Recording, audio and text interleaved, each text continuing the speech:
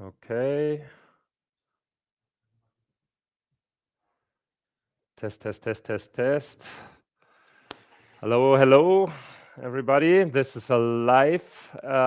This is the Iron Man of LocLunch, probably. So we're here today to have 15 hours of live streaming. It's just crazy. I'm here in the studio. I have a wonderful team. Everybody's looking at me. This is super crazy.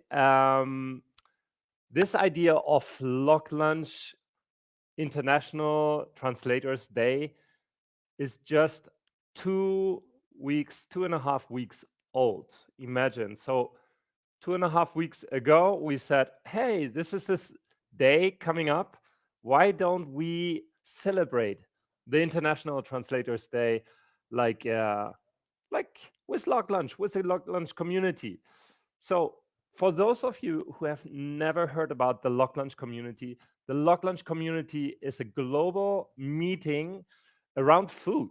And what we do is we gather professionals from the sector, from the international localization, translation, interpretation, software, language tech industry, and they come together for a single lunch in the city, in many cities, actually in more than 230 cities around the world. We have celebrated Lock Lunch, and it all started like 2000 in 2019, 6 years ago. um, and I was in a place in Hamburg, didn't know anybody, and I asked people, "Hey, join me. Let's talk. Let's have a lock lunch. Let's eat. Let's interchange ideas." And well, four people were there. Afterwards, it was so great. So I posted on LinkedIn, and from this moment on, everything turns out to become a grassroots community like few others. I think a few other industries might have something so special like the Lock Lunch community. So what happened is each Lock Lunch community has an ambassador, and the ambassador is, let's say, the person who represents LocLunch and who calls out people on LinkedIn, on social media, to come together. And they choose the place, and they the venue, the restaurant, and call it out on LinkedIn. And then people just have to come and just have to be there and have to eat and talk. So there are some basic rules, which is everybody pays their own meal and food, and have fun. It's an hour. It can be an hour. It can be 2 hours. It can be 4 hours. It can be 15 hours. Like this crazy, absolutely crazy live stream we have today here. So, what we are going to see today is I will connect live with as many LocLunch ambassadors I could get in the agenda. It's 15 hours. We have 20 minutes slots, 5 minutes of like small break for me to stand up, to do some stretching, to drink water, to eat some cereal, some energy baskets, brackets or biscuits, and survive the day. So we will go for today. We will start in the very far east, because this global community is already so big that we can go with the sun. So we start actually in Sydney in a couple of minutes at 8:50. I would love to share my screen with the agenda for today, but unfortunately, I do not control this because we have so many cameras here in the studio that at the end, my computer I can't share my screen. So, but maybe we will fix this along the day. What we will see today is we go from the Far East, as I mentioned before, from Sydney with Ira towards Japan. Afterwards, this is Masatoshi Shoji from Sendai. Then we do a small jump into Europe because then we have Mette-Kristine from Aarhus, from Denmark. This was like an agenda thing. Okay, so we go back to India and connect with the Sitlock team. There's a big conference going on, and this is New Delhi in India. Then we go to Indonesia. Then we go to China. We have United Arab Emirates with Dubai. We will try to go to Mumbai on a virtual LocLunch. This will be tricky because, as I said before, I can't share my screen. So we will see how we fix it in the next couple of hours.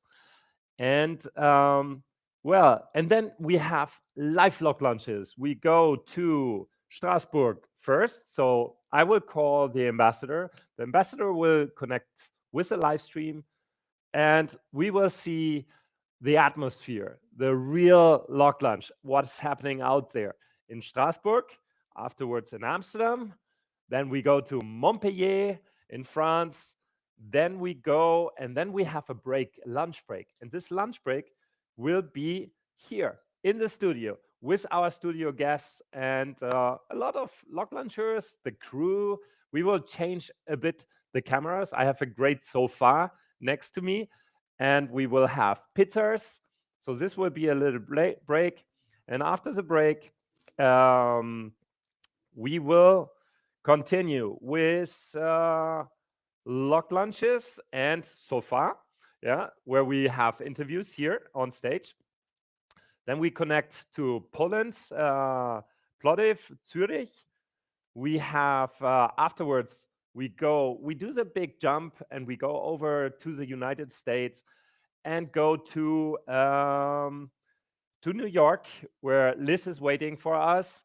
Then we have Bogota, and then we have, of course, our sponsors, which I will dedicate a moment now to give them the most sincere thank you for sponsoring this event and making it possible, because this was 2 weeks ago, it wasn't there, right? So, and we end in Denver, then we have a Cape Town LocLunch, virtual if possible, and we end in Cordoba in Argentina the day at 10:20 in the night.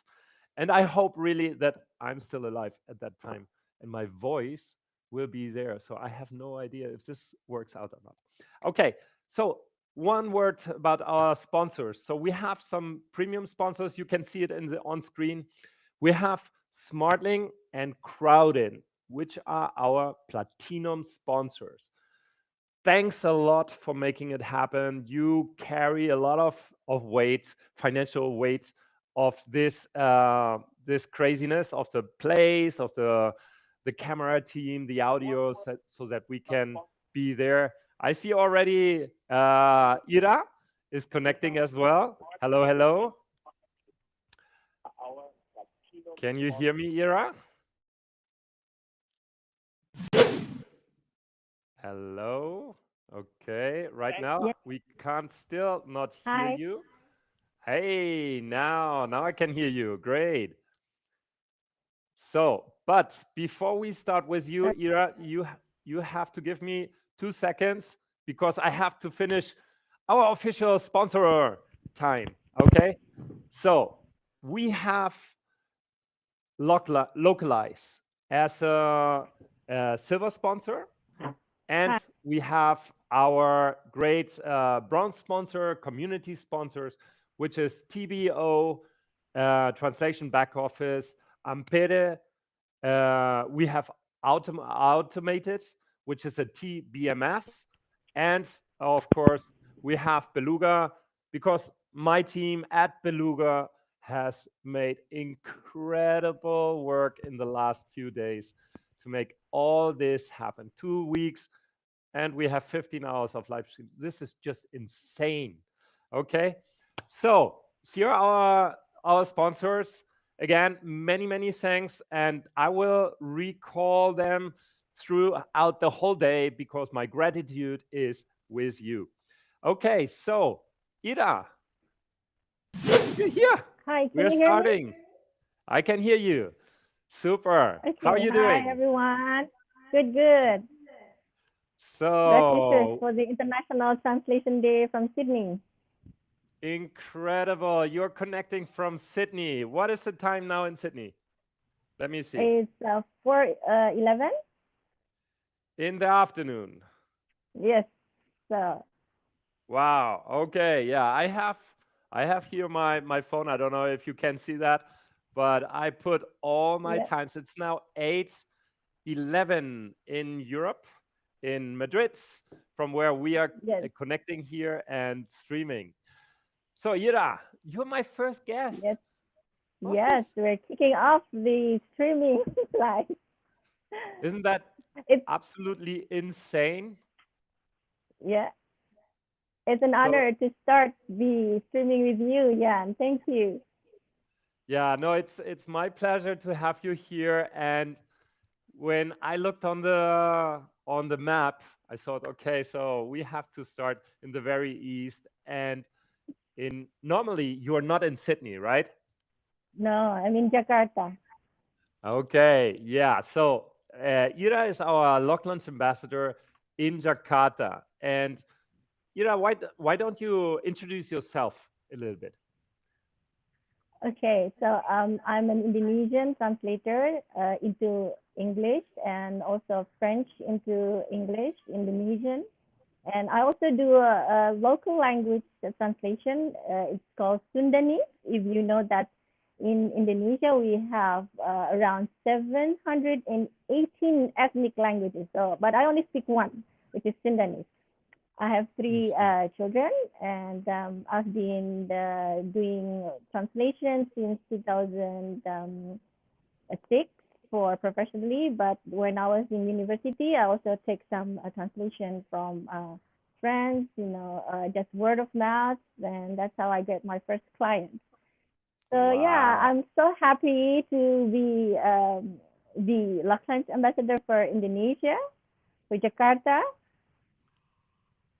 So, so, Yeah. so Ira, what were your thoughts this morning when you thought about, the International Translator Day? Did you know about this event before?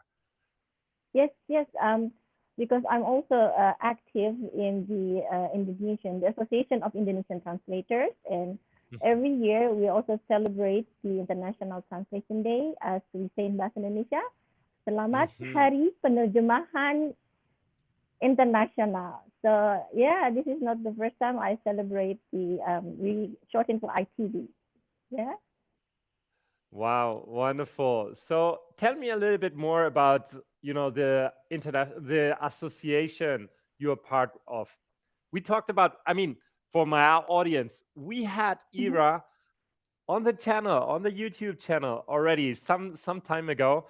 It was absolutely crazy because we did a very special Log Lunch Espresso episode together, right?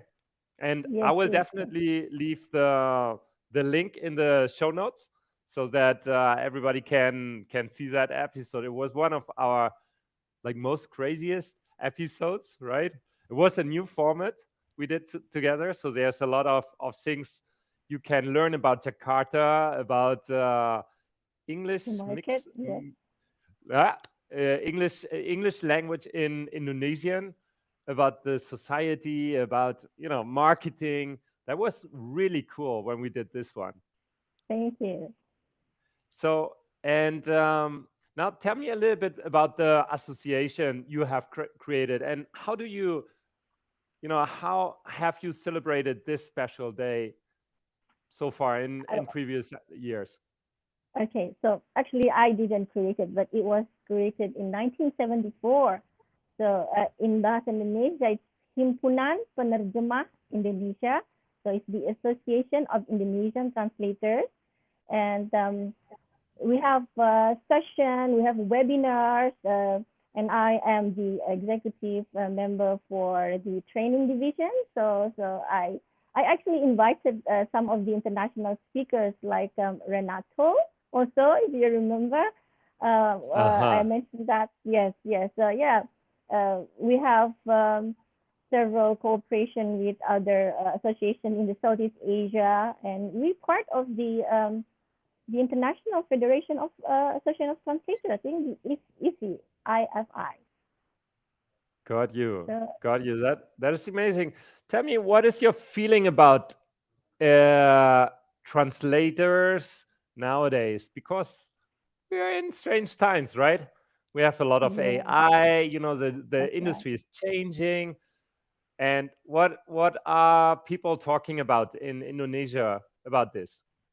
Yeah, we have worries at the beginning, but then of course, just like before, when we translate in the old days, when it was all hard copy, and there come capsules, you know. So for me personally, with this AI, we can use it as a tool. But of course, when we feed the AI and it becomes smarter each day, there might be some worry there. But still, for me, we can't rely on AI because they can't read the nuances, the culture, side of translating, especially when we are doing marketing communication. Some experience that I have, even with the machine translation, it does not come out, like readability is not correct, like that. So I think, of course, we are embracing AI, but we also have to have integrity in using AI with ethics. I think now people are trying to make some laws with this AI. I'm not sure in the other country, but we're talking about that. Mm-hmm. About the regulations, right? Yes, regulation. That's right. The laws. Yes. Mm-hmm. One second. My team is saying what? 3 minutes? 3 minutes left. Okay. You technical problems. Okay, so I cannot see you. Technical problems. What is the problem? You can't see me? No? I cannot see you on my Riverside screen. Okay, so let me just see why people right now I'm not on the screen. I don't know, you can hear me, right? I can hear you clearly, but you're not on the screen. I'm not on the screen. Okay, let me change this because we have a little backup here. Let's see. Okay, so just this one off. And let me see if we can get this back. No.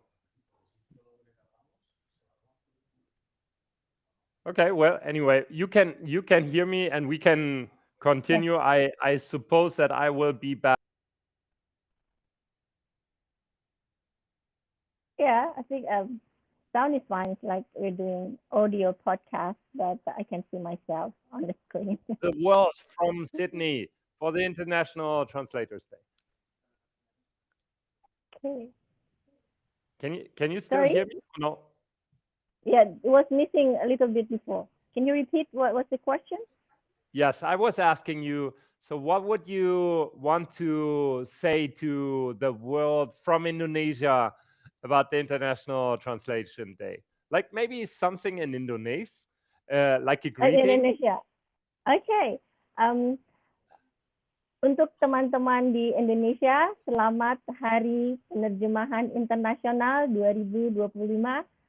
So I'm here from Sydney as a LocLunch Jakarta ambassador, but I'm always there in Jakarta for you, and we'll see you tonight Jakarta time for the online session. Thank you. Exactly. There's an online LocLunch, right? Ira, Yes. I'm not quite sure if we can make the live connection because I have a conflict here with cameras, and to get this me on a live stream going into another live stream, but we will see. We will see. If we can make it All right. happen, that would be absolutely super. Otherwise, I wish you a lovely day Thank you. and a wonderful log lunch with all these great people from the Indonesian Jakarta community. I have joined a couple of times and it's really top. Thank you. Yeah. So thanks a lot for now. We have a tight agenda. I wish you a great day and see you. Talk to you soon. Thank you, Jan. Have a blessed day. Bye. Bye. Bye. Bye. Okay. So, guys, sorry for this small glitch. I think production is it controlled now. They give me thumbs up. Sounds good. We have 5 minutes to hydrate. I have to hydrate. There's my friend from Agora News, Jaime, also in the studio. We're now here 1, 2, 3, 4, 5, 6, 7, 8 people, and me. This is the first time I'm on camera on my own show and have so many people in front of me. Yeah, so it's absolutely insane. I hope you have enjoyed this first connection with Ira. Um, we were together on a Log Lunch Espresso, as I mentioned before, and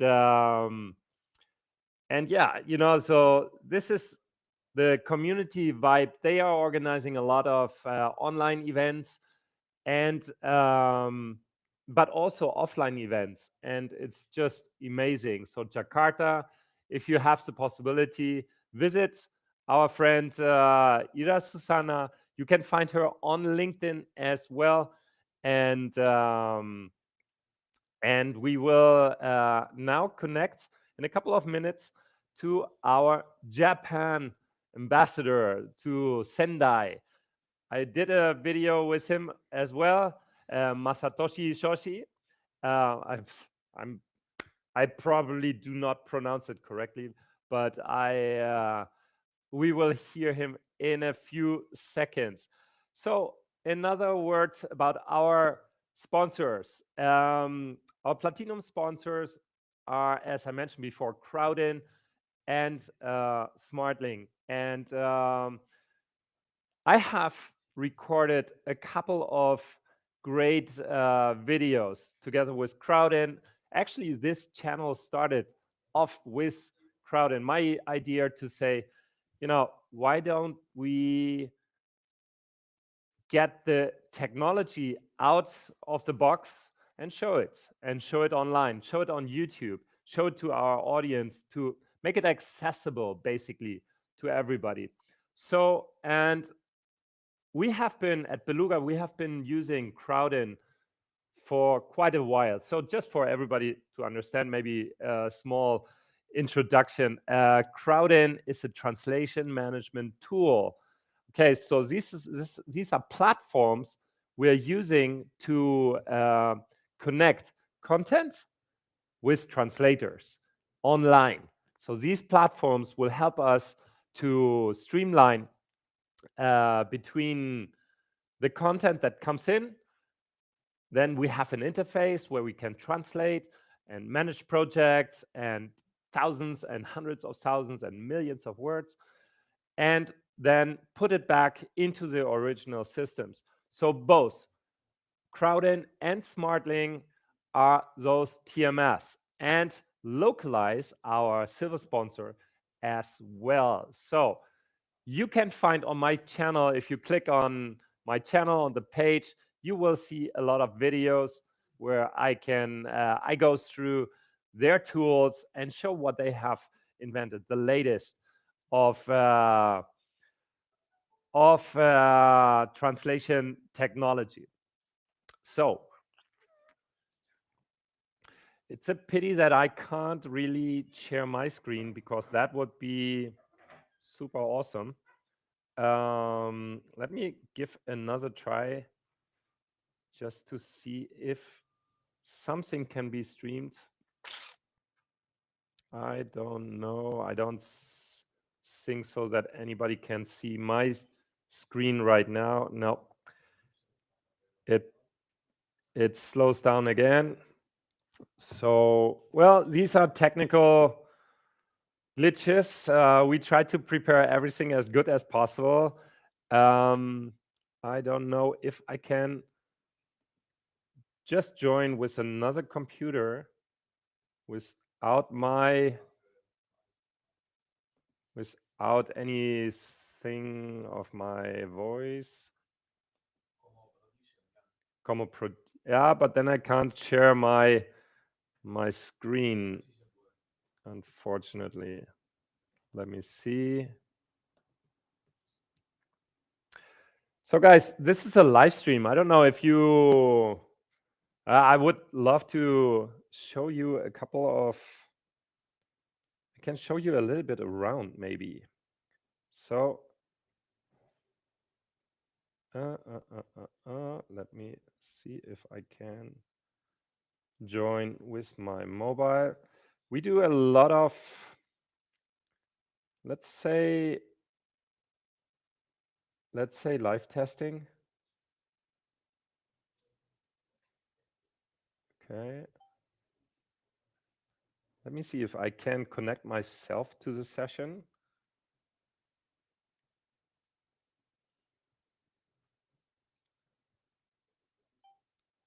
Okay. So now you can see my studio. This is a behind the scenes. Okay. So let me walk you through, because this way you can see how we set this all up. This is our wonderful camera for the backstage photography, and Jorge, our technicians, the team from Agora News. You have it on the logo, and we have our sofa. Guys, this is just great. This is IKEA. We had built it up yesterday. We bought it here. We brought it here in the studio. And this sofa is my rescue for hopefully a lot of sometime today, because it's 15 hours. So this is my desk. What you have just seen. This is a lot of fun. So this is the studio. We are here in a place. Let me see if I can go out. My microphone is okay. Oh, okay. Yeah. I just got the information to go this way.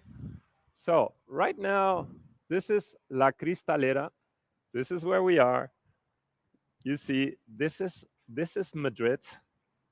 We are live here from Madrid, from Chamberí, which is one of the nicest places in the very city center of Madrid. And what we have here is, well, so this area here, you can see, will be our LocLunch area. So we will have LocLunch here. There's our team from the Cristalera, right? It's a fantastic place here. And yeah, and this is my little timer I have here to remind me of the slots, because otherwise I always forget how long I'm online. So talking about LocLunch in Tokyo, I plan to have it in March. uh-huh. Yeah, that's when I visited Tokyo. So if I just, yeah, I just thought maybe whenever I have time, when I visit Tokyo, whenever I have time, I'm gonna, plan to have a LocLunch. Okay, Mm. so Sendai is a little bit smaller. Well, a Yeah. little bit smaller. Explain a little bit about Sendai to just to understand how big it is or not? Yeah, Sendai the population is about 1 million. Uh, so it's not, of course, it's not big as Tokyo, Nagoya, or Osaka, such cities. Hmm. Yeah, and also I think compared with those cities, the number of translators or interpreters, localization professionals, there are not so many those professionals, I think. Yeah. Okay. Hmm. So, but there's a lock Hmm. lunch, and Yeah. that is for everybody who is in Japan. This is our right now. We had Tokyo, but you have been doing some traveling to Tokyo as well. So, Yeah. but this is just now where we have our lock lunch ambassador, Masatoshi. I'm just asking one question to the audience. Are you seeing the live stream? Because I see the image is stuck here on my side. Can we just have a small confirmation if the live stream is working? Okay, in the chat, maybe somebody can say if we are connecting directly. We have a couple of people joined us now. Can see you now. It's working now. Okay, so but we had a small glitch, right? Hmm. Hello, is this streaming? It is working again. Happy International Translation Day from Nazareth. Okay. And Rohan Kamat, it's working now. Okay. So this is good. A lot of technology involved here. So this is sometimes it's our first time, our first live stream, and yeah, a lot of things to watch, to see, to understand if we have everything in place. But I think we're getting to it. So back to Masatoshi. Um, when you are talking to young people nowadays, and you as a translator, what is your feeling about the translation industry at this moment? Hmm. That's a difficult question because I don't have so many contacts with young people What would currently. you say them? What would Hmm. you tell them if you have now a graduate or maybe like a 16-year Okay. old? Yeah. Hmm. What you Then, recommend the industry? yeah, then I have uh, my kind of definite plan, uh, but I haven't proceeded anything yet. So I have kind of plan because all over the world,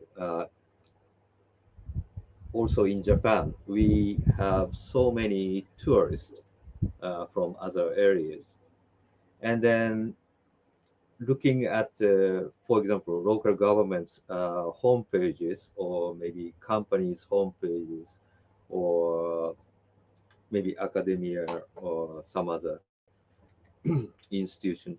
So I think the quality of language, especially in English or in any other foreign languages, they are usually so poor. And then we always see somewhat like Google translation or machine translation. And then if you want to see deeper, if you click, then suddenly there's only Japanese. So that's very, very sad.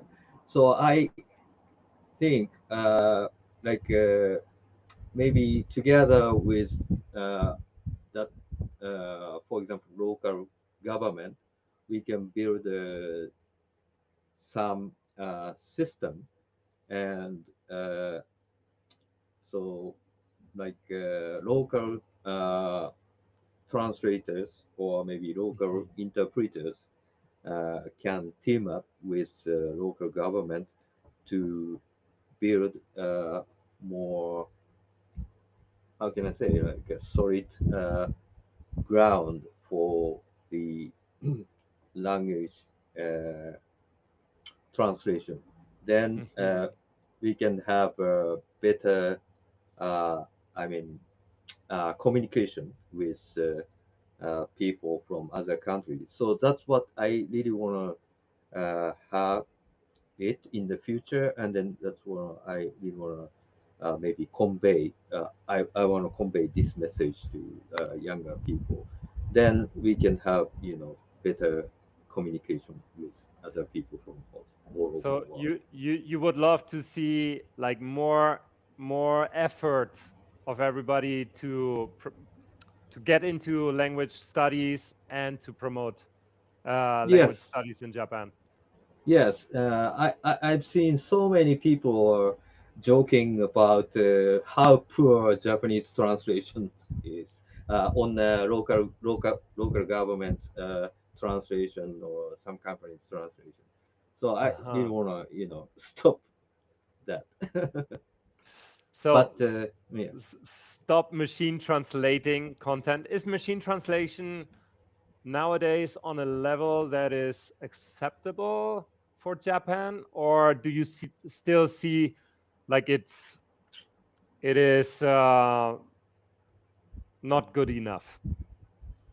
I mean, I'm not talking about how good or how bad machine translation is, but I mean, with the support of human translation, Mm. as I mentioned before, we can convey more nuances, more cultural context with uh, like professional translation. Mm. Mm. Masatoshi, one thing that the world gets wrong about Japan, what would come to your mind? Uh, Can be yeah, something about sushi. I mean, do you do you like sushi? yeah, I like sushi, and I just wanna yeah touch on the concept ambiguity. So usually Japanese people consider like they are not like black and white. They don't say like no directly, but I mean that's yeah very difficult issue. But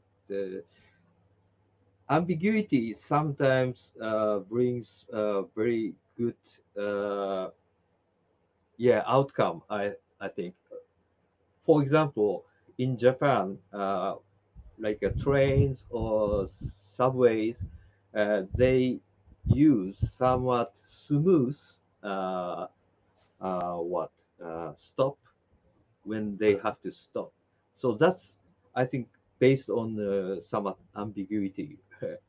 Yeah. Okay. Yeah. Yeah. I really have to study more, but yeah, I mean ambiguity is yeah sometimes good. Wonderful. Hey, so this is these are moments where we can just dive into, this international community with our ambassadors. Today we have here as our second guest. It's Masatoshi Soshi. How do you pronounce your last name Shoji, correctly? shoji, ji, Shoji. yeah. Wonderful. So, from Sendai today, we have the chat is going on. We have a couple of people. Again, if you have any questions out there for my guests or for the live stream, just leave it here and we will figure it out. I have, of course, my questions, my day, but you are very welcome to say hello in the chat as well. And so, what is back to you? What is the end of your day today? What are you going to do today? I continue to study Latin. So today is Okay. a day of study. A day of study. So Yeah. International Translators Day 2025 here with Sendai, with Masatoshi Shoji. And do you want to say something to the audience, maybe in Japanese, for this special day? Oh, okay. I'm hearing somewhat noise here. But anyway, I'm going to repeat Happy International Translation Day to the world. And also, I hope you have a good gathering to Jan and other LocLunch ambassador. Thank you very much. Arigato. Thank you. Here today with me in the stream, and yeah, time for a little bit of stretching from on my side, because this will be a super long day. We will be here for 15 hours. I still don't know if I will survive this one. The stretching pause is here. You as Masatoshi, as you are still here, do you do stretching for your exercising when you are Yes, translating? yes, yes, I do. What is your preferred stretching idea or exercise you're doing? Is it Yeah, like I do yoga. you do yoga? Okay. Yeah, sometimes. Yeah. So what would you recommend me to for today to stay fit? Oh, yeah. As you are doing, yeah, I think that's good. Like these things, right? As a Yeah. translator, as a PM in Mm. our industry, we're sitting on our desk so many hours, and yeah, just to have some exercises for the neck, for the arms is super important. Stand up from time to time, just to relax the muscles and to be concentrated Yeah, again. Okay. yeah, Yeah. I just want to add one thing before I leave. Uh, Actually, as I'm a acupuncturist, so I do like acupressures. So if you maybe you search some meridian points on the internet, and then you can do some acupressure. Yeah, then Okay, maybe because you'll be you are a professional in acupressure, right? yeah So this is yeah this is the typical multifacet of translators of our industry peers. Many things like Masatoshi, he has been a professor, a translator, um, acupressure specialist. And yeah, I'm super happy that you have joined me today from Sendai, Japan. And now we will have a mini break for okay 2 minutes. We'll have a look at the chat before our next guest comes to join us, which is Mette-Kristine Walle from Aarhus, from Denmark. This is my jump on the map, on the global map from Japan over to to Europe again. It is now 8:58. Here we have like okay. three So minutes, Jan, 1 minute left. have a good one. Okay, thank you. Masatoshi, thanks a lot for joining me today, and have a lovely day. Yeah, thank you. Arigato. So the live streaming and stretching. Oh, yeah, some stretching is needed.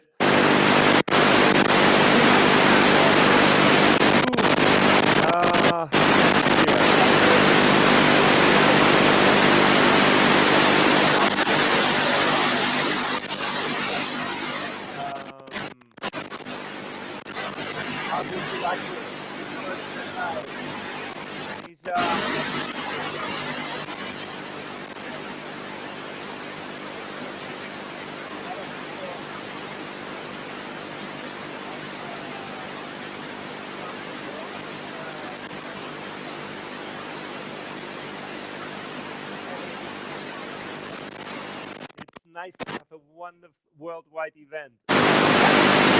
This is worldwide.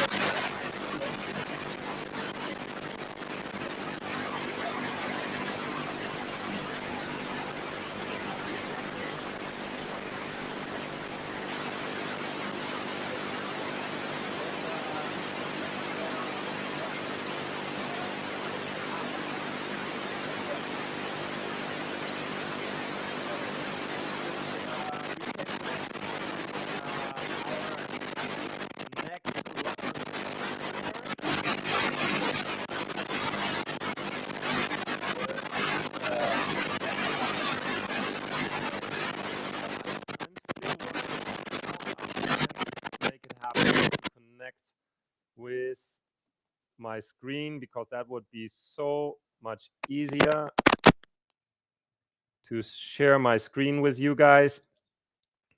Let me see. While we are waiting right now for Mette. Oh, she's already there. She is. Wonderful. Can you hear me? Yes, I can. Can you hear me? Excellent. I can. So stretching, pause. Have you done some stretching with me? A little bit, yeah. Wonderful. So you're connecting from Aarhus this morning? Yes, I am. Wow. It's so amazing. Is it your first time on a YouTube live stream? Yes, it is. We make it happen. This is LocLunch. That is Translators. LocLunch. I have a lot of background noise. I don't know where it's coming from.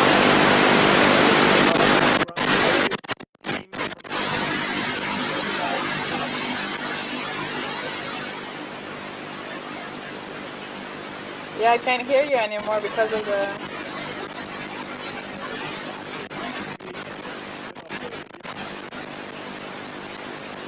Should I take off the headphones?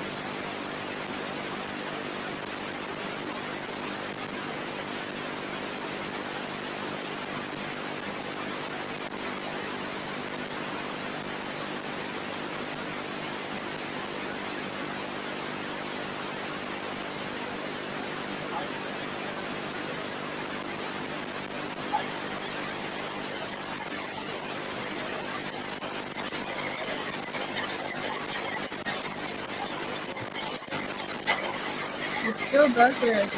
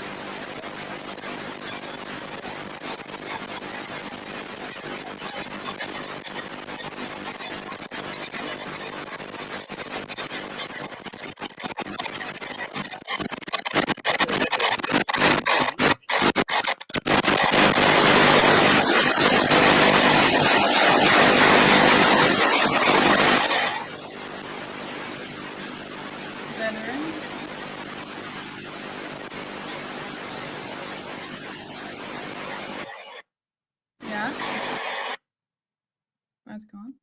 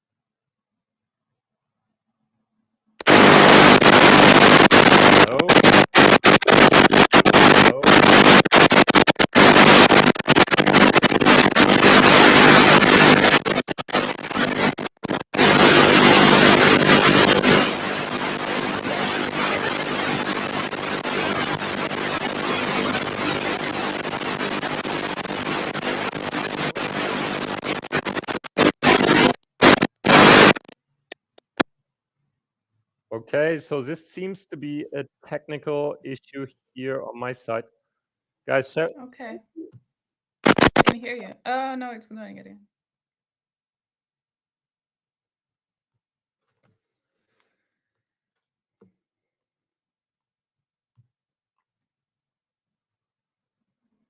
No sound coming.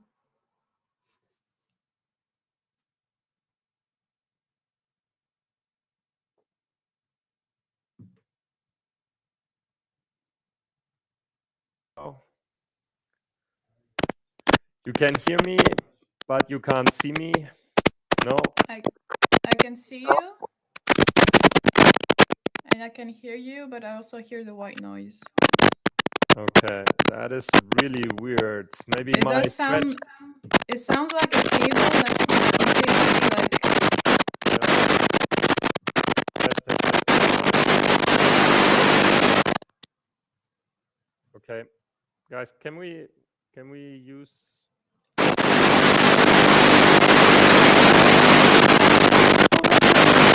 Mette, why don't you and tell us? Sorry, you said what did you say? Oh no, I can't hear anything.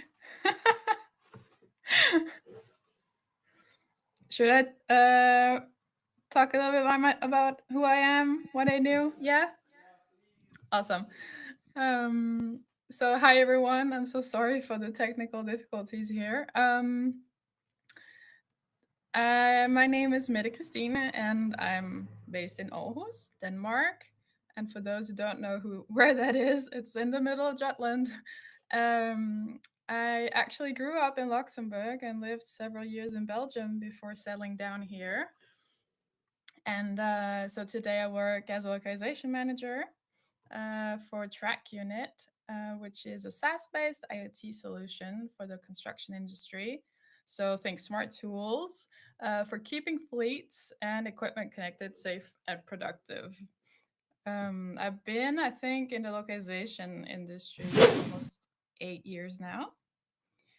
And honestly, the past 2 years have been, I think, the most disruptive, but also kind of the most exciting that I've experienced so far. And while disruption can sound a bit scary, I also see it as a great opportunity and a chance for us to rethink workflows, push for quality, and also highlight the true value of localization. And yeah, I think that my first encounter with LocLunch was a few years back when I was searching for localization events in Denmark and Europe. And I stumbled upon an event and also found your profile, Jan. And I thought, yes, finally, a localization community I can join. I just felt so alone here. I didn't know anybody until I actually met Marie-Catherine Legal totally randomly at a conference in Amsterdam. And coincidentally, she was the first person I talked to at that conference. And we found out that we were both from Aarhus and we also had a friend in common. And I also think that's kind of the magic of LocLunch, where you can meet people sometimes because you get together over a shared interest, but also other times you just stumble across people that you never thought you'd meet. Absolutely. And yeah, I think I just remember like clicking on your profile and seeing all these posts about people meeting over lunch, and I thought, wow, it seems so simple, but it's also really powerful. I don't And know. Can you hear yeah, me now? I can Is hear it you now, and it's going out great without noise? without the noise. Oh, thank you. Thank you guys. You managed it. Sorry again. So yeah, this is super interesting because you know what, Matter, this is how LocLunch started. When I Yeah. went I think it was 2018 when I traveled to San Jose Lock World, yeah, far away, and the conversations on that conference, I had conversations with people from from Spain, and it was like, how comes that I have to travel, crossing the ocean, the Atlantic, Yeah. uh, thousands of miles and kilometers to have these conversations, and why don't I have these conversations back home in Madrid? And this was where I thought, this needs to be changed.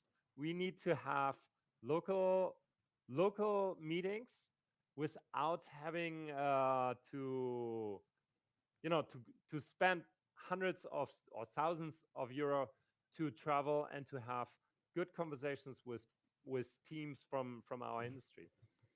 Yeah, I totally agree. And this is how I came up with this idea of LocLunch. So I'm super happy that it's still repeating and that this is happening. So, Mette, how did your day started? The International Translator Day. What is your feeling about today? Well, I think it's really a great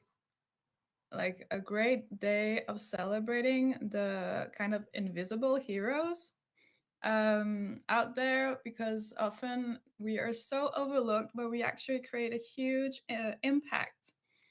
And so I think it's great that we can come together this way and celebrate not only each other, but all that is happening in the industry, and also sharing experiences and sharing how we can still prove that we're so relevant. We're so relevant. Um, Mm. so yeah, I think that's like what I'm most excited about. So right now you are working as a project manager, right? As a localization manager. Um, Yeah. what is your take on technology, on human interaction? What do you see in your day to day? Well, I am thankfully in a company that actually values and prioritizes localization within the company itself, which is not always the case. But what I see is that like we at least try to leverage the AI, but see it more as a tool than as a replacement. And we I think a lot of people out there keep asking, well, if AI can do it, why do we need professional linguists or even have localization teams? But I think it's a huge mistake, because yeah, AI can do things in minutes, but you can't exactly count on it to build trust or loyalty or connection, which is where you need humans in the loop. Mm. And I think that what truly matters is like us being able to contribute a lot more to the quality, to the empathy, tone, and connection. That is a huge driver for growth. And so maybe reinvesting the time saved in other areas with the help of AI, whether it's time or lessen repetitive tasks when possible, optimizing workflows, and then reinvesting that time into strategic and qualitative work. Mm. What is your feeling when you talk to your superiors about the Mm-hmm. localization? How's the understanding evolving in the conversations you have? Is it like a mature, respectful? You said you're lucky to work in a company that is very respectful for that. So what is your say in terms of internationalization, of local touch? How important is a voice from somebody like you? I think it's a really tough battle still. I have been in companies where you always have to kind of explain what you do, the importance of it. I think a lot of people are in the same kind of place where it's a constant struggle maybe to get management on board and see the potential, and even how crucial localization can be for internationalization and even the globalization. I mean, just I think that if you speak and cater to the local cultures, the local languages, the markets you want to enter into, or even if you're already there, I mean, if you don't actually take that step towards them, why should they do the same for you? I think that's just basic, like even basic 101 stuff, like common human interactions. You need that bridge to lower the gaps, and I think that it was, I mean, it's always been talked about, like these struggles in our industry. It's not nothing new, but I do think that we have some tools at hand now that can maybe um, empower a lot more, like the teams within, to do a lot more, to take that step in the right direction.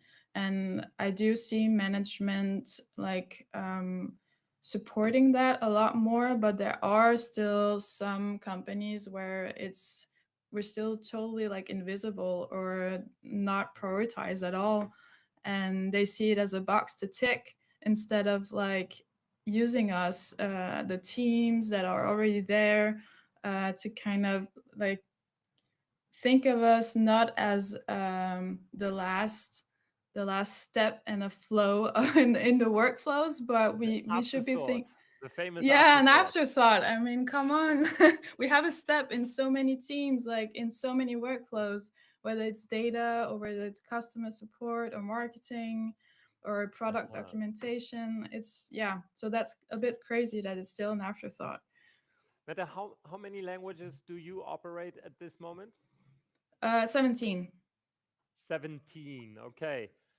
So what if you could, have a magic wand now, Hmm. and you could change one thing in our industry, what would it be? What would Oh, that's a you? tough question. Yeah, I know. But it's one of these like crazy questions. But Yeah. where Oh, would if I could you put your change. wand to?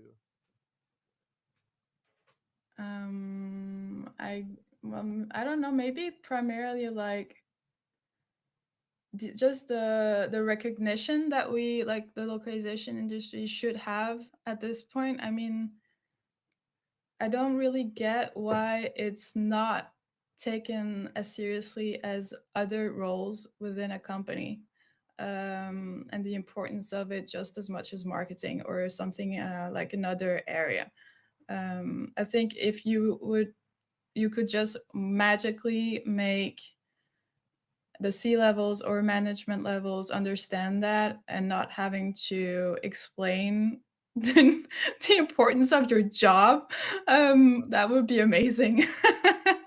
I could sense that this is something people who are now joining us in the live stream would actually might agree with you. Uh, this is like always a hot topic, a hot topic. Yes. So tell me a little bit about Denmark and how how important is language and language studies and Hmm. translation in Denmark in general. What would you say from your point of view? Unfortunately, it's declining. Like there are less funds now for language studies in Denmark than there was before, and it's really there's been a lot of work going on, both locally and globally here in Denmark, and people are getting a little bit more funding as of recently. There's a lot more focus on this area than a few years back, thankfully. But there's Mm. still a long way to go, and I do worry. I mean, we like a lot of Danes in this industry, I think, and even the universities and schools are they're so worried because people don't have the same opportunities to even learn the languages at school, as maybe 10, 15, 20 years ago, and they're closing down some studies even in Copenhagen, and There's also talk of closing down some studies in Aarhus, which was the big linguistic hub, and still is, I believe. But yeah, it's a huge problem, and in the long run. Hmm.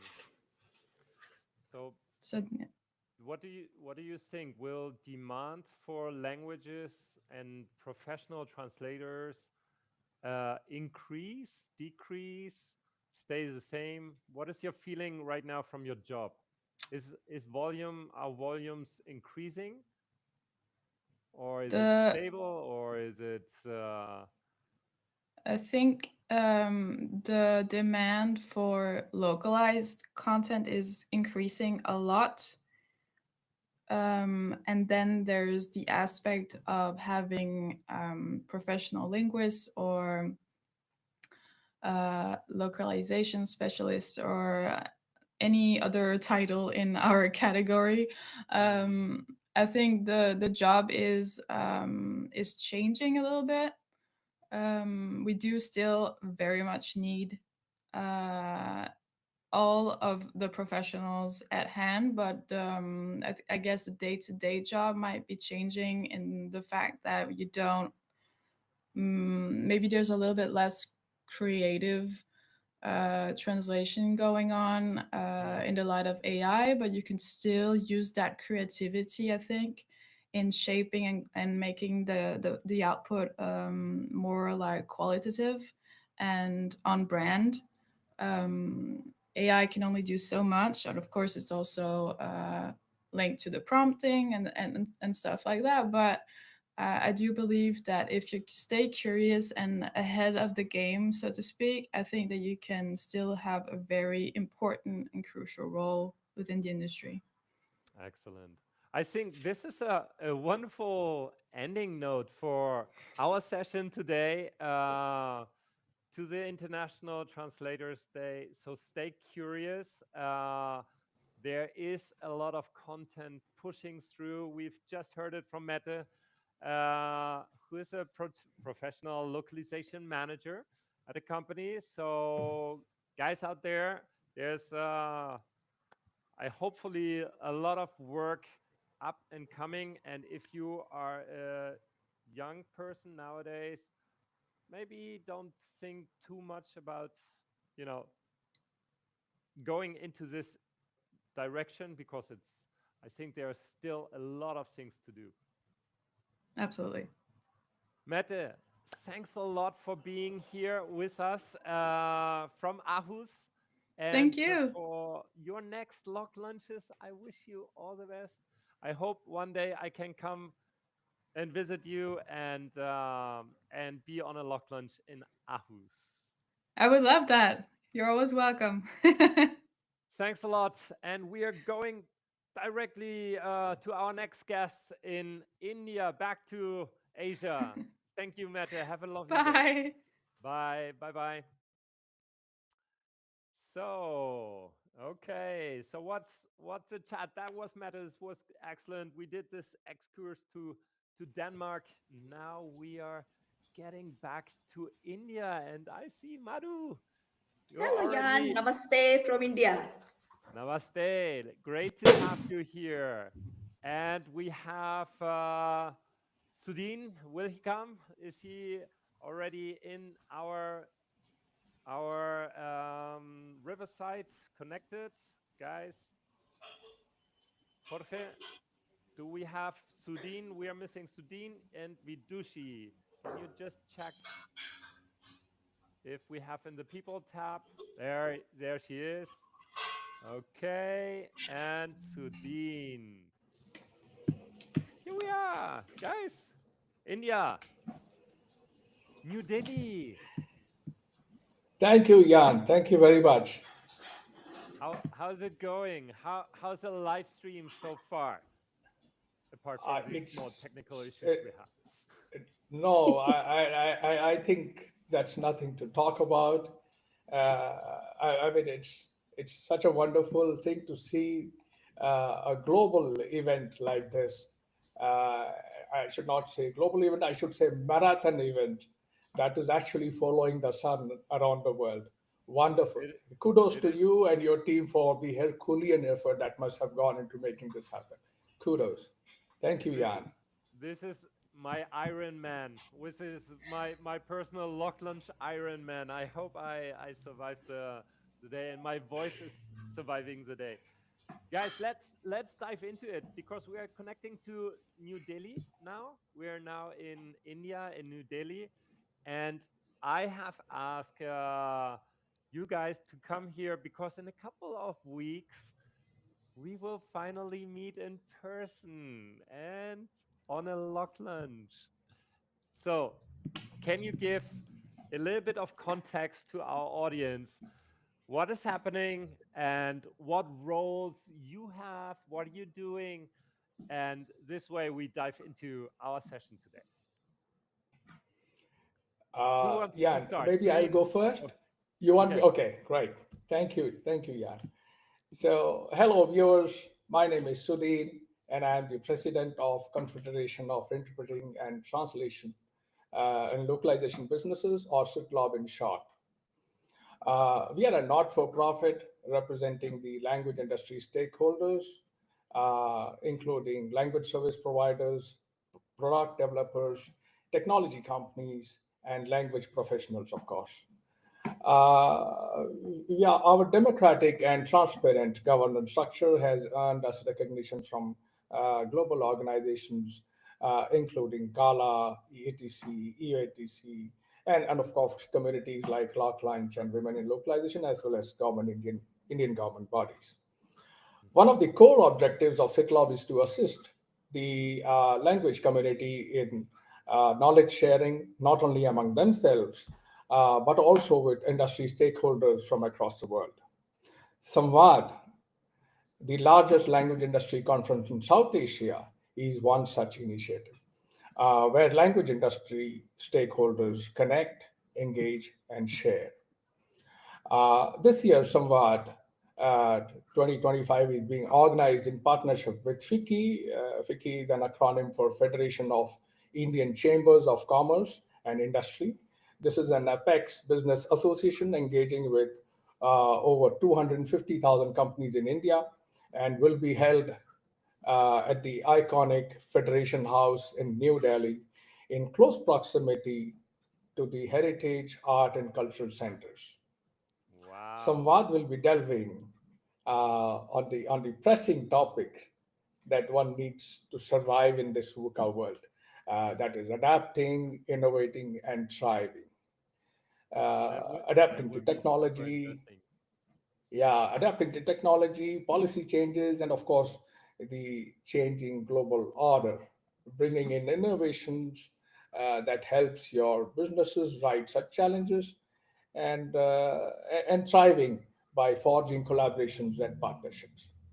Uh, Excellent. though Samvad is an in-person event, but we also welcome online attendees to benefit from this conference. And why I'm saying insisting on this is because the sessions have been curated by language industry experts who have extensive understanding of the changing global dynamics, who bring in their experience, thoughts, and ideas, which I believe is going to be crucial for the language industry stakeholders to ride this tsunami of worldwide disruptions. And I have here Madhu and Vidushi, who have been instrumental in putting together the program for Samvad 2025. And I'm sure you'll enjoy their insights on making this happen. Over to you, Jan.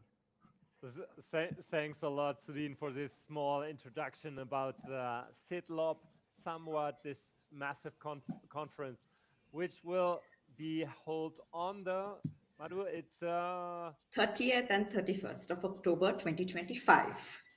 that's it, and it's in New Delhi, and there will be also a lock lunch, right?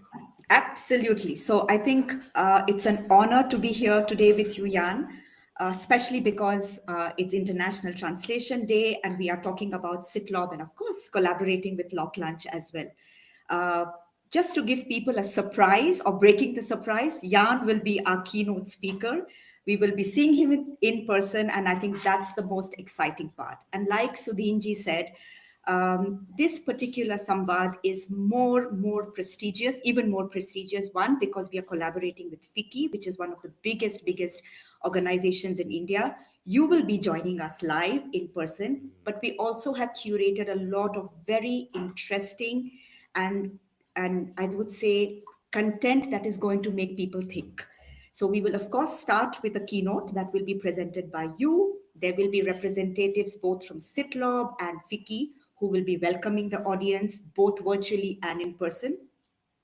One thing that has, of course, taken over the translation industry is AI. So we will be having a special panel from the supplier side and as well as from the buyer side, where we will talk about how it is working towards globalization and quality. And that's something a lot of people talk about. I was hearing Mette speak just before us, and she was also talking about the importance of translators in today's world of AI and how AI is inroading into the processes that we have. So we will be talking about AI, of course, the human in the loop. We will be having a networking session with some of our partner panels. And another area where we have seen a lot of focus is mental health and wellness, Jan. So with some of our partners, we will be having a virtual panel, and these are partners who will join us from across the globe, where we will talk about how associations and organizations like Sitlob, for that matter, even LocLunch, Women in Localization, American Translators Association, Australian Translators Association, UNTOS, how everybody is going to plan to support their members in this age of disruption. So we will have a session on mental health and wellness. We will also have a workshop which will run in parallel with some of the sessions, where we will talk, of course, with our fantastic team at NIMSI, who will be supporting us to run this workshop, and a lot more sessions that will gear us up towards what is going to happen in the industry in the coming days. Of course, day one will end with a big bang lock lunch, where all our members will be joining you and the lock lunch team in India. So day one is very well planned out, and maybe I will hand over the virtual mic to Vidushi for day two. Wonderful. Thank you, Madhu. All right. So, after all the excitement of day one, what does day two hold for us at Samvad 2025? We will start with a keynote address by Professor Girish Nath Jha. He is one of the most renowned names when it comes to computational linguistics and especially in the Indian languages. So the second day is going to start with the academic perspective, which is also a very important one, a very thriving one when it comes to India and the work being done in Indian languages and Indian language computing. It will start with a keynote by Professor Jha, followed by a panel discussion, which will be led by the director of FICCI, Ms. Sarika Guliani, and will again have a lot of very senior uh, professors and lecturers, Dr. Ojha, Professor Mayuresh, Dr. Pushpa Bhattacharya, and of course, Professor Jha. Again, very reputed names who have a lot of very important and interesting insights to give us. We then move on to some very interesting paper presentations on AI, dubbing. Again, with the way content is growing and the way video content is growing. And of course, you are a prime example of that, Jan, with your amazing channel and the growth that it has had. Mm. How is AI really revolutionizing this space? We find out on day two. And then again, there is another paper presentation on evolution of services in the AI era. So seeing how AI is coming in different aspects of the localization industry. We also have a technology panel moderated by the speaker. You may have heard of him. His name is Yar. We did, And we did. again, that's going and that is again going to delve into some very interesting technology solutions that have come into the market, which again make localization more efficient, more AI enabled, more automated. Uh-huh. And Then, for a this is actually sorry that I interrupt you, but this is a great moment also to announce one of our bronze sponsors, which is Automated, Automated, AWT Mated. which is a TBMS, and they are our bronze sponsors, and they are with me in the panel Panel.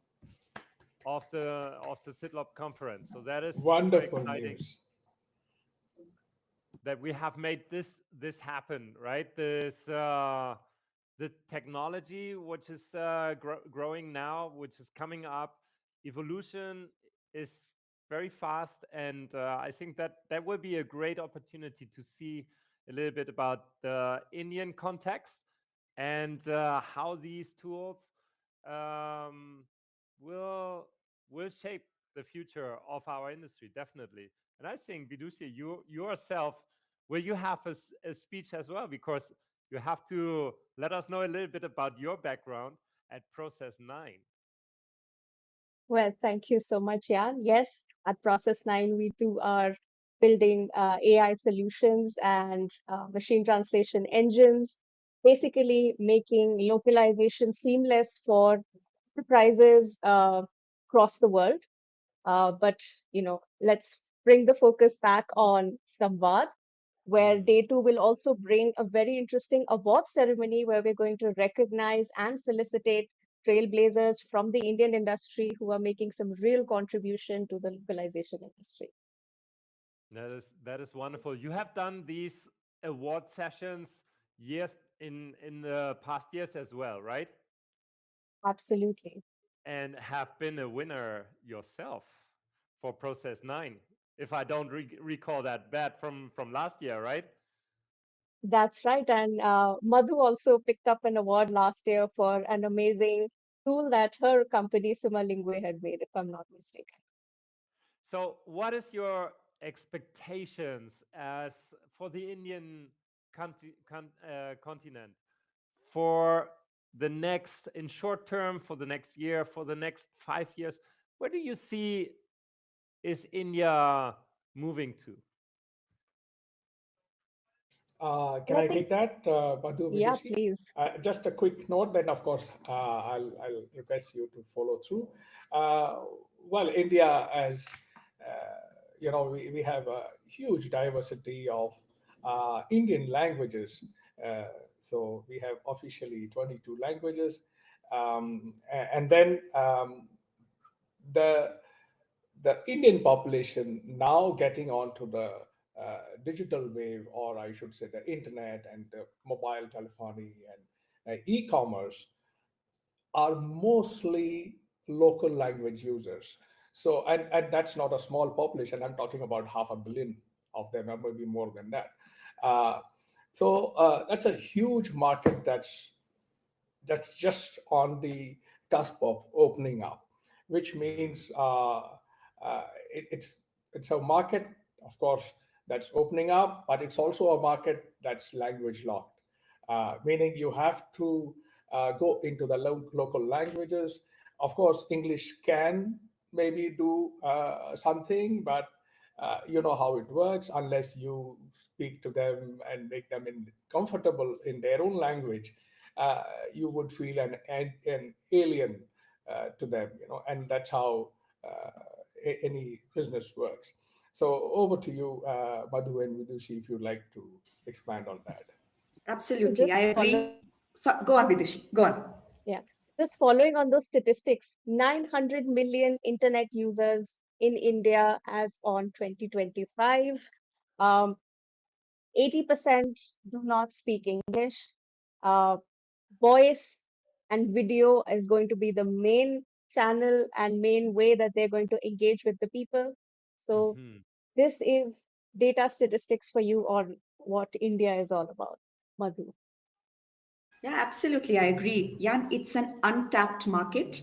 And I think globally, a lot of people are looking at India not just from creating content, but also talent, right? There is an amazing set of talent that's available here, be it from the language perspective. For example, I myself speak German. I started off in the language industry as a German English translator and a cultural trainer. That's how I started.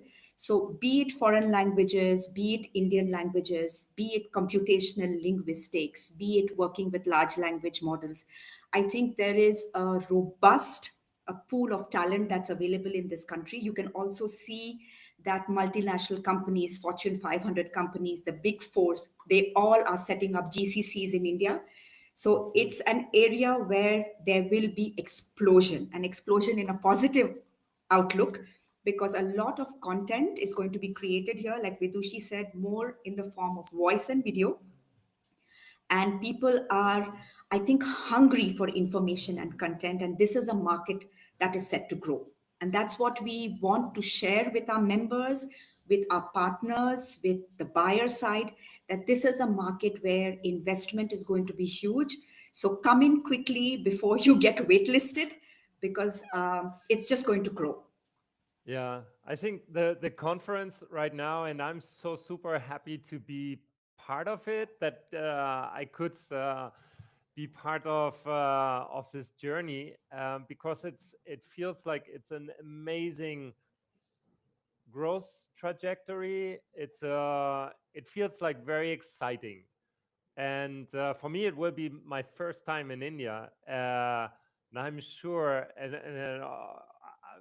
above all, I'm super excited to experience, to meet you, to experience New Delhi, which is, a huge city. And the event, I'm very sure that you will have a fantastic program for the attendees, not only in content, but also in intercultural relation with the networking happening down there. And we have been we have doing I have been doing the YouTube channel for now over a year, and we have like 100,000 subscribers. Yeah, I guess we are almost there. It's like 98,000 subscribers, I think we are now. And actually, India is one of the biggest contributors of my channel subscribers. And this is because I think YouTube is so super big. And what you said, voice and video, is so important, is also because of the accessibility of video of YouTube. YouTube has its biggest market is India. So this is where I sense that I want to be there, and your invitation to be there is just absolutely great. And we will have, I have been on the channel with Mumbai. We did a recording with our team, with Lamia from Mumbai. There's a live LocLunch event happening today in Mumbai. It is online.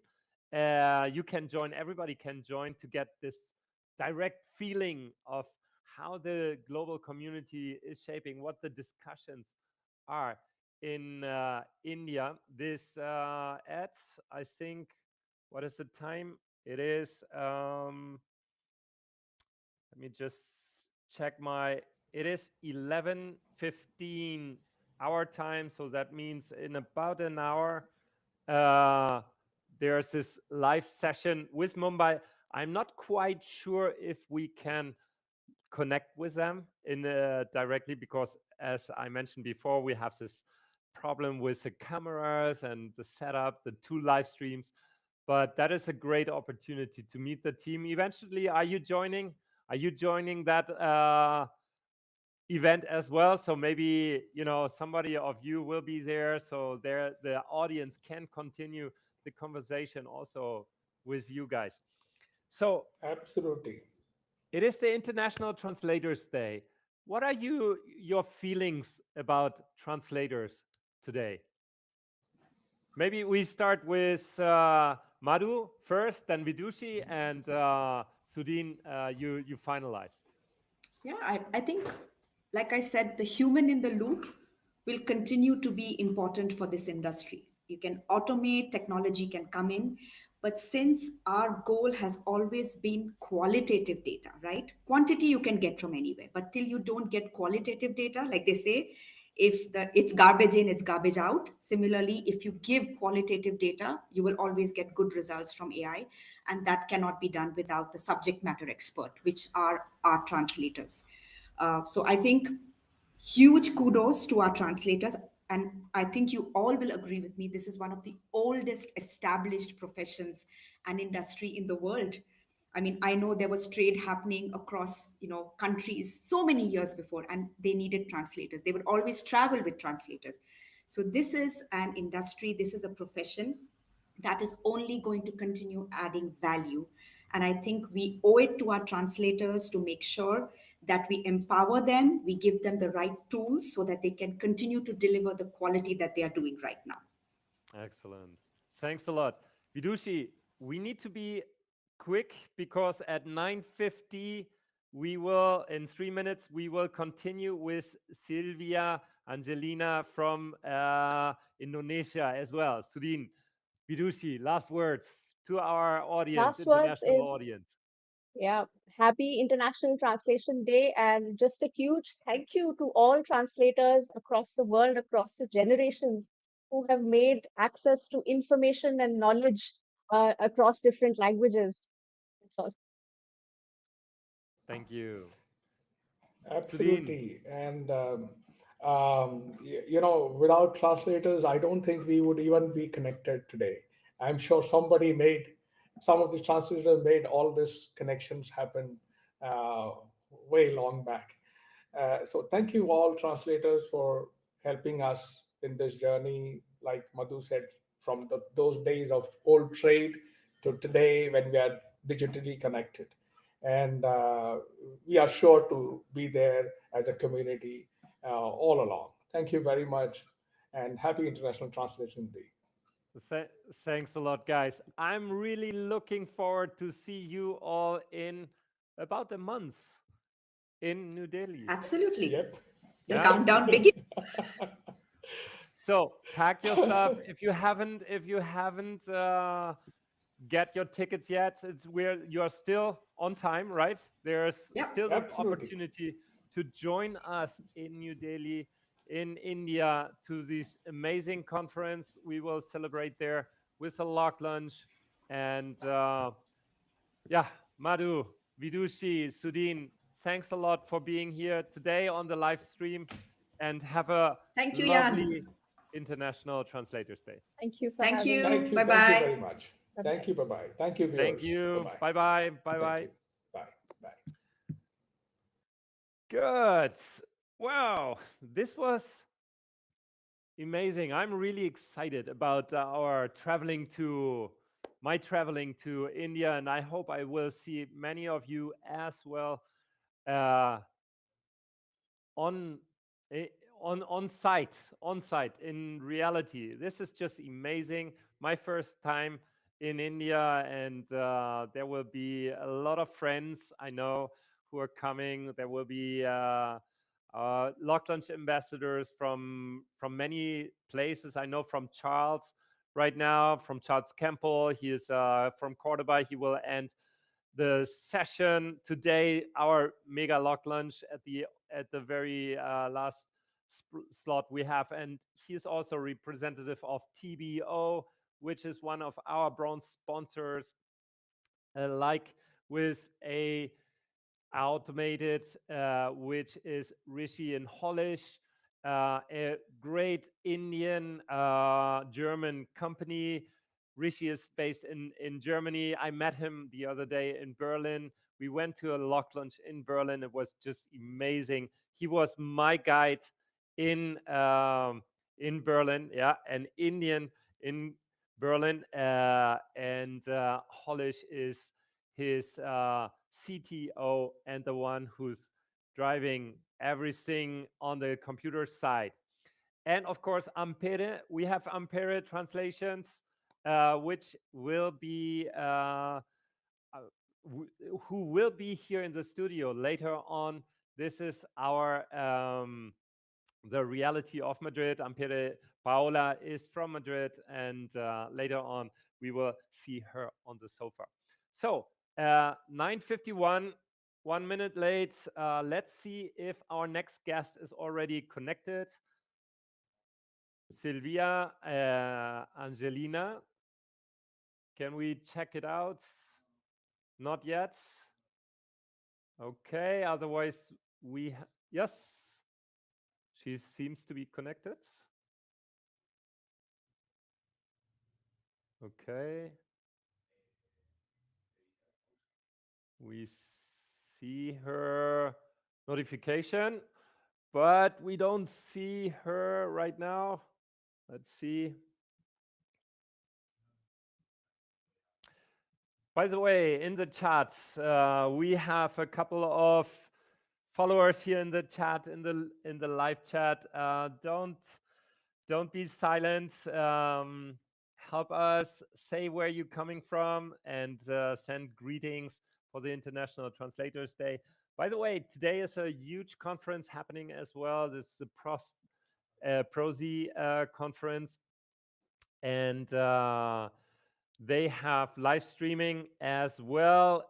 This is not a competition, as you can imagine. This is all recorded, but there's a lot of content. Yesterday, there was a recording of my session with a couple of very interesting guests on the ProZ conference. It was yesterday and today, and it was just amazing. So if you have a moment, if you are ready, then you can also check out this one. And my team is saying that Silvia is online.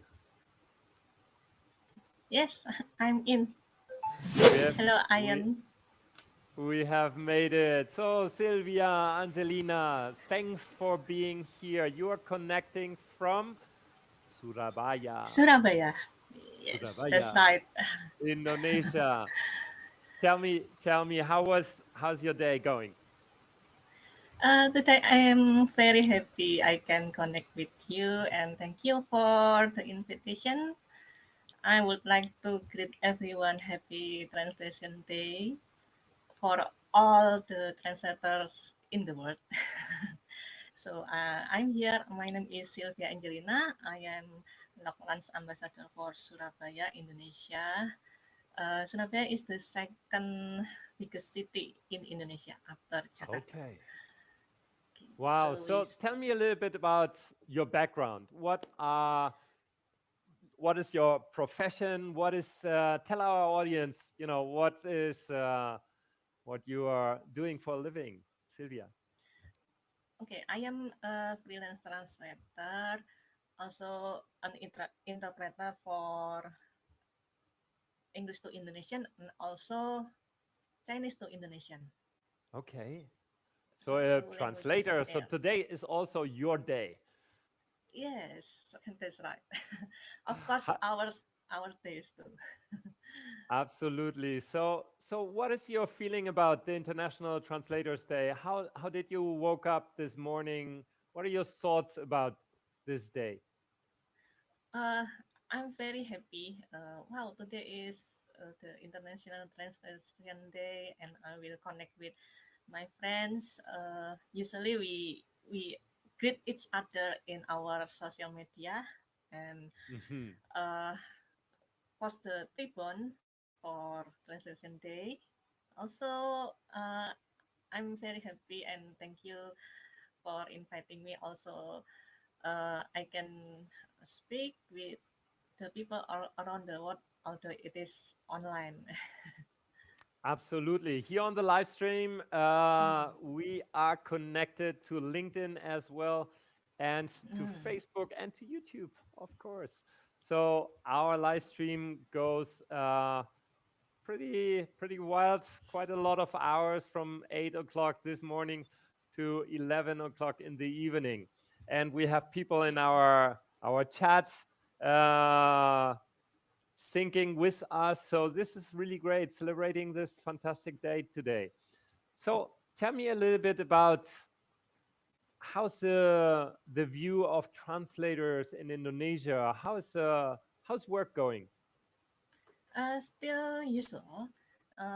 All the translation still going on, but maybe it's a little, the volume is a little bit slowed down because the effect of MTPE. So usually I see that the work, we are taken almost all MTPE now, but it Okay. still needs human touch, especially when we are translating such as a novel. The dialogue needs to be more in a daily conversation, so it's not in a formal way. It still needs human translation. So MTPE is just help us, but not our competitors, I think. Just for understanding of our audience, because we used to tend to speak in acronyms here in our industry. MTPE, guys, is machine translation post editing. Okay, so do you want to explain how this works for those who are new to translation, who are watching this live stream? How does it work? How is a typical workflow of a machine translation post editing project?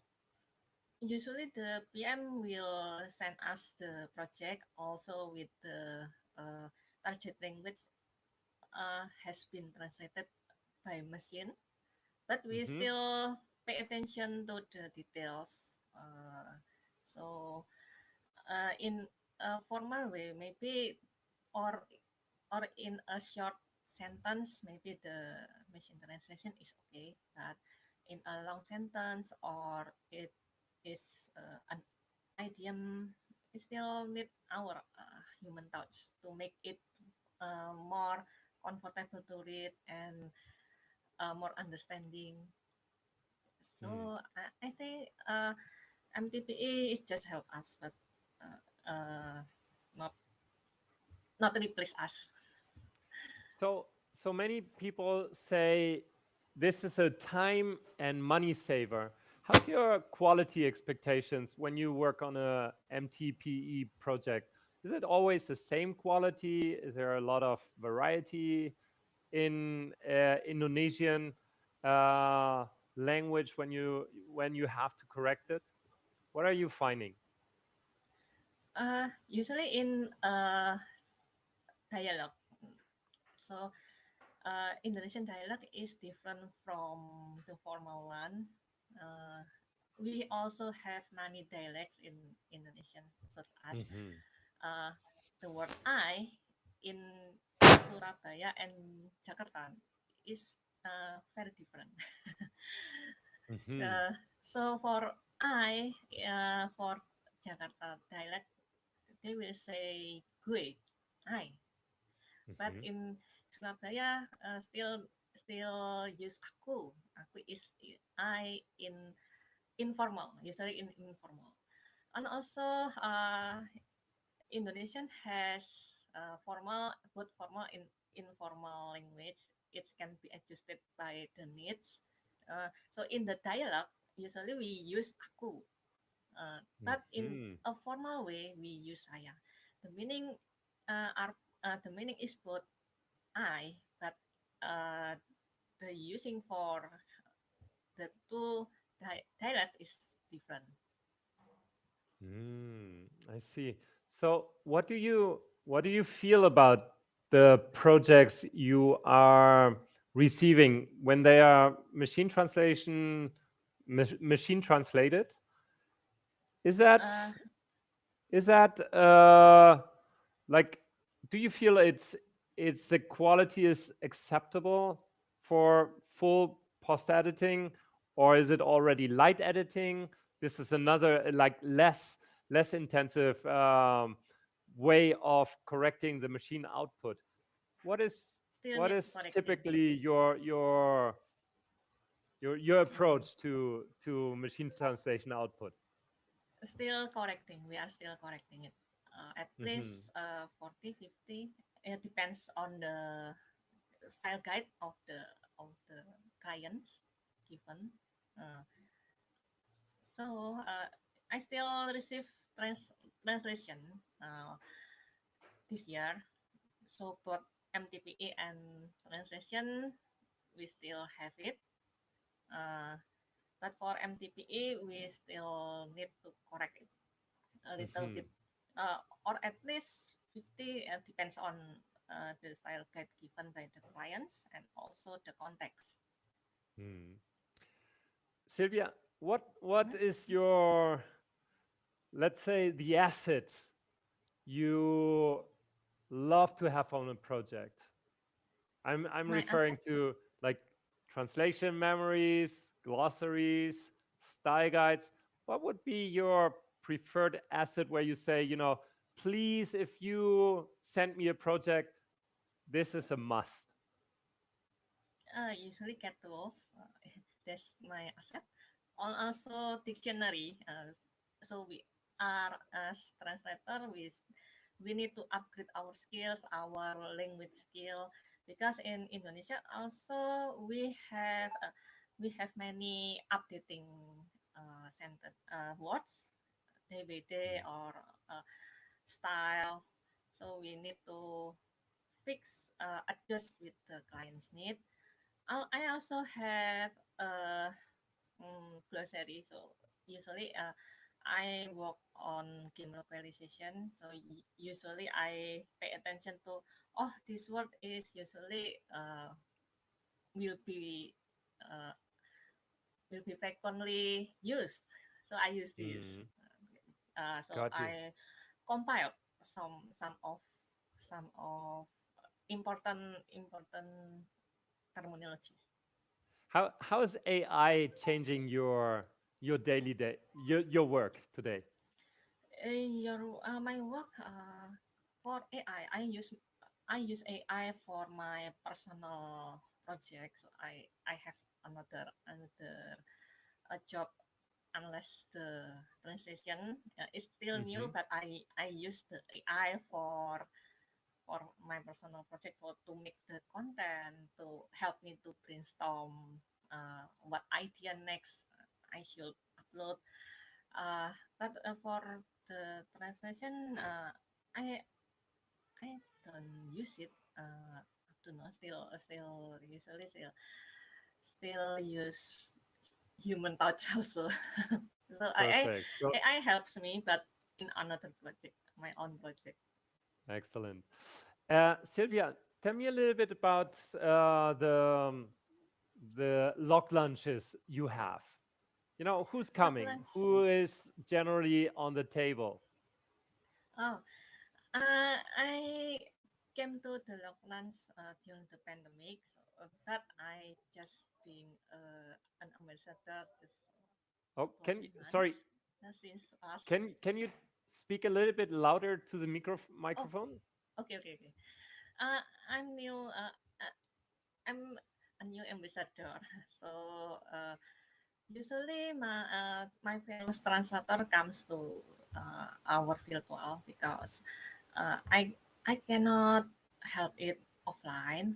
I prefer to help it online because I can reach many other people in our area from other countries. Yeah. Uh, they are very interesting and give us many contributions like discussion about what's next about the translation industry. How about if sometimes they also have any inputs and suggestions such as how about if we don't have any project? What should we do? So they usually give inputs. Or maybe you can teach or you can upgrade your skill, another skill. So many of my fellow translators are not just translators. They are also editors and also voice actors. Still working in the language industry. This is So Lock we Lunch. can This is we can Lock Lunch share our where everybody comes together and has the opportunity to exchange ideas, to deep dive into topics. And yeah, for those who do not know Lock Lunch yet, Lock Lunch has a offline, as I mentioned in the beginning of the stream, where you are surrounded in a table, and then you have just the conversations.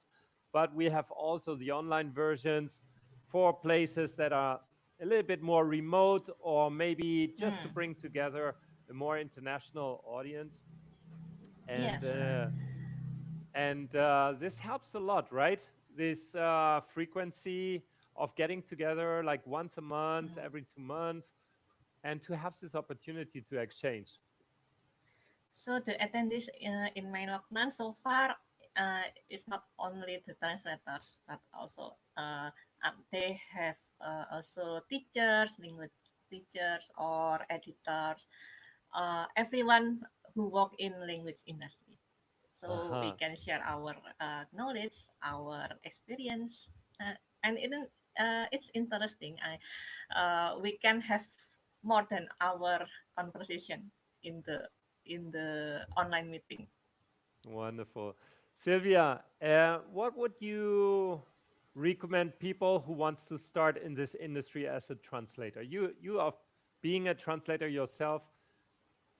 What would Yes. be your advice for somebody new, young, who wants to start in this audience? Young or old? I mean, everybody can join it. The newbie, of course, they can send application to the agencies.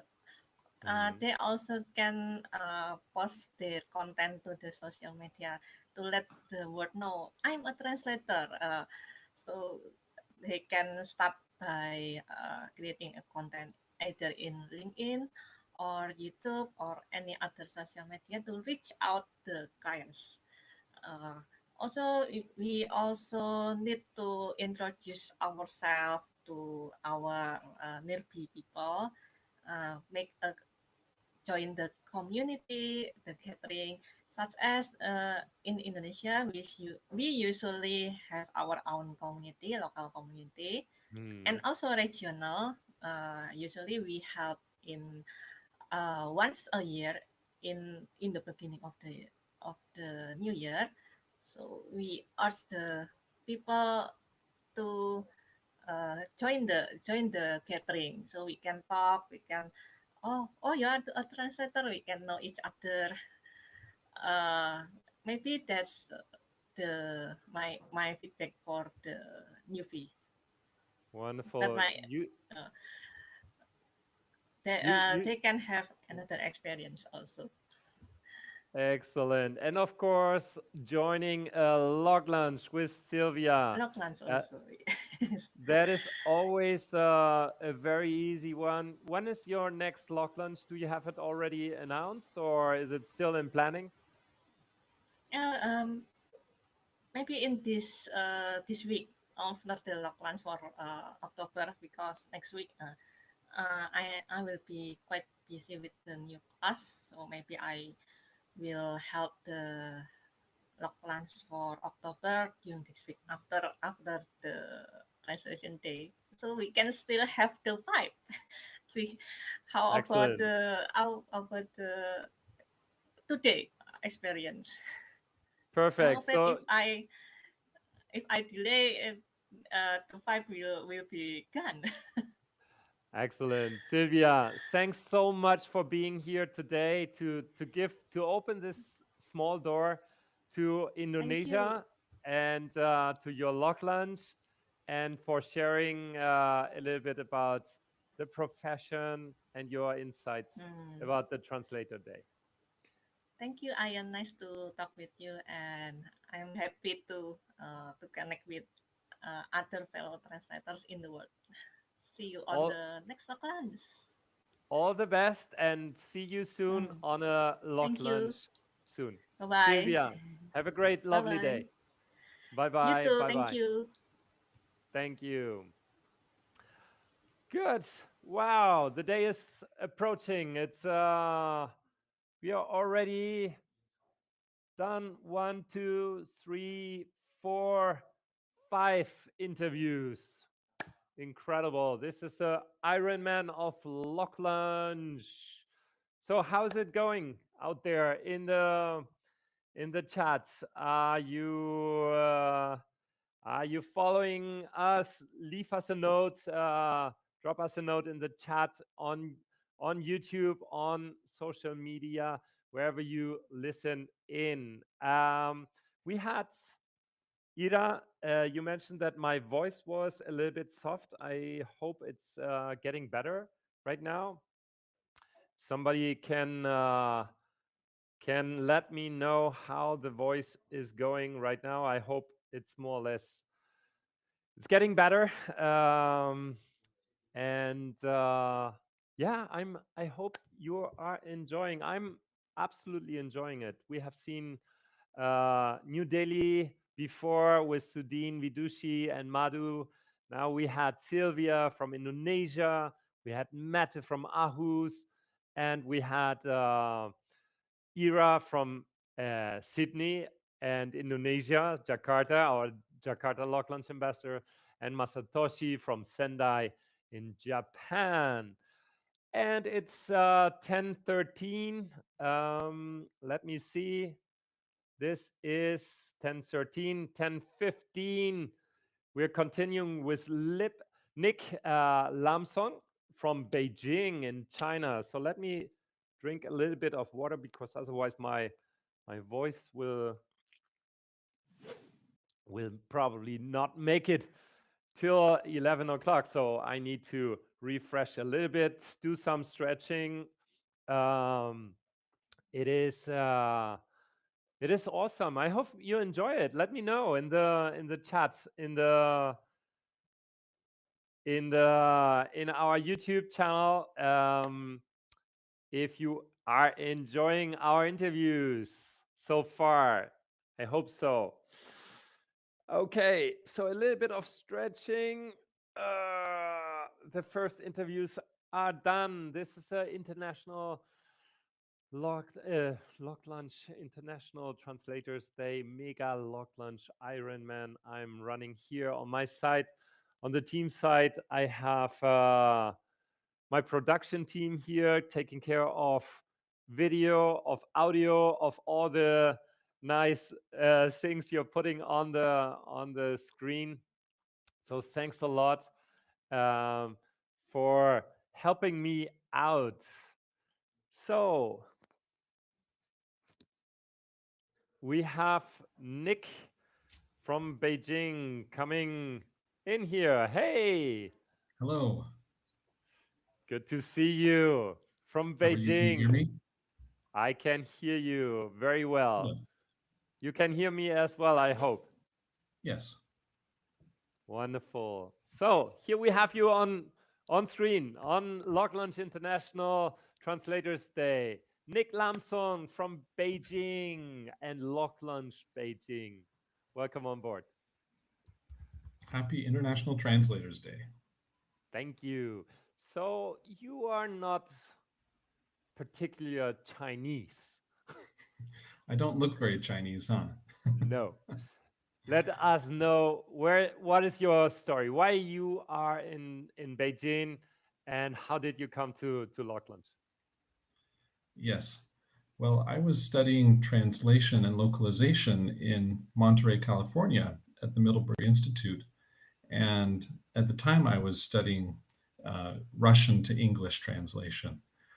But the classic story, I fell in love with a lovely Chinese young lady, and I followed her here. That's right. From Beijing? Yes, she's from Tianjin. That's okay. a city just about half an hour away from Beijing. Okay, so I want to learn a lot about what's happening right now in China and in the language industry. So give us a sense. What is your day-to-day? Sure. Well, I'm a teacher of localization. I teach at Beijing Language and Culture University, and most of my students are Chinese. However, our university is well known because we receive a lot of students coming to our university. In my classes, I've had students from Europe, from other parts of Asia, from Russia, from the Middle East, all over.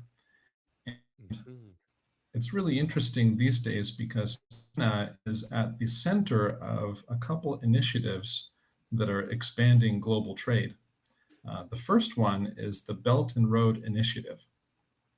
And you're probably familiar with the ancient Silk Road, which ran across Asia and Central Asia, which connected Europe with the rest of Asia. And it was a huge corridor for commerce. Nowadays, that road is being revived as a trade initiative between China and its regional partners. So there's a big emphasis on building out infrastructure all around the world, which will help China connect more closely with its trading partners around the world. The second big initiative that I'm sure you're aware of is BRICS, B-R-I-C-S. And this one is a multilateral group of countries that are grouping together to coordinate on political and economic affairs. So China is doing a lot of work right now to build trade relationships with other countries. If you don't mind, I can share with you an interesting infographic. If you can share your screen. Sure, let's try it. You should be able. I'm not able right now. I'll try it. Let's take a look at this one. Yeah, wonderful. Got you. So this is what global trade looked like in the year 2000. And these countries in blue indicate that the United States was this country's largest trading partner. Okay. Fast forward 24 years and look how things have changed. Now, these countries in red, those represent countries where China is their largest trading partner. It's really incredible, isn't it? China has grown a lot in global trade. This is a little picture of the Belt and Road Initiative. It's got two parts. One part is the land road, which goes west through Central Asia and over into Europe. And the other is the maritime route, which goes to parts in Southeast Asia, South Asia, the Middle East, and Africa, and develop relationships with partners in South America and Central America. Right.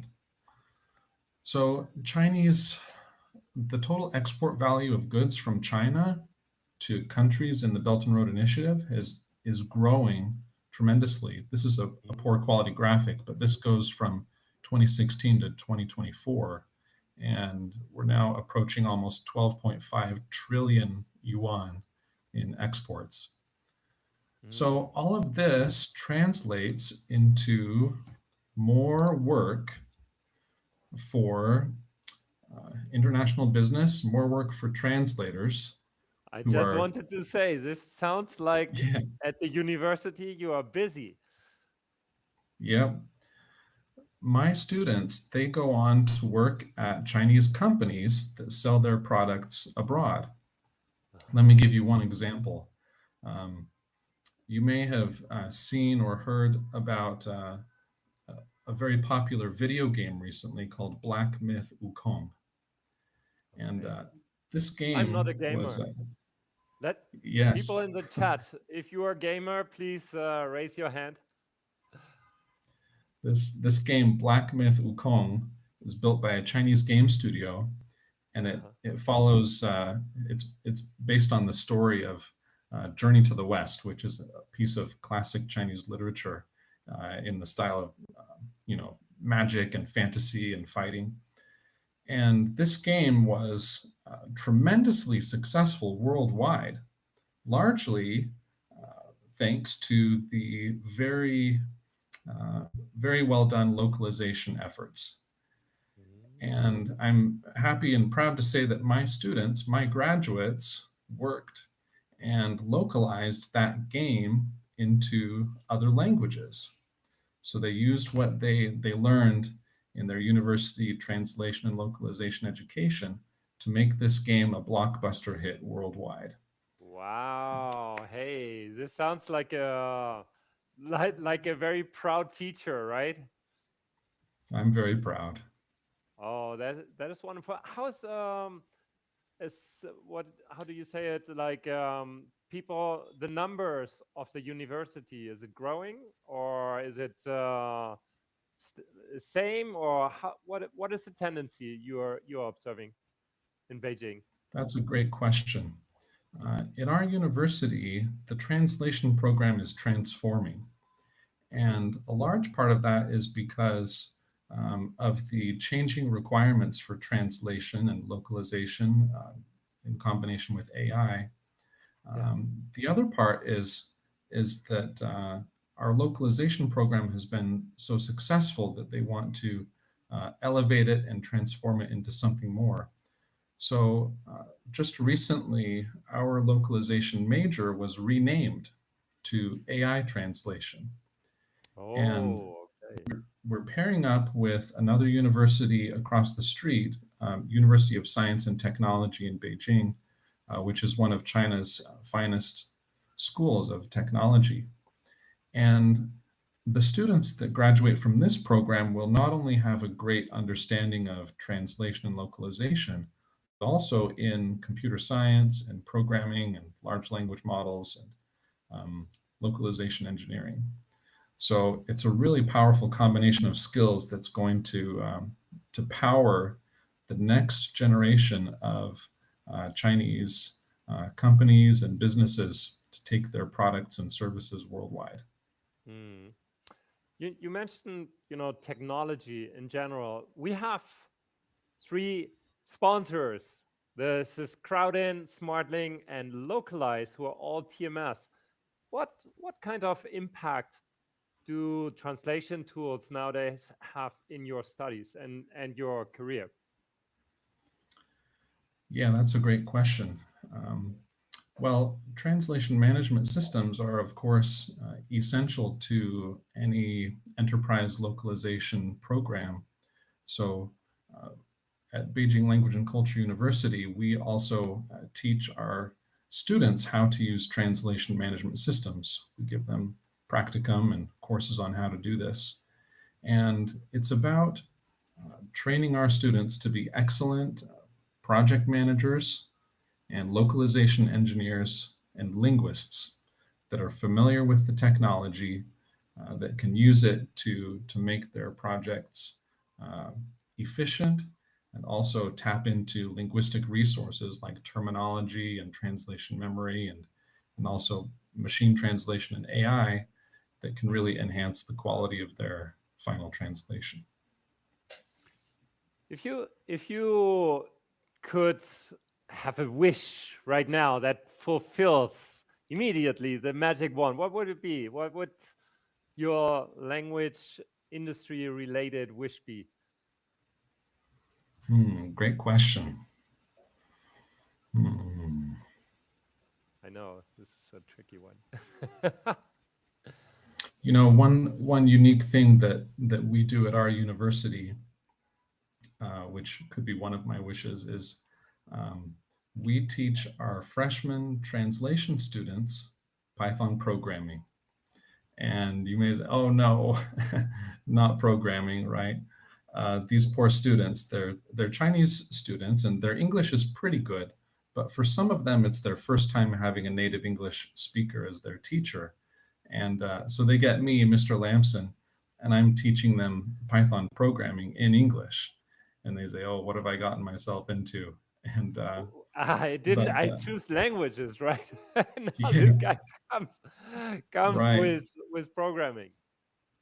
I chose, foreign language. Why is he teaching me this? But Right.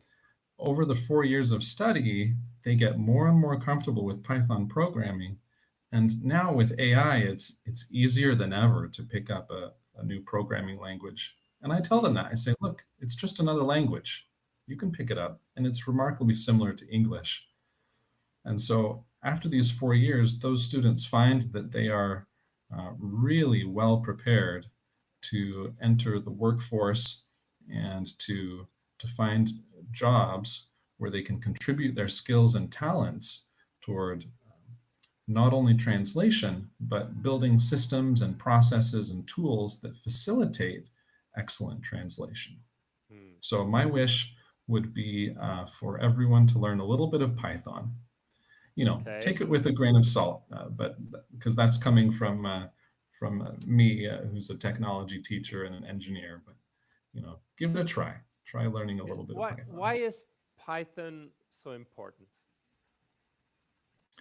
Well, I think Python is the bridge between. It really bridges the gap between what AI can't do and what you want to do. For example, I was just giving my students an example this morning. Say you want to convert some kind of file to another file format. If you drop a PDF into ChatGPT and you say, convert this to a TMX file, it's going to be pretty messy. First of all, because PDFs are really difficult to deal with, and because ChatGPT is pretty unpredictable, right? However, you can ask AI, you say, AI, please write me some Python code that extracts all of the text from this PDF, and then it extracts all of the text from that PDF, which is in another language, and then aligns the sentences using this algorithm, and then creates a TMX file, a translation memory. And then AI will write the code for you. That's Python code. And then you can run the Python code and select those two files, and it will create the TMX for you. So wherever AI is struggling, wherever it gets really messy, just consider asking AI to write some code for you, and then let the code do the job in a much cleaner way. Wow, this is a very cool advice, and I've read about this many times on social media as well, on LinkedIn. You know, coding and languages is getting closer and closer, and yeah, consider Python, guys. So Nick, you have a very unique perspective on teaching. What does China as a whole, and maybe your university, do different to Europe or the US? Do you see any differences in the approach to teaching and the way people are trained on skills? Yeah, that's a good question. Well, our listeners might be familiar with the college entrance exam, which is called the Gaokao, which if you read a little bit more about it, you'll understand that it's a very stressful exam that takes up most all of students' mental energy in their high school years. And it's a big test that comes when students are getting ready to go into college. But after that test is taken, students are sorted into different possibilities of universities and programs, and they get into their program. And I would say that education in China is, I would say it's a bit more top-down and teacher-centric, where the teacher stands at the front of the class and delivers lectures. And the students have the responsibility to learn what the teacher is saying. So for the most part, it's just unidirectional from the teacher to the students.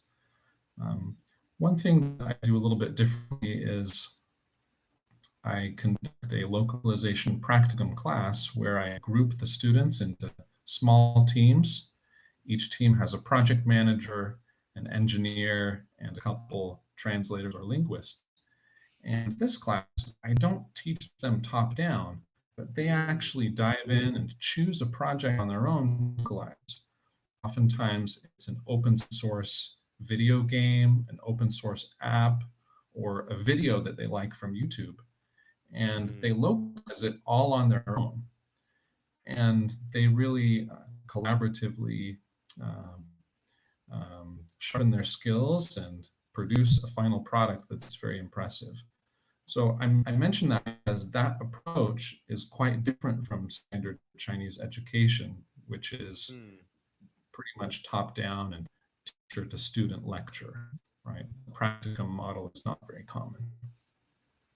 Do you see that the curriculum is changing nowadays? It's like opening up. It's like going more into like practical localization studies and work.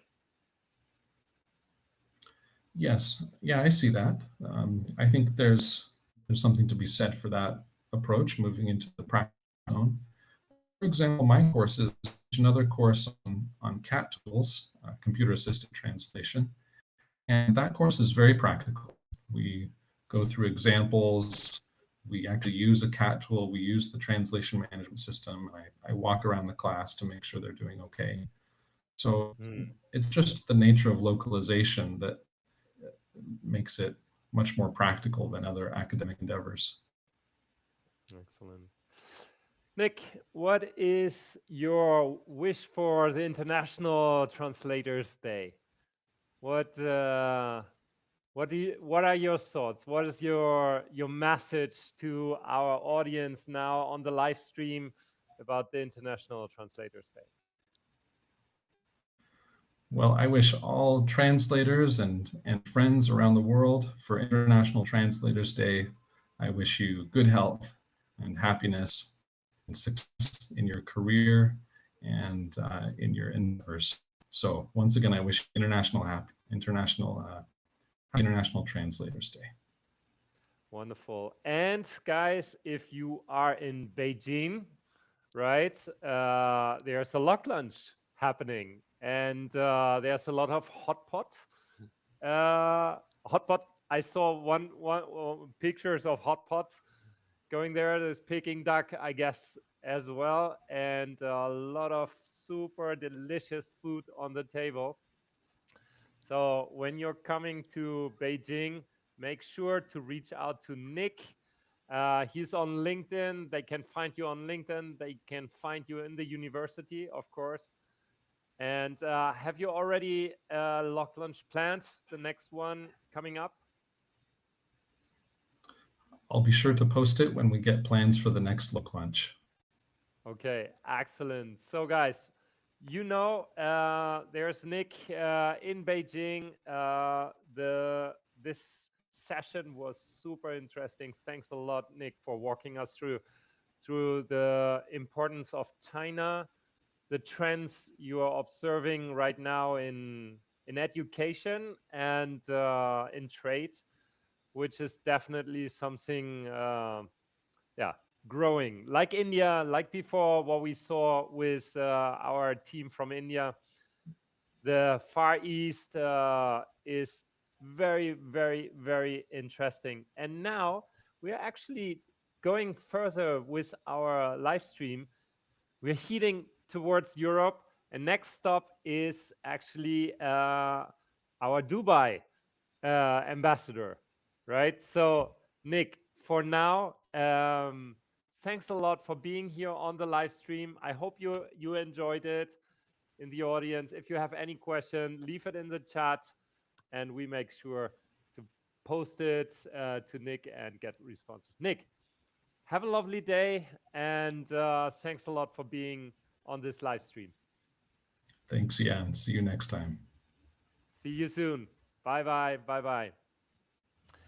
And guys, my team had said now is pausa. There's a small break we have right now. I need to do some stretching again because I notice I'm getting like a little bit stiff and I haven't had any breakfast yet. So we have some videos. Do we have, Jorge? Do we have some videos for our live stream events we can play right now, or we have a couple of minutes? Not much. Huh? At 10:40 we have our next session with Dubai. So 5 minutes. Give me a small break and I'll be back with you in a second.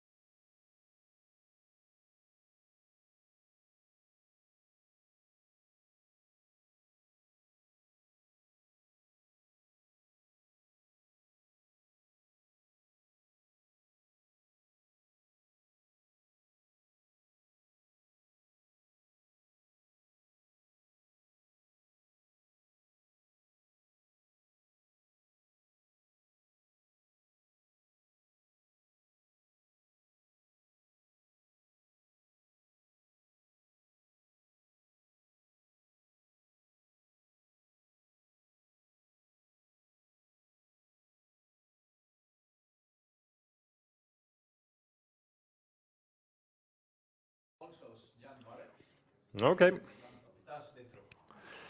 Okay, Aki is here. We are back again. Sorry, I'm speaking Spanish already. I hope you are enjoying it. And I hope you are enjoying our official sponsors, Crowdin and Smartling, which are our platinum sponsors. So thanks a lot again to them. We have gold sponsors, Localize, and my team at Beluga, who have made all this possible, who's behind the organization. And of course, we have our bronze sponsors, TBO, Ampere Translation, and Automated. So a big thank you to all of them. If you want to help these sponsors, give them some pride and click on the links. We will have links on the YouTube channel. Check it out. Great partners, great service providers, technology on the one hand side, and service on the other side. So we are back on our agenda, and the agenda says we have to go to Dubai, or we are in Dubai. So let's see if Ramadan is already there. Do we have Ramadan in our waiting room already? Ramadan, I hope he is there. He's not there yet. We will be there in a moment with Ramadan. I hope he can connect. He is connecting from Dubai and from Emirates. Let me see. Just Ramadan. Maybe he has some connection problems. Let me see. Are you ready? This is a live stream, so that's what it is. We are live, and some connections hopefully work out. Some others might be a bit tricky. Are you ready? We are online. Let's see. I'm messaging him on LinkedIn at this moment. Again, so how was your experience so far? How's this International Translators Day 2025 going? Leave your comments, please, below. Best wishes. I have people here in the live stream. We have some messages from Firoz Al-Hamad. Best wishes from Amat Legal Translations in Dubai. Thanks a lot. Great. Let's see if we have Ramadan here. I don't know if we can make this happen. He seems not to be in the room yet. And just give me 5 minutes. Ramadan, we are live. Live, and we have an agenda. Okay. Anyway, he will connect in a moment. A little bit of background so far, and or why not going in the meantime again back to our sponsors, to our translation tools. We have the gold platinum sponsors, Smartling and Crowdin, translation tools you can use to translate your stuff, and tons of AI in there. We have Localize as well. Localize is a very good tool as well, like the others. How to decide between one tool and another? Well, the best thing is reaching out to them, checking their website, understanding how they work, read the case studies to understand what the power is behind such a tool. And believe me, I have been in this industry for 20 years now, and translation tools are the cornerstones of any localization project out there. So we have these amazing partners. You check them out and reach out to them. Get on a demo if you have never heard or seen such a tool. It's really, really cool. Would love to demo that, but again, this is not possible because I can't share my screen at this time. Let's see if Ramadan is getting into the into our stream. Can you check again the people touch, please, Jorge? Let's see if Ramadan is connecting. Not yet. Okay. He's connecting. I'll live? No. Okay. So, Nazaret, the conversations are being really interesting. Congratulations to all the participants. Thank you. Yeah, it's amazing. I really enjoyed it as well. We have not made it possible yet to do the live connection to LinkedIn.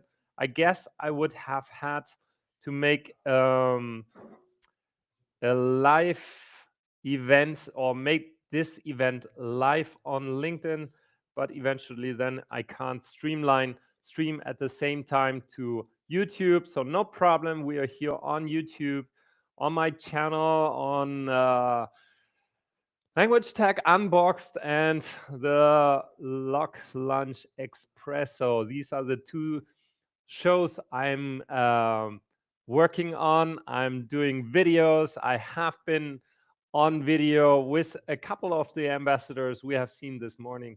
Ira was there, Lamia is there, Sankeswari from India, and Singapore was also there. We will try to connect later on to Sankeswari as well. Maybe she can join a moment. She is one of the most active LocLunches we have in Asia, in Southeast Asia. The photos from the LocLunches are always amazing, a huge community and a lot of fun. So Ramadan is still not there. Time is ticking, but no worries. We are on the live stream.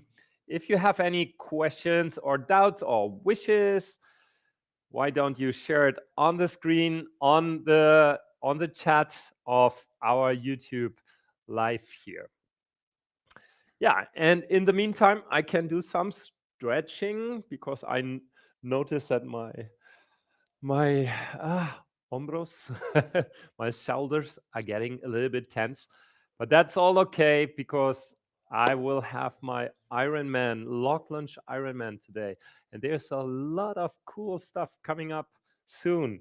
Maybe I can grab a coffee while we are waiting on Ramadan from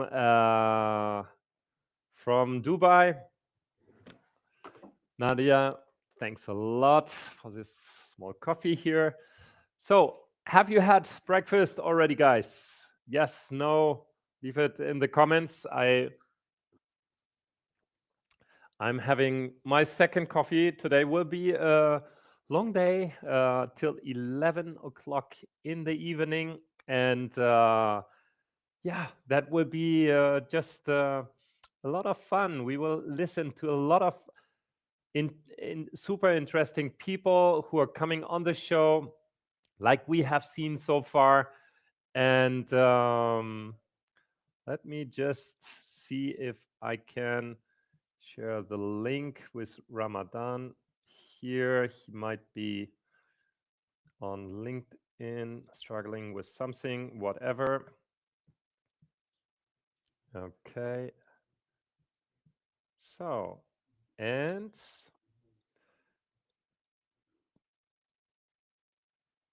this is it. Okay. So let's take a look again on our agenda for today, which is the International Translators Day. Yeah, whoa. The translation industry is really changing quite a lot, right? And on the LocLunches where we take part in, where I have been, there's always these questions around, AI, how machine translation, post editing. We have discussed it before with Silvia. MTPE is little by little taking over. There's a lot of work nowadays that runs through machine translation or AI translations. And our sponsors have a lot of tools that integrate these platforms or these services like ChatGPT or Gemini or Azure, whatever system to the translation process, and our translators can work on the quality. So in the chat, those are of you who are following me. I see Magali is connecting as well, Rafaela, Luis from Spain, from Madrid, Magali from Germany. Could you give us an overview of the program for today? Of course I can, and I will, but I can't share my screen. This is a pity. Maybe you can. What? El mío. See? Okay, so I go down for a moment. Sure. Okay. Okay. Okay. Yeah, of course, because I'm on a different screen. I was like, okay, what the heck? I will restart my screen. 1 second, my computer, to see if I can share my my screen with you to show you the program. We have been traveling from the very east over Japan. We have been to Jakarta, to Indonesia. We have connected with India right now with the team from Somewhat, and now we were back to Beijing, to China, with a very, very interesting presentation about the power. And I don't know you, but when I saw these two comparison of China trade partners in 2000 and then compared it to 2024, that is just amazing. And I was listening to a podcast yesterday about technology, Andreessen Horowitz podcast, and they were discussing, the power of China and in manufacturing. And this reminds me a little bit about what happens right now with in general, what I'm observing is like the technology reliance on the one hand side, but mass production and workflows are super critical as well. So this is happening in China. We have had this great opportunity to talk to Nick. He's a teacher, a professor at the university in Beijing in language studies. And there's a lot coming up. There's a lot of talent pushing to the industry, and of course, Chinese companies. And we need to be prepared. And though technology, ChatGPT and AI is omnipresent, it's also true that the translators who are behind all these systems and all these processes are still there, and they are doing a great job. So this is why we celebrate it today. Today is the International Translators Day, and we are celebrating this because they are still very fundamental in every single project we are running, and this is good. So I'm restarting my computer here, and to see if I can now connect my screen. Let's see.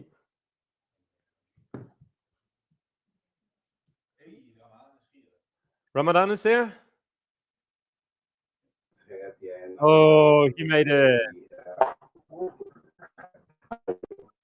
Ramadan. Thanks for this day. Thanks for this event. How are you doing? It's lovely to see you back.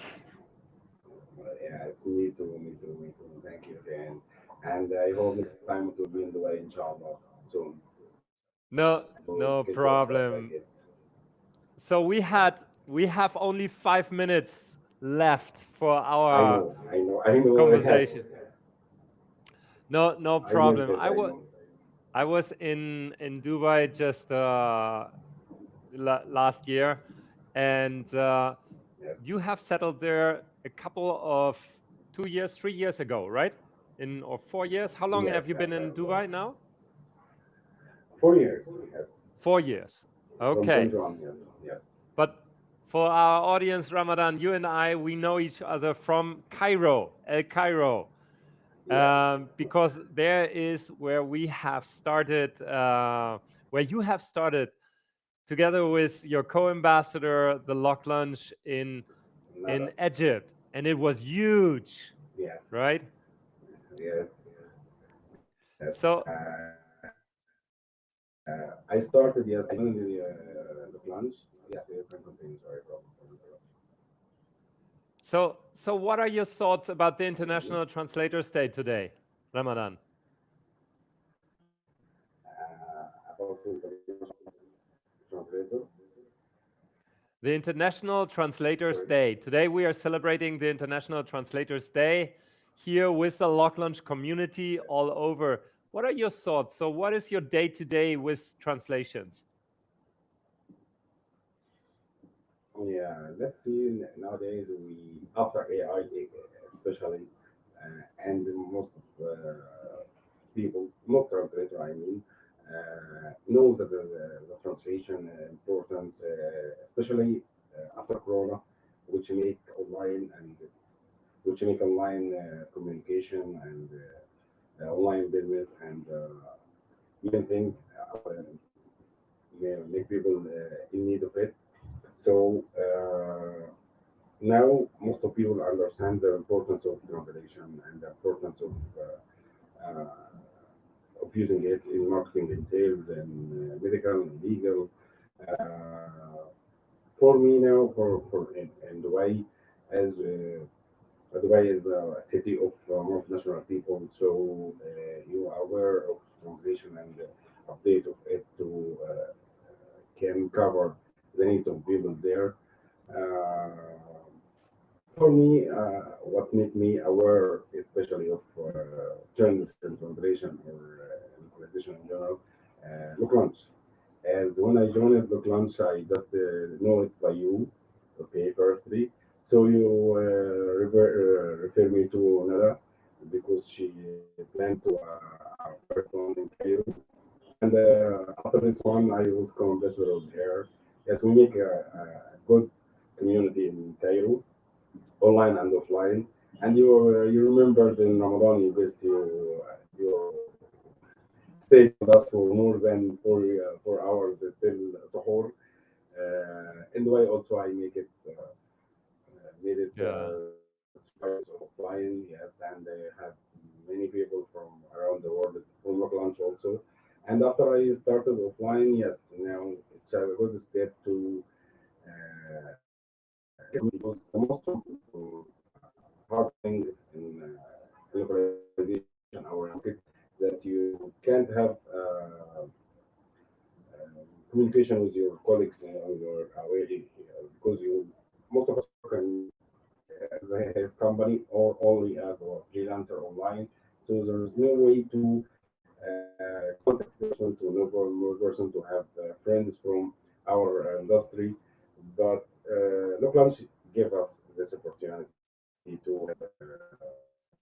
Wonderful. to have friends from around the world to have to be aware of what happened with each other to understand the industry up to the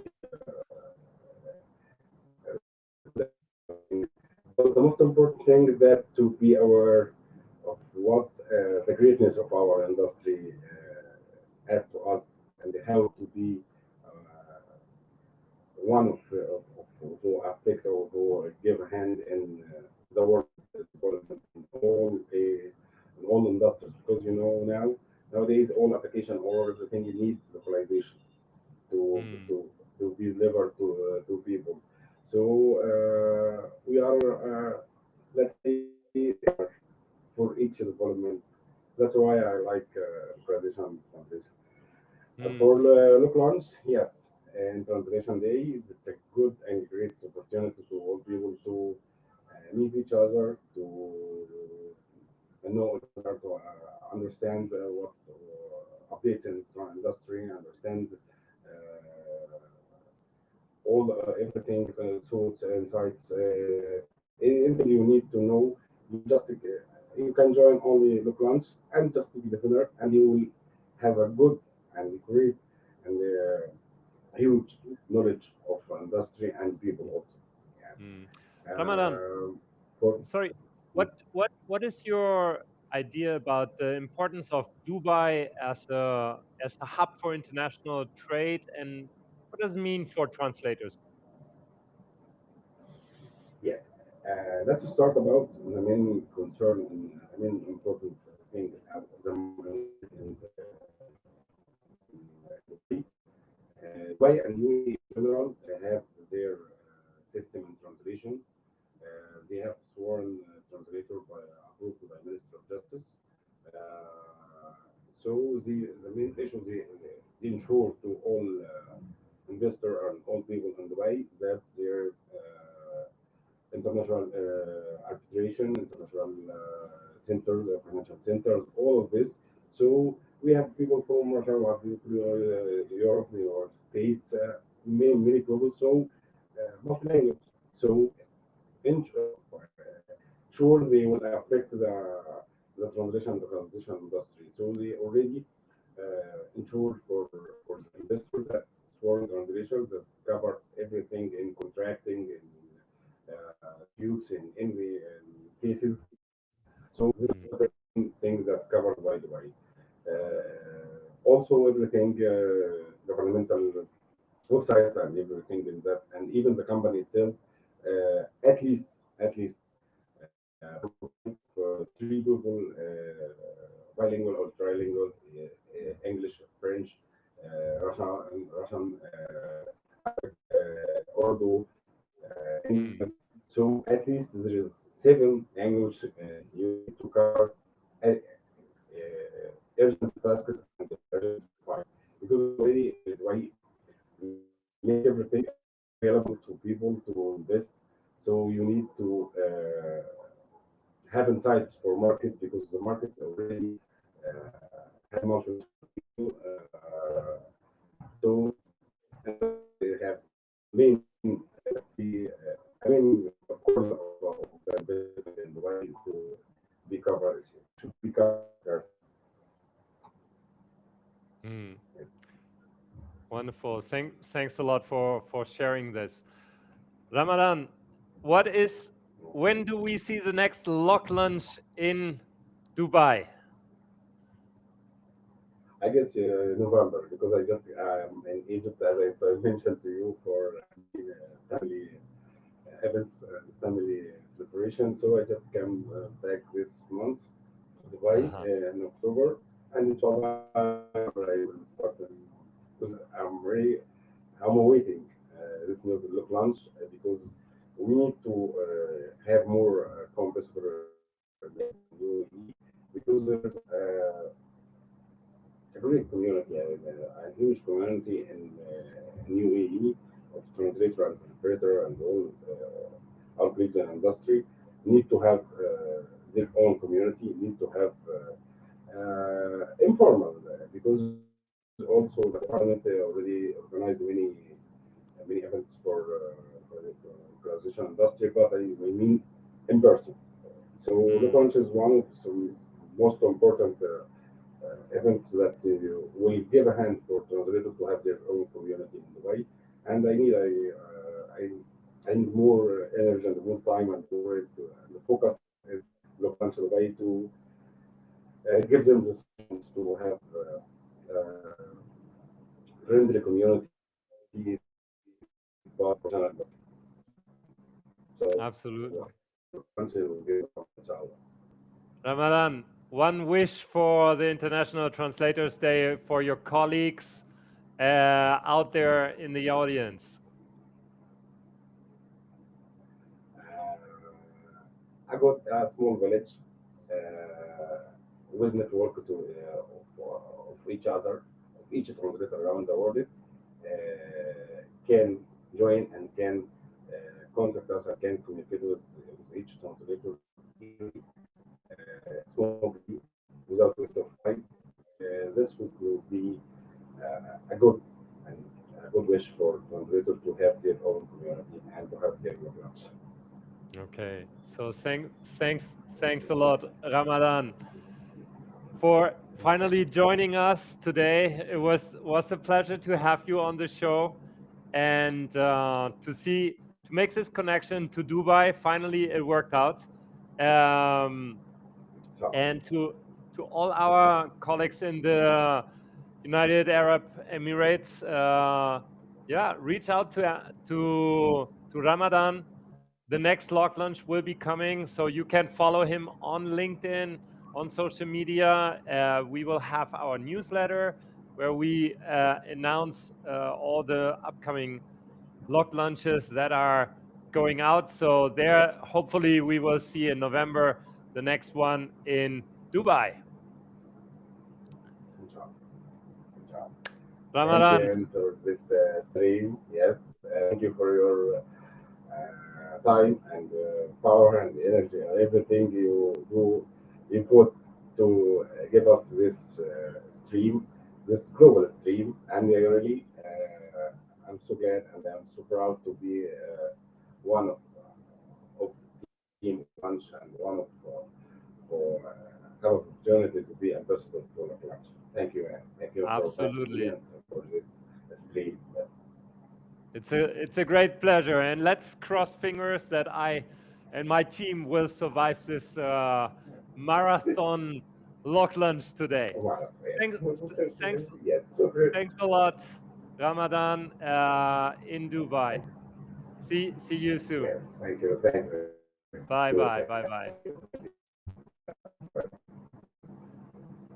Okay, so now let me try the screen share. Now comes the moment of truth. It's working. Woohoo! We made it happen. Wonderful. That is good because then we can probably have our live streams, right? Ooh, okay. Just on time, I would say, because let me show you our agenda. We just finished with Ramadan from Dubai, our LocLunch ambassador in Dubai. And the next one is actually the live connection to Lamiya and the stream in in Mumbai. But let me see. I have seen that Lamiya eventually is already here. She is. Hello. Hello, how are you? Fantastic. I'm fantastic and super happy to see you. Same here. Before you move over to the LocLunch. So I finished mine and I came here. Okay. So it's already over. Yes. Okay. So how was it? How is it going? How was it? It was nice, and it was a Tuesday, but I had 5 to 6 people join, which was great for a weekday. And I think my LocLunch was from 2 to 3, but I had to cut it short because I had to join your meeting. So I super thankful for being here right now. I'm really excited. I have just put in a link to join on my LinkedIn, so I hope that people do join in for the marathon, and it's just amazing. It's really nice, and I hope you're feeling well, and I hope you have the energy, so you can just go and stretch a bit. I'll wait. I need some stretching, but why don't you tell us a little bit about yourself and what are you doing? I'm Lamiya. I run a transcreation and a localization agency in India called VMC. my husband and me founded the company in 2008. We were just out of mass communication college. We did our advertising, and localization was not a known term then. It was more transcreation, creative translation, and we adapt international marketing global campaigns into regional Indian languages. That's our forte. And we further got into voiceovers, typesetting, casting, talent hunting, creative consultations, and with all regional Indian, hyperlocal, local languages. And it's been a fantastic journey so far. And I'm extremely passionate about India, about Indian languages, and the diversity India has to offer. And that's one of the, I think, main reasons for me being a part of this industry. And India is not just any other country on the map. It's so unique because of the large plethora of languages that it offers, and every language is beautiful in its own way. And I think it's a fantastic time for brands to come and feel the pulse and understand the magnitude, because the digital impact is really increasing, and everybody who speaks English, who does not speak English, is using a device, which means the reach is so huge and the potential is so huge for brands to create an impact. And what bridges the gap in between is localization. So that itself is makes it so worth its while. What would you say for what is the main challenge for foreign companies to go into India nowadays? More than a challenge, I would say it's sort of foresight that they need to be extremely culturally aware of what they are getting into, because India is culturally sensitive. So there are colors that are sensitive, there are certain words that are sensitive. And if you are adapting in different languages, that means you're talking to different states. Every state has a different language and every state is culture specific. So they just need to be aware.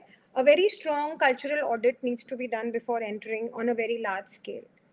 So when an enterprise company, when a huge technology company enters India, or a FMCG brand or a garment brand, they need to be aware that India is different from, a Singapore, which is also in Asia, or Europe or a US, or because Indians are wired differently. They are conservative, but yet they are very open. They have the spending power, but they are very orthodox in their spends. So these things need to be taken into consideration. So cultural research is important, and once you cross that barrier, then it's the workflow, and then it's not as challenging if you have your teams in place. Okay, got you. So from a Mumbai perspective, because you are in Mumbai, and we actually had the pleasure to be on a video Yes. recording a couple of weeks ago. It's still not released because the last 2 weeks were just insane with this live stream we are now transmitting here, and all the the tens of speakers we have engaged with the sponsors and so on. But we did a brief video about Mumbai and the culture. And one of the things I really enjoyed was the impact of Bollywood, Yes. right? So It's true.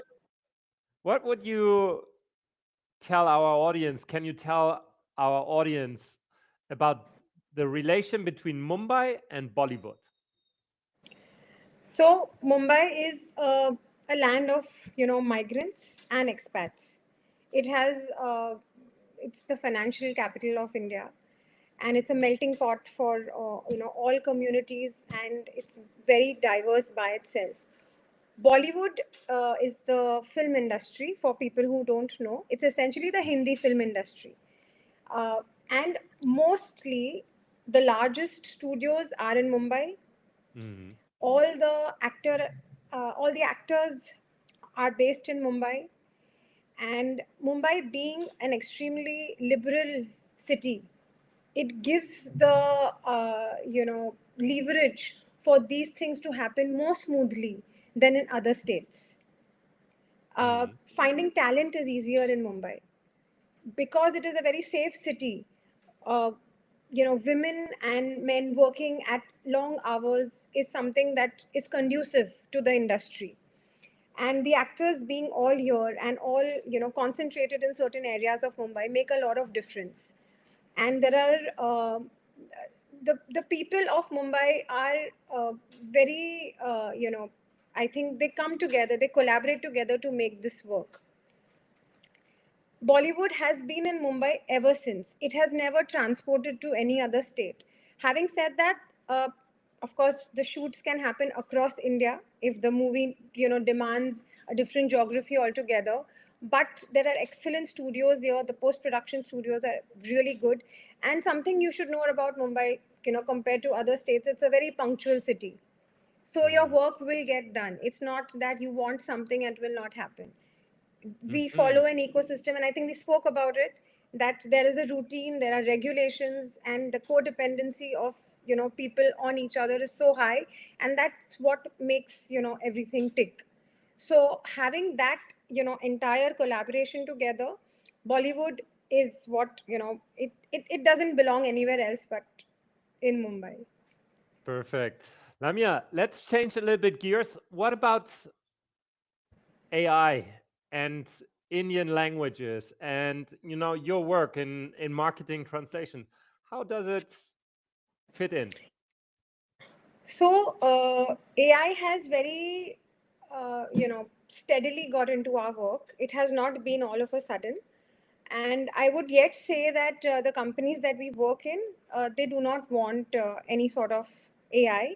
They just are very clear about it that they want, human transcreation, because AI has not really gone so deeply into cultural, nuancing of every, brand, that they can come up with unique marketing adaptations all the time. But we do work on platforms, we do work on tools which are client provided, and that has made, I would not say life easier for my translators or for the language experts, but yes, upskilling has happened, and it is very important that it happens. They have learned on the job, and that is going to help us in the future. When I say, why transcreation and AI still have not, come together, is because when we receive briefs from clients and say that this is the AI version and what we want is a totally different version. So we know that there is a difference, and this is what the client demands. Dubbing has changed in a big way. Voiceovers have changed in a big way, and that is where AI has come. So we have done a lot of, AI-led voiceover direction for international companies, and that is going to be there. So that is one market that has shifted from human talent to AI talent, and we are working with a lot of companies who are building huge, AI dubbing database in all regional Indian languages, and these are international companies, and this is going on a very, very large scale.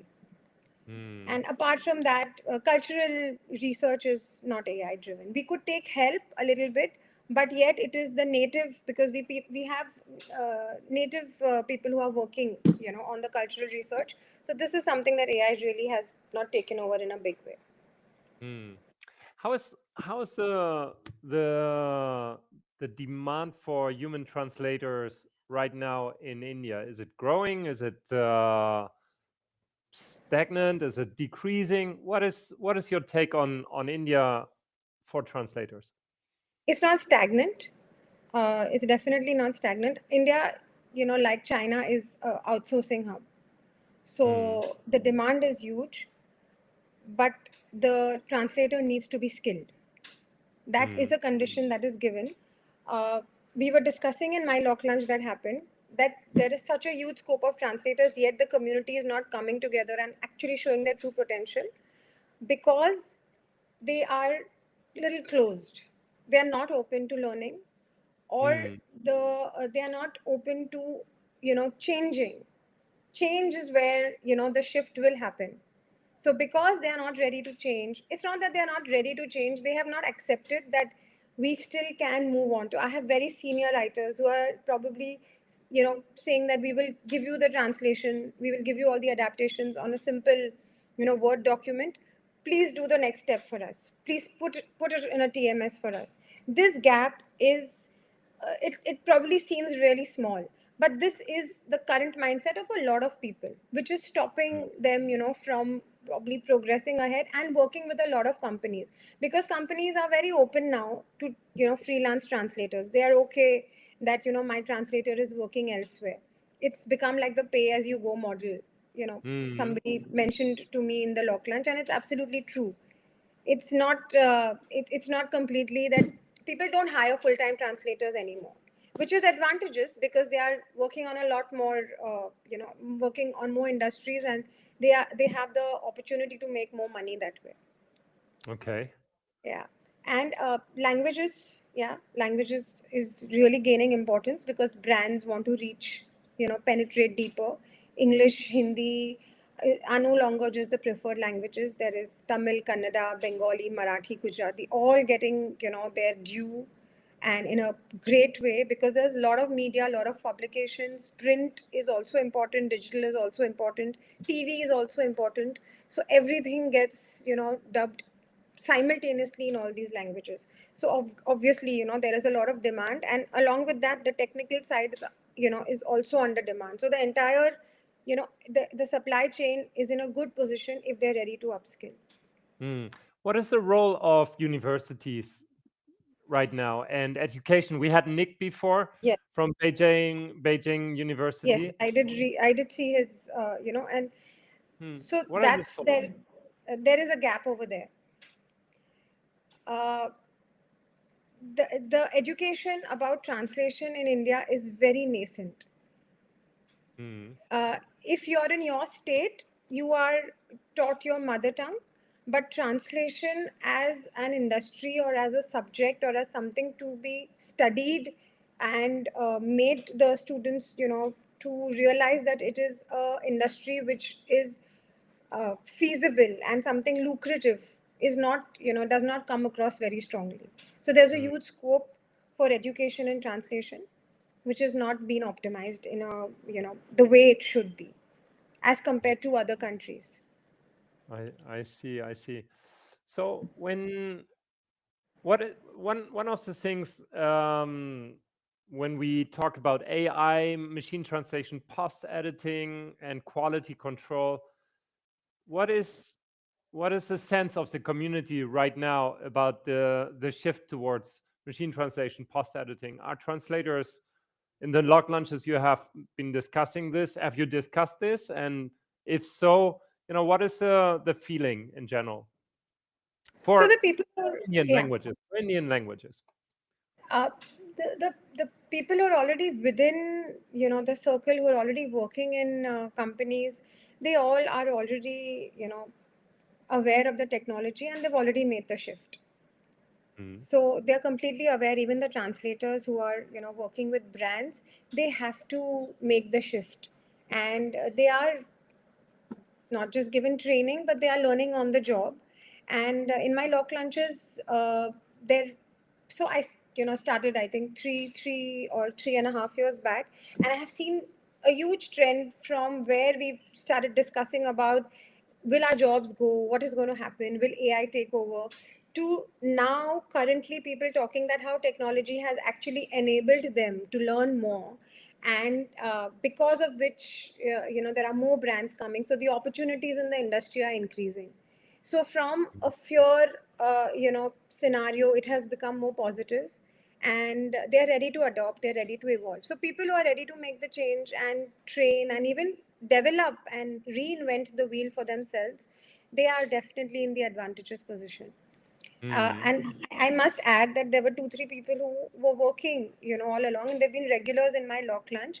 They are exploring their own startup, using AI and creating their own TMS systems, wherein they're trying to, for Indic languages, because they understand the language so well, and they understand the font and the script, and they know the challenges that could come if they're working with, a tool that probably, doesn't support a certain language or a hyper local language. So this shift and this, I would say, disruption has, led to the invention of these startups, which was not possible a few years ago. Wonderful.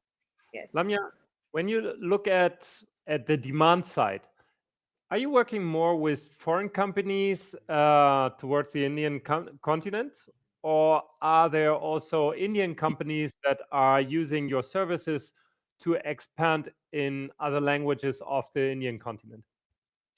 So we only work with international companies. Mhm. And the companies who have Indian offices, we work with Indian offices for probably some of the workflows, but our work has been and always, the way it led was always with global companies. So I think transcreation as a field is so relevant is because international companies understand the meaning of creative translation and how it is going to be relevant in different languages. So I also will add that it's not necessary that what the translation or the transcreation in Hindi will be relevant in Bengali. The entire line may be changed, and they are so finicky even about the models, about the clothes, about the background setups, everything, and that completely becomes a part of localization. Mm. And When you, yeah, sorry. yeah, no, Go nothing. ahead. Please go. So when you, what I had in mind is, what would you recommend a young, or a new translator, somebody coming into our industry? What would be your recommendation for them to start a career in our industry? If they are really keen to start a career, would be to first of all get a degree in translation services. That it's really going to help, because learning something at a college or a school level will build the foundation, upskill, and networking and Mm. is very important in the industry.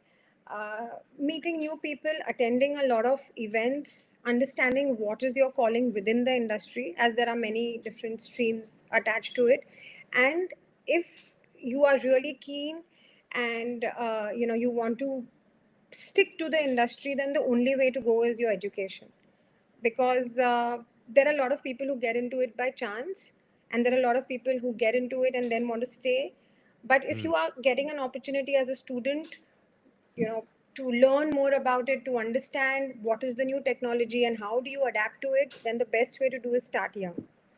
And of Mm. course, reading is something that is very That important. always help. Always, whether your blogs or your books or papers, attend people write a lot of research material which is really relevant, attend a lot of webinars by all the companies which are free of cost, and I think they're very relevant. Mm. And nowadays there's more than ever before. We have this live stream is one of the places where you can train yourself. Yes, Then, absolutely. And it's like a, I think, these community build-ups that we have, they're by itself like a school. And mm, they should really optimize on it, especially there are a lot of people, there are a lot of my friends whose children want to understand, if they do get into languages, what it is like, and I have spoken to them, and I have guided them, and they're still that okay, it's just translation. But that's not what it is. There is so much no, to do, to learn, and that will happen if they read and they get to know more about it and meet new people. excellent. Yeah, I think that is a very good advice. So if you are starting off, apart from just doing the deep dive into the topic, so in university or whatever, go and mix up. Join a lock lunch. Lamia has these wonderful lock lunches, online and offline. I think there will be a lock lunch in Mumbai coming up later on this year, and of Yeah. course In you Samvad. And we are going we to have will a mega one. we Yes. will meet in somewhat. Yes. So Yes. there's a great opportunity to meet Lamia in somewhat at the New Delhi LocLunch event, and it will be absolutely amazing. Lamia, some final words for the International Translators Day? Some wishes, some greetings to the international audience from you? First of all, thank you. Really, really grateful, that you've made this immensely rich platform, and you've, brought in the community, global community on one platform in a beautiful, collaborative, unassuming, and very, very, fertile way. It has opened up opportunities for networking and engaging in a very seamless manner. Translators are, the backbone, I feel, of localization, along with, them being working in the background and yet delivering, fantastic stuff. They're champions. They need to be respected. And of course, they also need to adapt, but there has to be a way, a platform where they know that, okay, this is, I go to and I adapt like this, because still in India, we are at the nascent stage and everything is not accessible to everybody. So go on, sign up on LinkedIn, meet new people. Do not be shy of your profession. You're great at what you do, and keep learning. Wonderful. Lamia, thanks a lot for being here on the stream, to sharing your insights about India, about Mumbai, and for organizing LocLunch in Mumbai. I hope and I wish you a wonderful, lovely day today. We will make a small break now for me to do some more stretching, Yes. because I noticed the first half of the day is almost done. We have started at 8 o'clock in the morning. Now it's 11:30, and we have so many nice and insightful interviews already. So Lamia, thanks a lot, and see you soon in New Delhi on the LocLunch. Yes. Can't wait for it. See you everyone. Bye bye. Bye bye. Have a Have a lovely great. session. Bye bye. Thank you. Bye bye. Bye bye. So, guys, wow, this was amazing. That was Mumbai. That was Lamia with us. How is it? I have seen the chat. My brother has joined as well. So Lars Henrys, thanks a lot for joining us. I met him last night here in Madrid. Was completely unexpected, but my brother was here, and with my niece we went out to a lovely place.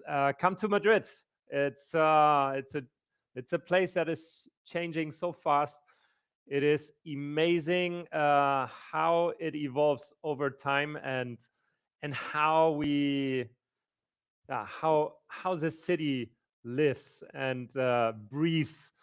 So come here and enjoy it. So amazing insights by Lamia.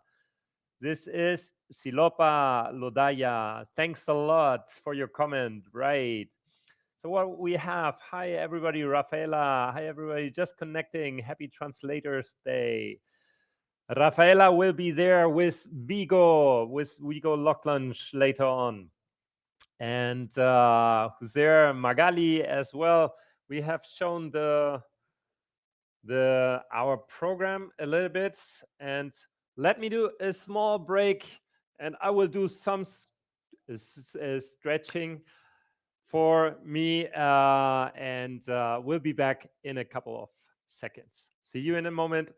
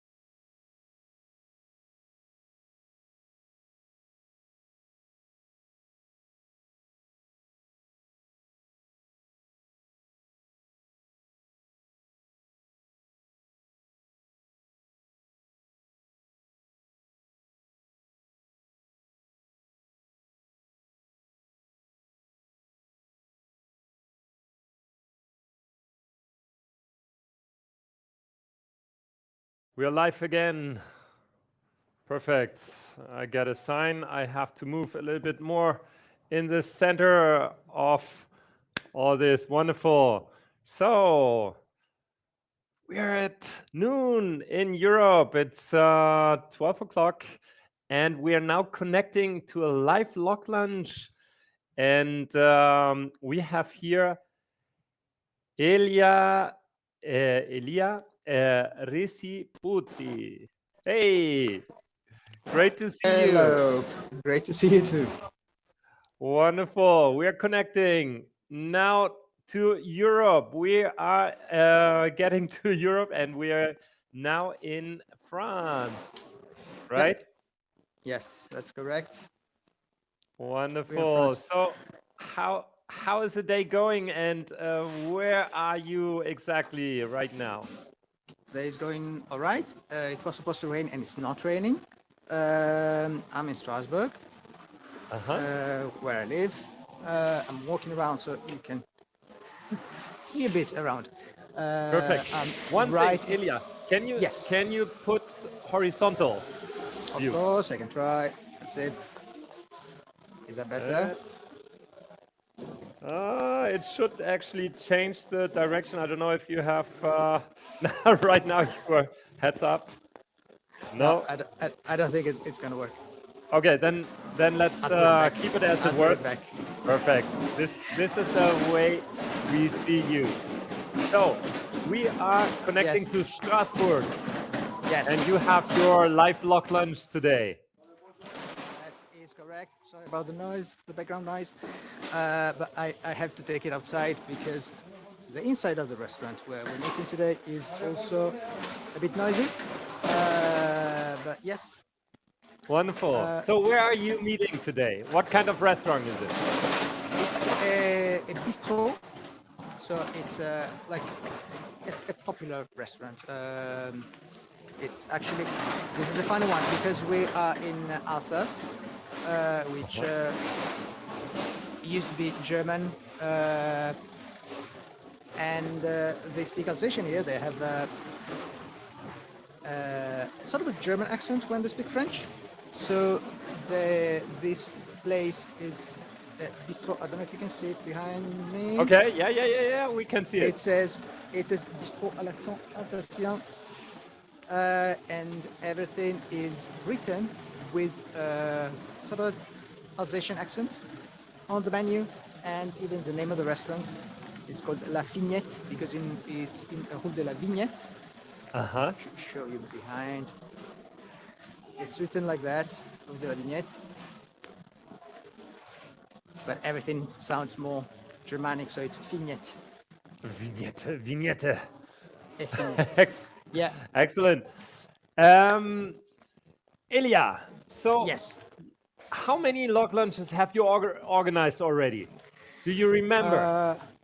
I don't know, about 5 or 6 organized by me, and then I'm a co-ambassador here in Strasbourg.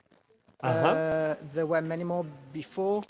I've joined a few as a guest, and then I've become a co-ambassador, and now and now organize them as well. So what made you become an ambassador of LocLunch? But I just wanted to be more involved in the translation community where I live. Since I'm an immigrant here as well. So to build a network of people I know, colleagues that work also into different languages. Have a network of people that can help you if you need, or that you can help. How did it work so far for you? It's working all right. I do get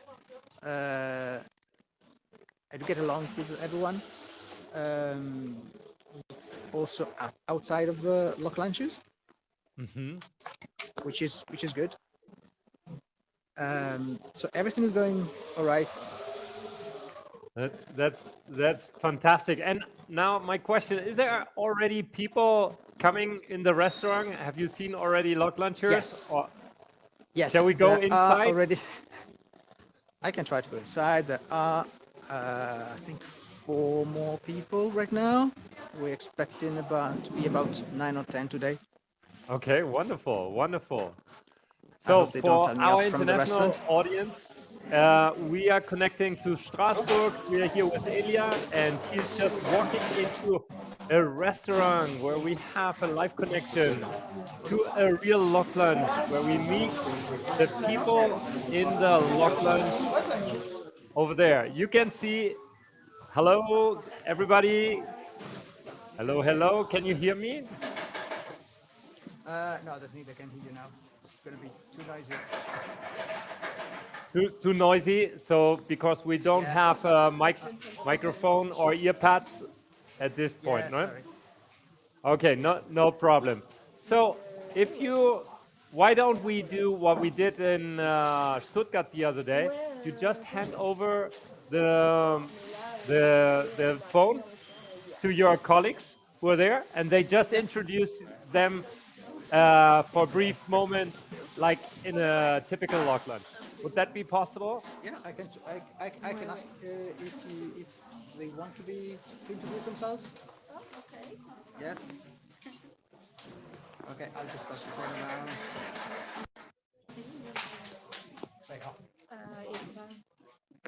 Hi, Hello. my name is Lina. Hi. I am French Brazilian, and I translate from English, French, Portuguese, and Spanish into French and Portuguese. And I live here in Strasbourg. And I am anthropologist. And what else? And what about you? So I am the supposedly founder of LocLunch community, and we are right now in the live stream to celebrate the International Translators Day. And Elia was so kind to bring me with you in the LocLunch. So yeah. So one question: is it the first LocLunch for you? No, it's the second one. Okay. I have been in another one last year, and well, it's the second one. What are your thoughts about the International Translators Day? Yeah, so now today we have one French Brazilian, one French Italian, and 2 French so far. But there is another Italian coming, and a German too. Very international. Yes, Strasbourg is cosmopolitan, and it's a very nice place to live in. Excellent. So let's move on. Can you pass on the mobile phone to the next one? It was a pleasure to talk to you. Thanks a lot, and enjoy the LocLunch today. Thank you. Bye-bye. Bye-bye. Hi. Hello, hello. Okay. Happy International Translators Day. Yeah, thank you to you too. So I'm Nicolas, I'm an independent translator. I work from English and Spanish into French. I'm independent since I finished my studies 7 years ago. And yeah, I work mainly with international organizations and UN agencies on development projects or human rights or environment protection mainly. And I'm based in Alsace since 1 month now. Oh, okay. So this is your first LocLunch today? Yeah, definitely. Okay, so yeah, it's about getting to know other people in the industry and having this point of meeting, this meeting point on a regular basis. So I hope really that you enjoy it today and that you have a wonderful first LocLunch experience. Yeah, we will for sure. Thank you very much. Enjoy the day. Thank you very much and enjoy the day. Who's next? Hi, so I'm Florine. Hello, Florine. I translate from English and German into French, and I'm also an interpreter, so English, German, and French. Okay, wow. So a lot of language professionals directly on the LocLunch on this special day. So what are your thoughts about the International Translators Day? I think it's a great thing that we have it, and I think it's also a great thing that we have a LocLunch here in Strasbourg on this day to eat together and talk together. That is so true, and I think this is a good way to celebrate, right? So one question I have asked my previous guests as well: what is the situation of translators right now in Strasbourg? Do you see that demand for translations is growing? Are you working a lot? Are you working little? How is it? What is the tendency right now? What do you see? Can't really talk for translator because I'm more an interpreter, but for the interpretation, it's good. Actually, it's good, and it's also good because I can travel a lot. So it's not only in Strasbourg, but I'd say right now for me it's good. I can't talk for anybody, but for me it's okay. Excellent. That's a very good notice. So thanks a lot for sharing that. Who is there anybody else right now? And it's four right now. Sorry? And we're just us four right now. Okay. So you wonderful. already. Wonderful. So I don't want to bother you too much. I know this is holding a telephone in a restaurant is not a very comfortable situation. So if you pass me on to Elia to say bye-bye. Thanks a lot, Flora, for being on the show, and I wish you a wonderful LocLunch. Thank you so much. Have a great day. You too. Bye-bye. Elia, hey. So thanks a lot for passing the microphone. Do you want to say anything to our international audiences about the International Translators Day? Just keep what you're doing best. Keep on doing that. Rock on. Everything's going well. Perfect. Thanks a lot, Elia. Enjoy the day. Many thanks for having us, and then enjoy the meals. What comes today on the plate? Yeah. Thank you. See you. Bye-bye. Bye-bye. Bye. Bye-bye. Okay, so this was a live connection to a LocLunch, our first live connection today. This was amazing. I mean, this was like it is. You are in a city, in a place, in a restaurant. Come once a month normally, once every 2 months. It depends a little bit on the ambassador, and then people come and just talk. They introduce themselves like you have seen right now. Everybody says who they are. It's like a small introduction to opening the floor and to get to know each other. And then conversations will start flowing. Today we had interpreters there, translators there, international folks. It could be about our industry, about our work, but it also can be about whatever topic that comes into your mind. And this brings me again a little bit to our sponsors. We are now in Europe, so we start with our platinum sponsors, Smartling and Crowdin. Thanks a lot again for this live stream. You are awesome. You made it possible that we can have this massive Iron Man LocLunch today.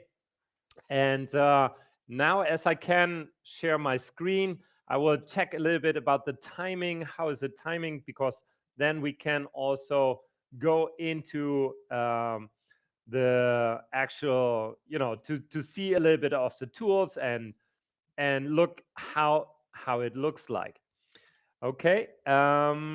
So again, let me just see the agenda. Where we have the agenda. Okay.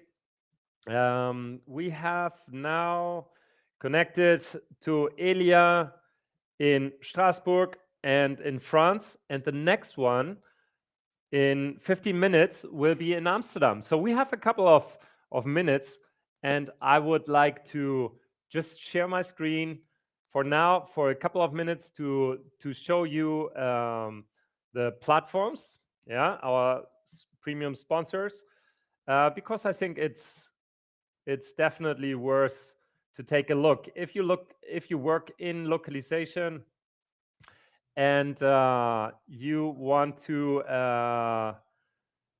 internationalize your product or your service, you can start with Crowdin or SmartLink. I will show you a little bit around. These are the interfaces. You use crowdin.com, and as you can see, it's all about the platform to integrate AI, human translation, content management systems. It's all in one platform, which is really cool because in your day-to-day, this is what really powers mobile apps, software, websites, marketing content, help centers, you name it, also games. So Crowdin is one of the partners. We have been working with them for a long time, and it's really a very solid, great platform. One of the features I'm seeing right now here is the Crowdin store. Many might not know you need to connect a TMS to other to your translation tool, and Crowdin has this amazing store where you find like tons of integrations where you can connect to GitHub, HubSpot, Intercom, Figma, Contentful, everybody who works in localization and is on the client side or even on the buyer side, you will have been working with these applications, and it's all about getting everything together. So this is Crowdin. You can see they offer a couple of solutions for everybody. It's always a good thing for developers as well. They find a lot of things there. And yeah, let's go to our next sponsor, which is SmartLink, in a second. So basically, one more point about Crowdin. There's a crowdin.com and Crowdin Enterprise. The difference here is you have in the enterprise version a more sophisticated way of organizing your workflows. You have enterprise level tools and features. In security, there's a lot. But of course, you have the .com version, which is a more leaner version for smaller teams, mid-sized teams, that is super, super good and easy to use for everybody. Yeah, guys, if you want to learn more about Crowdin, why don't you just connect with them and reach out? You can connect, you can ask the support, and as you can see here, it's a recommended solution for many companies around the world. Okay, so thanks Crowdin again, and now let's move over to SmartLink. Yeah, and by the way, if you look at my on my channel, you will find a lot of content created by me and Andri around the Crowdin solution, where we discover and unpack the latest they have launched in AI and features that makes your day a little bit easier. Now we are at SmartLink, looking at SmartLink, and I see it's in Spanish, so let me switch to English. Let me see if it's okay. Here we go. So SmartLink has been with me for a long time because it was one of the first translation tools commercial translation tools that we have been working as a company, as Beluga. And I have seen all the rise of this industry, but also of SmartLink, and we have closely worked together with them. So this is a very solid solution used by, as you can see, trusted by, tons of big players in the market. And this evening, I have the super great pleasure to have the CEO here on this live stream. So definitely stay tuned. You can check out our agenda. For today, it is about, I think, somewhere between 6 and 8. Brian will join us, the CEO of SmartLink, and will share with us his vision of the industry. And of course, as you can see also, SmartLink is not only used by a lot of tools, but it's also very well rated in the industry. So, and what can you do? You see there's tons of applications. There's an analytics part, which is very strong. And of course, the AI hub. It's getting to become a real big hub for AI.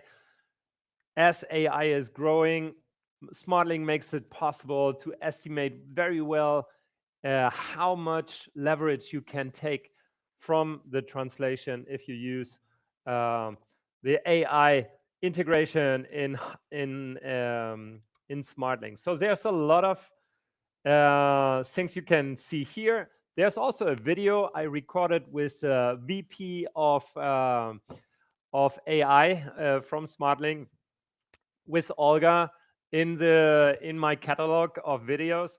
Check it out. Is what is a great way to better get to know the solution from SmartLink. And yeah, and check it out. There's a book a meeting if you are a global company and you want to localize. These are two companies that I can really recommend, and make use of it. Reach out and check it out. Okay, so 22. How much time we have? Like 8 minutes to our next panel, direct communication with Amsterdam, and there we will have our colleague Dorota Pawlak, who is also working a lot with Crowdin. She's doing great videos. You can check her on YouTube as well on the localization blog. And there's, of course, Stefan Huyghe, who is a Belgian living in Texas. Many of you in our industry may know him. He's a great content producer, and he will be later on the show as well to talk a little bit about his work and Crowdin.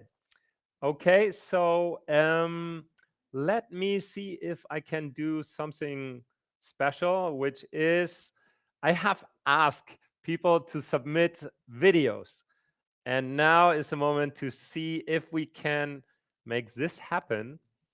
Let me share this. And I will start with Berlin, which is Magali, who were also in our chat. So let us see if we can make this happen. 1 second. I was told I can't hear her, but I hope you can hear her. So this is Magali. Magali. My name is Magali, and I'm a freelance translator specializing in SEO translation based in beautiful Berlin, Germany. And more importantly, I'm also a LocLunch ambassador, and I have the great honor and pleasure to be co-ambassador to the very first LocLunch ambassador there ever was, Michele Cerioni, which I'm very grateful for. Of course, I love LocLunch, but I also love working in the localization industry because I think that our industry is particularly international, of course, but also open, truly inclusive, and the people working in our industry are just fun to work with. And with this, I wish you all a happy Translators Day. Wow, that was so nice. Thank you, Magali. And yes, we were together in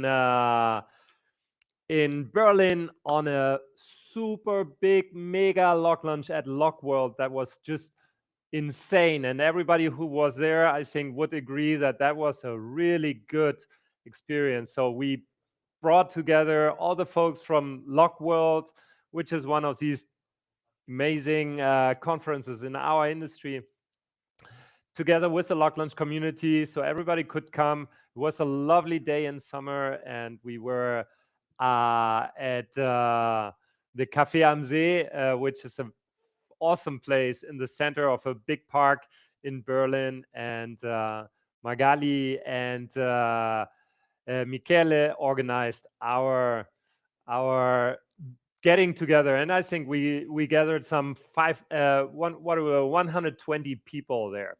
That was absolutely mind-blowing. Okay, so thanks again, Magali, for sending over the video. Let me check a little bit with the chat here. I'm seeing people. Karim, am I late? Well, I don't know. This is 15 hours. It's a 15 hours LocLunch. With me, I'm Jan Hinrichs. I'm the founder of LocLunch. I started in 2019, and today it's just an incredible day of LocLunching. It's a LocLunch Ironman. So 15 hours. We are not even halfway through, because this is going till 11 o'clock in the evening. This is just insane. I have still to work out a little bit to get this done. We will have some food here later on. We have a LocLunch, so there's a lot of things happening in the studio. If you are in Madrid, just join us. If you're in the chat, like Magali, I've just seen very impressive mega LocLunch in Berlin in 2022. Hundreds of LocLunches flooding the beer garden. Incredible. Only Jan can make this happen. Well, no, it's you who made this happen, because it's about all the LocLunch community that gathers every month around the world in these awesome places. And it is about the community that makes and creates this vibe we have all the way through. And now we had it in Strasbourg, and now we are connecting. In a few minutes, we are connecting to our colleagues in Amsterdam. So Magali, thanks a lot for your upvotes. Kiran, hello everybody. Happy International Translators Day. Fantastic. Nadia Tabanero here in the studio, my right hand, left hand, whatever, organizing everything from this crazy agenda towards our team and bringing everybody together. So Nadia, thanks a lot from me to you here. Later on, I'm sure you will go on the studio sofa with me. I will introduce you a second. And I get the note that Dorota is already there. So let's connect with Dorota. Hello, hello. Dorota, it's like 2 minutes left. We can't see you yet. Maybe she is still looking for a silent place. This is her profile. Dorota is our ambassador for Amsterdam right now, and yeah, it's absolutely amazing. We were on a very cool panel the other day, the top creators of the industry, and Dorota is one of them, a content creator and fellow localization expert, blogger, and YouTuber. So I hope we can establish the connection. Dorota, we can't see you at this moment. Not yet. There are any? I think we had you on the screen, but now we can't see you. You rock, Jan, Rafaela, Brati. Hey, thanks a lot. We are just starting. We are just starting, and Vigo is coming soon. I'm super excited to connect to you as well. Sometimes it's a little bit complicated. As we can see right now, we are still not seeing an image of Dorota, but it's surely coming away in a second. When I look in this direction, I'm actually looking at a huge screen we have here in the studio, where I can see what happens, and my screen is a little bit far away, so that's why from time to time I look at this place over there. So while we are trying to establish the connection to Dorota, I'm reading through this chat. Who else is out there? Happy International Translators Day at Attitudable Podcast. Wow. Hey, thanks for joining. Okay, Mario Plusny. This is Dublin. Thanks for connecting today. Mario is a LocLunch ambassador from Dublin, and he has been on my show with LocLunch Express. So he was one of the very first LocLunch ambassadors I had the pleasure to interview. It was a lot of fun. It's almost a year now from that moment. 100,000 subscribers on my channel. If you haven't subscribed yet, why not doing it right now while we are trying to connect to Dorota? It is okay. The team is trying to establish the connection, but it seems not to be possible at this moment. Sorry, I have to leave now. Heading to train station in short. See you in Vigo later on. Rafaela, see you soon. Thanks a lot for connecting. Okay. So, and Rishi is writing as well. He was writing. Now he is adding it. There was a message like, you're an Iron Man. Yep. I'm trying my best. This is my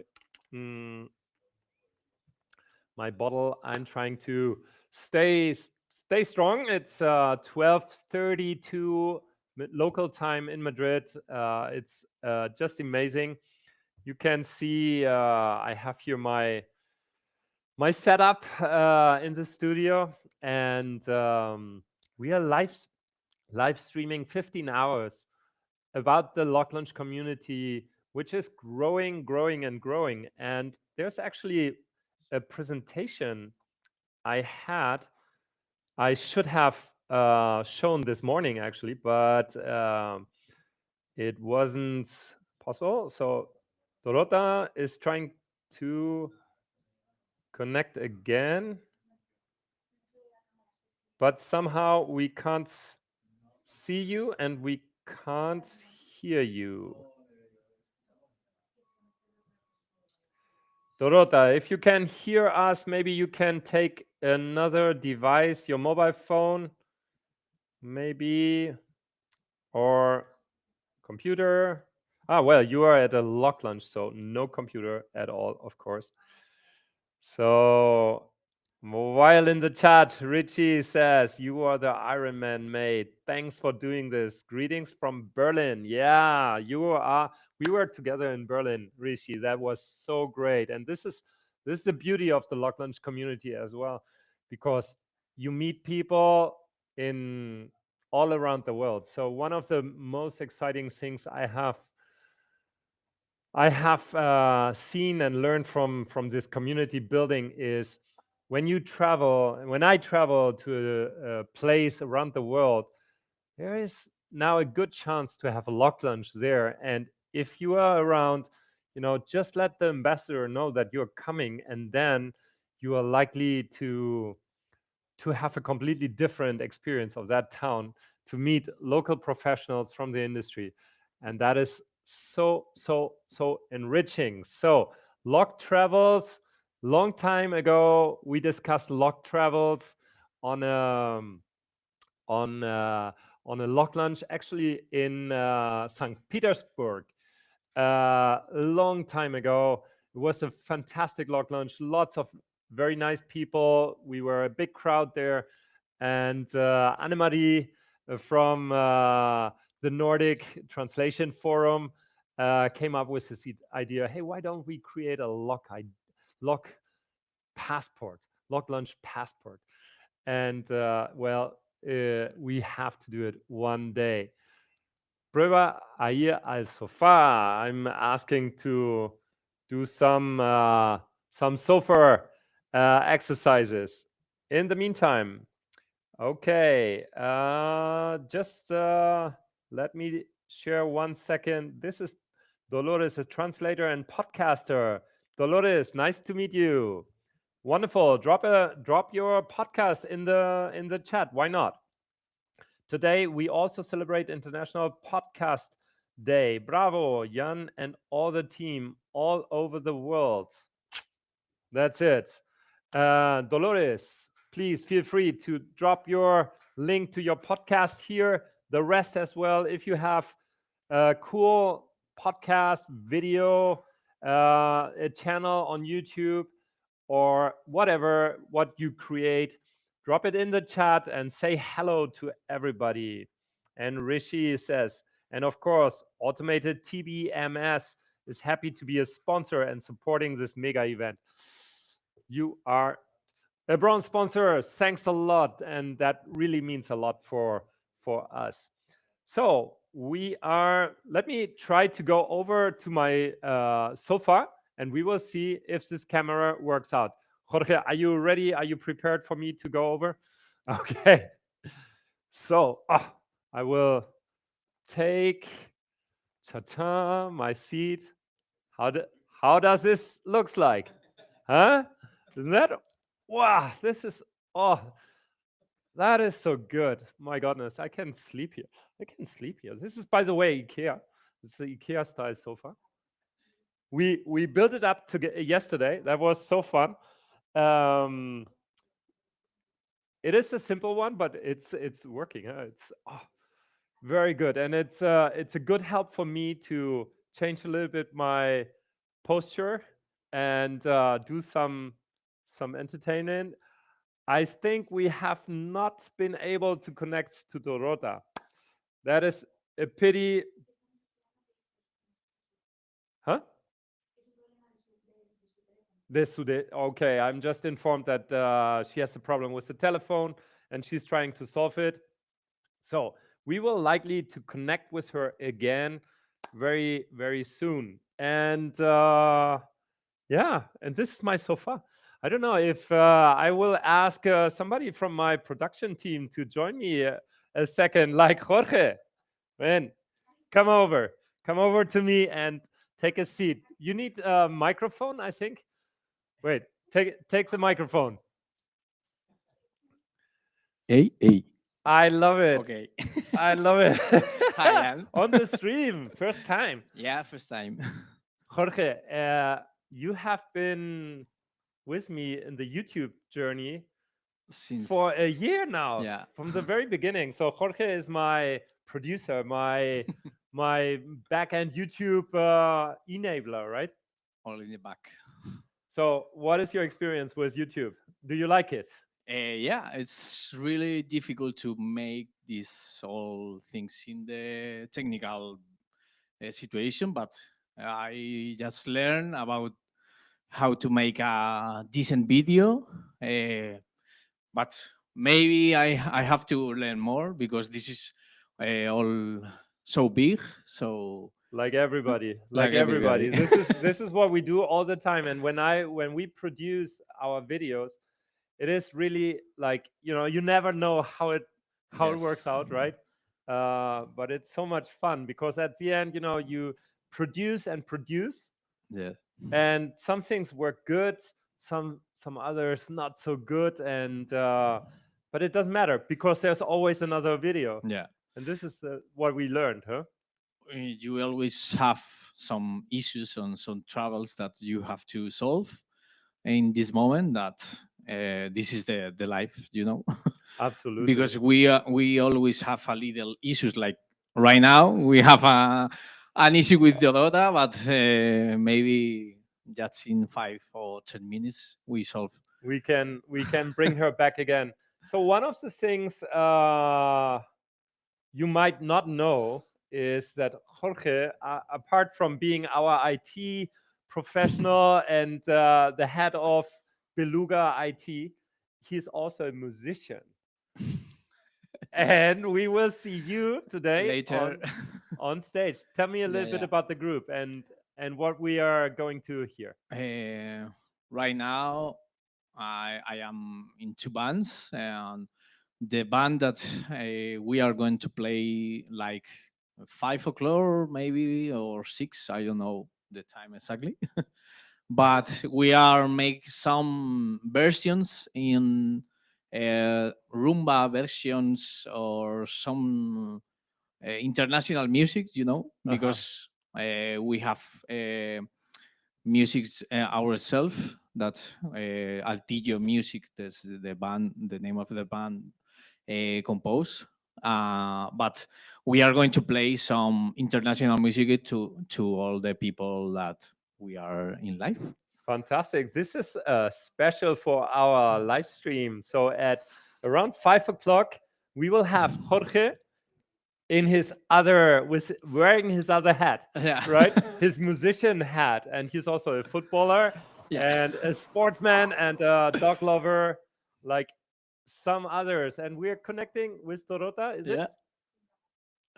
Without camera? Still without camera, Dorota. Okay. Oh. We will make it happen at one point, I'm sure. Anyway, so Altillo, this is your new group, and last year, what is last year or 2 years ago? You can switch some diapositiva, launch, Altillo, or concierto. I don't know what's the meaning of. Okay. This one. You can put in the live. Yeah. Okay. That's it. Here we have a photo of Huyghe and his band. So how is it the composition? We are only three people. That's the girl that it's the main voice. The other man, it's playing the guitar, the acoustic guitar, and I play some percussions and other things. The cajon. Cajon flamenco. Which is a very Spanish and flamenco instrument. We have the cajon. Where's the cajon? Let's see where the cajon is for our audience to see it, because this is such a nice instrument. And but you can see. But now we can play because maybe this microphone is not working to. Give us a sound check. I will hold this. Let's see. So this is live. This is a very in live session with Huyghe and his cajon.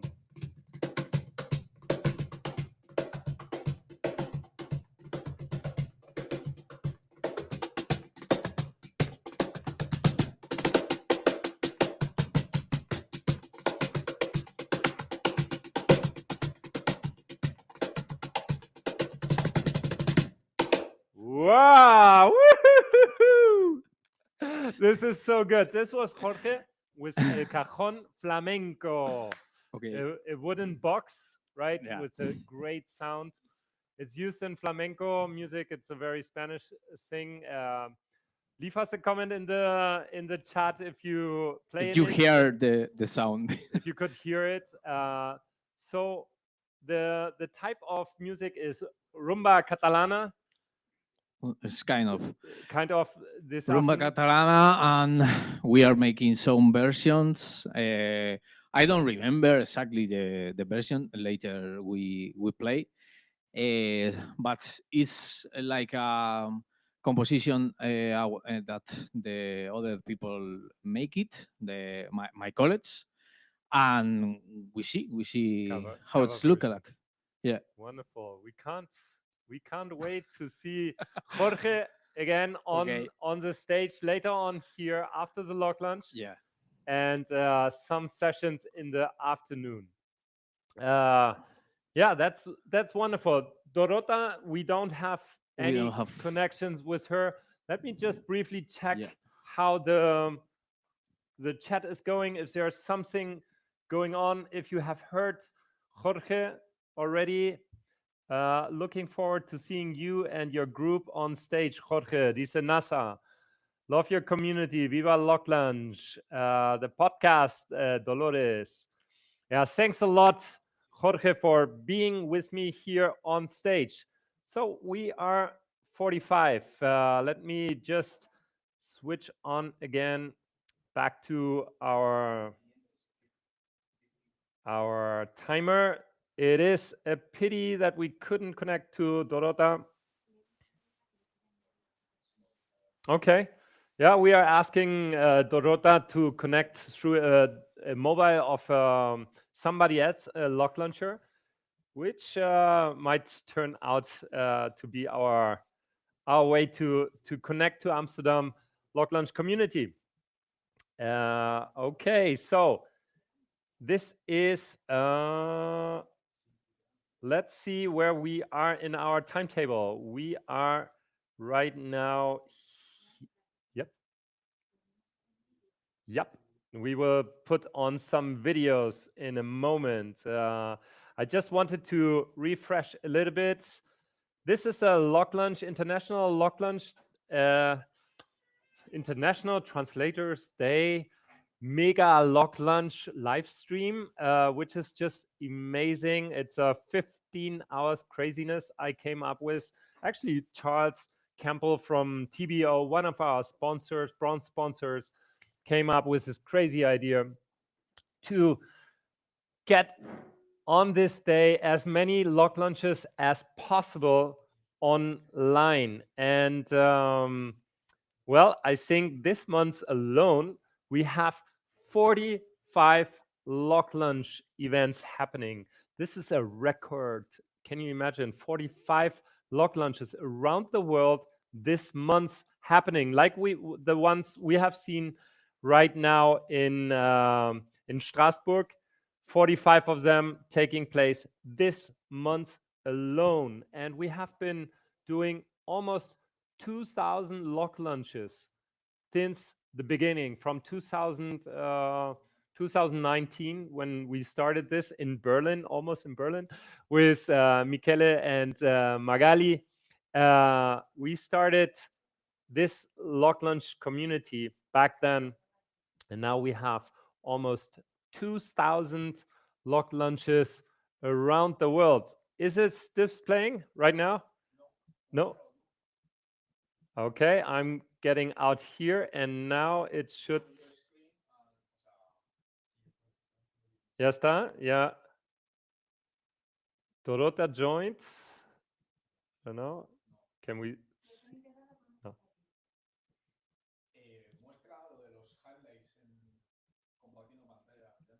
Okay.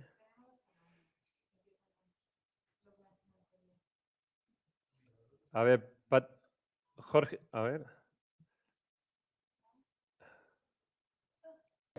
Dorota. Yes, finally. I'm so sorry for the delay. We had technical issues, but we No. found the laptop and we connected. So yeah, This the is phone so was good. tricky. I go over have- to my sofa, guys, if it's possible. Yes. Ah, this is great. Now I feel like with you. I feel like sitting So next we to are you, on the Dorota. 7th floor of a public library in Amsterdam. This is the view on the heart of Amsterdam, especially for you. Beautiful view of Amsterdam. Dun, dun, dun, dun, dun. Oh, wow, wow. This is like a terrace? This is a terrace you are sitting on with Okay, I can't see you views now. on one of the rivers, right? Okay, test. Can you hear me? Dorota? No, I It can't seems hear you. you can't hear me now. Okay. Hello. I So can't hear you, nice to patatas. see you. Can you now hear me? Nothing. Maybe you get rid of your pads. Without this? Okay, Yeah, let's try. because I can hear you. I can hear you. Can you put on loudspeaker maybe? No? No loudspeaker? Because you're on a computer, right?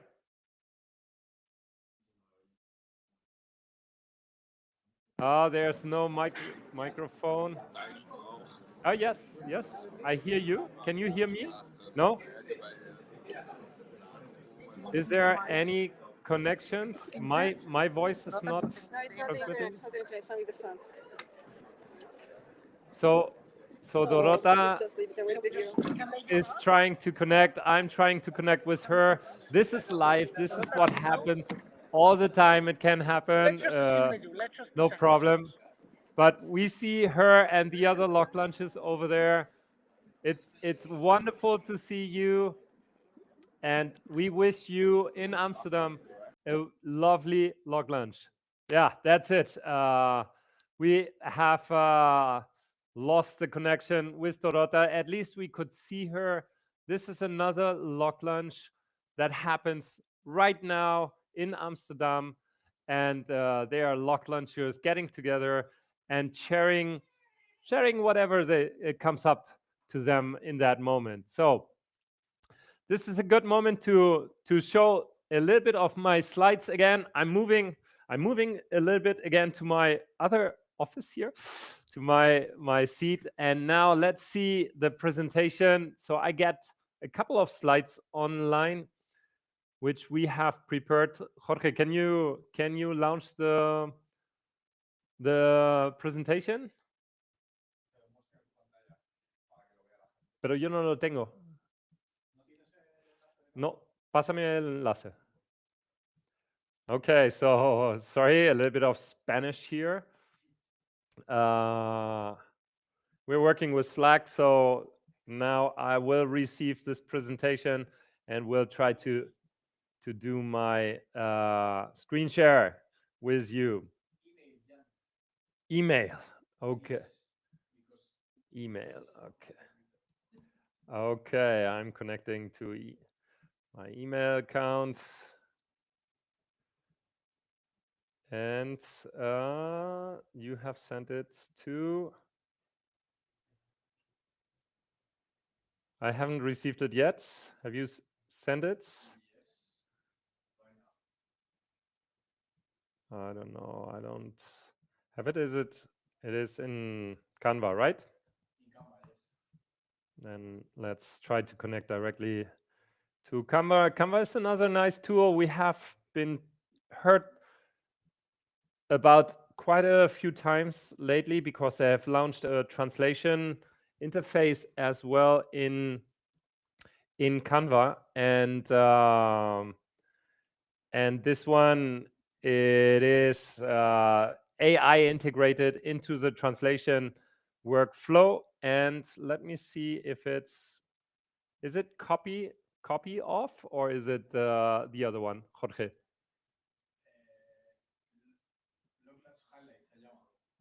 LocLunch highlights. Okay. Yeah, I have it on screen. Okay, so yep. All right. This is all live, guys, so please bear with me if this feels a little bit like, here we go. Damn, full screen. Yes, of course. There we go. LocLunch highlights. My colleague and LocLunch newsletter super manager Elena from my team at Beluga has prepared a couple of slides just to remember what is LocLunch in statistics. And by the way, Elena is also the one behind the newsletter you are receiving, and some other 10,000 people are receiving on LinkedIn every week with the upcoming LocLunches we are celebrating. So there you will find what's happening in the community, and you will see the next LocLunches. So let us see what she has prepared. So almost 2,000 events have been happening so far.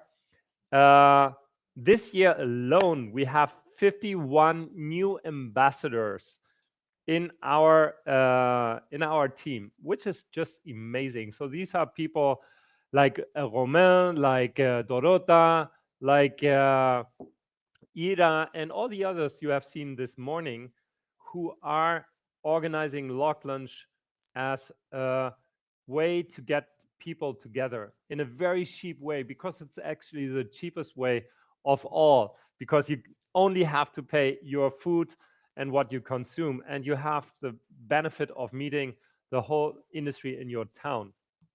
So 51 new translators.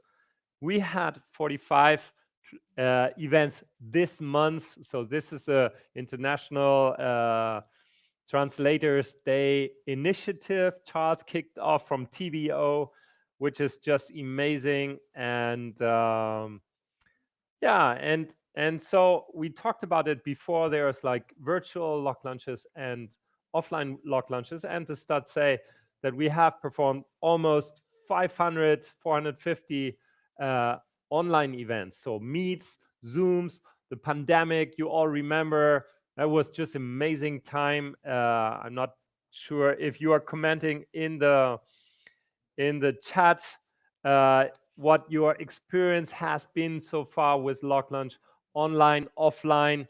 Would be great to get your input here. And if you have enjoyed those virtual LocLunches, that was just insane. We had Ramadan before. We had amazing LocLunches in Cairo back then. Ramadan, we celebrated the Ramadan with Ramadan, our LocLunch ambassador, and it was just another level. It was super great. Yep, offline events, quite a lot. 74 countries, which is pretty massive. Did you know? Have you felt this internationalization lately on LinkedIn? And 255 cities. Amazing. I mean, 6 years old community, and all of you who are now joining here are part of this community, and that's so great.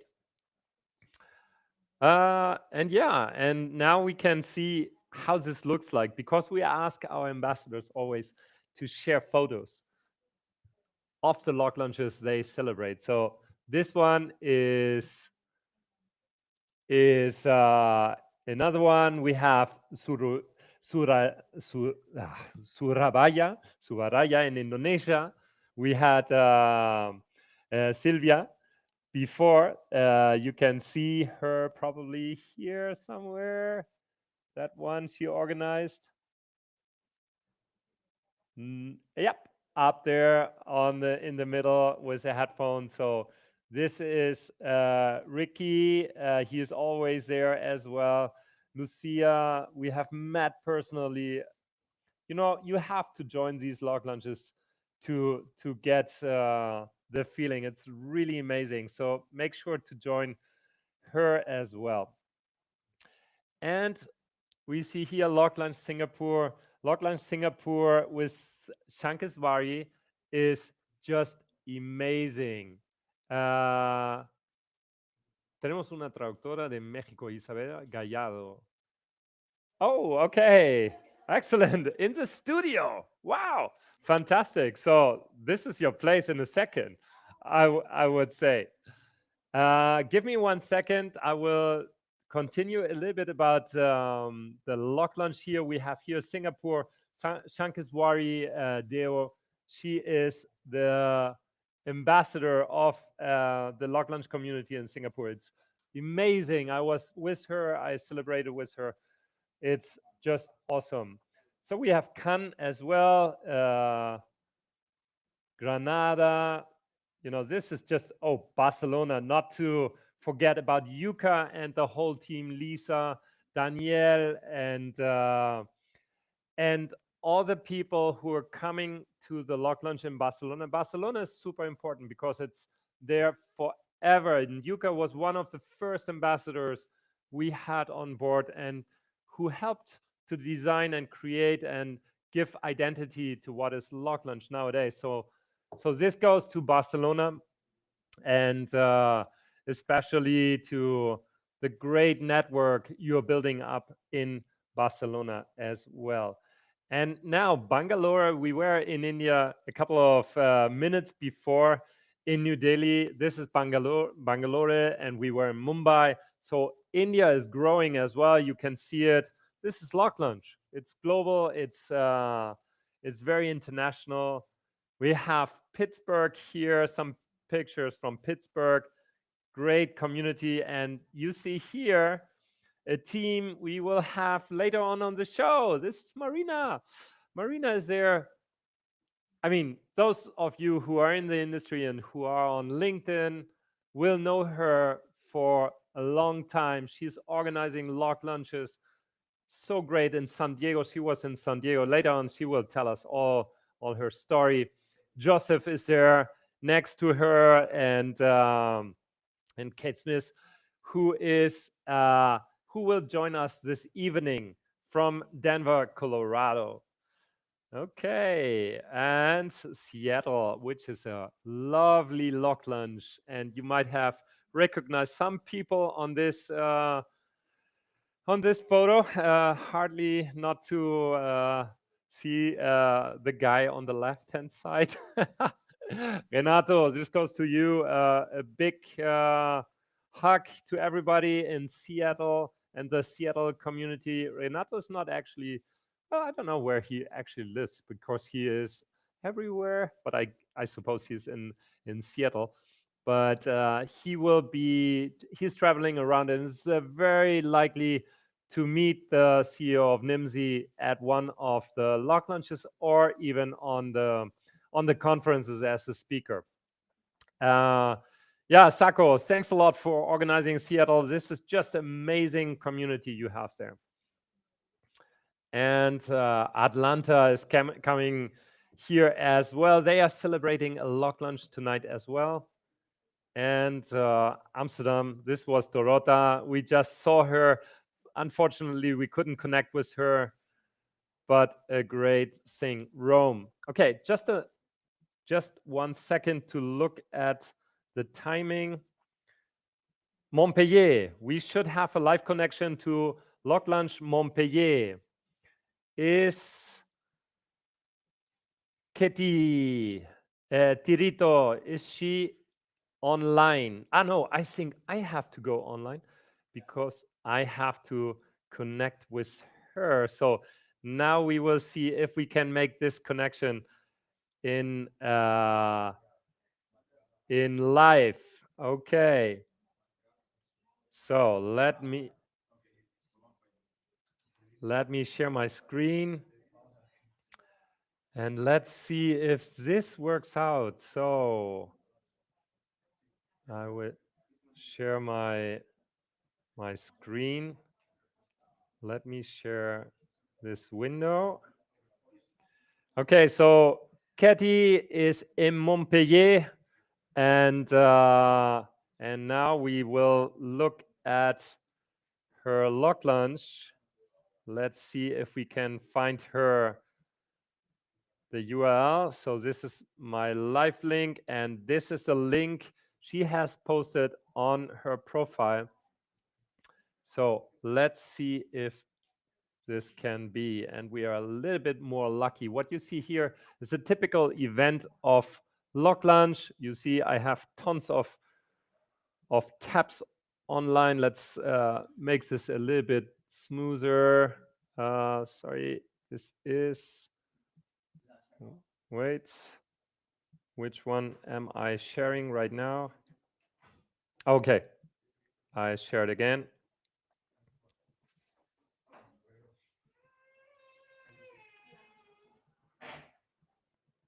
Okay. So guys, tan, tan, tan, tan, tan, tan, tan. Can you see this screen? Yes. Okay, so this is the way she announced her LocLunch.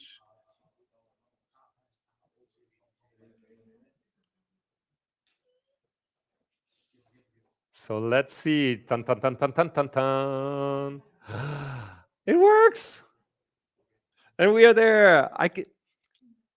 I think I have to talk to the technical team because I can't hear you. I see James. Woo! This is you can hear me. Okay. Okay, excellent.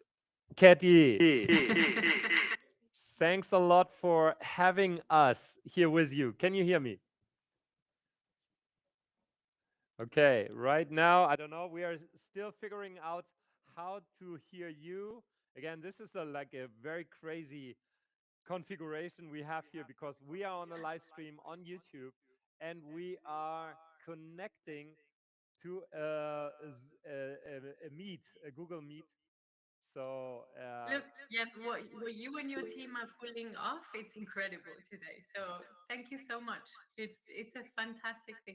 I hope you slept for about 15 hours last time because I don't know how you're gonna do it. I don't know. Me either. Me either. But you know, I will do some stretching, and we have food. We have pizza. I don't know if you have seen it. We have Jorge. We will have live music later on. So fantastic. OB John, you just use the force, man. You'll be fine. Thank you. This James, this was actually missing right now to have the force with me, right? It's there. It's there, dude. It's there. You have it. I feel it. I feel it. The community force. The community force. So, Ketty, why don't you introduce? Why don't we do a LocLunch real introduction round? Yeah. Yeah, Like sounds good. like it's a typical LocLunch. I hope people in the chat on YouTube can see what we are doing and can hear it. Please leave a note if you are looking at our watching our live stream. Just give a note if everything is working out, and you can see the team from Montpellier. Yay! Okay, Ketty, please introduce yourself. Once again, thank you for making this happen. I'm Ketty. I am based in Montpellier, so I have recently launched this fantastic initiative, Love Lunch Montpellier. I so far has been remote, so we had two LocLunchers and they were both remote to give the opportunity to people to get to know this initiative and really build the community around this part of south of France. I am a localization manager and I have been in the industry for over 11 years. And just like everybody else in this call and online, I love languages, I love localization. So I'm all over it. So thank you again for everybody for joining it. And Jan, once again for organizing it. Excellent. Thanks a lot. That's great. So, how would you proceed? How do you normally have you? This is your. How many log launches have you done? This is my third. Your third one. Okay. And yeah. it's always online, or is it more or less offline? Online so far, yeah, because I'm figuring out a way to putting the information out there for people to know and being able to then take it offline eventually when the group based in Montpellier grows a little bit more. So I'm hoping that people that will attend this session will see that there is this great opportunity here, and will be able to connect and join in person next time that I'll make it offline. Wonderful. This is so cool. I'm so super proud of my team that they have managed to bring me into a live session of a virtual LocLunch. So thanks a lot, guys, over there. How many screens do you have over there? Okay, so actually I have this computer. My computer is here. Okay, so now I am okay. Yeah, exactly. I'm with you, looking in this cam. You're looking at us. This is the cam I'm looking at on the live stream, and this is our super big. You can see it, a huge monitor I have there. This is a team. This is a tech team. There's Jorge running around. It's a tech team. Look at this. It is insane. It's insane. So, but let's continue. Palina, With the instructions, yes. would would you like to Yes. introduce yourself? Yes, of course. I'm not in France. I'm in Belarus, so it's 2 p.m. right now. So kind of growing the community to other countries. So I don't think there are any local lunch initiatives in Belarus. So it feels like an opportunity to to join and to grow it even more. So I've just graduated 2 months ago. I got bachelor in linguistics, Uh-huh. but I am proud to say that I've already localized one game from Russian into English. So that's Congratulations. that is a small start, but yeah, we all have to start from something. So I'm also passionate about languages and scientific research too, and I'm very enthusiastic about talking to you, every person out there. Just communication, I think it's the biggest passion of my life. So thank you all again for organizing something like that. So feeling a little bit anxious, or maybe a lot of anxious, but yeah, thanks. But It's great to be here. this is a great opportunity to lose this anxiety, right? Yeah. Just to get on these kind of forums like LocLunch, and to meet people and see that, interchange and get to know what's happening in the industry. Because you're sitting next on my screen here, I have James next to you. And I mean, James, come on, Hello. we met this summer. We did. We had a sly lock lunch. Well, it was a lot drink, wasn't it? It was a bit later than lunch. Down in San Sebastian. I'm James, and I live very close to San Sebastian. So hopped in the car, and we met again for ice cream, as we do. It's becoming a thing now. It is a frequent. Yeah, a frequent thing. So yeah, I'm on the border with Spain. Just 40-minute drive. A place called Biarritz. I don't know if Paulina, have you been there? You know this place? Oh No? no, I've never been to Spain Uh, or France, so no. Okay, so if you Not come yet, out to not France, yet. you have to come to Montpellier, of course. But also Biarritz is another good place to come and hang out. Yeah, I run a little language company that specializes in Japanese with my wife, who is Japanese as well. And we've done a few lock lunches. I think she might be organizing one in Japan. Oh, wow. So another thing, yeah. And yeah, so I'm no stranger to the lock lunch scene. And it's a great way, as Jan says, to connect with people. I know that we do a lot of AI and chat, and your chat GPT, and your only friend is going to be some hard drive somewhere. But this kind of get together is a good way to see some real people. And share Absolutely. some stories, share some ice cream, whatever you like. And the fun thing is, James and I, or let's say Kaori, your wife, and us, we have been collaborating with Beluga, and Kaori has been for ages. I mean, we know for ages, and this is some of the magic of our industry, right? We Yeah. have, it's not a big industry. So, and then the people who are working together, the translators, we are working together. This Yeah. is it's very close, Yeah. and LocLunch gives all like a connection scene. Definitely.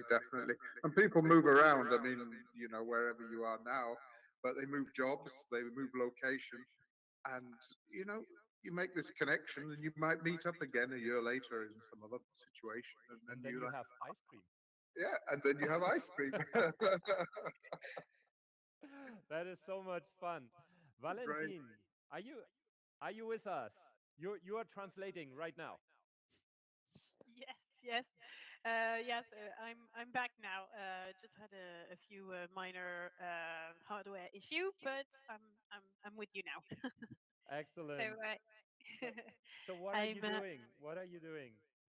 so it's a very good question right now because I'm actually moving jobs.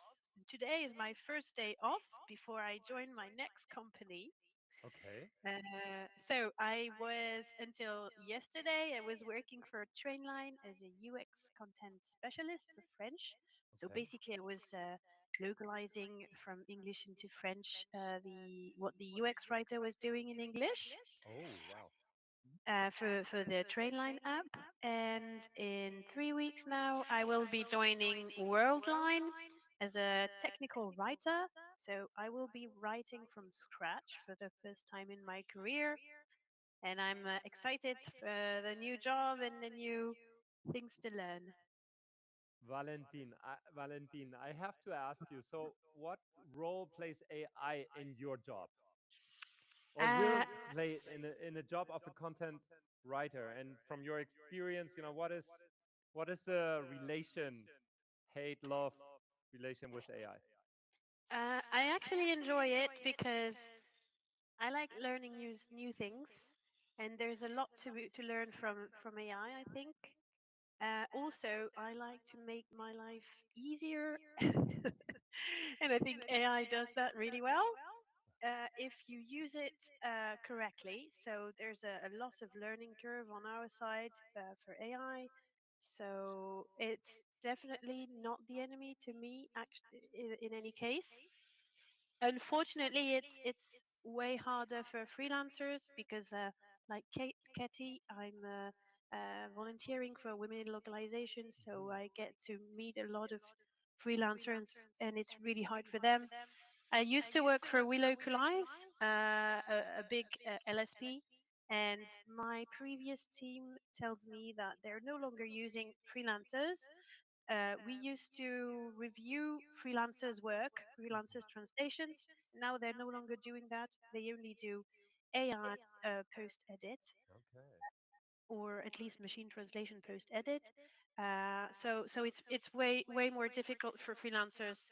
I'm quite lucky to be working as a full-time employee and being able to play with AI and see how it can help me find the best translation or in my next job the best copy to write from scratch from my prompts.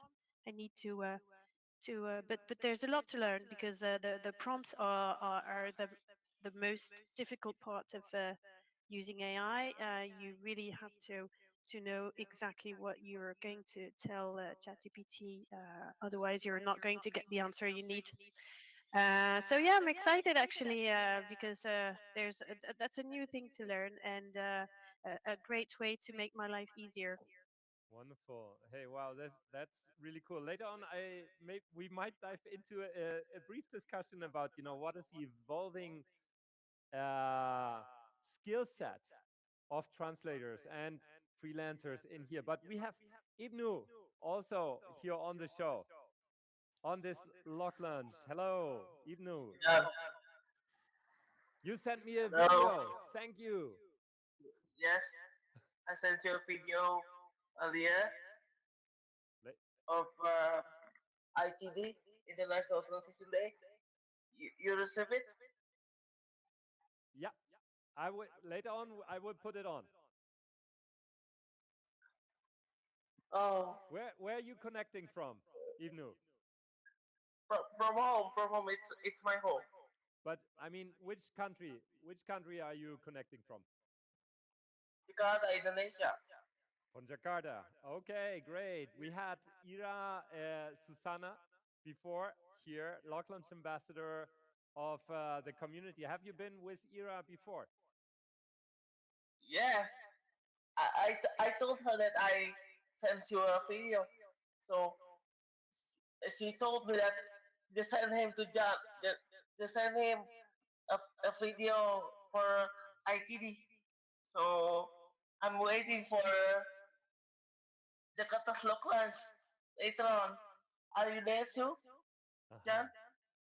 Well, thanks so much for sending the video. Later on, we will probably put it on at one point. Otherwise, it will be in the live stream and the video on the channel afterwards. So thanks a lot also for connecting now to this live event in Montpellier with Ketty. This is great. Thank you. Ketty, so when we talk about skill set, what is your impression of skills that need translators nowadays to succeed in the industry? Well, the core linguistic skill set needs to be still obviously up to scratch.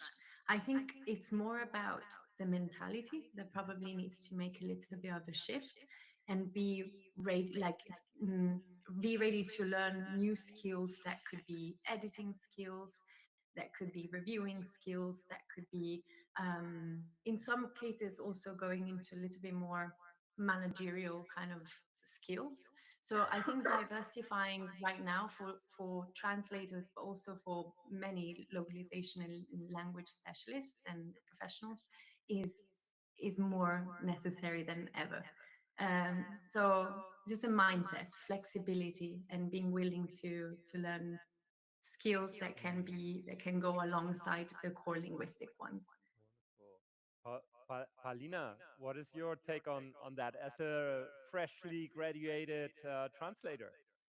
Well, as a freshly graduated translator, I'm terrified mostly, and I feel like nowadays the skill set required is only diversifying and widening. So maybe some years ago, just linguistic skills would suffice. So you have source text, you have target text, and you deal with them.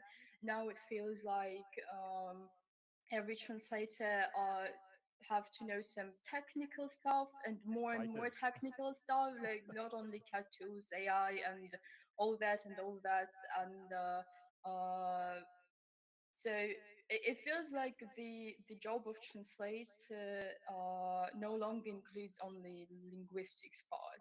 It's all about various software, hardware management, communication. So a bit of this, a bit of that, and I feel like a very good and experienced translator is actually good at many things and can maybe even shift jobs if he wishes to. So it's really about diversity and yes, flexibility, as it was said. How well do you think that the university has prepared you for this next step? As you are working as a freelance translator right now? Yes, I do. I really wish to get a full-time job at some company, some probably localization company. So I'm really into computer games and all that. And I've been dealing with some tasks and different companies. And when I see these test tasks, I understand that I have no idea about this. Like we, the university hasn't prepared me at all for all the technical part of localization, and so I have to study it on my own, all the tags, placeholders, and all these things that appear in localization of computer games. And it makes me really sad because I feel like the education is kind of out of date. And well, we did have good practice in terms of technical translation, but I do not really want to work in technical translation. And I feel like there was not enough practice with cat tools. Well, we worked only with traders, which I feel good with it, but it feels like traders is not as popular as it used to be. So we really have to update the technical part. Valentin, I saw you nicking. What what is your take on that? Yes, I totally agree. I think curriculums, curriculums need to be updated a little bit. Even when I was studying a long time ago, it needs updating. And when I hear you, Palina, I hear that they still haven't evolved much. But to comfort you, I mean to make you feel better, you learn as you go when you work. I think I've never learned as much as after school than before. And It's like with most of the careers, right? University yes, careers that afterwards it starts the yes, same. I think you learn to learn at university rather than learning something concrete. Yeah, true. Uh, yeah, and Especially in computer games. yeah. Palina, I mean, is passion for computer games something that helps you?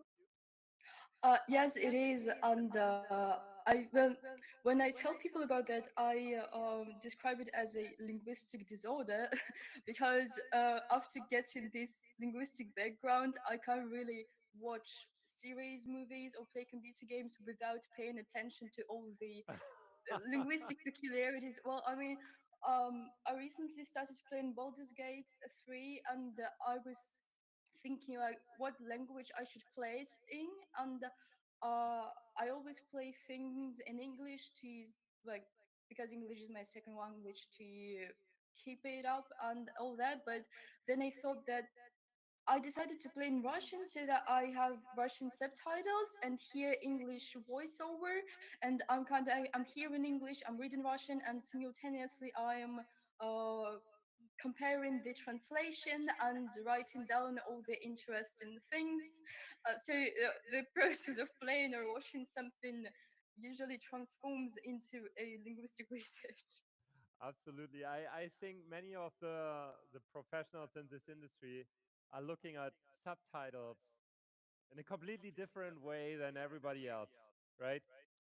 And Yes. James, I know from you and your background that you and Kaori, you are in training and very massively and in Japanese training.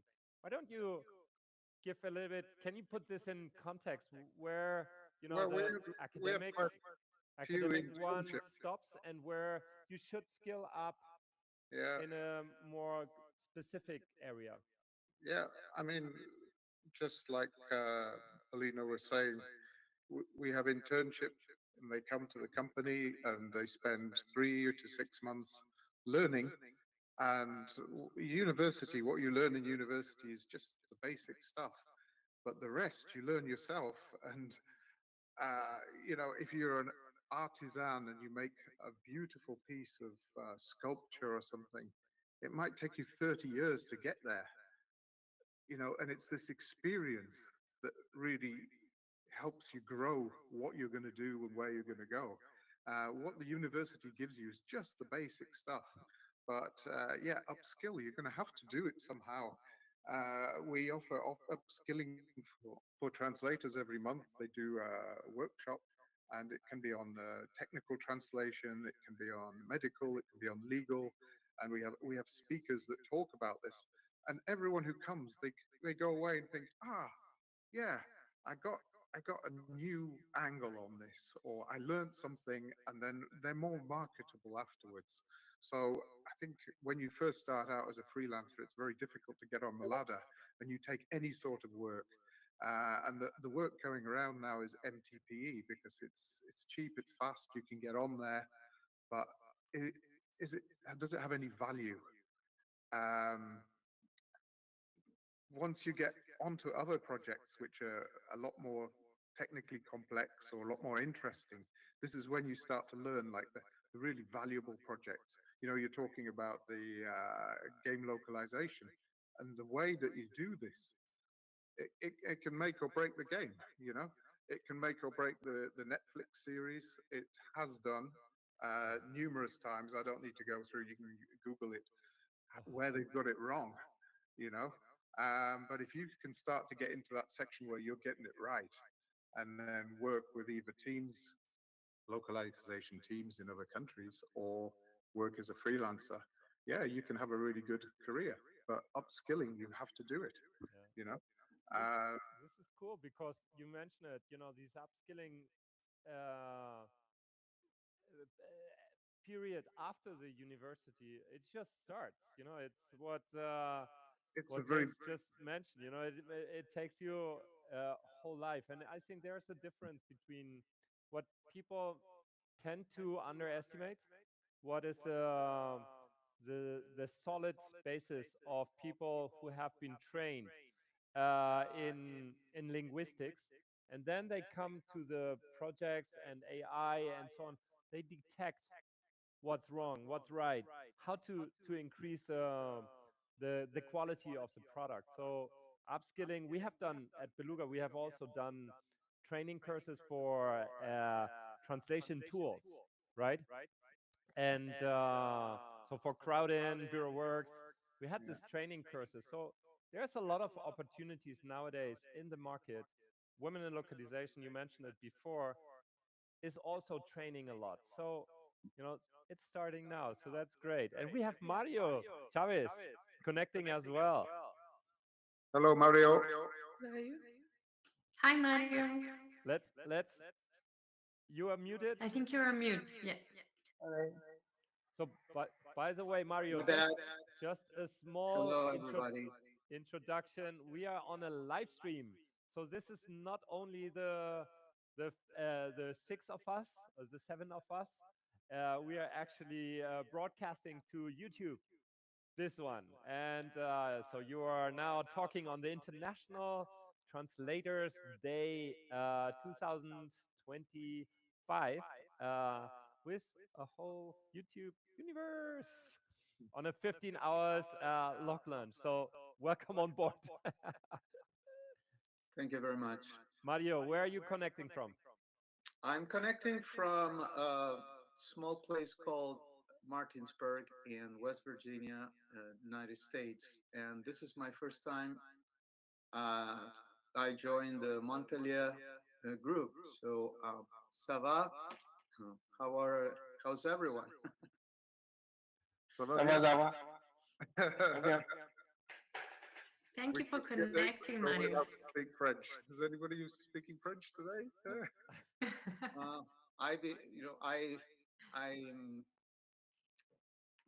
I love French. I still have to study much better, but I hope to continue. So I thought maybe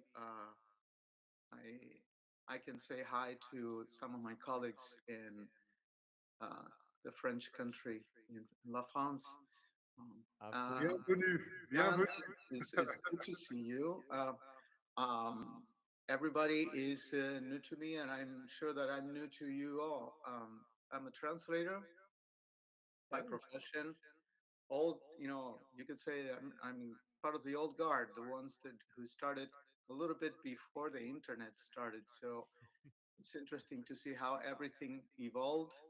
I work with a children's hospital as a remote translator, and we are seeing the influx of technology and the influence of artificial intelligence, and they're trying to basically put safety rails around it because it's I don't know how it is in other countries, but the patient's information is it's considered sacred. So they don't want to mess with it with technology. So they have a lot of different things to protect it. My languages are English, Spanish, a little bit of Portuguese, but I don't do it for translation, and a little bit of French. I just do it for the pleasure of language. Excellent. Guys, I will have to leave you now because we are getting the pizzas now in the studio. Can we take a quick picture before you go? Yes, please Yeah? take a picture. This is one of the things we have to do on LocLunches. 3, 2, 1. LocLunch. Wonderful. Ketty. Have a good lunch. Enjoy your pizza, Jan. Thanks a lot. And thanks a lot to Ketty, to Palina for being here, Valentina, Ibnu, Mario, James. Was a pleasure to talk to you. Thanks and keep on. Have a lovely International Translators Day. Thank you. Likewise. Thank you. Happy Bye. International Bye. Translators Day. Bye Bye bye. bye. Thank you. Okay, so we are back in the studio, and the studio is actually filling up little by little because we are getting on a lock lunch, on a real lock lunch here in the studio, which is just incredible. So let me just see where I have all my tabs. So I stopped sharing my screen. Okay, now I'm back again on the live stream. And I have my colleague Nazaret already ready to make an interview. So with you and all the LocLunch community on my lovely sofa on the right-hand side, please take your seat. And here we go. Nasa, it's all your microphone. Hi. Just a minute. We are here preparing the interview with Paola Manca from Ampere Translations. Hello to all the community in. Oh, sorry, now. Sorry. So welcome to this LocLunch Sofa edition. As mentioned, we are here with Paola, who is one of our fellow LocLunchers in Madrid. How are you, Paola? I'm well, I'm good. Happy to be here. Do you want to make a short introduction about yourself? Yes, I'm Paola Manca. I'm Italian, but I've been living in Madrid since 2002, so 23 years in Madrid. And I have been a freelance translator for 15 years, and then I founded my own LSP. So it's Amper Translations, who is one of our bronze sponsors. I'm really, really happy to count on you in this marathon and in this historic event. I think it's going to be unforgettable, and maybe we are like putting the seed for new futures marathons. Let's see what happens. That would be fantastic. I have invited you to be with me in this sofa because you have a like experience profile that you have mentioned. You have several years of experience in our industry, and would like to know why LocLunch has been important for you in your experience and your career. Yes, well, LocLunch has been a game changer for me, but also for all the community, I think. Back in the days when I was working as a freelancer, I used to work at home with my screen, my keyboard, my cat, maybe, but nothing else. So it was very difficult to meet colleagues in real life and to have a chat with someone like you or Jan or whoever is here. So it was really fantastic to discover that there was a community out there, a community where I could really fit in and I could find support, I could find advice, I could be empowered and empower other people. So I think that's really, really great about LocLunch. I have said a lot of times that for me, what makes LocLunch different is that it is accessible for all the people. It doesn't matter where you or what your social state is, but you can go for there and just taking a drink and you are going to get a lot of exchange experiences that will help you to grow professionally. That's since you have been in the industry for some years, what are the biggest challenges you have faced? Well, first of all, I mean, challenges, there have been many changes, but the main challenge was when post-editing came. That word was a very big challenge because we encountered a lot of resistance from the linguists. They didn't want to post-edit. They didn't trust the machine translation. So there was a very big challenge. And I think, well, my company was an early adopter of post-editing, so I'm very happy to, we want to be proactive and embrace the new things in the industry. So that was a challenge, and it was okay. But now there's AI, so that's even another word. Yes, that's another challenge, and I think it's much bigger, much quicker. And let's see, because no one has any fear of AI in taking AI and making the processes easier and cheaper. So when it's cheaper, it's okay, and the quality is, I mean, it's good. Well, but it's something we must, I think, adopt and learn to work with it. After you, we are going to have another interview that's going to be Sara.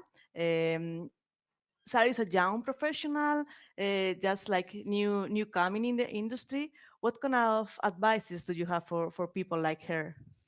I think the most important thing is that young people have an open mentality. They must have a vision of what the future can offer without any prejudice. Do not be scared. Be an early adopter. Try, test, um, make mistakes because that's inevitable. Yeah, and learn But from them. It's learn, important to learn make from mistakes too. mistakes. So be there. And finally, why was important for Ampere Translations to be a sponsor and be part of this big live streaming event? Well, LocLunch is an institution, I would say. So it was really important to be here and support all the work that is done with this movement. And it's an historic event, as you said. So I hope this will be the first live streaming of a long series. So I'm really happy and proud to be here. And thank you. No, thank you. Thank you, you Thank for you. wanting to be part of it. And if you want to say some special message for our audience, please feel free to send the message wherever you want. Happy Translation Day, everyone. So embrace what the localization industry has to offer every day. Every day is different, so don't be scared and just ask your kids for help if you have issues in understanding things that really came up just the night before. Thank you very much, Paola. I Thank hope you, you Nata. enjoy the pizzas. Okay, thank you. That will be sure. Thank you. Thanks. Okay, so let's now with Sara. Sara is just coming to the sofa. I'm sure some of you already know her because she has a great mm, video. I don't know the name. Well, the name is she's got the lock because Sara is from Lock and Capture. She's you can see she's really young. She just has been in the industry for 1 year and a half. 1 year. I 1 year. celebrated my anniversary the other day. Yeah, I've just made a year in the industry, so yeah, I would say I'm quite a newcomer, a newbie here. And well, let us know a bit about you. I already know you a lot, but tell something more about you. Yeah, so I'm Sara. I am currently working for Lock and Capture. So you can find me there on the social media, LinkedIn. Yes, I have this. I usually call it video podcast. I don't know. But I've got this section. She's got the log where I interview women in the localization industry, such as Nazare. Her interview is, well, the interviews we've posted, they are all amazing, but you should check Nazare's. It was the first one and it was really, really inspiring. And yes, I've just celebrated my anniversary. I'm a translator, but currently I'm working as a project manager. And yeah, it's not been a long since I've been in the industry, but I feel like I'm stepping in with force. Yeah.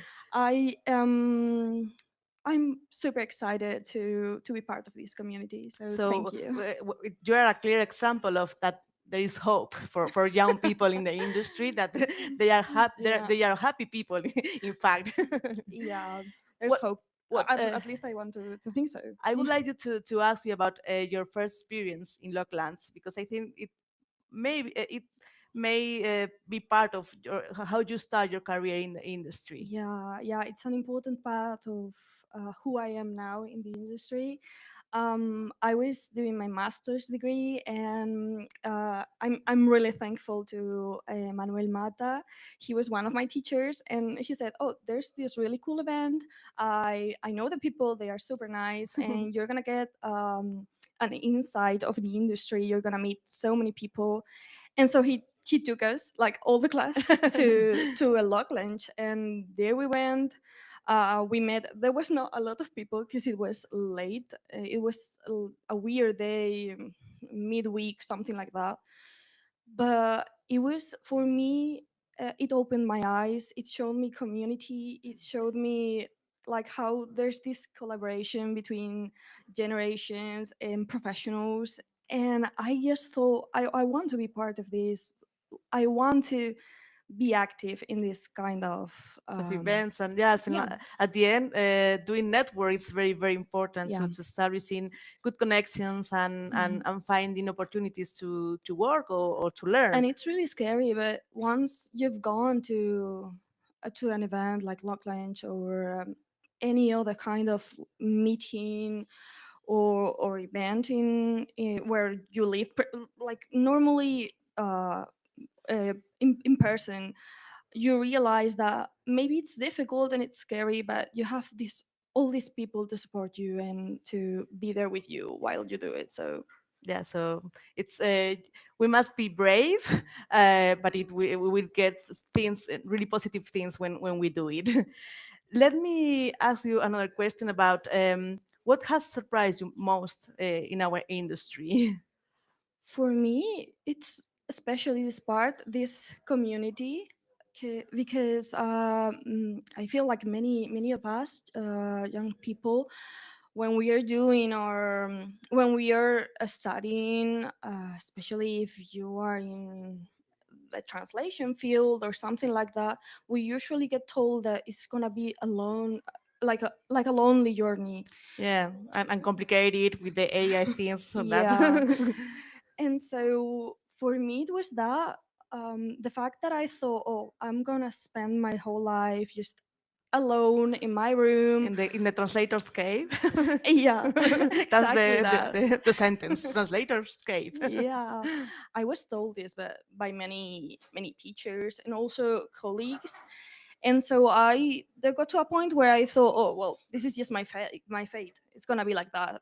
But then I went to that LocLunch, and I kept on going to these events, and I saw community, I saw collaboration, I saw just how many people are willing to be there with you throughout your journey and helping you.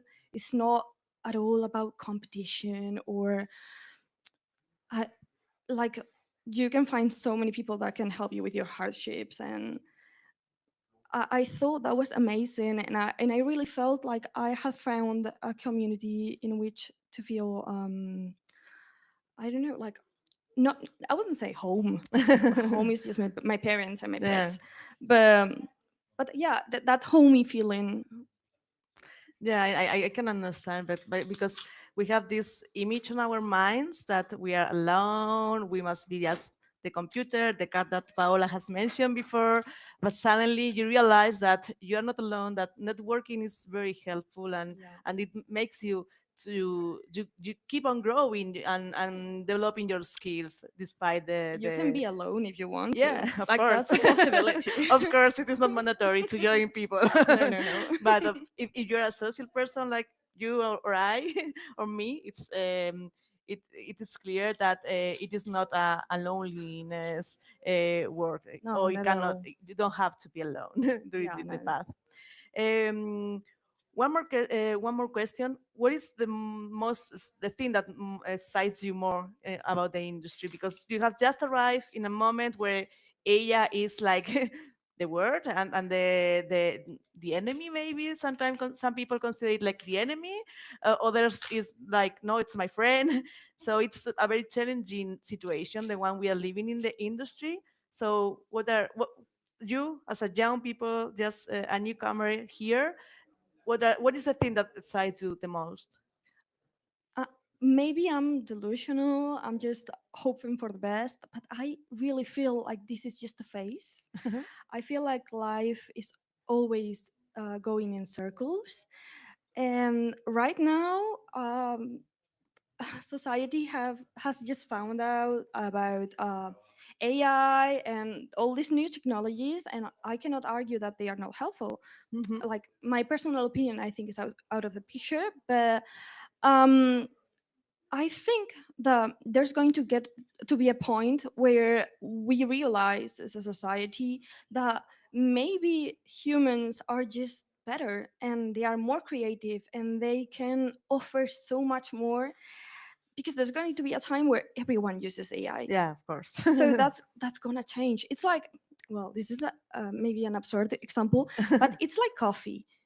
Everyone has a coffee machine, but nowadays, like specialty coffee, I don't really like it, but they are everywhere because people are noticing how good is to have something handmade and like properly taken care of.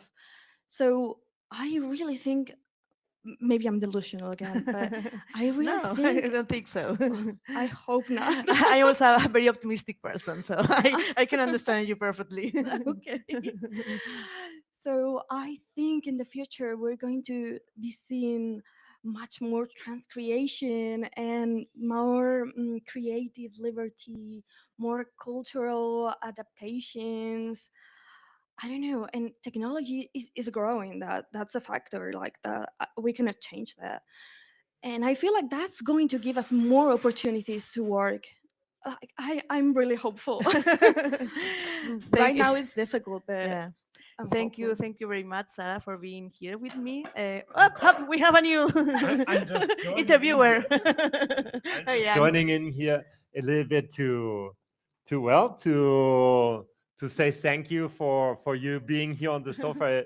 The same for Thank you to like inviting me here. It's a pleasure. Like I said, I started in the industry. Well, I was going to start anyways, but I was given a heads up just going to LocLunch, and that has made me the person I'm today. So being able to speak here today, just such an honor. It's like closing the circle. Yeah, but we are gonna leave it open. Yeah, of course. everybody in the stream, I hope you have listened carefully. You have to come to a LocLunch, and then it's going up. So this is LocLunch. There's a lot of opportunities if you just look at the newsletter we are publishing every week. Yeah, on Mondays. on every Monday, Tuesday on LinkedIn, and there's all the LocLunches that will happen in the next 2 weeks, and you will find this one as well. Of course. Because now we are officially entering our LocLunch Madrid. Yeah, I think. What have we prepared? We have prepared a lot of pizzas. We are like 22 people. I can see Jaime, the other LocLunch ambassador in Madrid, has just arrived. Jaime, so come on come and say hello. Come here. No time to warm up. Sarah can give you the micro to say hello. Hello, everyone. Sarah, thank Sarah. you. So is anyone watching this? Nobody watching. Go a bit more there. Okay, there you go. Okay, so hey, great to see you again, man. Great to see you. I just learned that you've been broadcasting since 8 a.m. or something like Yeah, that. 8 a.m. Not bad. So for Asia. It was amazing, right? We started off with Ira Susana from Sydney. And then, Asia, we had India, we had Indonesia, we had Dubai. Later on, we will go a little bit back to Saudi Arabia. We were in Denmark this morning, and now we're in Europe and with you here in Madrid. So this is this crazy idea you had. How many years ago was it? It was 6 years ago, man. 6 years ago. Look at that. 6 6 years to get so popular. What is the reason? I don't know. I know what is the reason. Tell us. Come on. Everybody is going to say this, and everybody's probably saying this, but this is what it is. Like, there's a lot of people in our industry that will never be able to attend a conference because conferences are expensive. You have to work. You can take your time to go there. You don't have the budget, the money. You don't work for a company that send you there. So this is the only opportunity for these people to network. Like some of us, we're lucky that we sometimes are able to attend conferences, but Right. it's just when we organize these LocLunches, we see how welcome they are. Yeah. For people that they can network. Translator that works, freelance. It doesn't know anybody in the industry around, like in person, like right. So this is the only reason I think. And Jaime was also one of the culprits of Lock Sales. Yeah. In Valencia. last year, 1 year ago, 1 year and a half, in Valencia Gala. We had a super big lunch with around 60 people, and then between both of you, I think you organized these log sales. Two boats, yeah, right? Sales, boats. I don't know. I don't know where you get the energy from, Jan. It's me. It's Jan. I mean, I helped him a little bit. It's the Belugis that are supporting his back and his family, of course. In Spanish, you say aguantar, aguantar. They hold me, or what? How do you translate that? Like, I'm still like, whatever. Yeah. But yeah, that was amazing, right? That's where the last time we met actually with our local ambassador from Valencia, with Rodrigo I don't know if Corari. he's watching. Hello, if you're watching, Rodrigo. Yeah, we sent a lot of hugs to Rodrigo right now. I was talking to him the other day. He's probably online today at one point, but we won't have a direct connection probably because of all the slots we have today. So, well, this is also a live stream. It's 15 hours. It's not 24 hours, and it's already like absolutely crazy. So, Jaime, just for the audience, who are you? I mean, what are you doing? Oh, I'm just Jaime. Apart from being Jaime and LocLunch ambassador in Madrid. Okay, long story. Well, we had the pizzas. I didn't study translation. I'm not a translator myself, but I've been in the industry for 20-something years. I don't know how long, you know. Look at this white hair here. Yeah. So did DTP, desktop publishing, for a long time. Project management, and I'm a salesperson. But I see myself as like a consultant because I sell technology, SaaS translation management system, Warby, right? This is the product, okay. Warby. And not a sponsor in this event today, but this was because of the short notice. Yeah. I know. I'm sorry. I'm sorry. Yes, forgot that rule number one. If we don't do business. Yeah. Always sponsor. But I have to say something on behalf of salespeople, because I think salespeople, together with lawyers, and I don't know, we are the most hated people in the world for some reason. And I get it. Like, some salespeople are really a pain, you know. But I think you have to see a good sales rep as a person that tries to help you. So don't be afraid of talking to a salesperson. If he's a pain in the ass, you just say no. Bye. This is not the case with Jaime from Wordbee. I hope not. He is a consultant and customer success. Well, I'm actually sales. Manager, right? I'm a sales, but what I sell, and I think everything. Like, if you're selling translation, you also need to help your clients, because otherwise you're not going to be very successful. Like, if you just try just to sell, you try to give quality with your translations, you know, add value to your clients. If you want to have a relationship, a long-time relationship, I mean, this is how I see it. And if you don't transmit this value to your clients, whoever you are, if you're a translator or if you are a project manager, you know, I think it's just you need to share your value and add value to your clients and help them. Jaime, how did LocLunch change your connection with the local community, your professional? What is the impact of LocLunch? Well, there was no local community for me. I just been living in Madrid for almost all my life, except for a few years that I lived in the UK. And I only met my colleagues because my company is headquarters in Luxembourg. There was no office in Madrid. I could not. It's not like you guys that you had an office here. Right. I could not meet with anyone. I remember going to your office many years when you started this thing, you know. And, absolutely. Yeah, and it was great. For me, it was great just to have an excuse to see. And the other thing is, like, most of my clients are around the world. Like, there's only a handful of clients I have in Madrid. That was also a good excuse to go and see someone, you know, and break your routine of getting up at home, from the bed to the desk. Change, put some serious clothing on. Exactly. And there was, I think there was no community here. I don't know what you think, Nafa, but. No, it's, I think the same. When I just joined Beluga, Jan, you were one of the that were organizing some networking events, but because of seeing LinkedIn's competitor here in Europe, but that was like for 1 year or even less time. So from like 2008 till 2019, there was nothing. So for me, it's also the same. Of course, I was going to the office with the rest of the Belugis, but suddenly I found a place where I can make friends. Not only colleagues from the industry, but people who I can contact with, learn from them, share my bad days, if any. So I have found a place and a community where I can find support, and yeah, it's and as Jaime has said, the big difference with our conference is that you are not going there for getting something, because you don't need to spend money. At the end, when you go to gala, that is amazing, of course, but it means you must to put some money there. Oh, So you yeah. want to get the most from that event because you have put some money.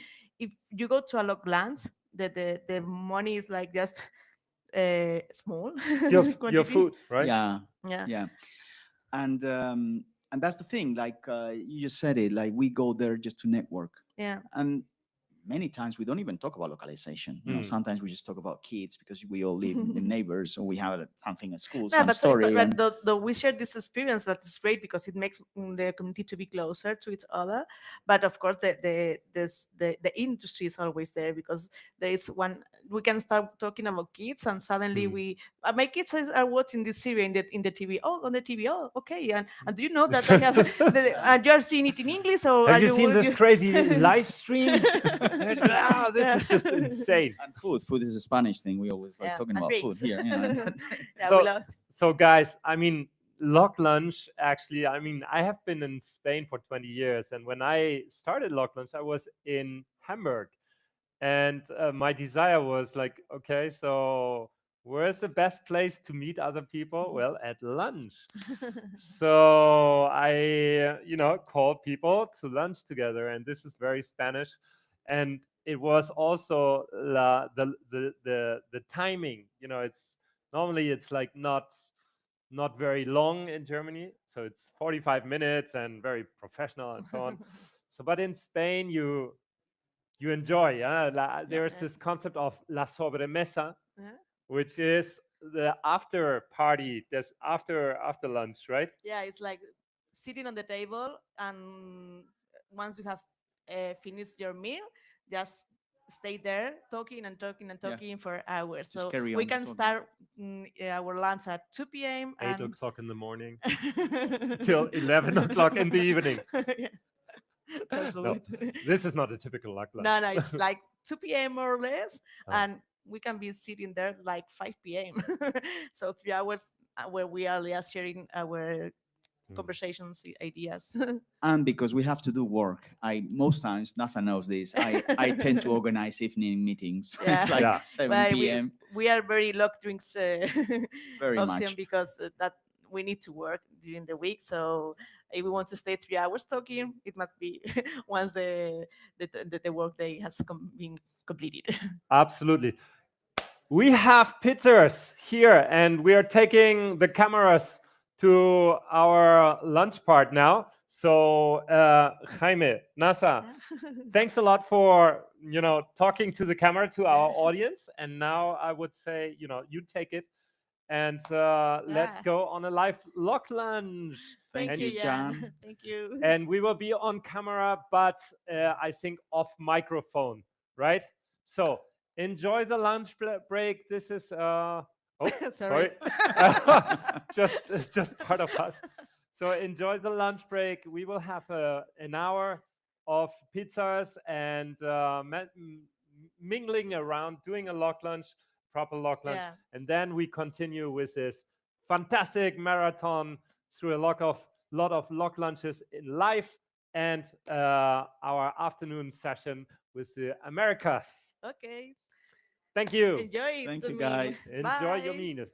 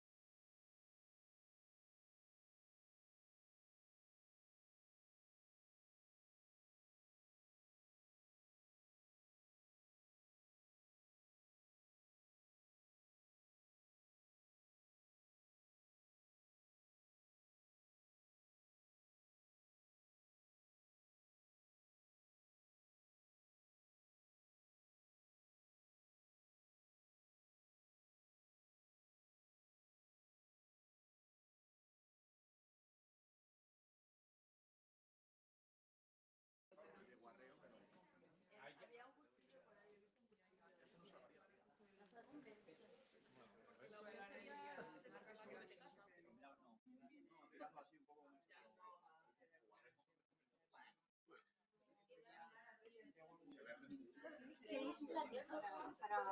Sara plantearlo por lo menos para... Sí. ¿Qué despliegue?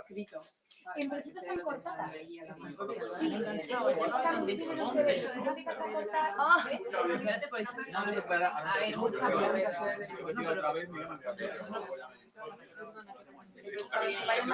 Sí, la verdad es que ha estado divertido. Una pena, digo, no tenemos fotos, pero bueno, yo he hecho alguna. Hay tanta discusión ahí en stage, todo de corte, pero bueno. Bueno, eso después te pone ahí ya. Es como un LocLunch, pero a ver qué digo. Sí, pero literal es una locura. Pero voy a preguntar.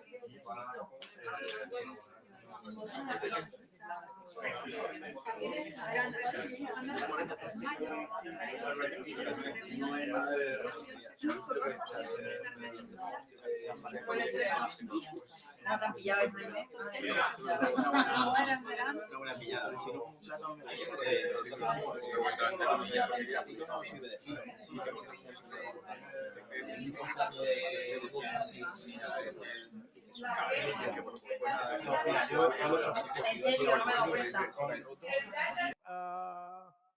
Well, Lucia, Lucia Ayani, you have Okay. you have the Thank you. wonderful LocLunch shirt as well, so it goes to you. Thank you, Jan. So, hello everyone. I'm Lucy.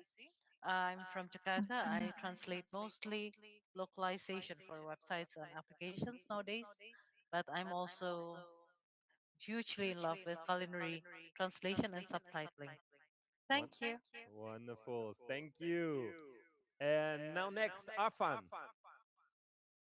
Hello, everybody. My name is Arfan. I am a translator and interpreter. I mainly deal with technical and engineering stuff. Lovely to see you all. Happy Translation Day, everyone. Thanks a lot, Arfan. Joanna. Yeah. Thank you so much for the opportunity. So, fun fact, this is my first Lock Lunch. So it's very happy for me to join this event as well.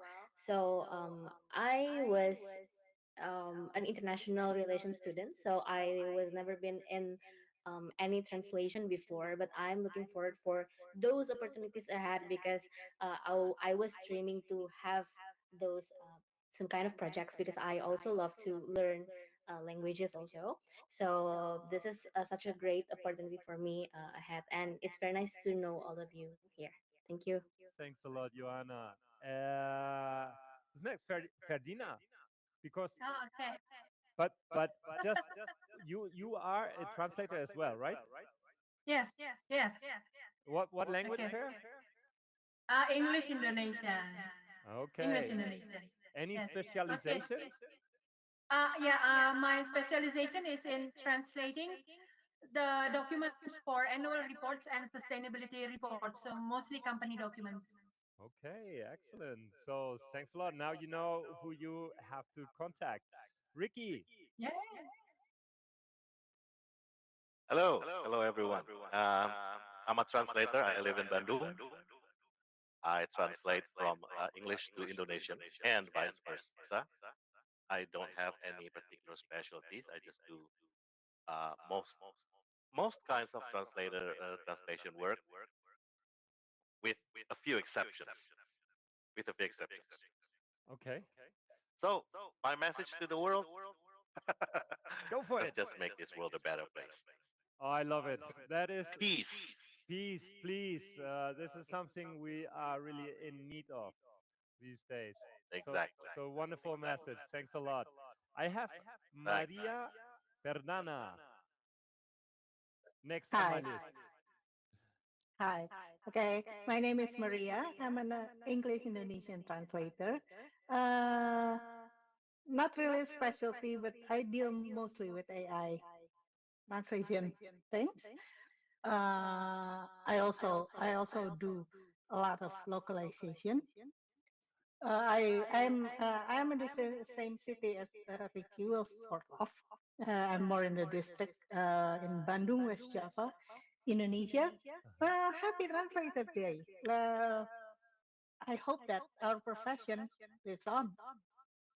On fire. I'm sure. I'm sure that is an AI. What are you doing about AI? Uh, a lot of stuff. Not exact.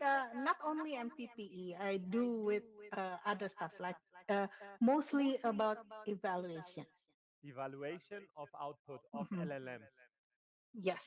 Wow, this is something in demand, right? There's a lot of Uh, yeah. And demand for that. if I were to be honest, it is a messy business. It is a messy. Why? Yes, it is a very mess. What is the most messiest part of it? The most messiest part is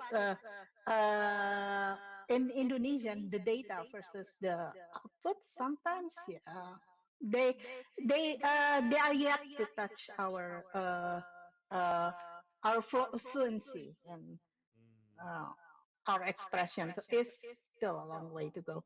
Yeah, Ira and me, Ira is doing thumbs up. We had this lovely LocLunch Espresso together, and we discussed AI output as well for Indonesian, and it's like, ah, it's a lot of MTPE still required, right?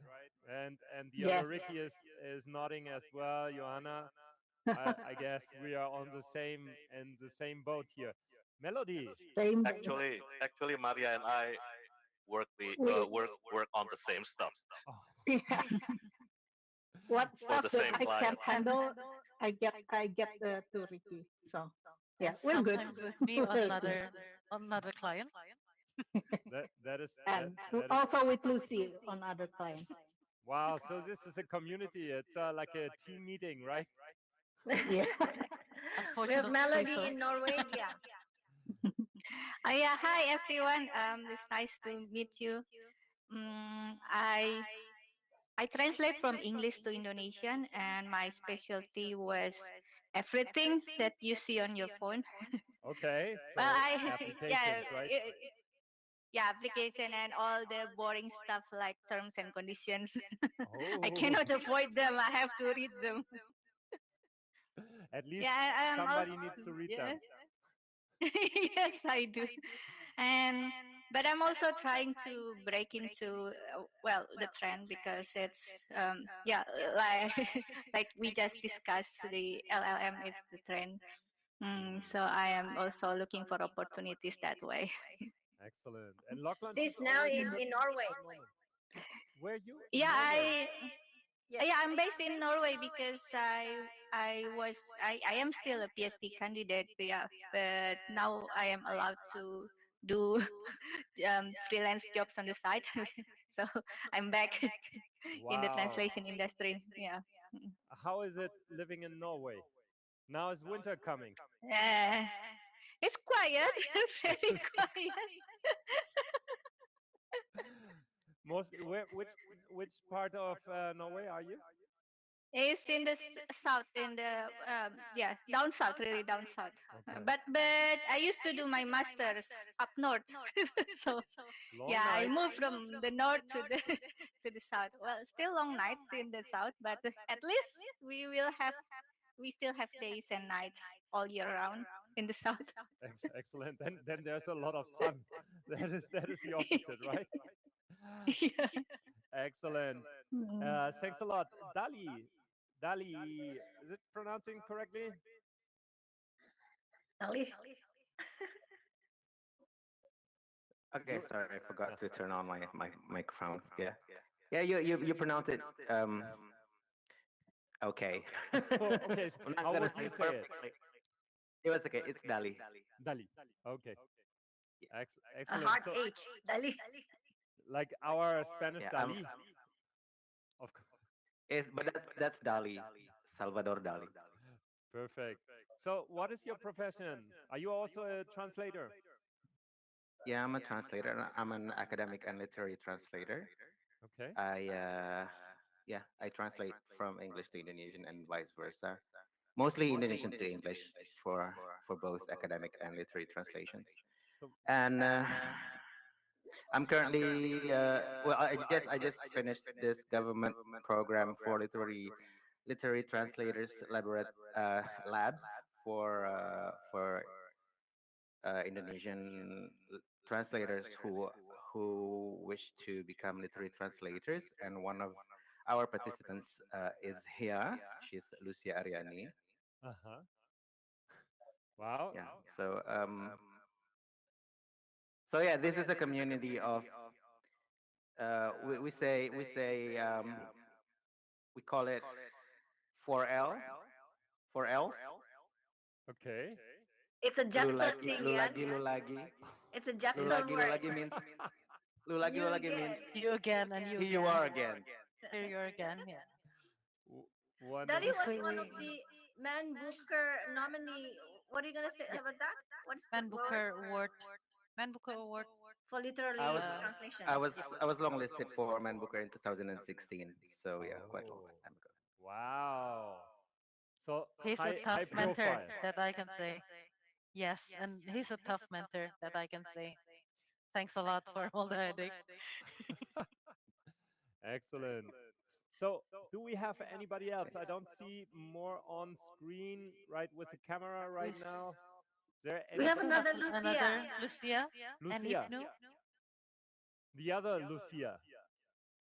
Ah, hi everyone. I'm Lucia. I'm an English into Indonesian translator and vice versa. No specialty. Uh-huh. Okay, have a great translation day for you all. Thanks a lot. That is much appreciated. Ira, do you want to finalize because I have to move on. We have Can we have a photo, yes. everyone? Oh, Okay. a photo because Yeah, this is a one, very nice thing. Lock lunch. two, three. Thank you, Jan, for having us streaming on YouTube. And happy International Translation Day, everyone. We'll stay You online for you the stay Indonesian there. Lock Lunch, yeah? You stay there. I say bye bye. It was a pleasure to be with you. Thanks a lot for sharing. Thank you, See you, Jan. Yan. Happy Thank you. International Translators Day. Jakarta. Happy International Translation Day. Bye. Have Bye a good bye. one. Bye. Wow. Ooh, that was excellent. And I'm back in the studio. And I'm back with Stefan. Put your hat on. Hey, wie geht's? Love it. And how are you doing? Good. Somebody misspelled my name. The QA director is going to get a complaint this morning. That's all right. Since it's International Translation Day, we'll forgive the QA director. This is not passing the QE control, the quality assurance control. Are I'm we just live rolling right out. now? We are live. We are Oh, live cool. on the show, and I'm so happy that you could join us today in a like a bipolar role as a lock launcher because you have been growing your lock launch community, the lock launch community in Texas, and a global community around lock launch I've very been much.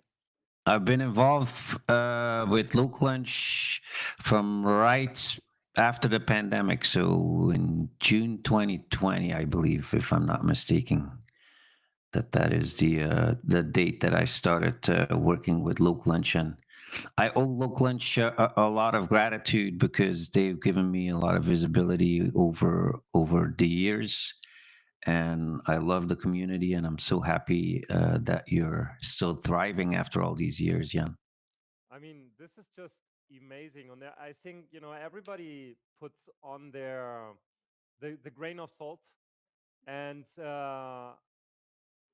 Texas and what you have done at this moment where we all went online, where we had all these online lock lunches. That was a massive push to get everybody together, and it was really amazing. So I would I wanted to have you on the show not only because you are now working with one of our top sponsors here, Crowdin, but because you are also a YouTuber, you are also a content creator. We were on the content creators The top creators roundtable. we did last week. Yes, that was fun. That was It's a great. lot of that was a lot of fun, and I wanted to ask you, you know, what has been your journey through with LocLunch and afterwards? How did it evolve? So obviously, I think the pandemic all shook us up a little bit, and one of the realizations I had when it first happened is that I really didn't have a lot of community reach or connections within the localization industry, and I started doing some writing on LinkedIn, wrote about 30 articles in that first year and a half for Multilingual. And then you and I connected at some point, and you asked me whether I would start a LocLunch chapter in Dallas, which I promptly did.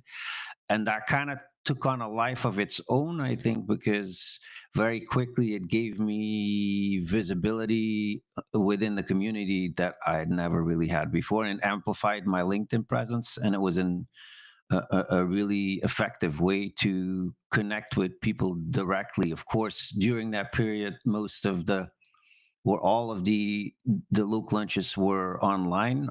Zoom was just starting out. We're all learning Zoom and how to apply that.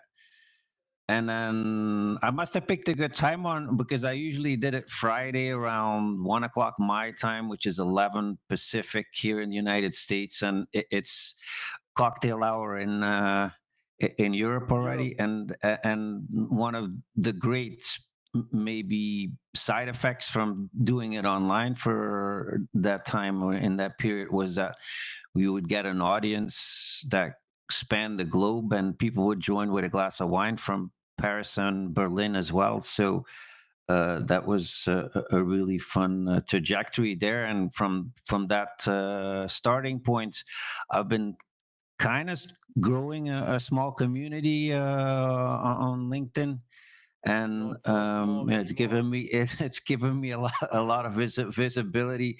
That's why I'm now doing the Agile Localization podcast with Crowdin, who which is a company that always is looking to promote and support the localization community. That's why they're behind your International Translation Day initiative here as well. And that's why you graciously invited me to come give them a plug, so to speak. But I think it speaks more to their community engagement than to me, really, that they're sponsoring this event. And we actually have now a second podcast with them as well, called Crowd and Power Up, and in which we talk about the agentic AI features on the platform as well. So that's all going very well. Dorota, And right? yeah, all good. It's going swimmingly. So this is I wanted to have you here on the call because the story of how LocLunch is transforming or has transformed some of the lives of the LocLunch ambassadors who have been actively evolving with LocLunch is impressive. And I think you have one of these uh, let's say success stories, whatever, you know, where you could find your essence and then Yeah. really develop it in full. And I think this I is not think an uncommon thing, right? Yeah, I think my story shows you that you can take it out however far you want to take it. And maybe it's not your cup of tea to be in the limelight constantly. But even if that's the case, it's really great to be involved in LocLunch because you're going to build connections. Even if you're just doing it at your local LocLunch in a restaurant somewhere in Madrid, it's going to be a lot of it's going to carry a lot of benefits to know a couple of people in the industry and to be able to reach out with a question. If only that, it's a positive evolution. And one of the biggest strengths, I think, for the LocLunch movement is that it spans the gamut as far as involvement is concerned. There's a lot of translators, of course, but there's people that work on the client side, on the provider side. There's really engagement from all walks of life, and that makes it extremely valuable to build a network with, because you're possibly going to be connecting with people that are typically not in your realm. If you're a translator, you're typically not going to be able to talk to people that are production managers in an LSP, or people that run a product on the client side. And yeah, I think probably the biggest value lies in that there's such a great variety of people involved with LocLunch, and it's a democratic movement, really, in that sense. It doesn't really matter whether you're at the bottom of the food chain or the top of the food chain. There's lots and lots of people involved, and the solidarity, I think, between the members is its biggest strength. Absolutely. Hey, that's very, very good words about the essence of the LocLunch community. So thanks a lot for sharing this.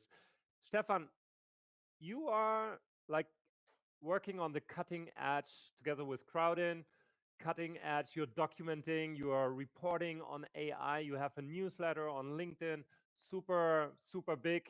I don't know how many followers or like subscribers is it right The, now? the newsletter is scratching and clawing its way up to 7,000 subscribers. So I actually just released an article 10 minutes ago, because I don't know whether you know, but last year I was invited to Saudi Arabia to come speak at the International Translation Forum in Saudi Arabia.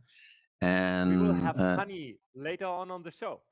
Yeah, that's perfect. So, I'm actually fixing to go back to Saudi Arabia. I've been invited again to come speak in November, and I just interviewed Dr. Haila Al-Khalaf, who's in charge of the LPTC in Saudi Arabia.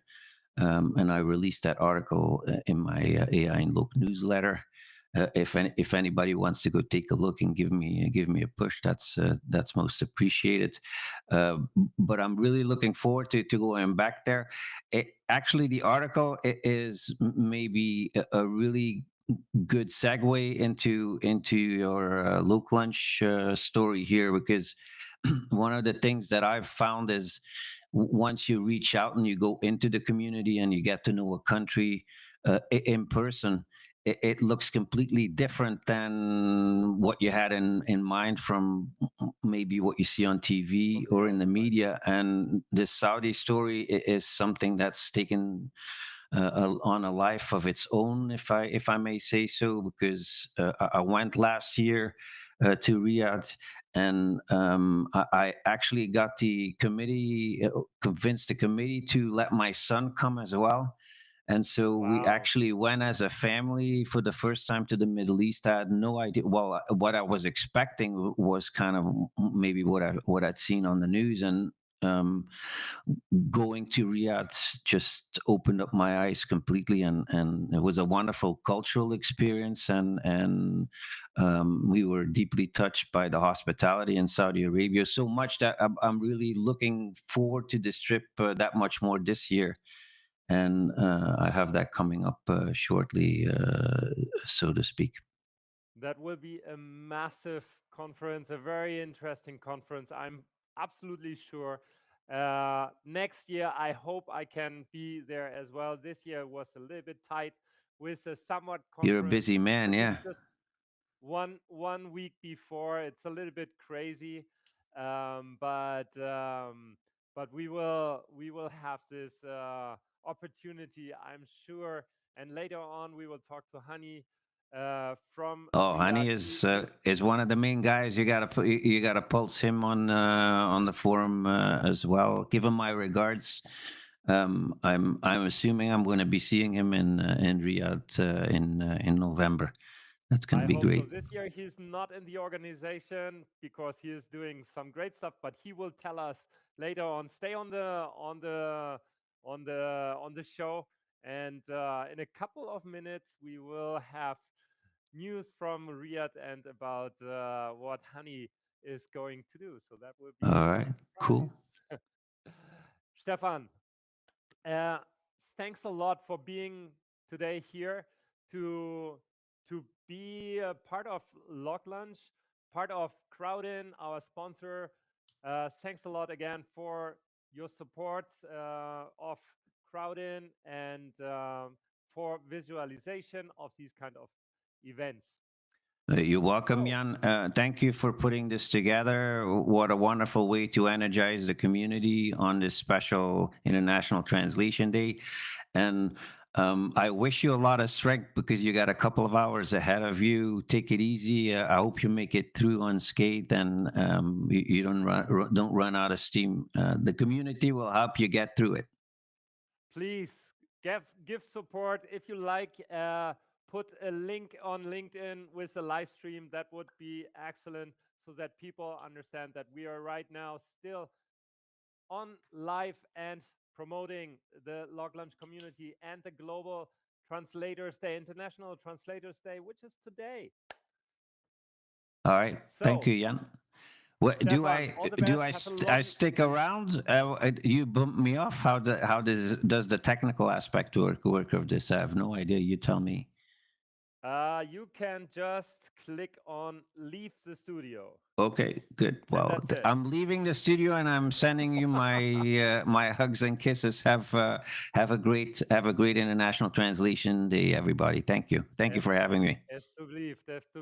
Stefan. Bitte, Bedankt. danke. Ja, tot de volgende zitting. Thank you. Okay, so guys, this was Stefan Huyghe from Lock Discussions. You can find him on LinkedIn as well. He produced a lot of cool content, covered a lot of conferences. You will see pictures and all this stuff. So this was Stefan. Mario Chavez says a shout out to Stefan. He is a fan. Saludos Jan, money making. Saying this is a nice nice name. Thank you, money making, por los saludos. And let us take a look at the agenda again. So where are we? We are now at at 15:40. We start with Romain Terrier, Cannes, France. There's a lot of great events happening in Cannes. I've seen all the pictures. We can go through them. Are you already there, Romain?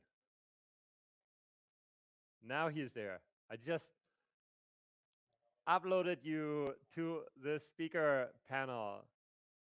Romain, are you there? Are you with us already? A little bit early, 3 minutes early, but here we go. Super. How are you? How are you, Jan?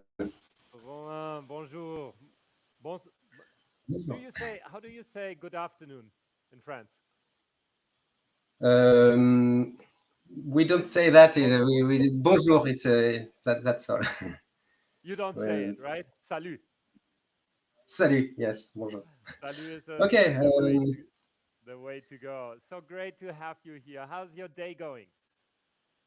Oh, fine, very fine. Thank you. And you, it's not too tired with this very long day?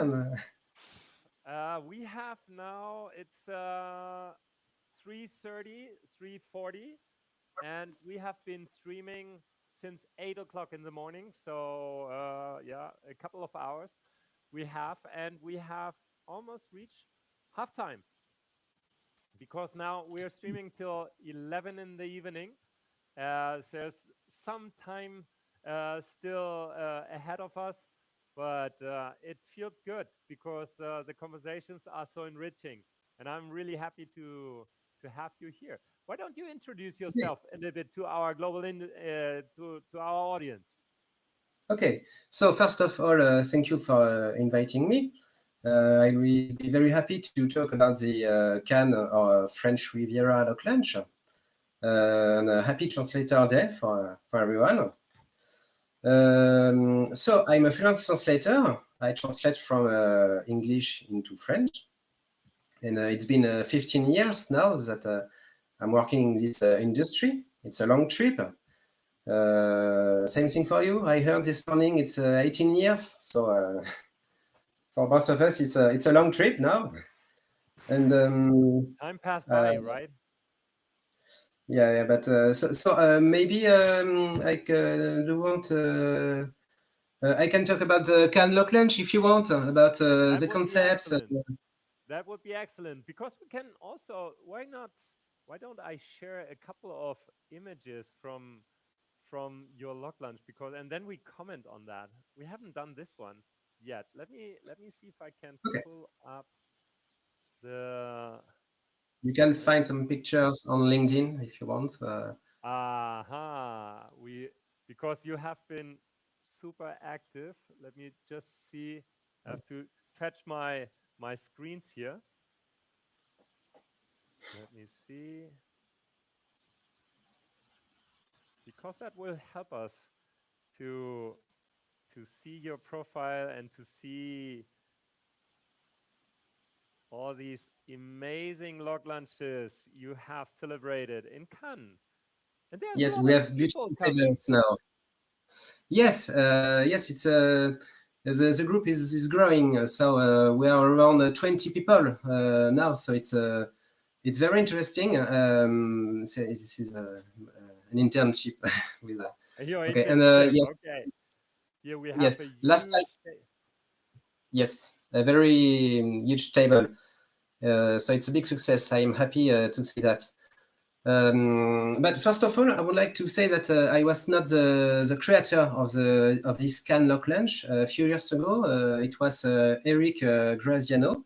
He created this LocLunch, and 2 years ago he was very, very busy, and he offered me the opportunity to take over this LocLunch.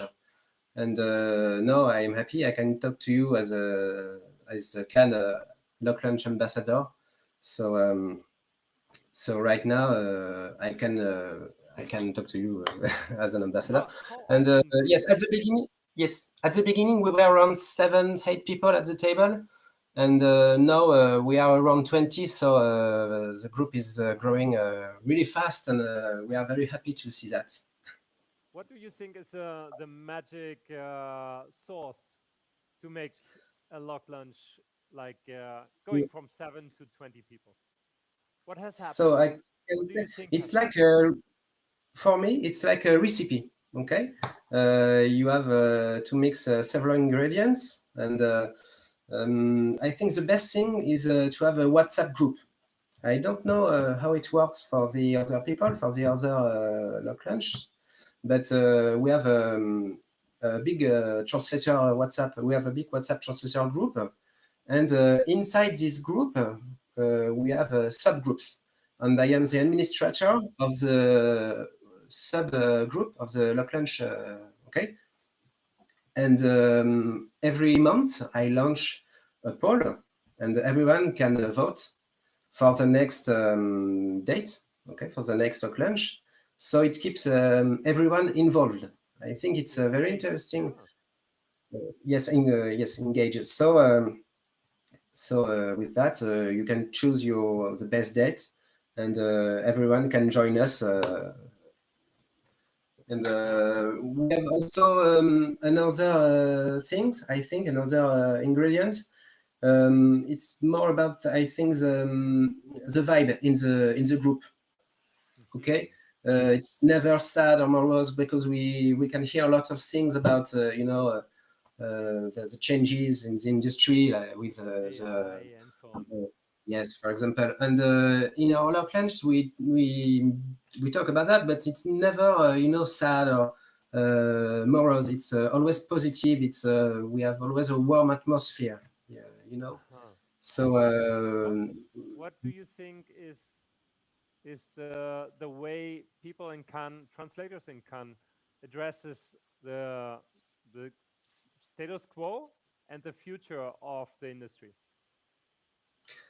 We never talk about the future in a sad way.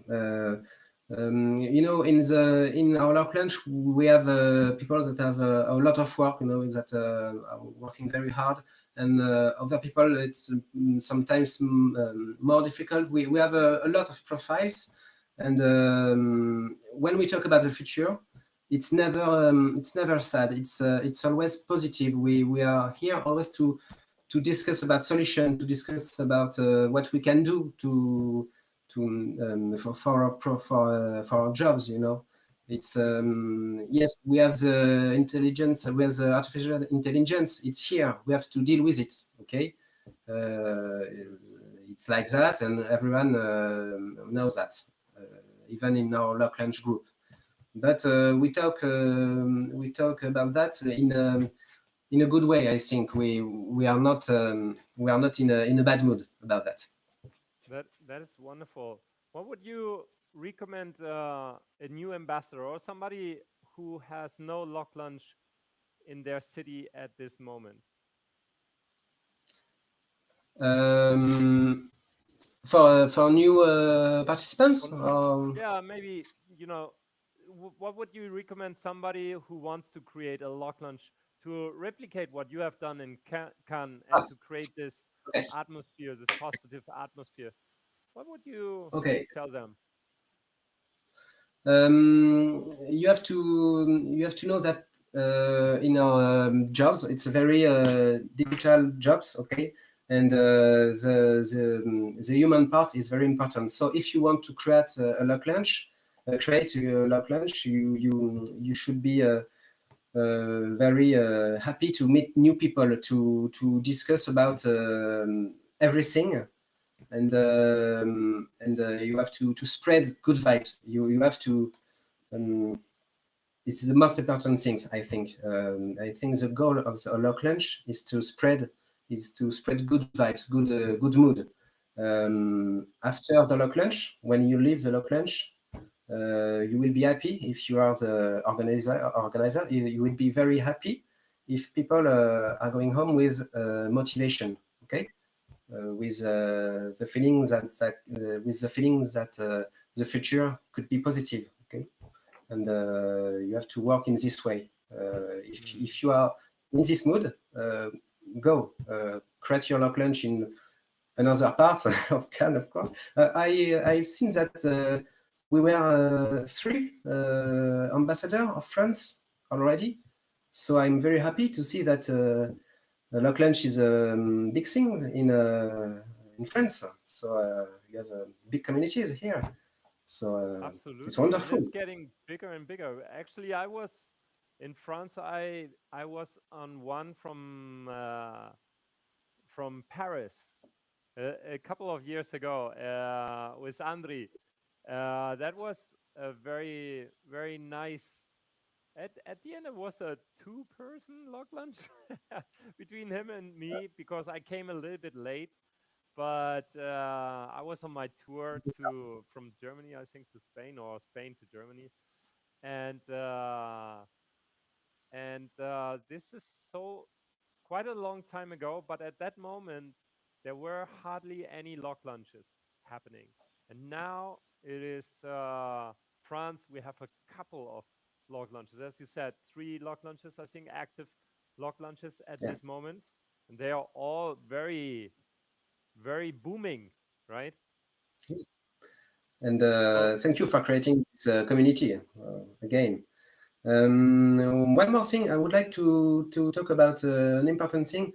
We partner also with the French Translator Association, the SFT, the French Translator Union, and it's important to build some, you know, bridges between communities. Okay, you can bring a lot of people from each side, and I think it's one part of the success of our LocLunch, because with this association, that you help organize events together. Yes, with Véronique Duchesne, she's in this. It's a SFT. It's a French Translator Association, and sometimes we join them. They can also join us, and right now we are just one. We can say that in this way. So we have to bridge. We have to build bridges between communities. It's important for LocLunch communities also. Totally. I totally agree. So, and we have seen collaborations in the past, very successful, also with conferences. When there's a conference that we organize LocLunches besides the conferences, so that people who come to the conferences from outside can meet from people from the conference from inside, but also from those who are living in the same city. And those LocLunches have been extremely successful as well, because it gives this like a little bit of of Yes. of additional value to getting to know locals that might not be part of the conference, because it's maybe, you know, for agencies or for just for translators. And so people are mixing up, and I think with the associations there's always room to cross pollinate, and also to create this, you know, this understanding what LocLunch brings to the table, because it's a communication, it's conversation, right? Yes, and also we are also connected with universities. Maybe it could be interesting to know that. And sometimes we have students. They are coming. They are joining us to know how we work, to learn things about us, and we have to learn from each other. And it's very interesting to see young people. So in our LocLunch, we have students, newcomers in the industry, and very experienced people. And I think this is one of the best ingredients for this recipe. We mix a lot of different profiles, always in a warm atmosphere, like I said previously. And Yeah, as Stefan mentioned before, like on the same level, right? We are all sitting on the table without the yeah. title on our badges, right?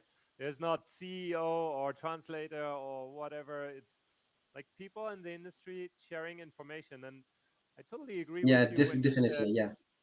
that the young translators or or students, you know, joining the LocLunches have so much to say about what they expect from the industry, what they fear about the industry, and how they experience this this getting into the industry. That many of us who have been like you 15 years within the industry, you know, that we have to listen and also to see. And you know, when we take them from this initial, oh, I'm just starting, so I have nothing to say, towards, hey, you are a representative of the consumer, of the Gen Zs, of the, you know, of the target of all the big companies nowadays, and marketing and so on. This is so enriching. And on top they Yeah. have a linguistic feeling about all this, so there's quite a lot of learnings, I feel. Okay. And another thing, sometimes we have some workshop before the LocLunch. Sometimes we have last time it was a LinkedIn workshop. So we were with LinkedIn our workshop. computers. Yes, we were with our computers in a coffee shop before the LocLunch, 2 hours before. And we worked on LinkedIn, you know, to update the profile, to update, you know, our description. It's something very it could be a motivation for other people, and after that they can join us in the LocLunch. And this workshop was with Eric Graziano, the first the creator of this LocLunch.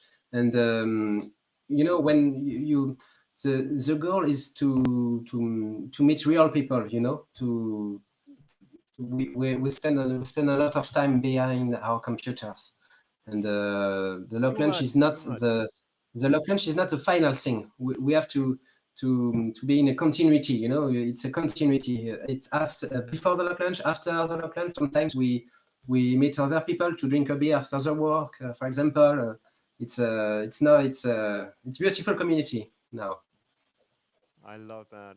That is so enriching. And when you talked about LinkedIn, I was recalling that we just released, or we are releasing with Beluga, like a freelance training course for, you know, to just grab the basics of what we as a LSP nowadays feel, which is important.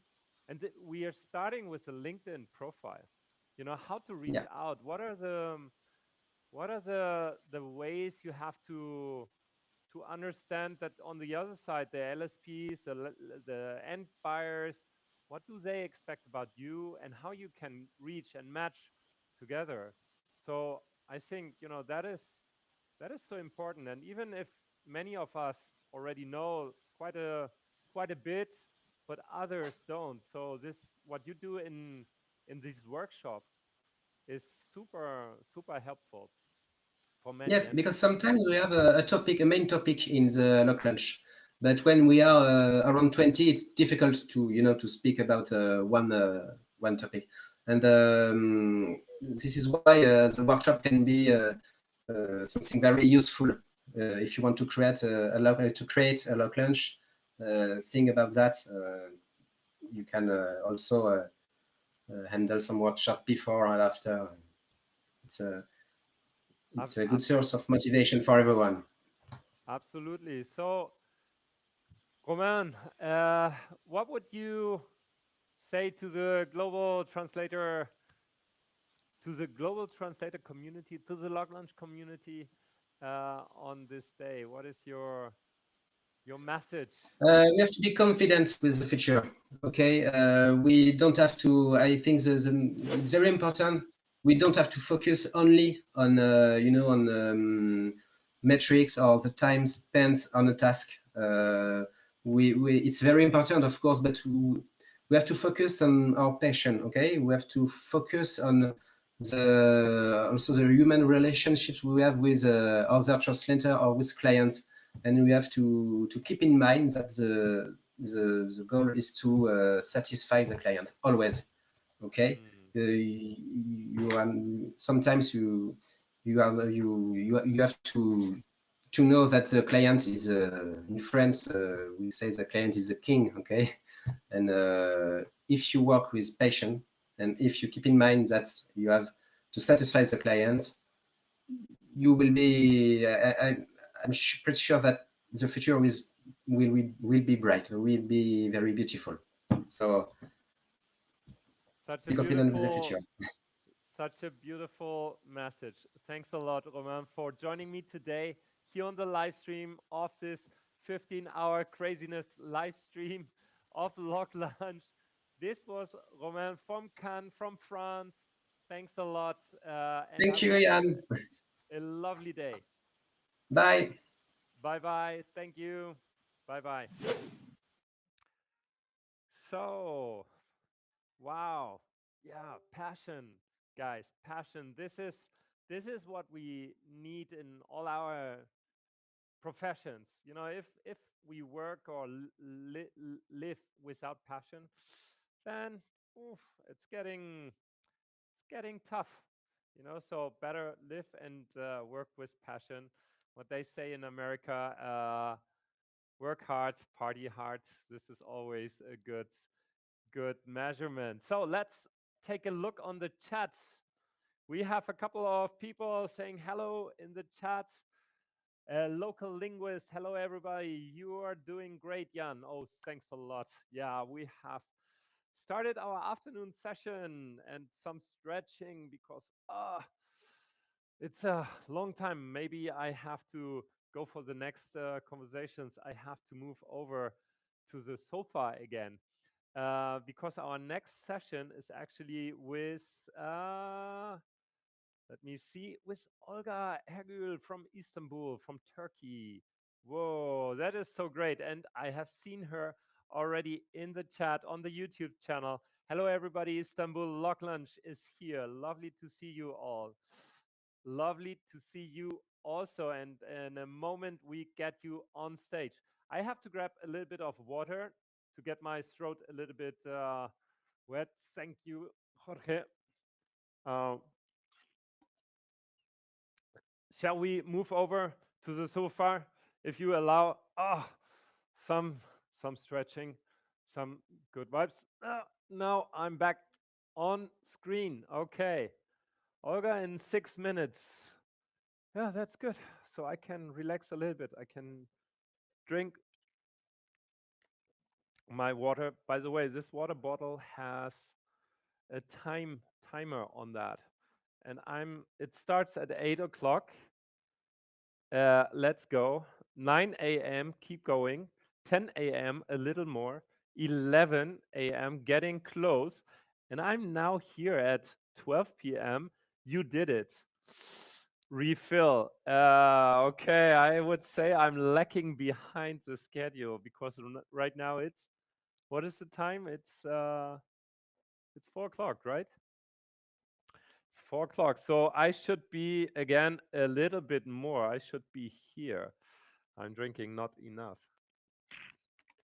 How's it going? How's it the live stream? How is the fun today on the International Translators Day? Nombra a los colaboradores. Yes, our colaboradores. Let's talk about our sponsors. We have the sponsors. We have our on our platinum sponsors. Localize. I haven't showed you yet. We have a small video from Localize as well. They are the silver sponsors. Sorry, gold sponsors of this event. Are we ready to show a small video? Is that a good moment for it? Yes, Localize. Okay. So the team at Localize has shared a video with us, and we are now launching it towards. Is it now the right moment? I see Olga is already online. Later, afterwards. Okay, we don't want to let Olga wait too much. Maybe you can accept her. And let's see, Olga, are you already there? Istanbul LocLunch. Somebody needs to click on that one. Exactly. Here we go, Olga. Istanbul. Hi, hello. So long. Good to see you. Great to see you again on the LocLunch mega live stream, International Translators Day. That's amazing. Hello, everyone. That's my first time on the live stream. It must be a first time always. And YouTube is a great place to be on a live stream, I would say. So, yes. Olga, you are in Istanbul, right? Yes. I'm in Istanbul representing LocLunch Istanbul for the last 4.5 years, actually. So it's really interesting to have that sort of retrospective view of all the activities we've done so far, the events that we held in the past, and how it all take us back, please.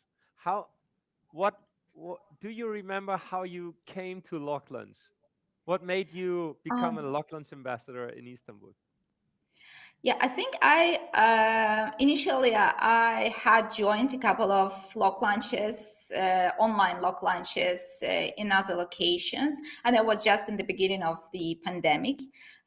So online events were quite popular in those days, as they still are, actually. So, and after that, yeah, I decided that that's the kind of platform that would be highly beneficial for the local community, because at that time we didn't have anything related to networking, especially in our industry here in Istanbul or in Turkey, at least to the extent that I knew. So I thought LocLunch would certainly be a good platform for everyone to come and join and share their experiences in the industry and find new friends. Mm-hmm.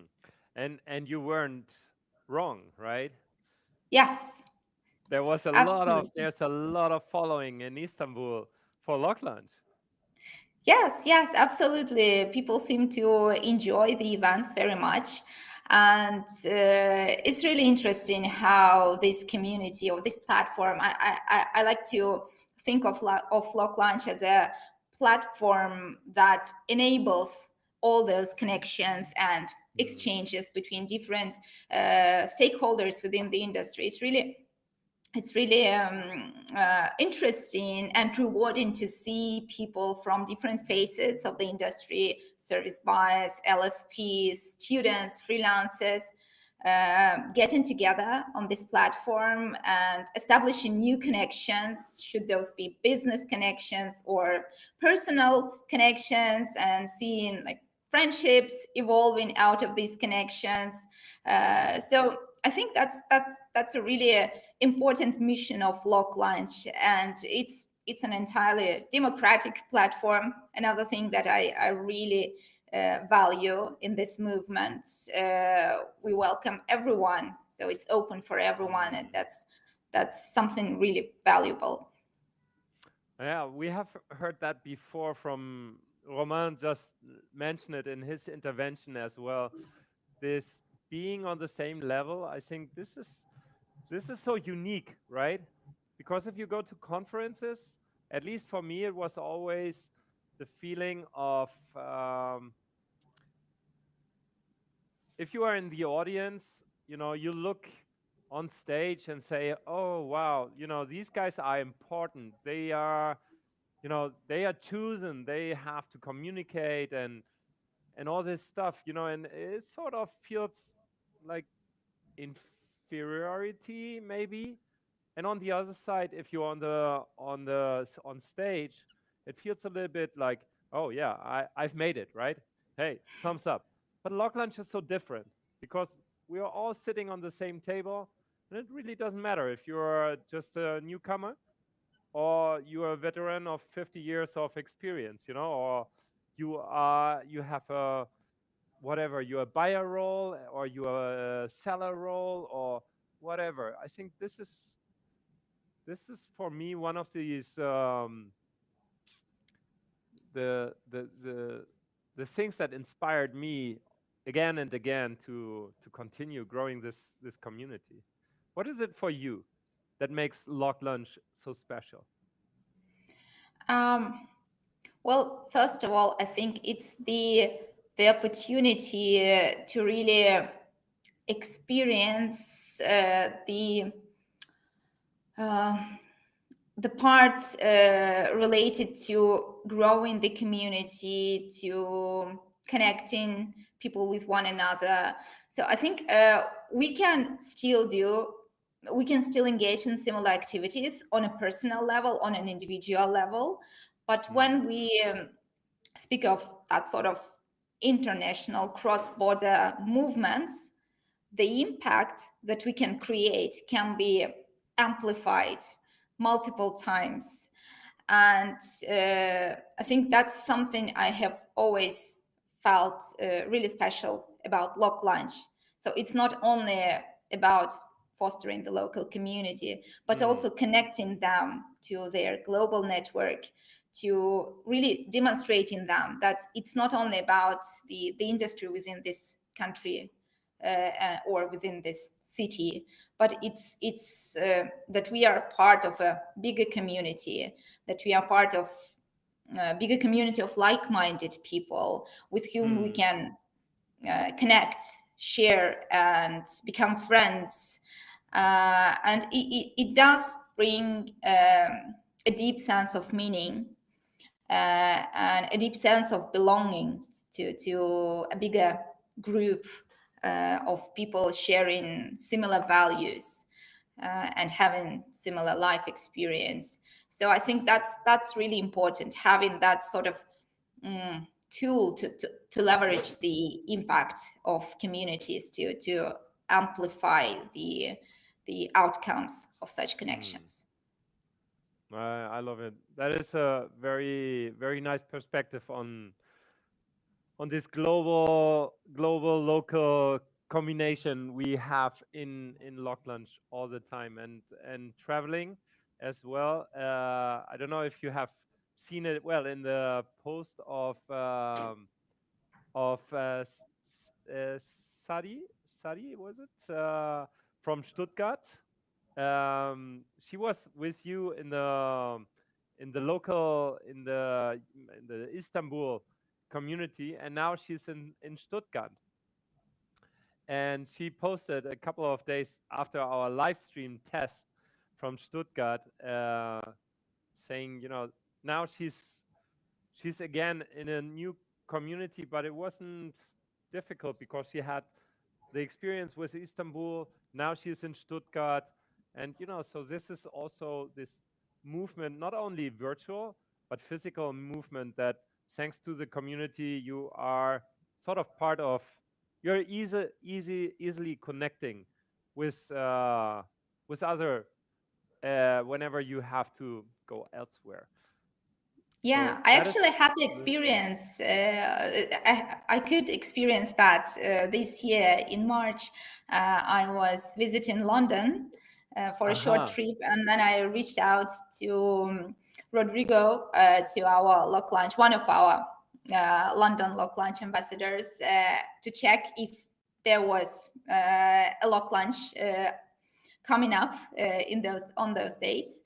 And they actually organized the LocLunch event according to the dates of my arrival, which was super cute, and I felt really grateful for the opportunity to connect with the London LocLunch community, and it really was a nice experience to feel being a part of that broader network. I love it. How many people were there on the London LocLunch when you joined them? Quite a lot, actually. I think over 20, maybe 20 to 30. Wow. So basically, I don't know if our audience gets this. LocLunch is a community that if you are coming to another town, reach out to the LocLunch ambassador, and maybe the next mini conference, 30 people on a bunch, are there because you are coming. So I think this is super powerful and a super nice thing I really appreciate of the flexibility of LocLunch ambassadors. They're always open to welcome people to join them, and in your case, that is great. Olga, let's switch a little bit towards your professional stance, and how do you see the industry evolving from Turkey out, from your perspective as a professional on the buyer side, and as a professor as well, as a teacher at the university? Well, in general, I must admit that we've been going through a massive transformation, even evolution, I would say, both on a personal level, on an individual level, and on an industry level. So, yeah, I think it's been a challenging period for everyone in the industry. But again, that sort of collective wisdom that our industry has been famous for, I think, and collective effort towards enabling better transition for everyone, and towards enabling new opportunities for everyone within this changing industry is something I really value and try to contribute on a personal level. So should it be a LocLunch or Women in Localization initiative, we try to share as much knowledge about the industry with other stakeholders, with other people within the industry as we can. So I think that sort of support and the multi-perspective approach to what's happening in the industry can actually help us go through this transformation in a more beneficial way for everyone. So it's been challenging again for the country, and not only for this industry, but in general. I mean, the technological advancements have already disrupted so many industries, and our industry is one of the most evident examples of it. So we need to be creative. We need to be creative about how to adapt, how to evolve. And it's not only about translators or people who mostly are engaged in linguistic tasks, but it's also about buyer side localization departments, such as we are, for example. We also have to reinvent ourselves. We have to reinvent how we position ourselves within the company, because the balance of power, the balance of expertise has been changing. And it's important really to strategize for the next steps within our current area of impact. So yeah, just continue. I would say that everyone tries to adapt and help others as much as possible to get through there. What was your the impact of LocLunch on your career? And of women in localization, maybe. What? Because you mentioned it before. Women in localization. How long is the chapter now? 1 year. We actually 1 year. this month we celebrate the first anniversary of the Women in Localization Turkey chapter. Yes. I think that LocLunch has been a sort of organic step for this initiative to mature, in my mind, at least in Turkey, because both initiatives engage community building, community management, and both initiatives are people-oriented. So LocLunch was a sort of testing of how this can be organized in this country, for example. And it gave me a sort of strength and confidence in the initiative of launching the Women in Localization chapter here. So yeah, I think both initiatives are intertwined, and yeah, they both support one another. What is the biggest challenge? And cater basically to the same needs, just slightly offering different formats of interaction between. Absolutely. Pardon? What is the biggest challenge? I think there's a little bit of delay. Sorry. What is the biggest challenge right now for women in localization in Turkey? The biggest challenge, I think, not only for Women in Localization Turkey chapter, but generally for many non-profit initiatives. The main challenge is to capture the target audience's attention, because there are so many events out there, so many sources of information, so many networking opportunities, and so many groups, different social groups, that it's really difficult to capture the attention, to draw people towards your platform and really show and unveil all the benefits that you can offer to them. So that's probably a new way of living for everyone, not only in our industry, but people are super busy. They are overloaded with information, with different types of content. So it really is important to find something that would attract their attention and keep them coming to other events as well, and keep benefiting from these initiatives and platforms. No, I I love to see how many, like here in Spain, how how the LocLunch community has been like a grassroots, like the first phase of what you mentioned before, like this getting to know each other, building trust building platform, where then other things evolve from, so relationships, initiatives like women in localization require a lot more more trust in the other parties to run and capture this attention you mentioned before of the audience.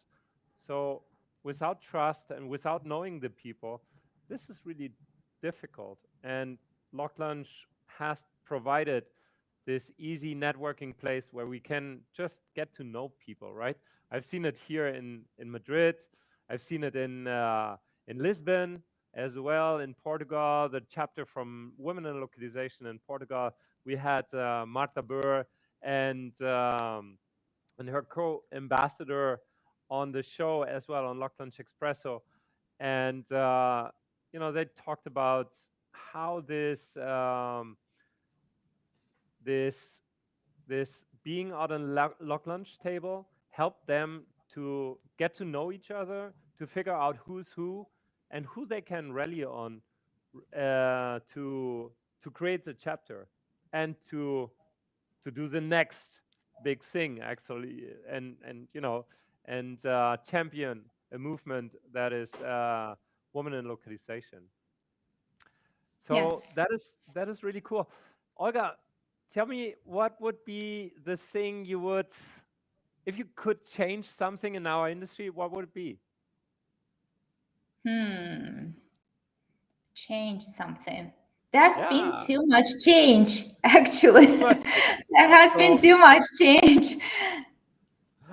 so something stable. What would you love to see stable? This is a good question. Uh, huh. That's really interesting. What would I love to see stable? I would certainly love to see this intra-industry community sense being as strong as it is today, and that's something that hopefully will be stable, because that's really important for everyone within the industry, and hopefully this stays with us. Apart from that, it's so difficult because it's so multidimensional. But yeah, I think it's important to keep people talking to one another, being open, sharing knowledge, which is quite important, and which we've been, I think, quite successful about in this industry. Yes. One little thing I just wanted to mention. I think we have our co-ambassador Maylin online as well. Maybe we can bring her to the screen as well Okay, to. yes, please. If can you share the link with her? Yeah, I have actually. She must be on the waiting. What is the timing? How much time do we have still? Do we have like 7 minutes? So 3 minutes left to the next session. So 7 minutes to the next session. Okay, so we have 3 minutes left because I need a small break afterwards. But if she is there, can you? Who controls the Riverside right now? Let me just move over here. The team is taking a small break right now. Let me see. I'm just checking if she is in the Maylin. Yeah, here we go. Wonderful. Hi. Great. I'm going back. I'm coming back here. No. Oh, okay. No. I'm back here. Hey, nice to meet you. Great to have you on the show. Nice to meet you Co-ambassador in too. Istanbul. Yeah, me too. Please introduce yourself briefly to our global audience on YouTube. Well, I'm Maylin. I'm the co-ambassador in LocLunch Istanbul. I'm working with Olga in LocLunch and in Women in Localization Turkey chapter. So Uh-huh. yeah, we are collaborating in every angle. Wonderful. What is your profession? What are you doing in the industry?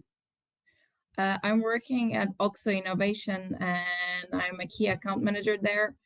I've been working there since almost 3 years now. Okay. I'm And in the more sales perspective. okay, so and what is a company about? What are they doing and selling?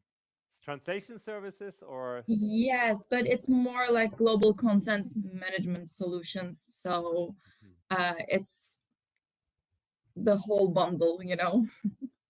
Okay. What made you come to LocLunch? What was the moment where you said, "Okay, let's become LocLunch ambassador"?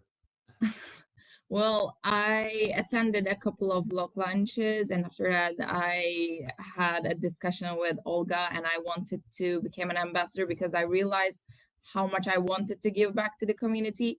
And since I work remotely, having a community like LocLunch feels especially valuable for me on a personal level.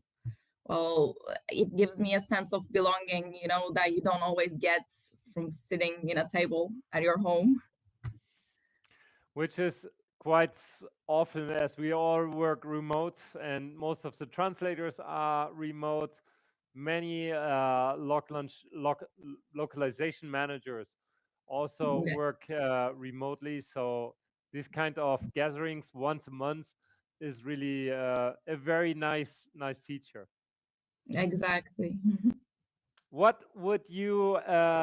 What is your wish for the International Translators Day? What is your greeting? What would you like to share with the community? Well, I think our community is one of the strongest ones because I realize that every time I start speaking to someone from our industry, everybody is so welcome, so warm. It's hard to find this warmth in other industries, to be honest. It's true. It's true. Olga, do you want to add something? Sorry, I was on mute. Well, it's been an absolute pleasure to join this live stream event. As I said, that has been my first time, but definitely would like to participate in future live streams. It's been fun, It would be. and It would thank be. you We for have one LocLunch Espresso pending yeah. with Istanbul. Yes, in the pipeline. With Yes, the two of you. gladly. And we hope that more people will be visiting our beautiful city. And please let us know if you're coming via LinkedIn. You can message either myself or mail in directly, and we would be happy to organize a special lock lunch for you. Excellent. That is the call from the team from Istanbul, Turkey. Olga, Marilyn, thanks a lot for being here on stage with me on the LocLunch live stream. 15 hours. We are going into the afternoon sprint. So thanks a lot. Have a lovely day and take care and see you soon on a LocLunch. Thank you so much. Thank you. Bye-bye. Bye. Have a Bye-bye. wonderful stream. Thank you. Strengths. That is what I need. And some stretching and some refilling of my water bottle. So we have 2 minutes left. Is that true? Yep. 2 minutes and we connect with Adrian Propes from Freelance World. This is a very good, interesting conversation. Give me 2 seconds and I'm back in a moment. Okay. ¿Está off? Vale, perfecto. Uf, hostias. Necesito un poco de stretching, madre mía. El resto está Hola, ¿qué tal? ¿El resto está haciendo pausa? ¿O ya se han ido?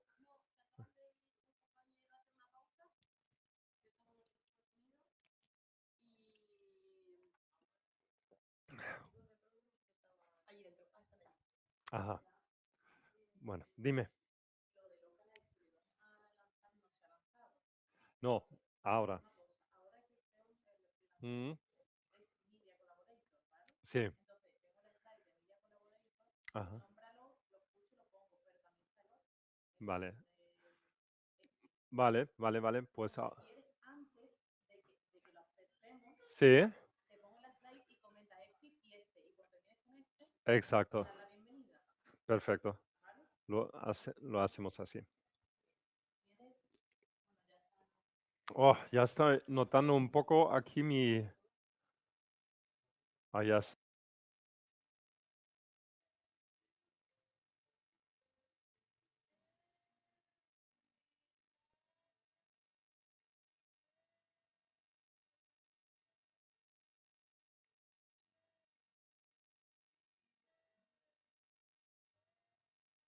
Again. Okay.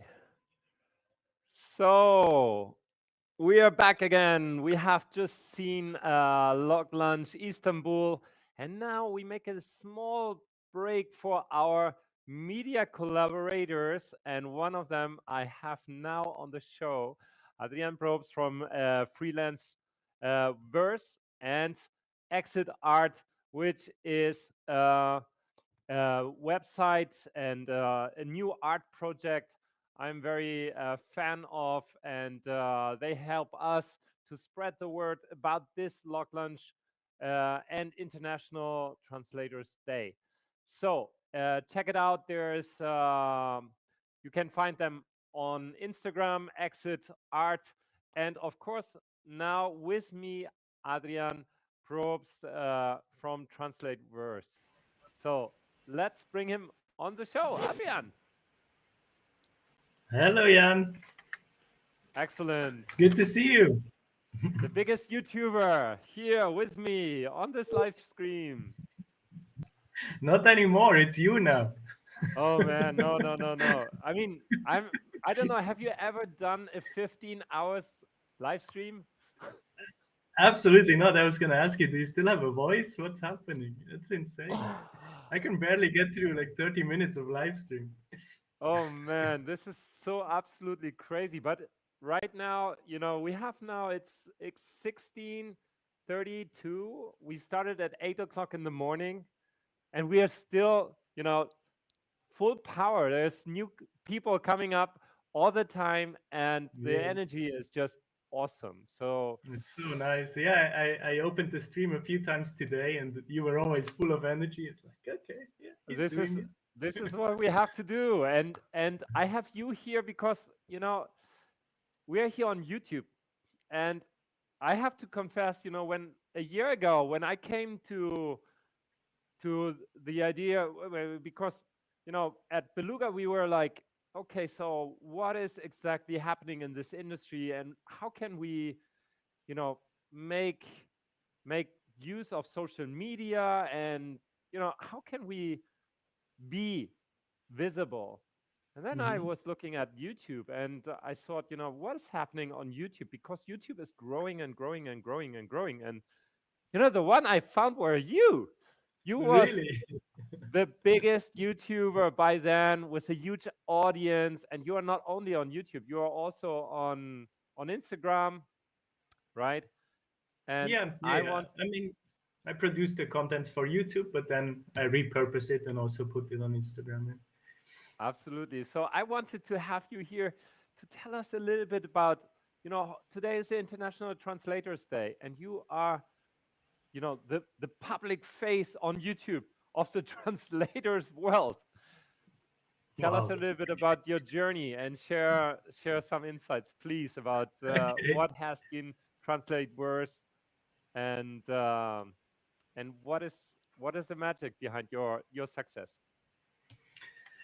Well, the channel started about 5 years ago now already, and it was kind of just a a project to get through COVID, and I thought, I'm just going to do this for a year so I can actually kind of talk to people, or at least have some impact on people, because everyone was locked at home. And I noticed that there was a big trend of, people were figuring out how to make a living from home, and obviously our profession is very suited for that. So I thought, I always had the idea that I want to do that, but I didn't really know how, and of course I needed to gather experience first, because I started in 2016 as a translator, and 2017 full time, but 2016 I started my career. So by 2020 I thought, I gathered some experience. I'm still learning. Still back then I was learning a lot, and now today still every day. But I thought at least I could share what I've learned so far, and then from then onwards, I can learn together with everyone else. And it's been great. It's been so rewarding. So many comments I get that tell me like, oh, you're the reason that I started this journey. You convinced me to take the leap, and that's so cool, because that's a real world impact that I can have. And next to it, it's, as you said as well, it's a great marketing tool for me. It's the only marketing I do. I don't have to do anything else, which is great, because fortunately, I really yeah, this is the only marketing I enjoy, and it's the only one I have to do. So it worked out for me. And you see here, I put your channel on the screen. You produce shorts, of course, and long versions, long form versions. What has been your most successful video so far? It's probably been, if you go on popular, it's probably the finding translation jobs, right? That's what everyone wants to know. I started with these videos that you see, like I translated on Fiverr and on Upwork for a week and made this and this much money, and they were very popular, but I kind of regret them, or at least not regret them, but it's just I don't really want to make these anymore, because it really popularizes these websites that I don't really support people working on anymore. So but they are still popular and they draw people in, but hopefully when they then find the channel, they see all the other videos as well. But what has changed? What has changed since you published these videos, and why do you think you regret this decision? What is your inner motive? Yeah, so back then I knew that a lot of people start on Fiverr, and I always had kind of the opinion, I know that this is probably not gonna be the platform that sustains you a good living, but at least it's a way to start, and then you can go into other areas. But then I realized that it's kind of a trap, because if you start there, you can be trapped in this kind of in these sorts of jobs. So I don't want people to start there, because that's I mean, there are people who make a decent living, but it's the 0.1%, right? And most of it is just gigs that you try to outbid the other ones. You try to be the cheapest and the fastest, and you're competing with. I mean, as a German translator, I was competing. I could see, if you're a paid member, you can see who else is bidding, and they were all from like places like Pakistan and India, and I could not compete at all, and I didn't want to compete with them.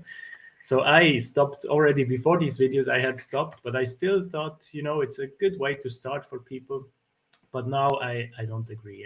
You rather work on volunteering jobs. You build a portfolio with things you enjoy, with your specialization, than going into this rat race. So I don't support these websites anymore. But the videos are there. I don't want to delete anything that I did in the past. They are rolling. Part They of are the rolling. journey. That is good. That is good. Now you're talking about AI. I think AI is a problem. Yeah, that was an interesting video. It just came out. I think, was it yesterday? What's today? Yeah, it was yesterday. 22 hours ago. Yeah, and it's already created a lot of conversation in the comments. That's it was unscripted. I just had a lot on my mind. I just sat down one night and just started talking. I didn't plan this to become almost half an hour of kind of an emotional rant. So if you're interested in it, go look at it. Artificial intelligence. Yeah, it's became a bit different than what I had planned, but I thought, it's a very raw video. It feels it's what I'm currently feeling, so I thought I still put it out, even though it probably rubs some people the wrong way. But the key of the channel is to be authentic, and that's whatever I tell it. It's not even about AI in translation. It's about AI in general, about what might come in the future. So it's more like a philosophical rant. If you're interested, go check it out, whoever is watching. But I can't get into it here. It's way too long. It's 30 minutes Yeah. video. But Yeah. what would you recommend other translators who want to explore YouTube, especially? Is there an opportunity still for them? What would Oh yeah, you for sure. recommend them? Definitely. It's a lot of work, but if you're passionate about it, if you like doing it, then it's the only, as I said, the only form of marketing you have to do. The thing is that you have to stay consistent. That's basically the only thing you have to do on YouTube, right? You have to be consistent. For me, I have a video every Monday at 6 p.m. I really tried my absolute best to stick to it. Sometimes the video comes out Tuesday. If something goes really wrong, I have to skip a week. But in these 5 years, I probably skipped like, I don't know, a couple of weeks, 3-4 weeks.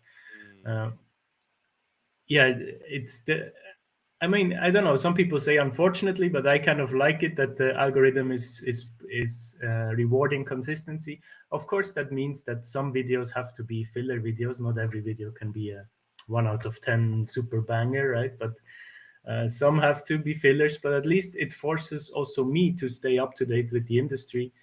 Every week, I research a new topic. I write a script about something. I talk with people like you from the industry. I made so many connections. So there's definitely a market for it. Yeah, definitely. And just because it's a topic that, let's say, I made a video on, that doesn't mean at all that someone else can't, right? There's always a different side of the coin. There are plenty of videos on my channel that other people also talked about, but if you have a unique and authentic, it always has to be authentic way of talking about something, then give it a shot, definitely. And then you can also use that in your negotiations, in your marketing, right? You can have a link in your signature. I have this always in my signature, so all my clients that are interested can go to the channel, and when people see your face and can interact with you, it creates trust, right? Absolutely. Yeah, trust is pretty important nowadays, right? Especially in the age of AI. I think trust and humanity is one of the core things that establish all business relationships, because at the end it's more of a long time relationship we're having in our industries, right? These one-off translations, they are not paying the bills. Right? Yeah.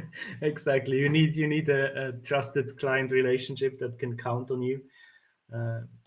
With my most long-term and trusted clients, I'm now in such a relationship that even when they hire a new person to work for them, they sometimes come to me.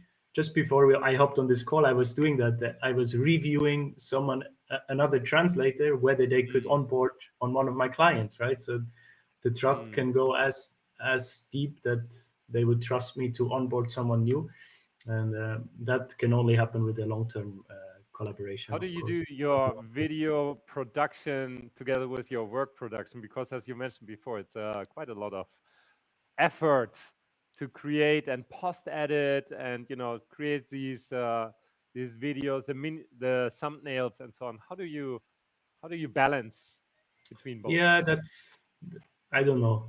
That's tough. There is no balance, to be honest. There's no balance. There's no balance. It's out the window. I try to do it whenever I have time, and sometimes a week is extremely busy, and then I have to do it Sunday morning, or Monday morning before it goes out. But I try to be a couple of weeks ahead, at least, of schedule, and then I just schedule the videos for Monday 6 p.m. So now next Monday is already scheduled, so it will just go out without me doing anything. Right. But yeah, there is no I can't. I don't want to tell you. I do it like every Friday afternoon or something. No. No, Whenever I it's have some time, I take a break with a coffee and I think of a new idea. Then in the next break, I write a couple of texts for the script, and then once I film, and once I film usually 2-3 videos at a time. So because okay. I set up all the camera and the lights and stuff. I have to confess that it took me quite a while to get the right setup for the camera and the microphones and all this stuff. So maybe I freaked a little bit about the quality of the production and Yeah. also the feeling of that's subpar standards, whatever, and it became very fast, very soon, sort of overwhelming at a point if you do everything yourself. Lightning, recording, post editing, tools. There's a lot of technology involved in our in YouTube nowadays. So it was quite difficult. Now I think we are trying this new format, this live stream. It's the first time I go on a live. Is it the first time I'm going on a live stream?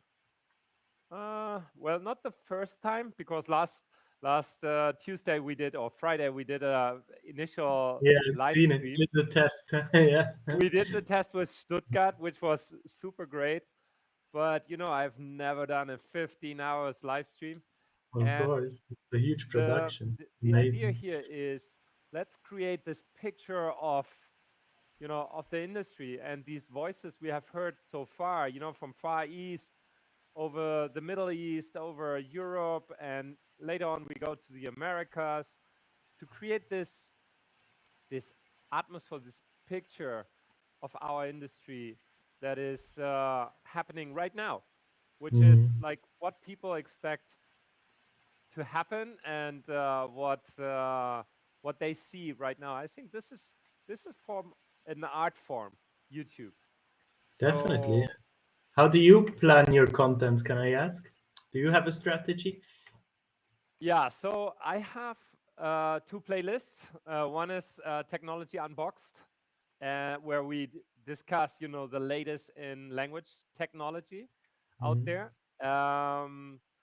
These are We had started with Crowdin, one of our sponsors, and we had SmartLink, we had Localized, we had Automated on the stream, on the YouTube channel, where we look at their tools and where we see what's happening. So what happens here is that these episodes really dive into like language tech. We depend on I depend on my interview partners. So this has been, I don't want to say tricky, but it is quite a lot of of trial and error involved. Yeah. Till the summer, it was quite consistent. Then summer came, and so it broke a little bit down the regularity of my posting. So now I'm back again after this live stream with language tech, and then I hope we can produce like upfront, a couple of weeks upfront of content between this one and LocLunch Expresso, which is actually, one of these playlists where this live stream will be found on, which is interviews with our LocLunch ambassadors from the community, where we show the human side of this massive change we are right now going through. And yeah, I'm in terms of regularity, I think I'm a little bit of a laggard here, because we have these interviews, but interviews are cool, but I like to give it an edge and become a little bit more demanding. What comes in creating this inside view into a market, and so then things get more complicated and then you have to realize, okay, oh wow, I'm losing too much time. We are now waiting for Mumbai, another video I have recorded with Lamia and Sankeswari, video about Mumbai. It's a, it's a production, Yeah. and I Okay. think this is something I have to understand how to balance, because it's not so much of the regularity, but also of great content, and content that engages. And I think it's a challenge to find that balance, the reach, to be accessible to as many people as possible on YouTube. That's true. Yeah, the balance is super hard. I struggle with that too, because I have these ideas that I think are great, but I know that they might be not so sensational, and maybe they don't reach that much people, right? Not that many people. But then I know also other videos that would probably reach a lot of people, but then, like, do I want to make it just to reach people, or do I want to make something I enjoy? So there's a fine line. I try to do a bit of both, of course. Once in a while I have to do these more, like, not clickbait, but just these, like, Yeah. things that people are interested in, right? In the back end of YouTube, I can actually see what people search to find my channel. So I have all the keywords that I can use in my titles, that I can reach exactly the people that want to find me. So that's useful. And I play a bit with these more things that I enjoy and things that the people want to see. Excellent. Adrian, a final sentence for our audience on this live stream, please, from freelance verse creator Adrian Propes. Keep supporting Jan, what he's doing. It's an amazing initiative to do this live stream. I think that's the key, that we stick together in this industry, that we support each other, that the ones that want to take this seriously and are professionals, that come together and celebrate each other. So thanks for doing this. It's amazing. Thanks a lot, Adrian, and all the best for Freelance Wars. And I really hope that we two can collaborate in the future on more videos, Absolutely. crazy ideas like this live stream, or even worse, right? We will figure it out. Let's Adrian. do 24 hours next. 24 hours. That's a challenge. Adrian, media collaborators, thanks a lot for being here on the show. Of course. Thanks for having me. Cheers. Thank you. Bye bye. Tschüss. So, and exit. This is a funny initiative of Florian Reinhardt. He is good friend from me from home, but he's also a very good producer of video, and I will try to show you some of his work right now. Exit Instagram. Let me see if I can find him. Florian Reinhardt.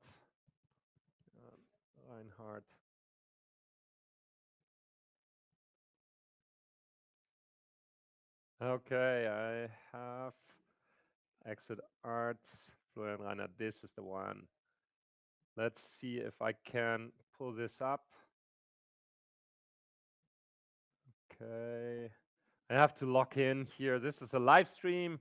We are on the 15 hours live stream of LocLunch, Mega LocLunch International Translators Day. And we have a lot of fun. This was Adrian Propes from Freelance Work. Check him out. He creates a lot of great videos. He's a really cool content creator, like Stefan before. And Veronica Hayek, we haven't had the chance to bring her on the show today, but she is also a very good content creator from our industry, and always there to help understand what is happening out there. So while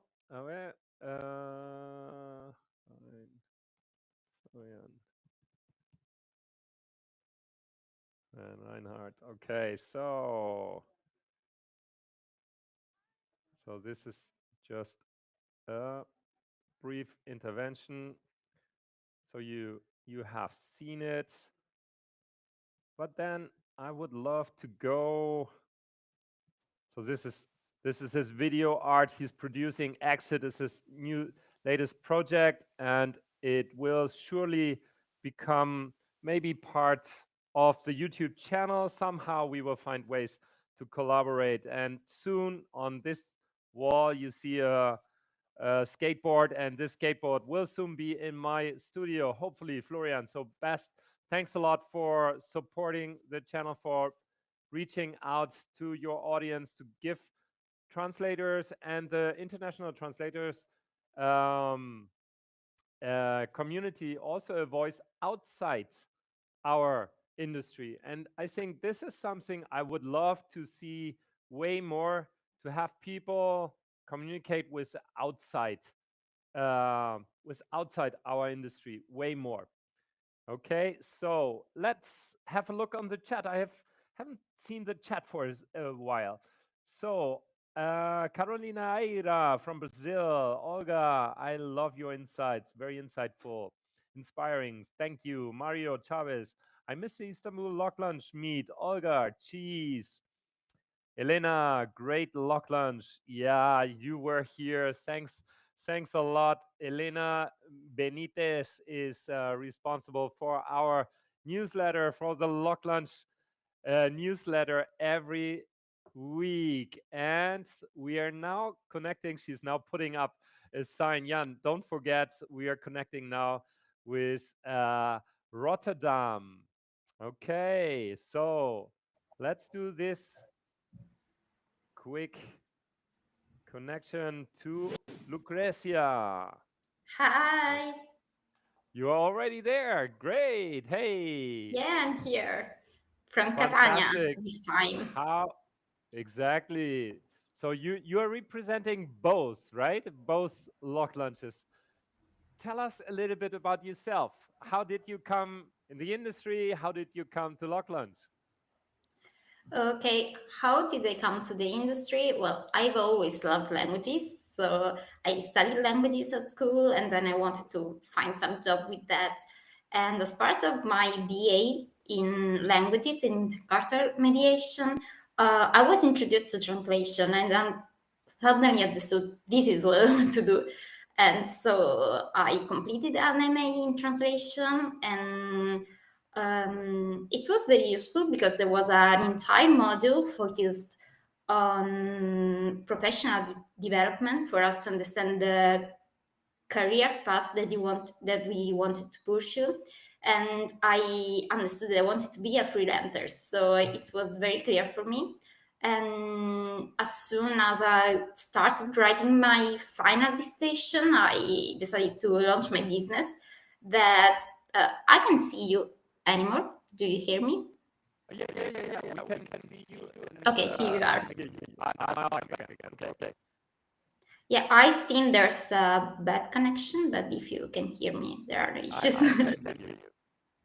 Yeah, and so I started my own business as soon as I was ready to graduate, and it turns 3 in a few days on the 3rd of October, so we are close to that celebration as well. Wonderful. Wow, congratulations. 3 years as a business, all right? Yeah, but I can hear you very well. I don't know if it's a connection problem. No, I wait. You should hear me. Hello? Maybe somebody in the chat can tell me if you can hear me. Is this me or if I'm live? Yeah, there's a kind of strange echo, maybe. Echo on what is it? ¿Podemos hacer algo? Okay, can we do anything about that? Hello. Test. Yeah. Now let's continue. How did you do? So 3 years as a business owner? How many years have you been in the industry? No, sorry, I really don't understand. There's a lot of echo, a kind of robotized echo. So. Okay. Let's see. Let me see if my. Gracias. Esto va a pasar más veces, ¿vale?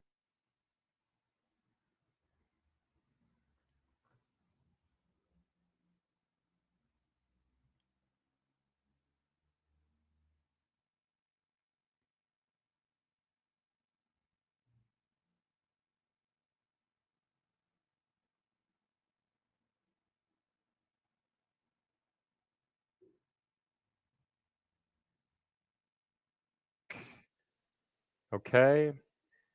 Yeah, that's Test, test, perfect now. test. That's perfect now. Now you can hear me? Yeah. Sounds better. Okay, I'm back. I'm back and in a different tab.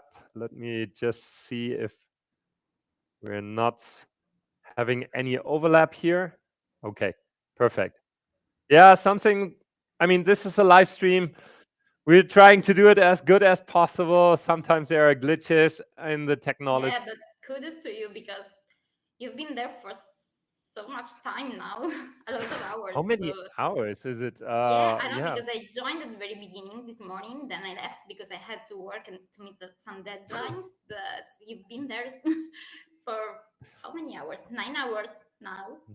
9 hours already. Oh my goodness. I'm an Iron Man. I will become Of the course Iron you Man are. of And how many hours have you left? I think it's up to 11 p.m. for us. it's a full 6 hours left. So yeah, we have done so much, but we will now have after, in a couple of minutes, we will have a live concert here. So we had the LocLunch of Madrid with Nazareth. We had a small break, and so that is really super helpful. And well, now my colleagues are pulling up the Altillo music concert that comes up the show in a couple of minutes. The team is already here, so it's going, and I'm staying here my way, and I have some energy drinks, so it's getting along. Lucrezia, tell me a little bit about your LocLunch experience. How did you come to LocLunch? Well, I discovered LocLunches thanks to LinkedIn because I saw lots of people in my network joining LocLunches or organizing LocLunches, and I always wanted to join one, but there was none in Sicily because I was in Sicily when I discovered LocLunches. And then I moved to Rotterdam, and I was like, okay, it's a huge city in a beautiful country. There'll be a LocLunch, if not in Rotterdam, at least in a nearby city, and there wasn't. I just looked for that.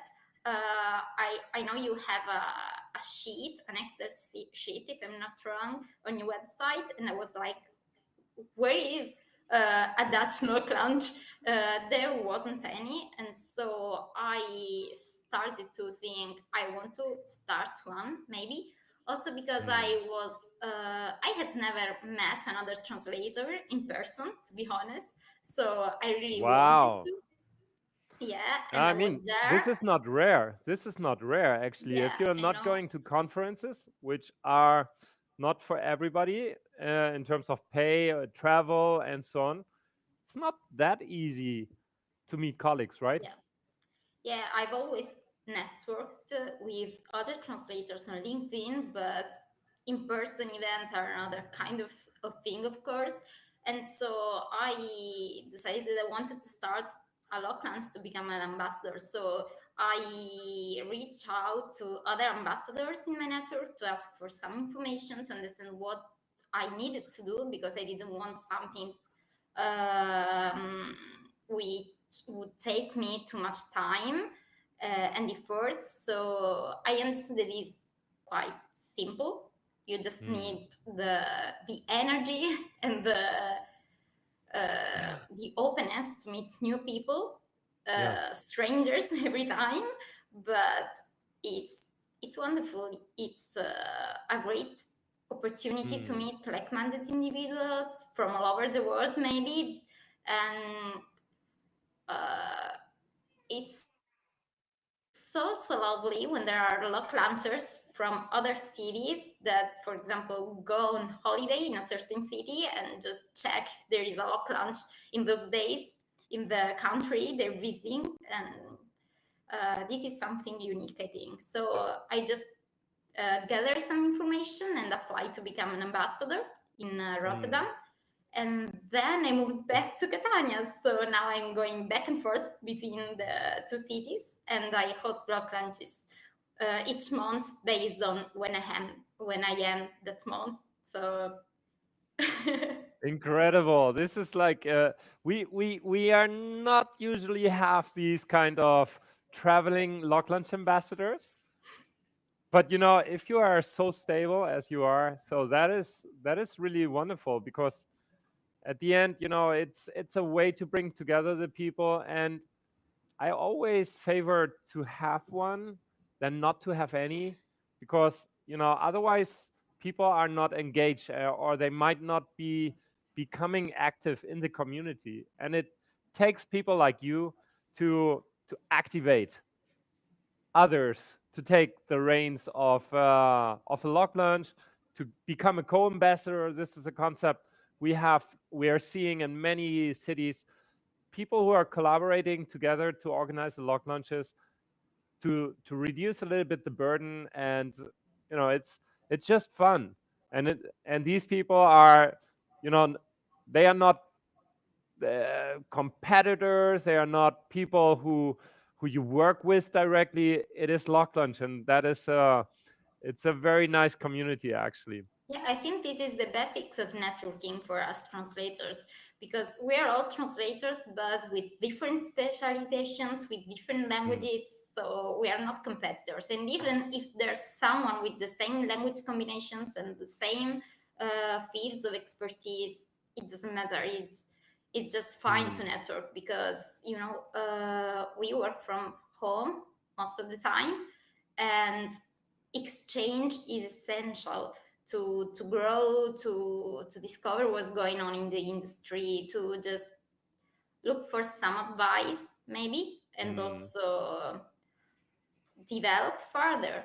Because otherwise, if we just work on our own, we can't grow, we can learn new things.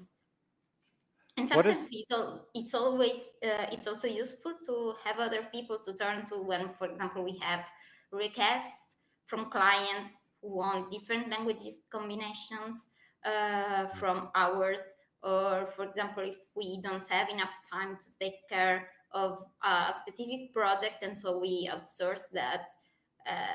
It's always nice to know other translators. Absolutely. So what is your impression of Italy? How do you compare, like, Catania, Sicily, Italy? What differences do you see to Rotterdam and the Rotterdam, language industry? Well, one of the main differences that I noticed at LocLunchers, of course, is that here there are more people who were born in Sicily and are living here in Sicily. So, for example, at LocLunchers, we are always people from Catania, sometimes from other cities of Sicily. Just once we had an international guest from the United Kingdom. While in Rotterdam, there's a very unique mix of people from all over the world. It's a very international city.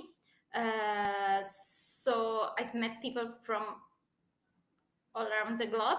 For example, in a LocLunch, I think it was 3 or 4 months ago, I met people from 3 different continents.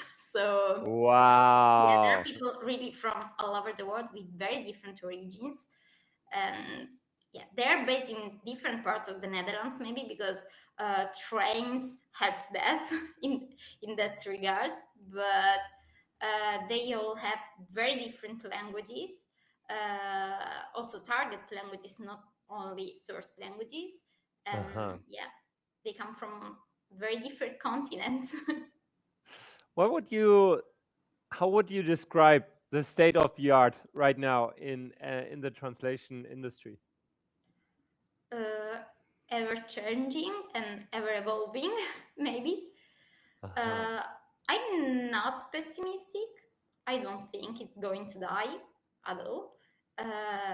It's just growing, but it's changing. And so this can be scary, but it's something we have to get used to. And yeah, I think it's always been evolving because, years and years ago, there weren't computers.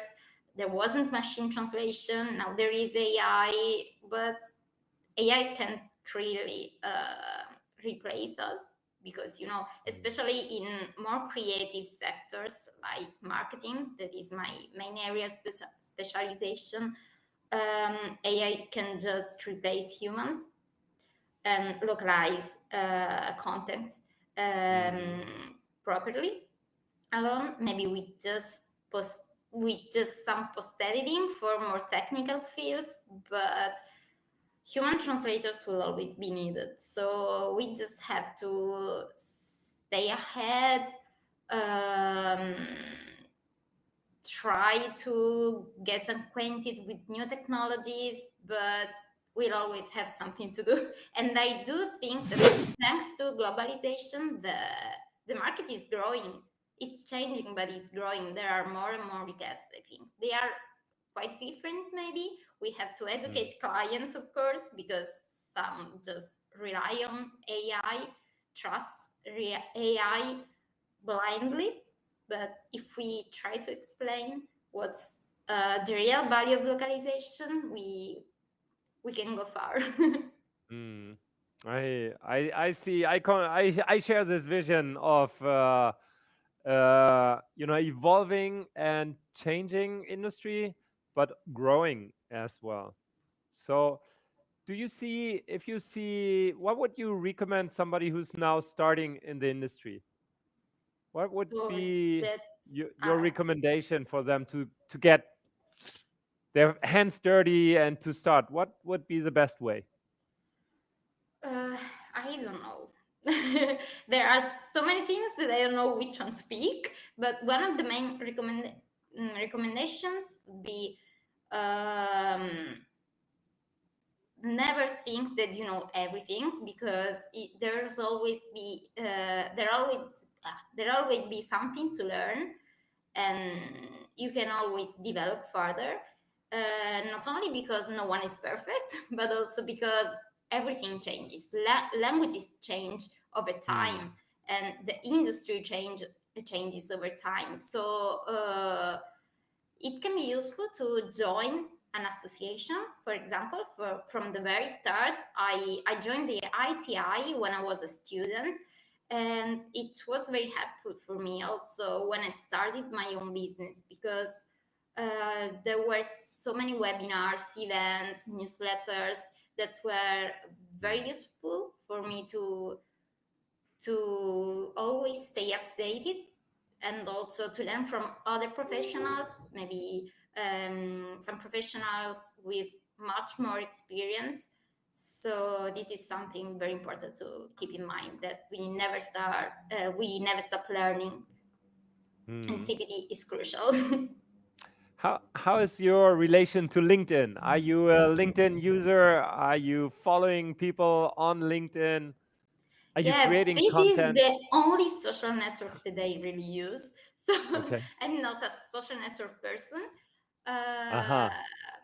but I love LinkedIn because it's so powerful. I started posting at the very beginning of my career, and I knew that it was a powerful tool, so I tried to find my own strategy, and I post very regularly. I have an alarm set twice a week to force me to post something. Oh, For some wow. people, A strategy. this doesn't work for some people, because they just don't know what to write about at the precise moment, but they need to find some inspiration and be more have a little bit more freedom. But it Aha. works for me because it's a kind of reminder, a kind of thing that forces me to post something, and I enjoy that, because I always think back of the week or the previous days, and I try to think what's happened that I can turn into a post. So it's a good strategy for me, but it may not work for everyone. But I do use LinkedIn a lot. But it's also like reflecting on reality, right? To always keep yourself like wake up, right? You know, attending what's happening out there. You have to see what other talking about, and you get updated on Yeah, of life. course. So that is super important also for me. Yeah, I know a lot of other translators thanks to LinkedIn. I've never met them in person, but we exchange ideas very regularly. We comment on each other posts very regularly. So it's a very good tool to network. Uh-huh. Excellent. And then you can come or either to Catania or to Rotterdam to meet Lucrezia in live and to enjoy a lock lunch with her and the local communities. It was a pleasure. It was a pleasure to have you here, Lucrezia. My pleasure. Thanks a lot for joining me today in this Iron Man lock lunch live stream.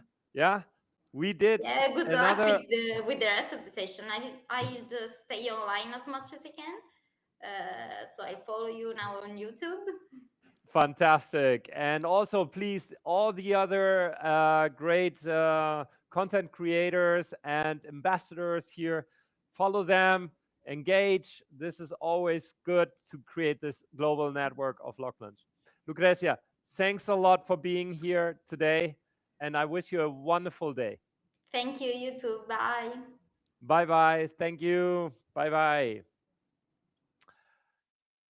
So, wow, that was Lucrezia from Rotterdam and Catania in Sicily.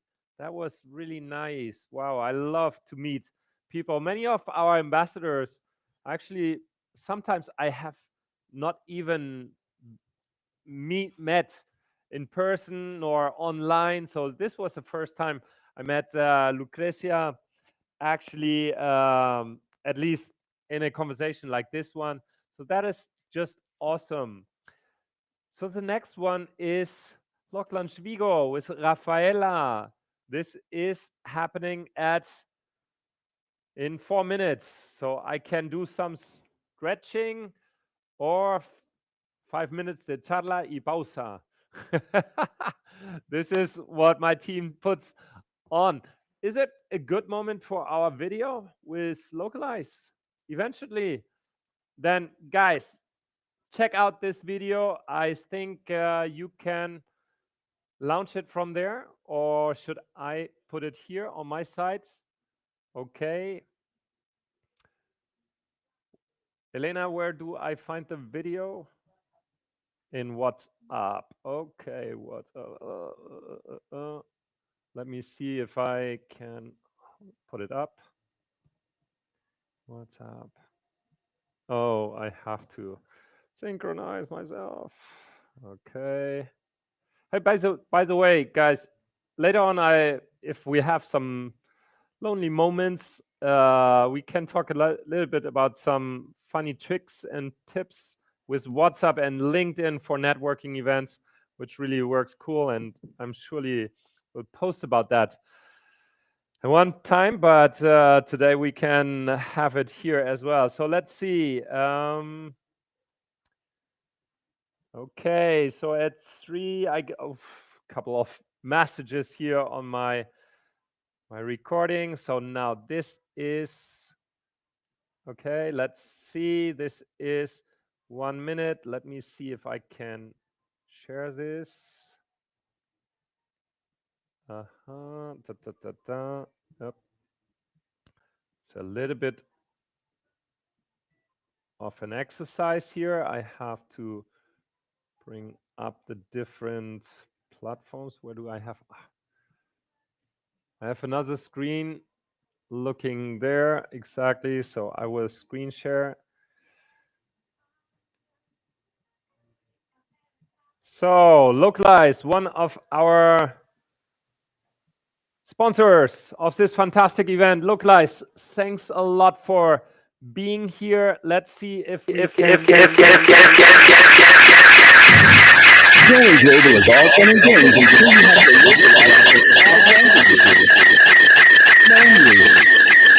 in this lesson, multiplying like rabbits in 10 hours just to figure out who's doing what. Localization feels like less of a process and more like a black hole. Yeah, like an actual black hole sucking away your time and soul.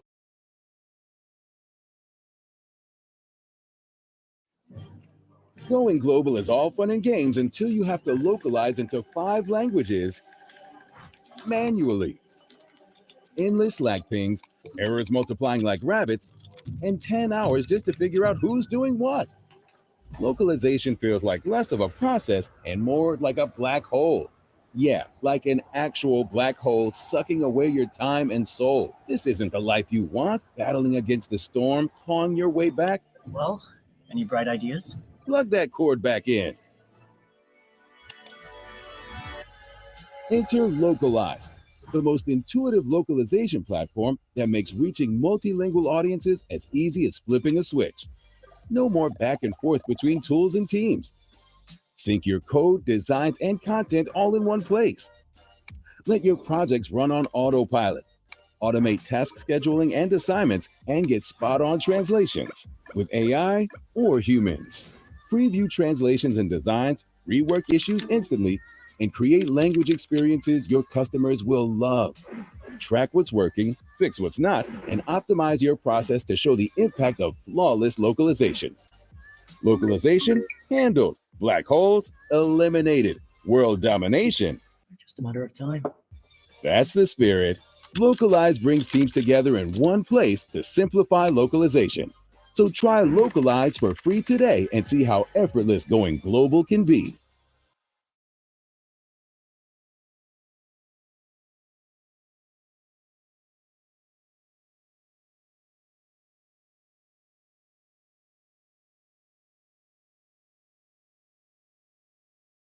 Already so many hours. I don't know if it's 9 hours or whatever, but it's. I might lose my mind at one point, but so far I feel strong, and we are here again. Okay, and I don't know. I have heard and seen Johan Bota from LocLunch, Cape Town is in the chat as well. Hello, everybody. Johan here from Cape Town.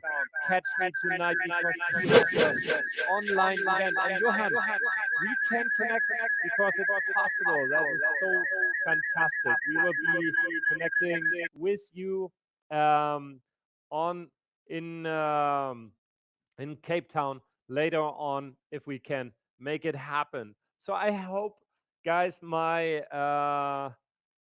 God, big feedback. This is Swiss Pocket Knife. Okay. So Jan's sound is not good. Jesus Prieto, is it getting better? We had some problems before. Can you tell me if this is now getting a little bit better, or do we need still to fix something? Okay, let's see.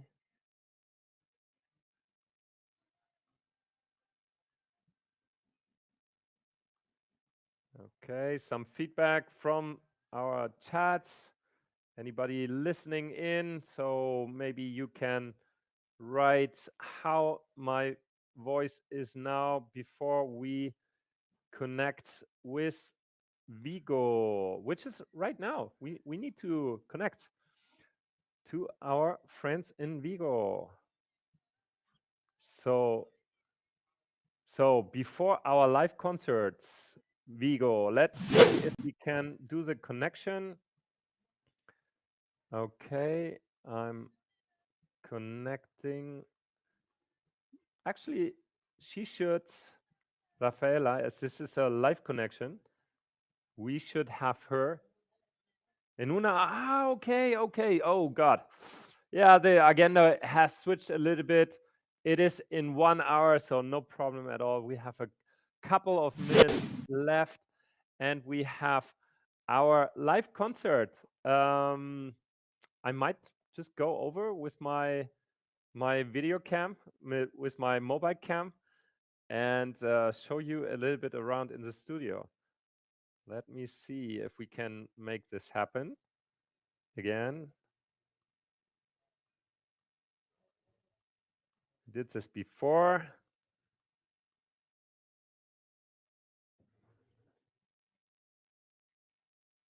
Okay.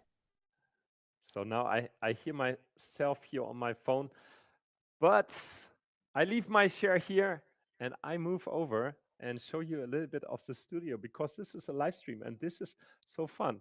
So what we see here at the very end of my studio is our production table, right? Here we have our sofa. You can get rid of only my camera now. Okay, perfect.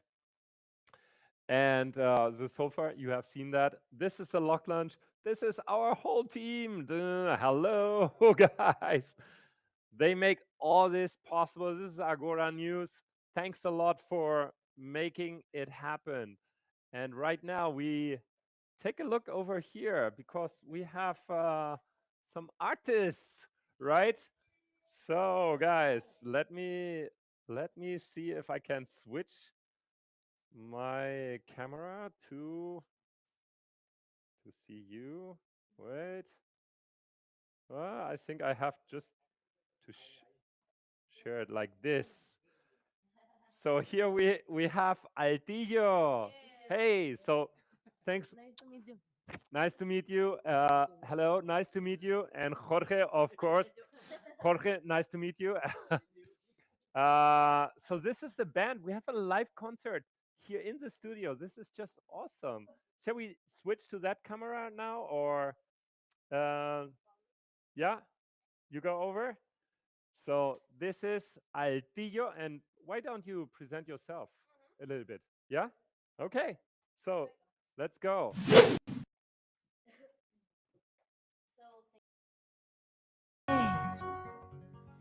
Aire quisiera pa' ti, pa' mí. Aire que limpiese miedo, tras el que oculto está el jardín, donde dos caracolitos esperan pa' vernos salir. Súbete arriba a la concha y nos largamos de aquí. Y súbete arriba a la concha y nos largamos de aquí.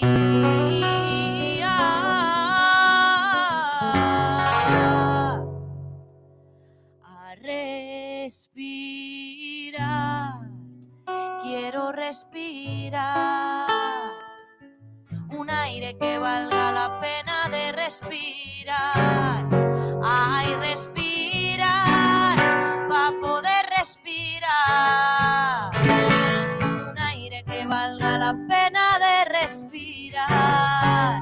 Que no sé dónde estoy, que no me encuentro.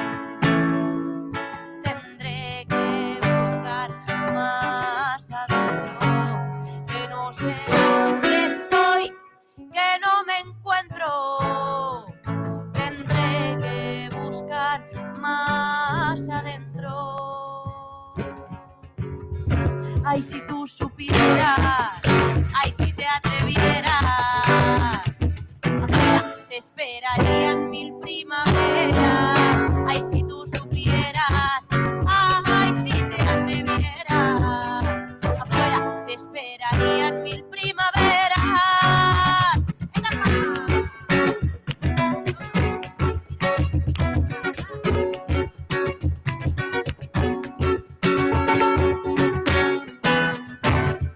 Siempre que puedo intento cazarme, caigo en mi red y dejo de andar. Pongo las piedras para tropezarme, es que me he cogido vertiguillo a volar. Que siempre que puedo intento cazarme, caigo en mi red y dejo de andar.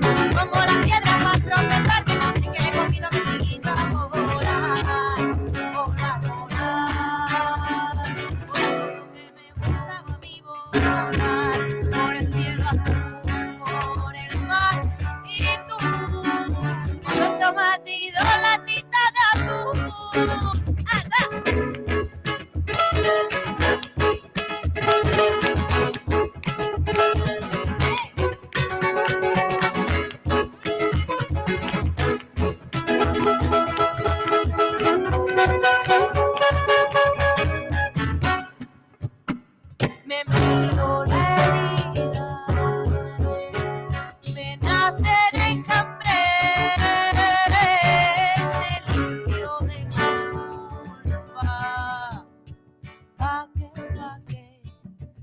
que me entre el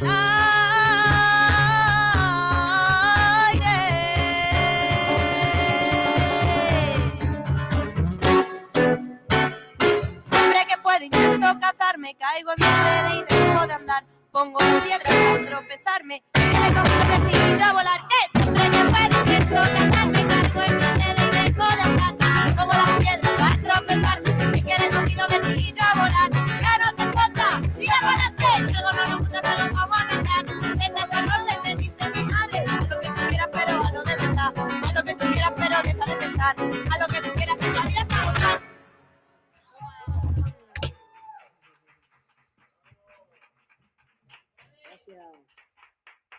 Thank you very much. So now we are a little bit more into the thing, no? We are more present. Now we are going to travel a little bit. We are going to travel to Brazil, and we are going to play a song that I'm very sure that you will know. It's called Mais que Nada. So if we are in the International Translation Day, we are going to make some travel all around the world. Not in all the countries, but for some languages, okay? So we hope you like it. And if you know the song, for sure, you can sing with us. This instrument that I'm going to use is called pandero cuadrado. It's typical from here, from Spain, from a very small village in Salamanca. It's called Peña Parda, and it's an instrument that just play women in this place. It's a little bit atypical because it's played with this thing in Spain. This kind of instrument. Normally we play with the hands, but this is, and we mix it, and we are going to play it in this samba.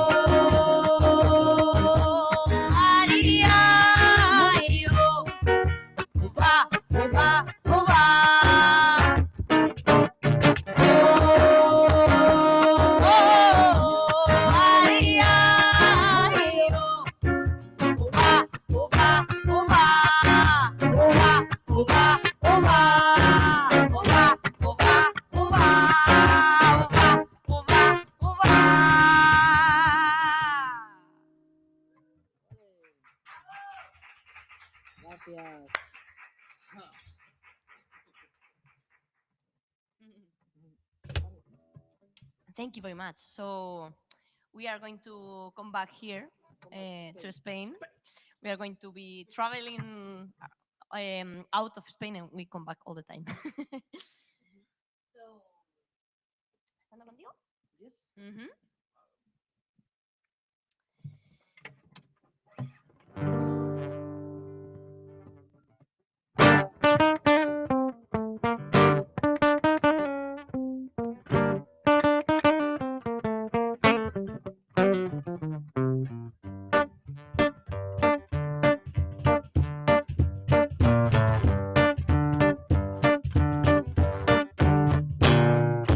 Tengo las nubes del cielo y tengo las olas del mar. Y si tengo tu mirada, yo no quiero nada más. Tengo las nubes del cielo y tengo la luna y el sol. Y la luz de tu mirada dentro de mi corazón. Y estando contigo, de pronto me siento feliz. Y cuando te miro, me olvido del mundo y de mí. Qué maravilloso es quererte así. Estando contigo, me siento feliz.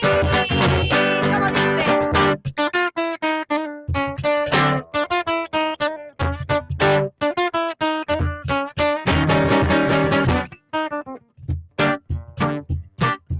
Cuando amanece nevando no siento la falta de sol. Y los copos de la nieve me parecen de color.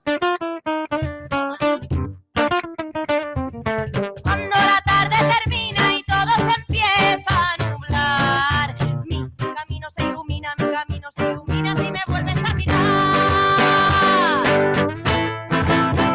Y estando contigo, de pronto me siento feliz.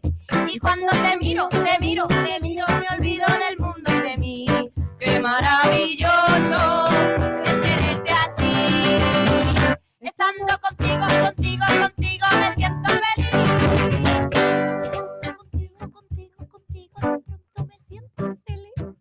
Y cuando te miro, me olvido del mundo y de mí. Qué maravilloso es quererte así. Estando contigo, soñando contigo, viviendo contigo, me siento feliz.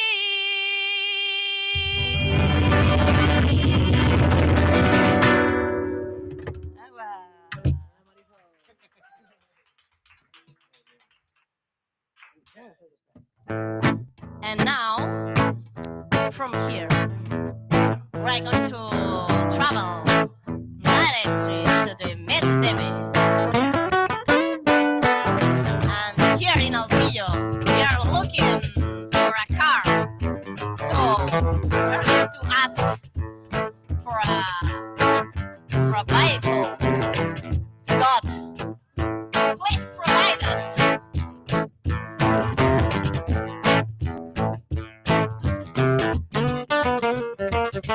Lord, won't you buy me a Mercedes Benz? My friends all drive Porsches and must pay the man. Work hard all my lifetime, no help from my friends. So Lord, won't you buy me a Mercedes Benz? Lord, won't you buy me a color TV? You lying for dollars, just trying to find me. I wait for delivery each day until 3. So Lord, want to buy me a color TV? I don't want to buy me when I turn it down. Continue your Lord, please don't let me down. Prove that you love me and fight and try. So Lord, want to buy me when I turn it down. Everybody, oh Lord, want to buy me a Mercedes Benz? Ah. Oh Lord, want to buy me a Mercedes Benz?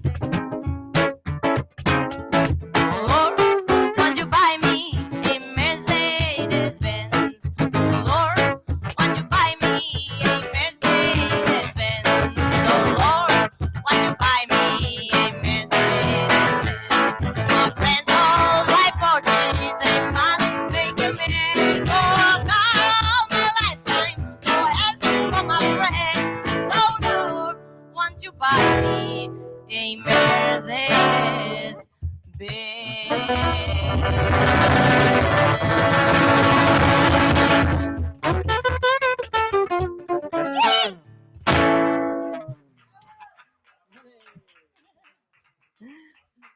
Thank you very much. So now we are going to change the location. And we are going to come back to the Spanish language, but we are going to travel to Cuba. Yes.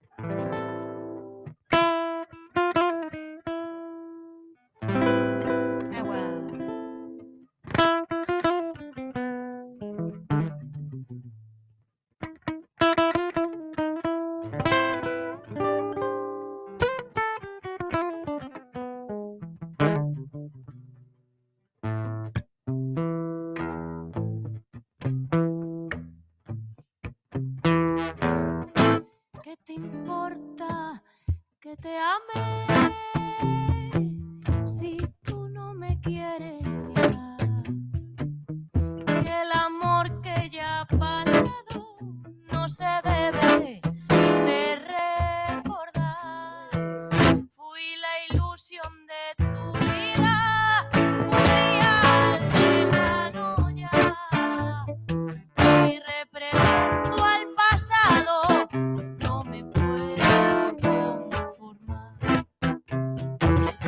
¿Qué te importa que te amen si tú no me quieres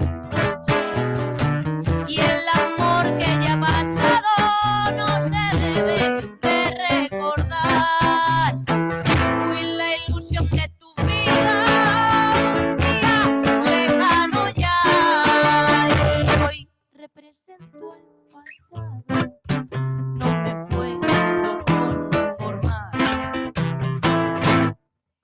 Si las cosas que uno quiere se pudieran alcanzar, tú me quisieras lo mismo que 20 años atrás.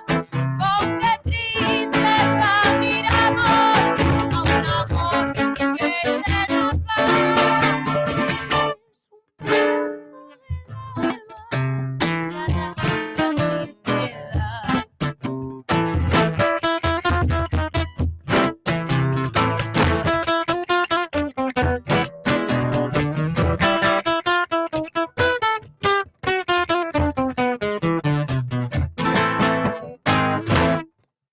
Si las cosas que uno quiere se pudieran alcanzar, tú me quisieras lo mismo que 20 años atrás. Con qué tristeza miramos a un amor que se nos va. Es un pedazo del alma que se arranca, sin piedad.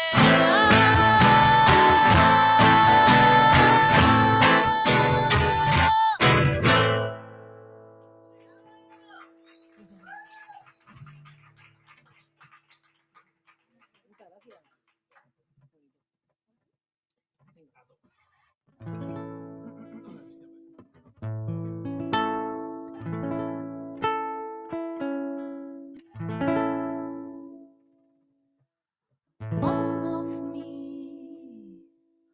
why not take all of me? Can't you see I'm not a good without you? Can't you see I want to lose myself? Take my arms, I never use them. Your goodbye left me with eyes that cry. Take my arms, I don't want to use them.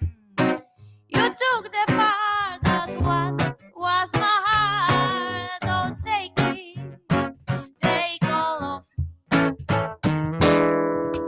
your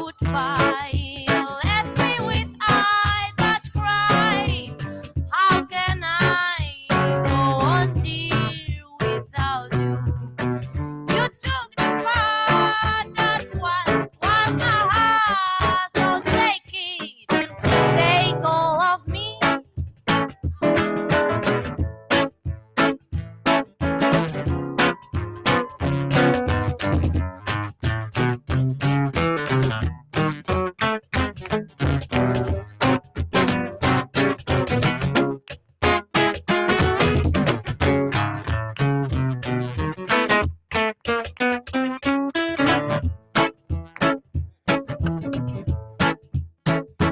When you're smiling, all smiling, the whole world smiles with you. When you're laughing, all you're laughing, the sun goes shining through. But when you're crying, you bring on the rain. So keep smiling and be happy.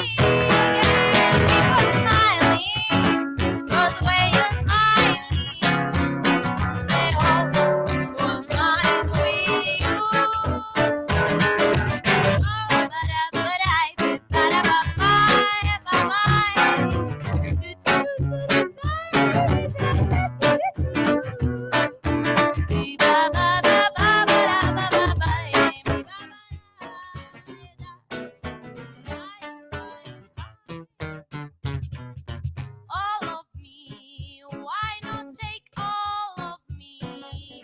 Can you see I'm not a good without you? Take my leave, I want you to take my arms, I never use them. Your goodbye left me with eyes that cry. How can I go on dear without you? You took the part that was my heart. So take it, take all of me.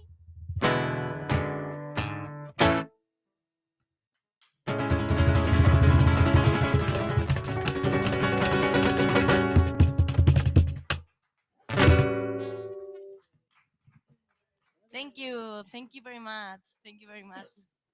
So we are near to the end because I'm sure that you have a lot of activities very interesting to go into. So we are going to play the last two songs. Thank you very much for the invitation, and I think the music is one of the languages that are universal. So I think is very appropriate, no, for the moment. And we are going to play another song that maybe you also know. So if you want to sing with us, you are also invited.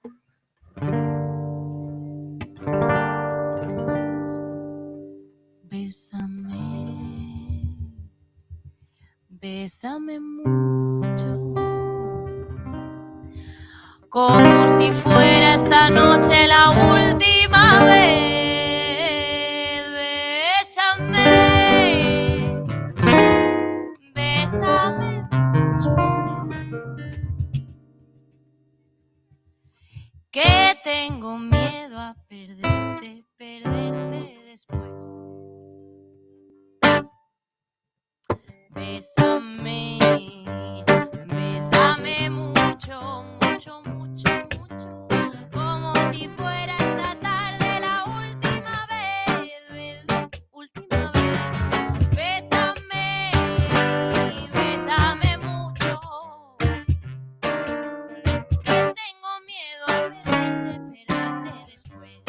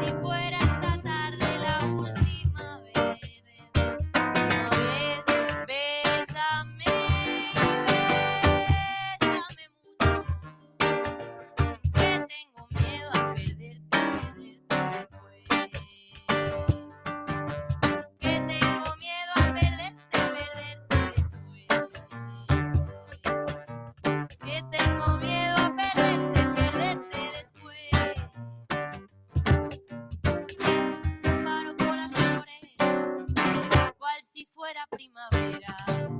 Te comparo con las flores, cual si fuera primavera. Eras la más verdadera, reina de mi corazón. Eras la más verdadera, reina de mi corazón. Mi Carmelina y Dios, yo no quiero que me digas adiós, adiós. Mi Carmelina y adiós, yo no quiero que me digas adiós, tanto como te besaba yo. Yo no quiero que me beses más, tanto como te abrazaba yo. Yo no quiero que me abraces más, adiós mi Carmelina y adiós. Yo no quiero que me digas adiós, adiós mi Carmelina y adiós. Yo no quiero que me digas. Bésame, bésame mucho, mucho, mucho, que tengo miedo a perderte después. Bésame, bésame mucho, como si fuera esta tarde la última vez. Como si fuera esta tarde la última vez.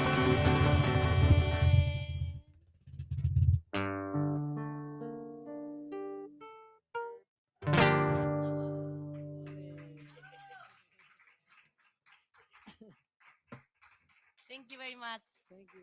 Thank you for all the people that you are here, and also to all the people that are in the streaming. We are going to play the last song. We don't know a lot of German, so we just you can translate perfect. But we wanted to say thank you with a song. So we are going to play a song that is repeating all the time, Danke schön. So you can sing with us this line. The rest of the song is in English, but it's in the intention is there, no? Auf Wiedersehen also says at the end. So.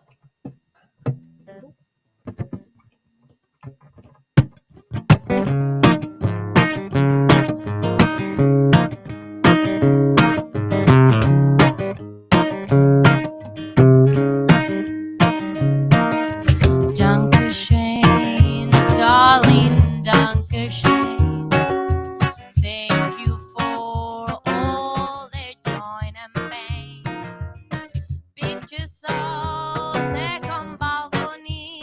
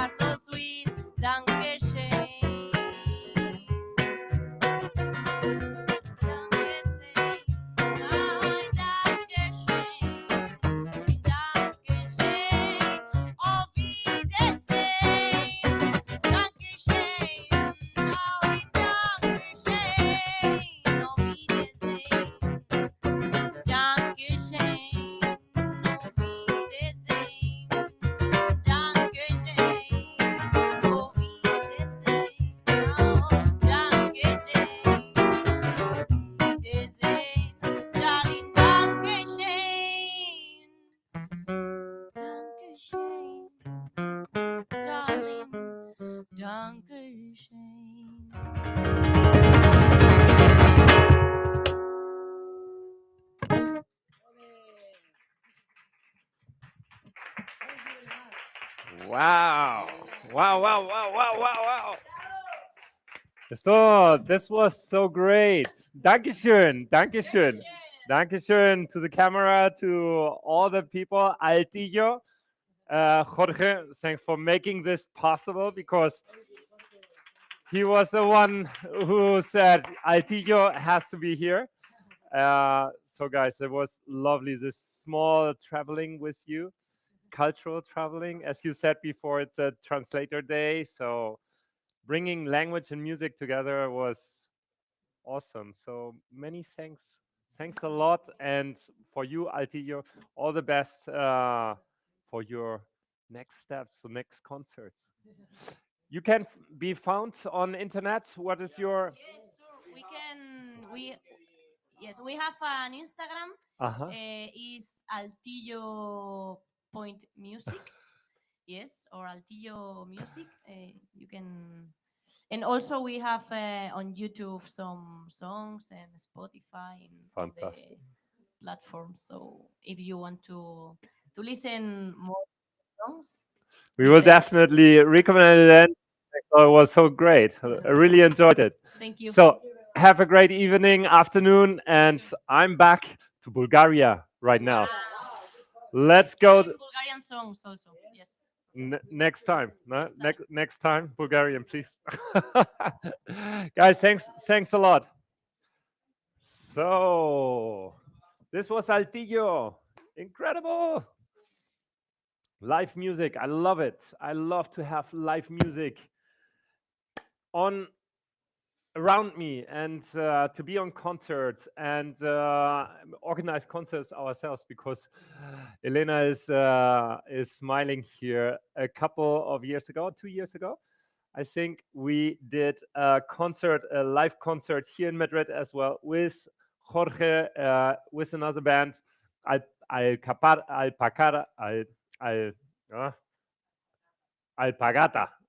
That's it.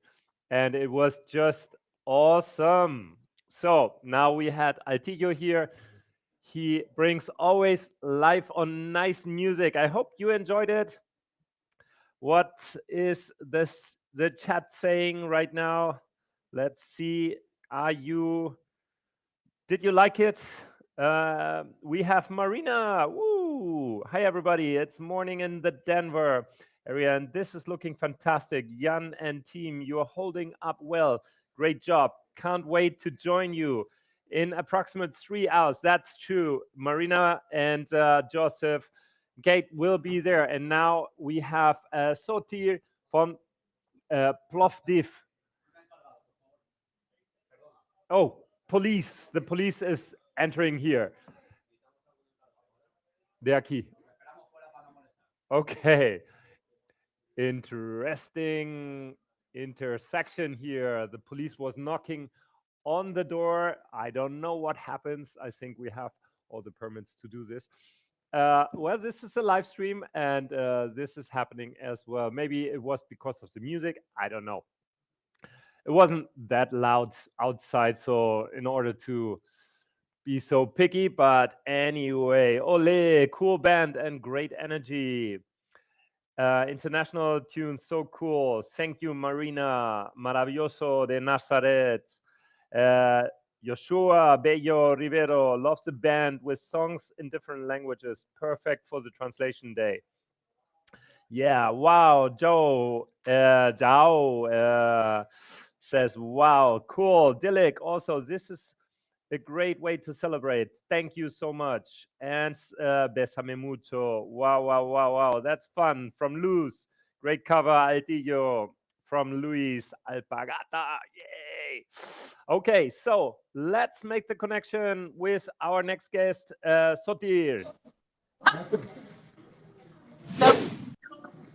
And there we are, a live connection. Hello, hello. Hey. Hi. Can you hear me? We can hear you loud and clear. Excellent. Can you put the telephone on horizontal? Can you put it on horizontal? Is that possible? Well, wait a minute. It doesn't matter. Let's see. Is that better? No, sorry, it's not flipping. It's not flipping. Now you are sidewise. Turn it back again. Excellent. Okay, but I can hardly hear you, Jan. Sorry? It's all right. It's all right. Okay, now it's perfect. Good. So we have. I can see you. I can hear you. Excellent. And where are you right now? And what kind of restaurant are you, or place are you? Let me show you. This is a restaurant. This is a pub, and actually, after a half an hour, there will be a lot of people because we're preparing for the quiz night. Today we will be celebrating Translators International Translators Day with a quiz. Yes. Let me show you one of the team here. Say hi, guys. Hi. Wow. This is one of the team. Hello. Fantastic. Hello, hello. Hi. International. And we have another team here. Let me show you the second team. Say hi to the camera, please. Hi. Hello, hello. The audience is greetings from Bulgaria. Yes, from Bulgaria, the center of the universe. Absolutely. May the force be with you, I would say. This is so great. Thank you very much. Same to you. Would you like me to introduce some of the people here? Excellent. Let's go around. Let's go. Hello there. Say a few words. Do you hear me? Hello? Hello, hello. Hello? Do you hear me? Yes. Hello there. We So, can hear you. how's it going? Well, Perfect. This So, is getting a little bit long, my but name is, 9 hours of recording. I really can't hear you. Just a second. You say again? Okay, no problem. Hello? Yeah.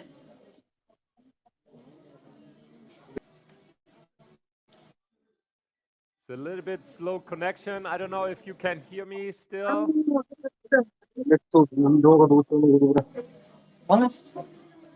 Да, може, само тук за 2-3 минутки. Стана? Hello? Technical problems. No, I Hey, technical problems. Is it our problems? No, them. No, don't worry. Don't, because otherwise they believe it's them. And, I think it's us.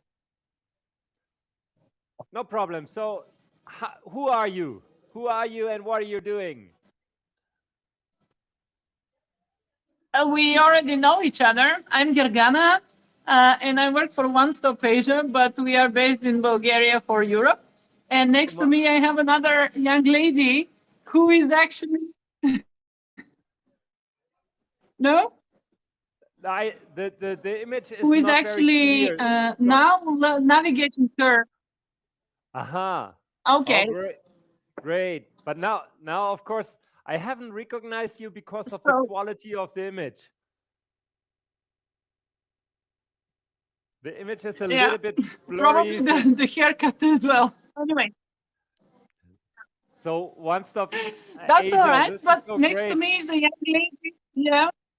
Yes. Very happy to have us here. We will be around 18 people this week. Yes, so that's a very big crowd for Plovdiv, to be honest. So great work. And there are some very young talents on the table. Next to me is a lady who is just navigating the world of translation right now. So it's a very nice memory that we are creating. Wow. And you are on a global live stream. So welcome to the industry. Exactly. So I'll just pass on the mic to someone else. So Okay. Was excellent to see you and so happy to see Bulgaria. Okay, let me go to the next table. Wonderful. Hello, it's nice to meet you. My name is Plomena. We are 4 people here who work at Alltrans. I'm a project manager and a sales expert. I work with clients in the office. And next to me, I have another project manager. Hi. Yeah, so he's Velizar. He works with clients from all over the world, basically. So, yeah.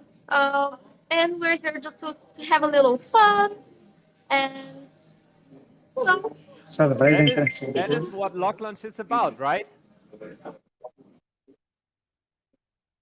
yeah, absolutely. So this is a perfect, I mean, it's a perfect crowd, and the place you are, it's a gaming place, right?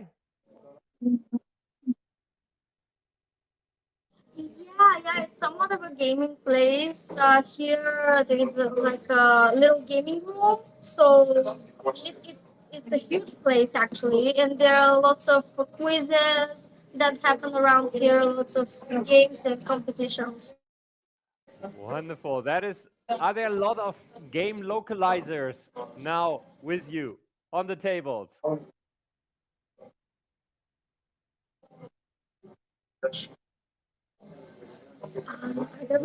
Yeah, so basically, we lose connection. Are you there? Yes, I'm there. There's a little bit of delay in our connection. Okay. Yeah, I understand that there's some delay. So basically, Velizar is the expert here in localization. Yeah, he usually right now at the moment he deals with some movies and series that we translate. Okay. And also we have an experienced translator here for the language. So her name is Annie, and she's been working here for a long time, longer than me actually. So wow. Yeah, and that's Evelina. So she was intern here at Alltrans. So she actually finished her internship recently. So she's starting to work as a freelance translator here. Wonderful. Wow, what a great crowd. That looks like you will have a fantastic LocLunch. And I think I will just give you the stage to have this wonderful conversation now in Bulgaria back then. And yeah, I'm super excited because when I talked about when we met last time in Valencia, I think we talked about that Bulgaria needs a LocLunch and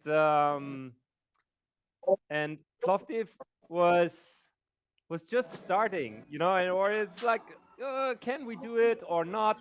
And then you make it, you set it up, and now it's 18 people. Really great.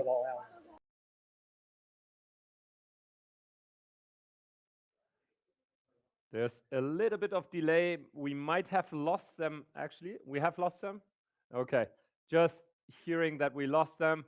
The connection is very unstable. But yeah, no problem. You have seen Bulgaria is online as well. 18 people in the room. Ambassadors.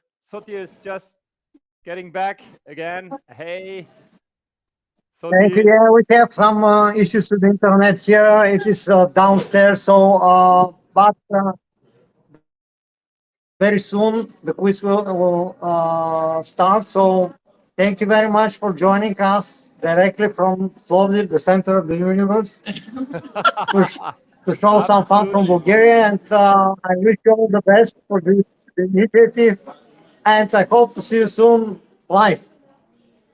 I hope so too. All the best to Bulgaria. Bye bye. See you soon. Bye, guys. Ciao, ciao, ciao, ciao. Thank you for connecting. Ciao. Bye, bye, bye. Okay. So that was a live connection to Bulgaria. Wonderful. This is so nice to see how big this community is. Isn't it incredible that we have people all around the world, and that that at the same day we are able to travel around the world and meet these communities, having interactions, relations, connecting with with each others. It's already late, 9 hours. It's some tongue twisters, and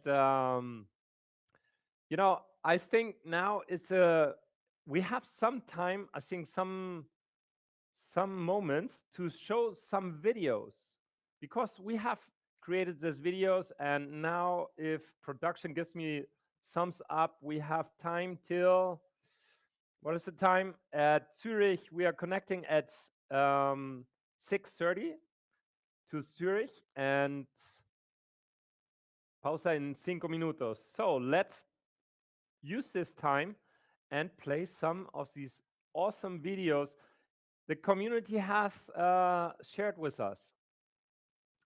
So maybe the first is from, let me share my screen with videos from Dublin. Okay, so we are now sharing some Dublin stuff from Roberto, who was in the chat as well. Okay, so we are now looking at my WhatsApp. So let's see if we can have this play. My name is Lucia. I work as a senior project manager for Tirrito. And my idea for the International Translation Day for me is the idea of connecting people and make borders much closer to each other. So that's basically in a nutshell. Just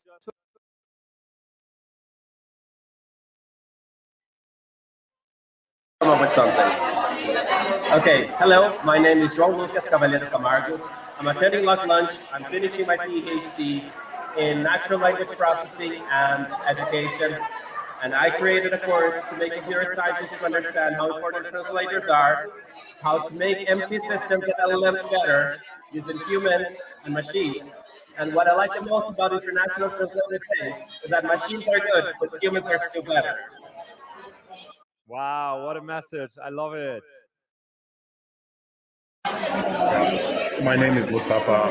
I've been in the localization industry since 2006. I'm currently based in Dublin, but I'm originally from Syria.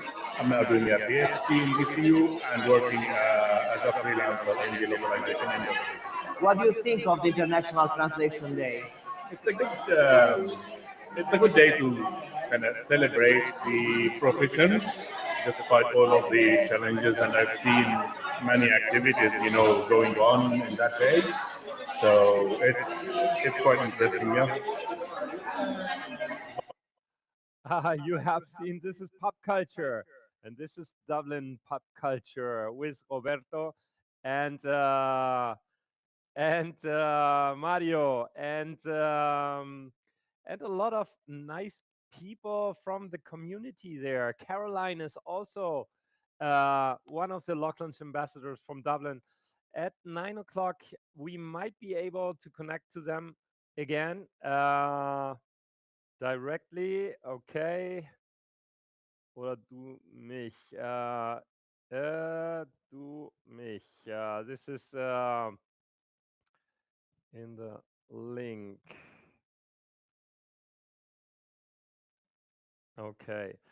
So just telling Dustin from Zurich how he has to connect with us. Let me see some more videos we can play.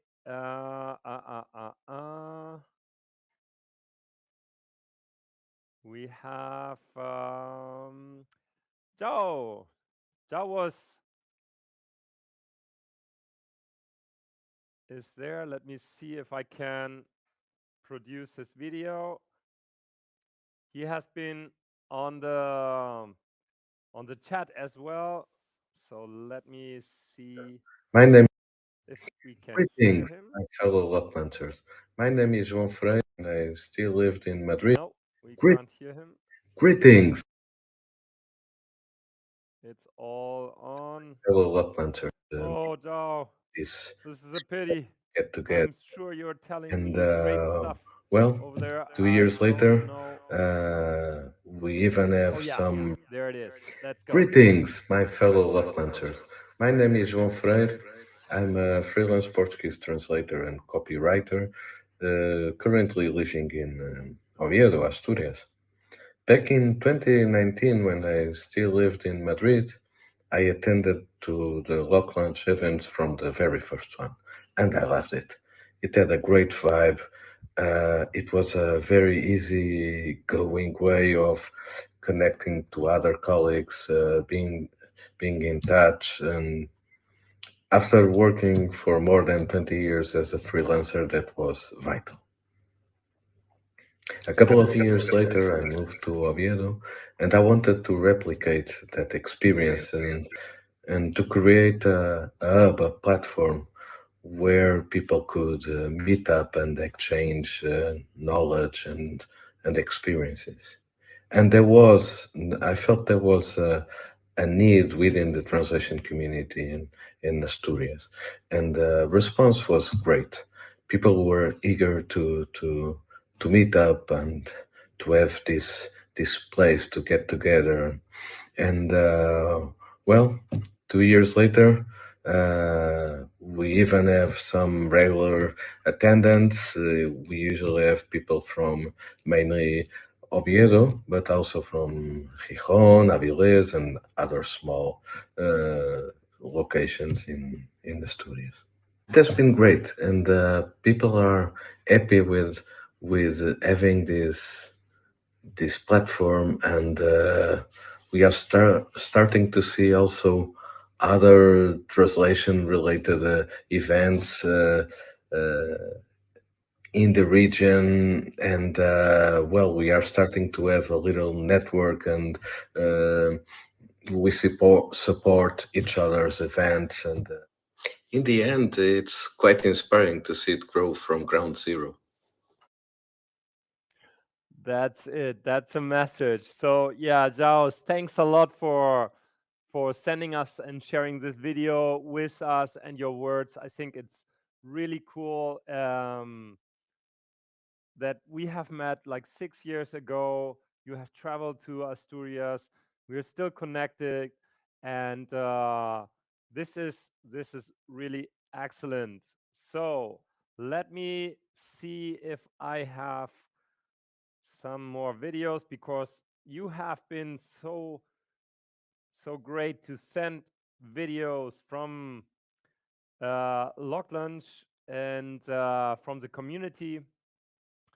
Let me share one we have here from the Madrid community, actually, because we were here in Madrid. So let's see what they have created. 1 second, I'm sharing my screen again.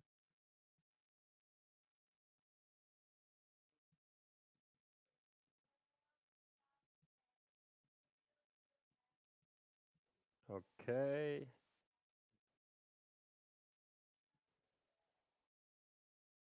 I hope.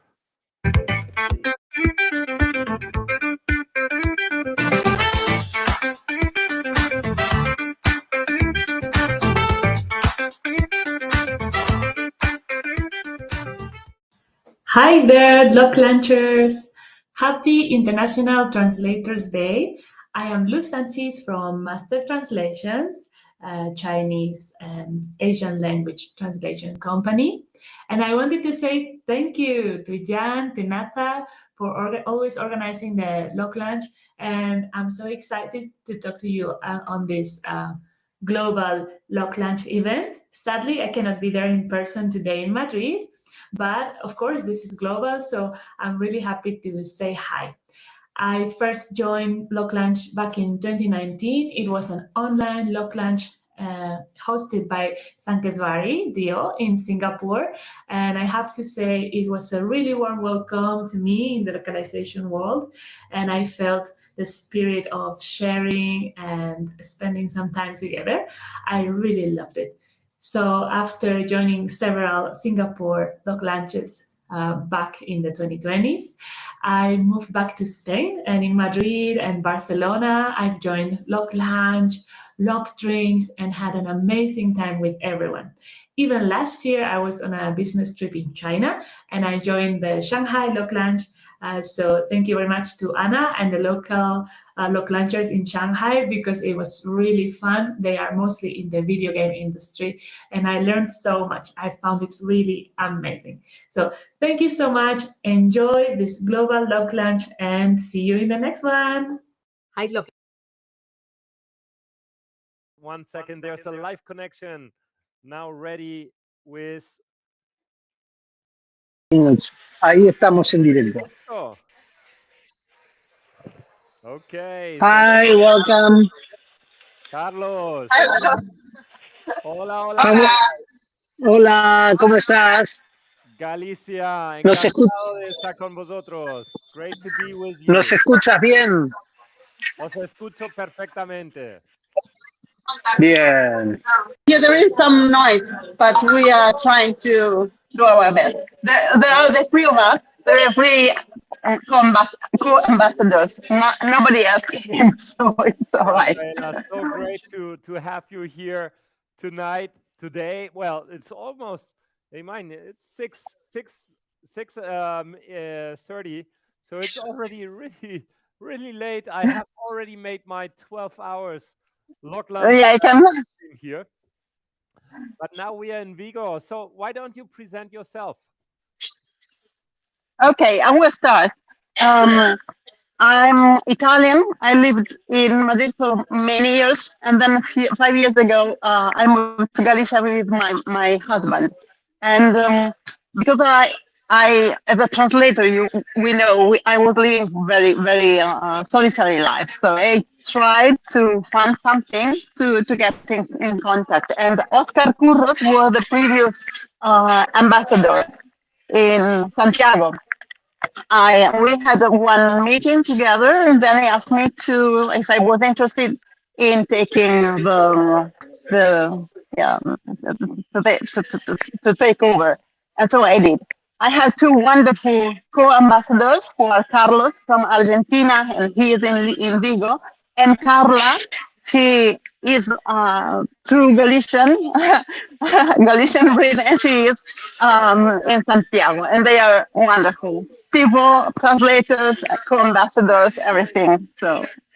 Wow, that is so nice. And yes, Carlos, un gran comunicador as well. So what is your experience in the industry? What are you doing? Well, I'm a medical translator. Oh, we can't hear you. Sorry. Sorry? Can you speak a little bit louder? Yeah. Okay. Yes. Can you hear me now? Yes. Are you better. Okay. I was saying that I'm a medical translator. In Argentina about 20 years ago. And well, 2 years ago, here in Spain. I'm very happy to be here, really.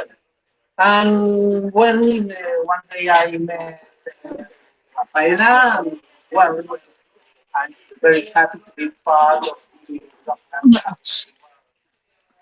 Great. Yeah, thanks a lot. And then there was Paola, right? Okay. Hello.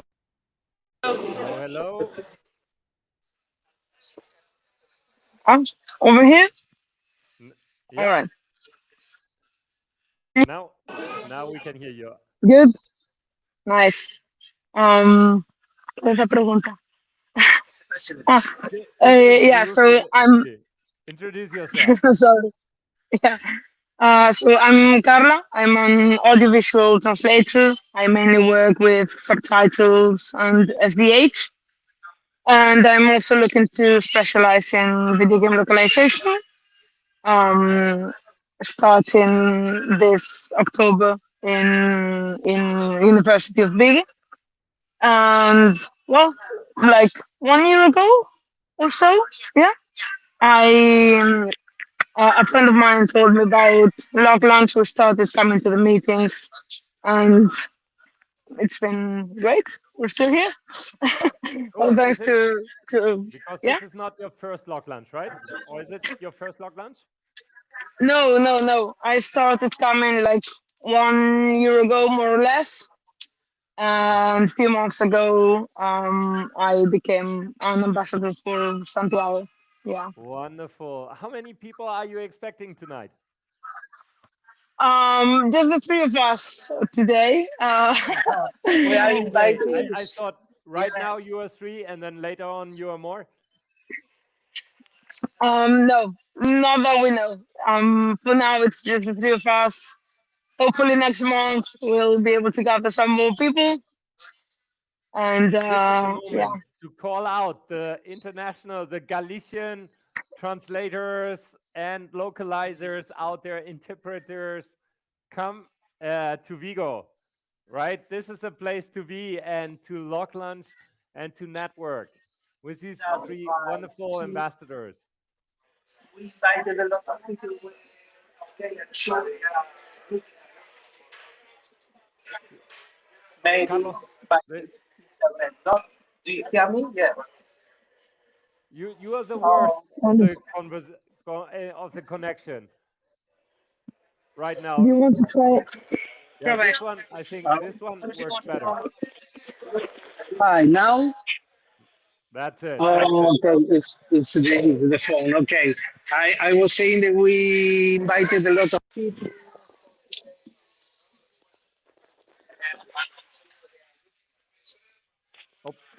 Oh, no. Before it was good. Oh yeah? No? Not good. Well, a little bit silent. I think the ladies next to you were more louder right now, but no worries, no worries. Okay, no worries. That's it. All right. Now, what I would like to adjust one thing. Can you hear me? Yeah, I can hear you. And it is in Galicia we have something a bit different because we are trying to bring LocLunch to every town in Galicia. So we don't have only one town. We move. As we say, LocLunch Galicia on the move because we have LocLunches in Santiago, in Vigo, in Coruña, and in November we will have Lugo. Orense doesn't work. So this is a bit special for Galicia. So I think this this is way. a very good approach to bring LocLunch and to meet community, to go local. And if you can do that, We would like to have one for every town, but honestly, it's quite a hard work because people do not respond as much as we would like to. of Yeah. course, I know this is Yeah, how you it know works. this. So we were just saying about this, how frustrating But we Rafaela, have good hopes. you shared a wonderful video with me, and I wanted to show this online if possible. Okay, all right, Shall we? fine. Let's watch it together, okay? Okay, shall we close here or? Wait, I will. Already. You can stay where you are. Yeah. Okay. Yes.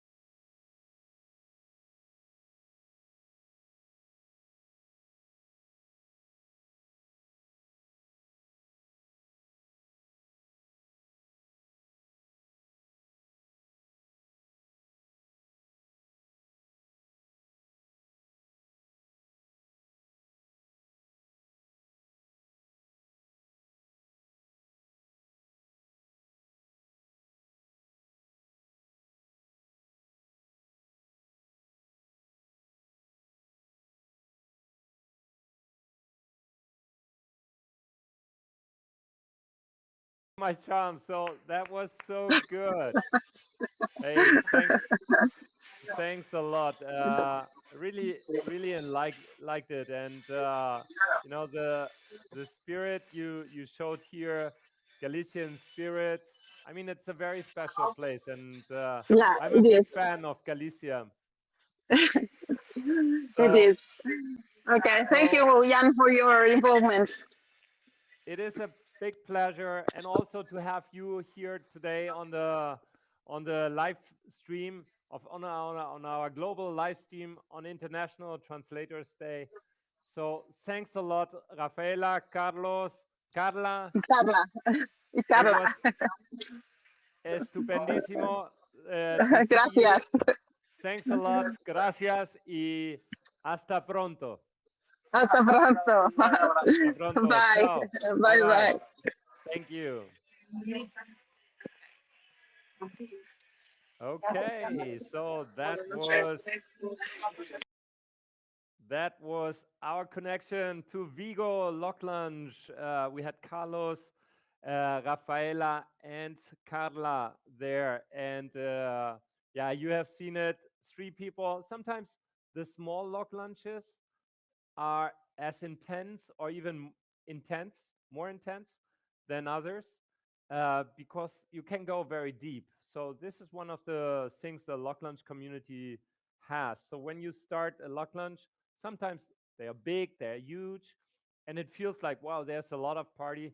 But actually, you speak to many people, but not go too deep because you can't. Now, this is completely different. If you're 3 people person, then you can exchange a lot of insights. You can talk more deeply about certain topics, make friendships, whatever. So in this case, size is really not an issue. So if you have 3 people LocLunch, that is just awesome. So I think I will take a 5 minutes break before we go into the next connection with Zurich. Exactly. Now we have Zurich here at now, I think. Wait. Let me see if Elena, Zurich, is it right now? Let me just check out.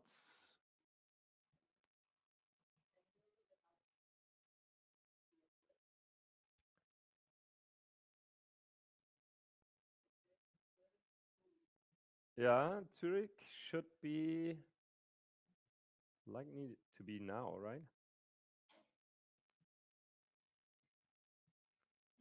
Let me see. Zurich is at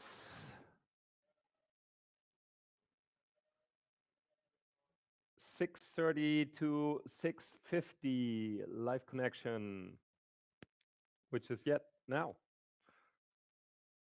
And but I think Dustin hasn't connected yet, so there's a little bit of time. Let me just check if I can see him here. No, not yet. We will wait for him a little bit before. At 7 we connect with Liz from New York, and I will do some stretching because I need it. Oh, now we have been live streaming for a whole bunch of hours. It's now 86:38.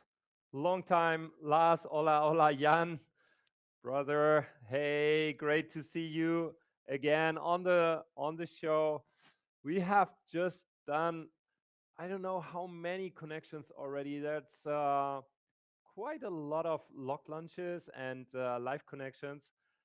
And let me share my screen so you see where we are right now in the program.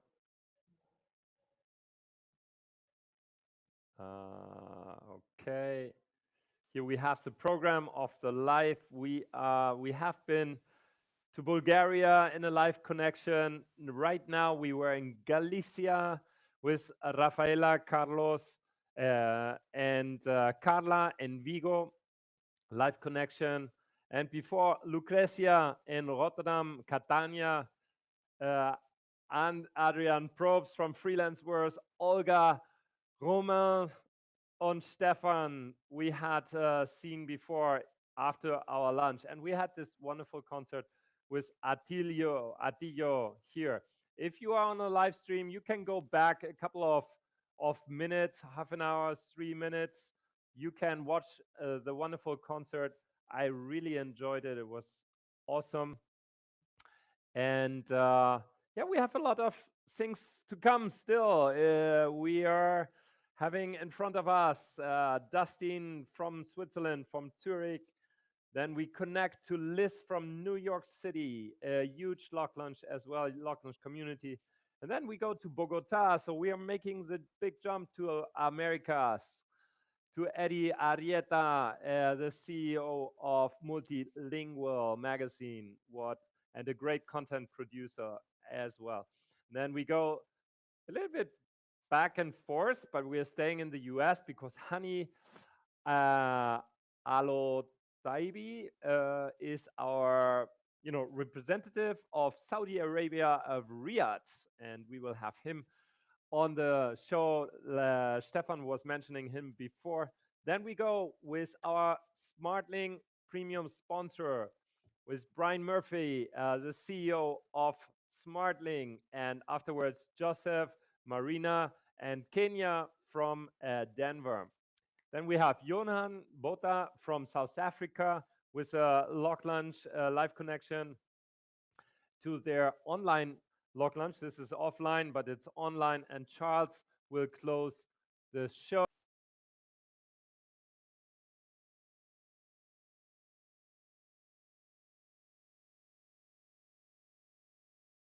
Yeah, and then we make this record 15 hours live stream. I don't know, this is pretty crazy.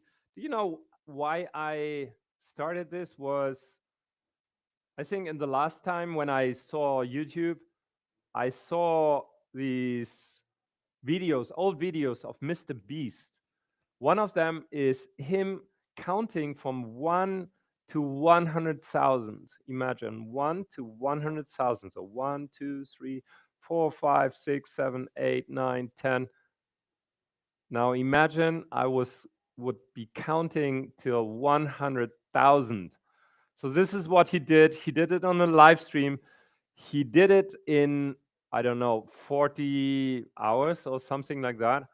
Absolutely insane. This video now has tons of views, and well, I thought, why not doing something similar like with LocLunch? This is a community, and we have content en masse. And now I see Dustin is connecting. Cool. Let's get him in. Hello, can you hear us? And we see Dustin. Hello, sorry, I was clicking the wrong link apparently. Hello, everybody.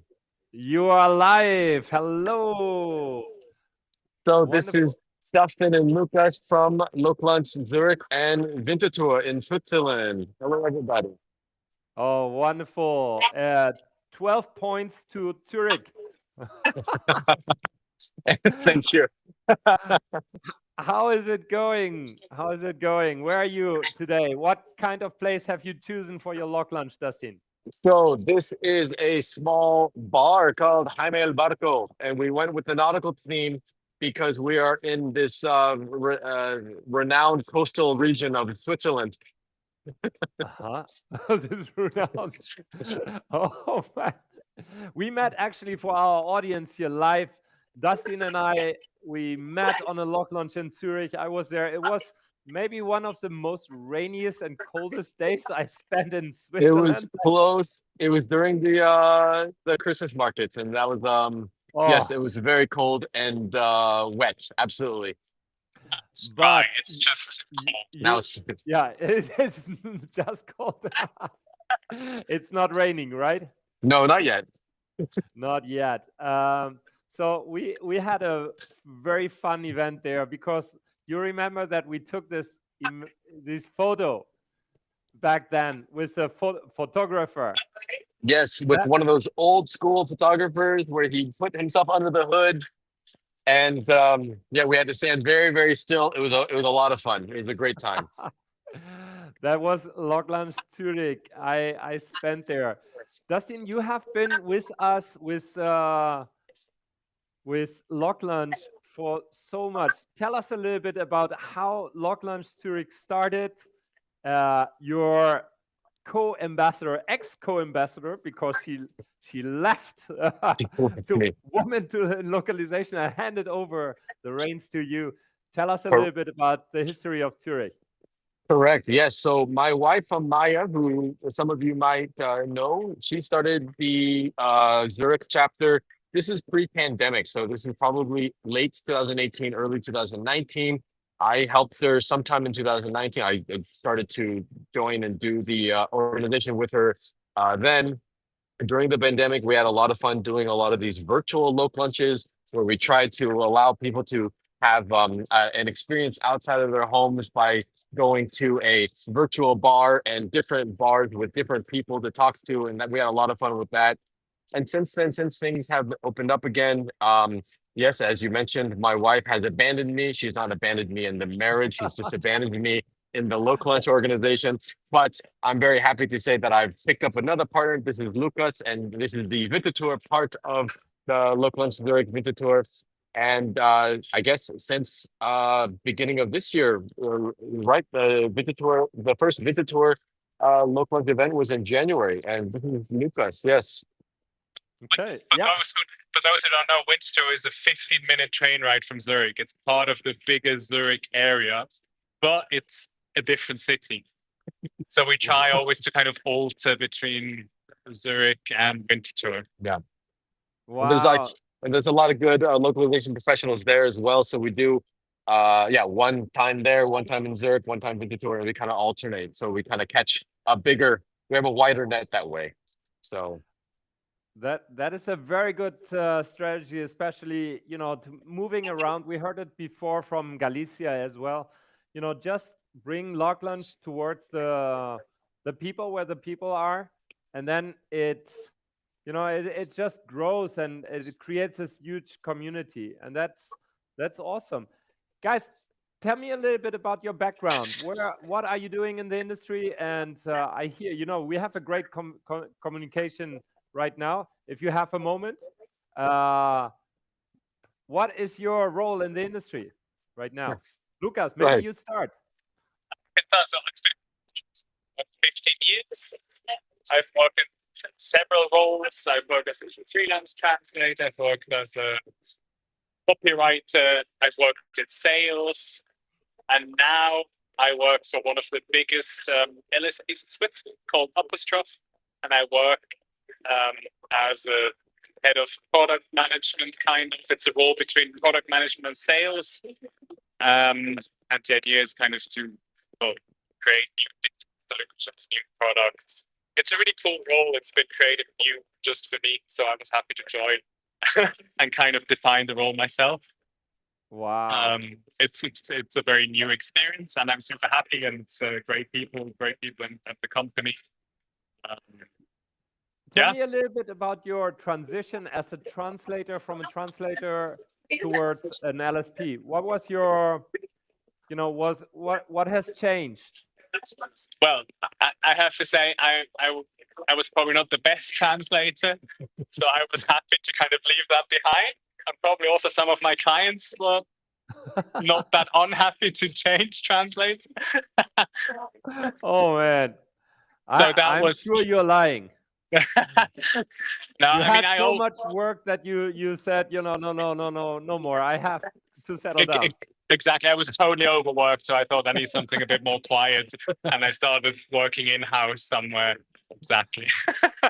that is. And in the transition, if you would you recommend this step to others? So what is what should people bear in mind when they do this switch? Because we have a lot of people, a lot of translators in our audience right now with AI and the post editing and so on.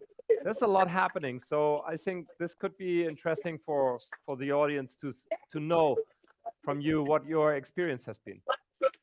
I mean, I think it's in both ways, it can be a really nice experience, like either switching from in-house to become a freelancer, also the other way around. The most important thing is what helped me a lot in the transition is to understand both sides. So once you start working in-house, you understand the translator side, the freelancer side, which is really good. And you can keep that in mind, and therefore also help the agency that you then start working for to also improve the relationship with the freelancers. Well, obviously depending on your role, but if your role kind of allows to influence this, then the experience you had as a freelancer can help there because you understand exactly their needs. Also, you understand what the training needs are, how the role changes. There's better understanding, and I think translators also appreciate it if there are people who understand that.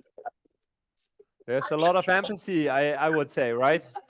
if you know how it feels to be treated, then the relationship might be of more respect eventually and more understanding of the processes.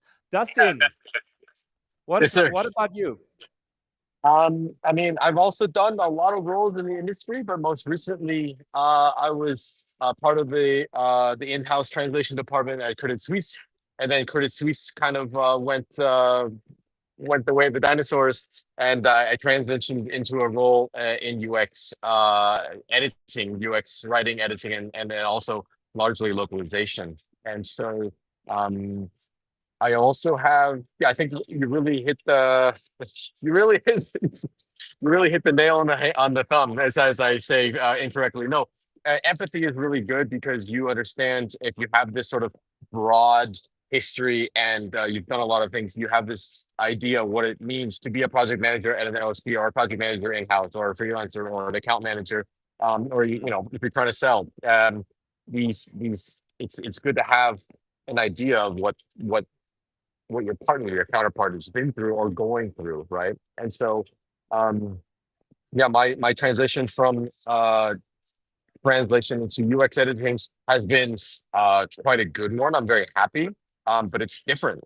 I'm learning lots of new things, and I think for anyone who's been a translator for any amount of time, that kind of thirst for knowledge is really quite satisfied in this sort of pivot that I've taken toward the UX side. And so, I kind of try to keep an open mind, never stop learning, keep your ears open. In my case, try to keep my mouth shut, which is hard for me, but that's sort of what I strive to do. And it's, I'm very fortunate to say that it's working out well so far. So.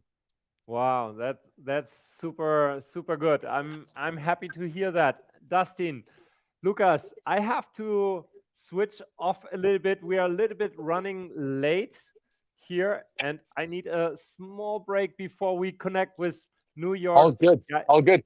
I'll just show you what we're up with here. This is Lucas and I, and I'll show you the other side of the bar. And this is our table over here. We had about 12 or 15 people signed up tonight, and actually about 10 or 12 people have turned up, and we're very happy about that. So wonderful. I wish a big turnout for LocLunch, Zurich, and Winterthur, and thank you very much for doing the live stream. Good luck on the rest of your hours. It's not so much anymore. I will have to do some flexing now. You're over the humps. Very good. Thank you, guys. Have a LocLunch, a wonderful LocLunch, and see you soon in Zurich or wherever. Absolutely. Look forward to it. Bye-bye. Bye-bye, guys. Bye-bye. Thank you. Okay, cool. Wow. Another live interaction with our community in Zurich. This was Dustin and Lucas, Winterthur and Zurich. Yay. Fantastic. So let me do a small break here. I don't know if we can see a couple of videos right now, or do you have some material? Or just a small stretching pause. Guys in the stream, I hope you enjoy it. Oh yeah, Jan, looking forward to talking to you later.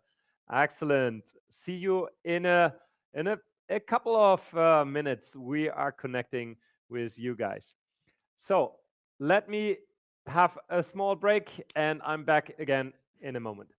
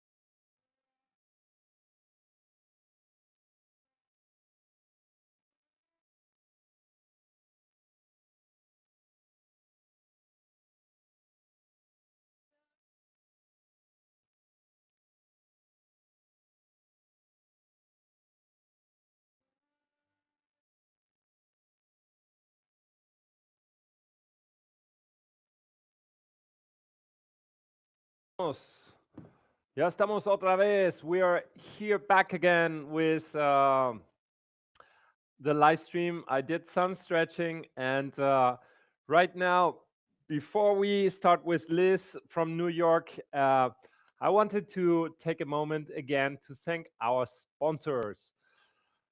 First of all, of course, Crowdin and Smartling, our platinum sponsors. They are just great. They had made all this here possible, and I'm super happy, glad, and appreciated much your support for this event. Our gold sponsor, Localize and Beluga, who have been fundamental for us to make all this happen.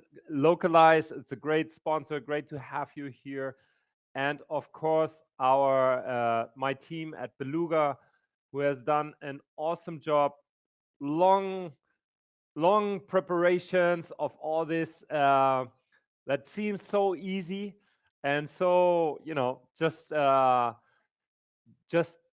like natural, but it actually costs quite a lot of things and our effort. And of course, our official sponsors, the bronze sponsors, TBO, Ampere Translation, and AV Automated, which automated. I'm still struggling a little bit with the name. Automated. Richie and Hollish, great to have your support. Thanks a lot again for being with us, to supporting this.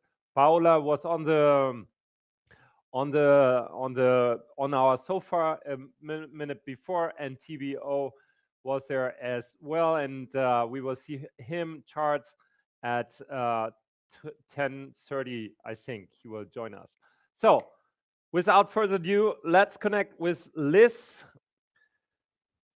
from New York. Liz, finally, we made it. I know. Hi. I'm so Wait happy. a moment. Let me see if I can hear you fine. Okay. Guys from audio, chicos. Can you guys hear me? Chicos, a ver. Liz, I can't hear her. You cannot hear me. Now it's getting better. Now I have you. Liz, how are you doing? No, wait. A ver. Wait, hold on. There we are. There we are. Got it? Yeah, now I get you. Wonderful. Okay. Sound okay? Oh. Hey, Liz, you have professional background. The sound plates. Wait, hold Is that on. your background? This is a virtual background, right?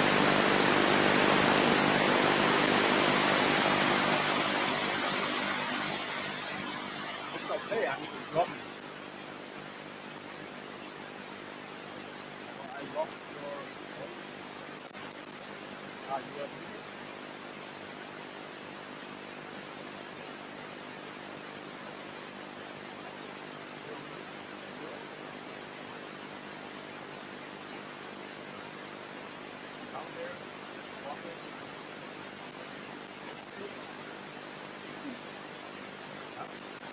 Very strange. Now I have. Perfect.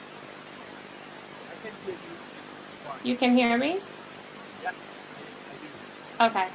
For some reason, I'm hearing a very loud, scratchy sound.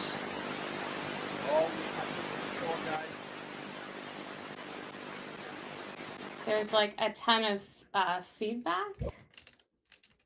Oh, that's okay.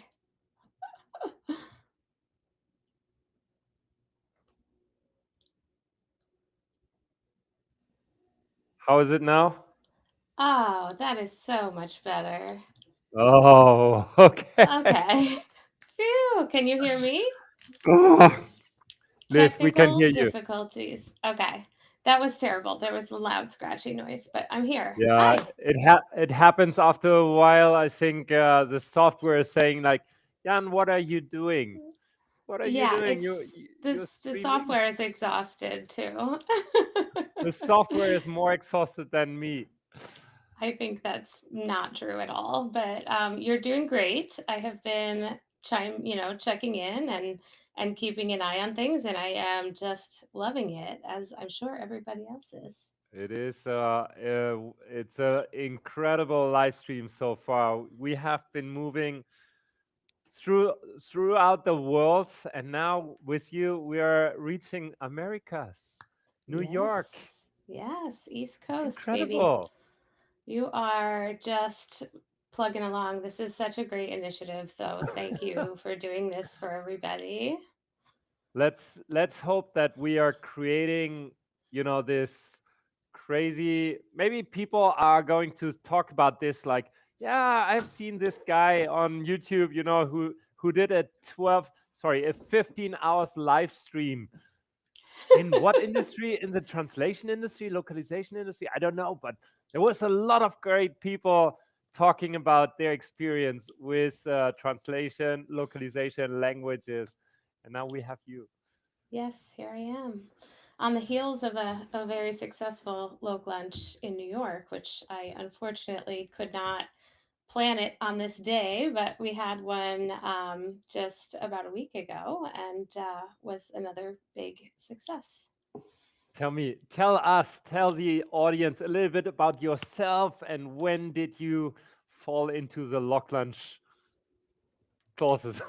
Yeah, well, it's interesting because I think I'm probably one of the original OG ambassadors. I am approaching my 6-year anniversary as a LocLunch ambassador, which is something that I'm super proud of. But just to give some background about who I am, I'm Liz Dunn Marcy, and I work for Argos Multilingual right now. But I have about 20 years of experience in the localization industry. And I have recently made a pretty big career shift from 20 years of enterprise sales experience over to working in marketing. So that's been exciting. Yeah, so How that's was me. that? Tell us more Oh, about it's that been journey. amazing. Yeah, it's been a total. It's still somewhat new, but it's been a journey for sure. I am thrilled with this new challenge, and I'm really excited to be part of the Argos team. I'm actually driving the marketing strategy for their AI and data solutions side of the business, which is super exciting space to be in right now. But it's been fun. It's interesting because I was not sure if it was possible to make a move from sales into something else, but the overlap is actually quite stronger than you would think, and having all of my experience of on the front lines, talking to customers, understanding what they want, what they need, crafting solutions. It's like now I'm just kind of on the other side, and I'm supporting salespeople and providing them with what they need, and it's been a challenge, but really fun. Feels good. How long have you been now in the new role? It's just about 4 months now, I think. So yeah, still It getting my feels feet under fresh me. still, right? Yeah, it does. It does. I still have a lot to learn, but it's been fun so far. So let's talk a little bit about New York LocLunch because the New York LocLunch community is buzzing. Is that the right word? Yeah, yeah, I'd say so. Yeah, So how is it? What brings you together? Why it is? I remember one thing before we started with you and the co-ambassador at that time. It was really hard to get New York going, and then Yeah. now it's like a vibrant community. So what have you done? What is the secret sauce? It's interesting because there weren't a lot of opportunities for the, New York City localization community to come together. There hadn't really been a whole lot prior to that. And I think it was a little slow at first because we got started during the pandemic.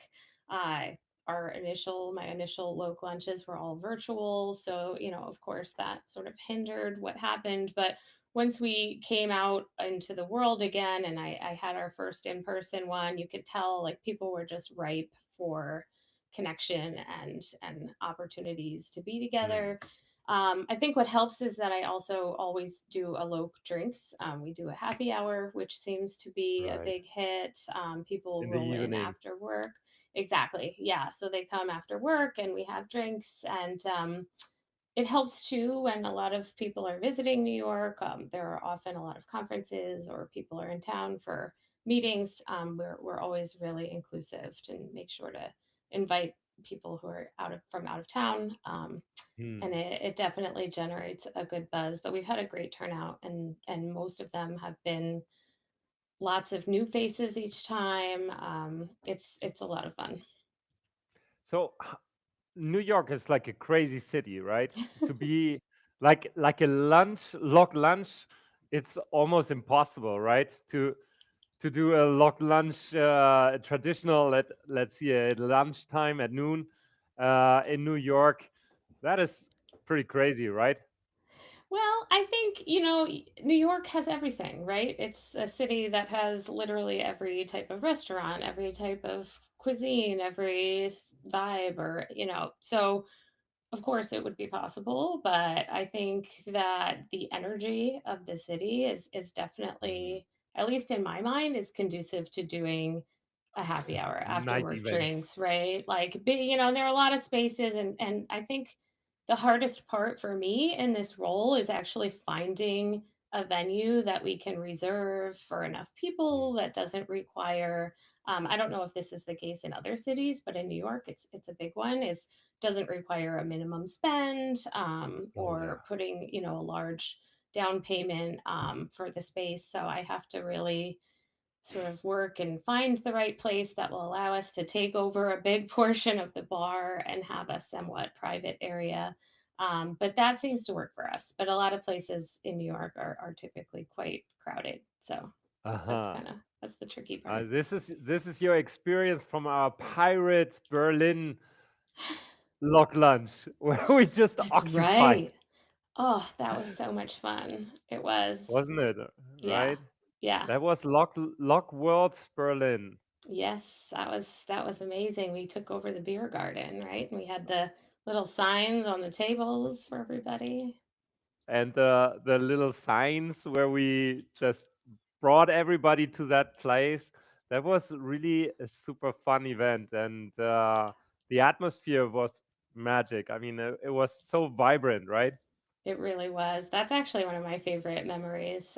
Just seeing how you, and again, kudos to you, brought this huge community together at the end of an already, huge conference. That was fantastic. Yeah, that was another crazy idea. By the way. Hey, you're doing it though. You're knocking it out of the park. Oh gosh, yeah. I don't know. This live stream and with our audience here, with our viewers, this is right completely crazy as well. But I think the crazy things are the ones that I- creates tension, sort of, in my life and maybe sometimes in the lives of others as well. But I hope, like Elena and the team here of Beluga, will pardon me for all my craziness, and it's so much fun. So, Liz, tell me a little bit about what you see as in the US happening lately with languages, with the industry itself. What is happening right now? You in marketing, I think you will have, and at Argos, one of the biggest players of our industry, you have a very good view on what's happening right now. So can you share something of what Yeah. you have in mind right now? Yeah, for sure. I mean, I think what we're seeing here in the US is very much in line with what we're seeing globally, which is this, we're all working on evolving and figuring out this role that AI is playing. I think, for me now being on the marketing side of things, it's actually really interesting to watch the evolution of what role AI plays in marketing as well, not even pertaining to localization. But I think, obviously there's been a buzz about this for a long time. And I I heard some great sessions at the Gala conference in Montreal, talking about how, this is here, it's happening, everybody's embracing it on an enterprise level. And now it's just a matter of really finding what works. But I'm excited. I'll be at Loc World in Monterey coming up. And I think like each of these conferences that we go to, we hear from these, the biggest names in the industry, and we're really seeing this level, at least in my opinion, this level of comfort in this new way of doing things. Yeah, so I would say, it's kind of the same across the board globally, but we're seeing, obviously a big shift with AI playing a role, but the industry is not going anywhere. The translation, business itself, the translators are still more valuable than ever, which I think is important to note on International Translation Day. It's I not was just about I AI, was it's just about humans. asking you about exactly that. What is the message for translators out there? Yeah, I mean, I think that here at Argos, and on the AI and data solutions side and on the localization side, for us, it's always about the human in the loop, keeping the humans involved, because, translation would not be what it is without our valuable translators. So I think, much like when we rolled out new tools years ago, we're seeing AI, it's another tool, right? So our translators are still our most valuable asset across the board. And I love this day to pay tribute to that. Excellent. So what is a typical, translators at Argos, how do you upskill people, to work in this new environment of AI post editing, of translation, as machine translation, post editing, light, full. What are the strategies from a vendor side to upskill people to embrace this new world?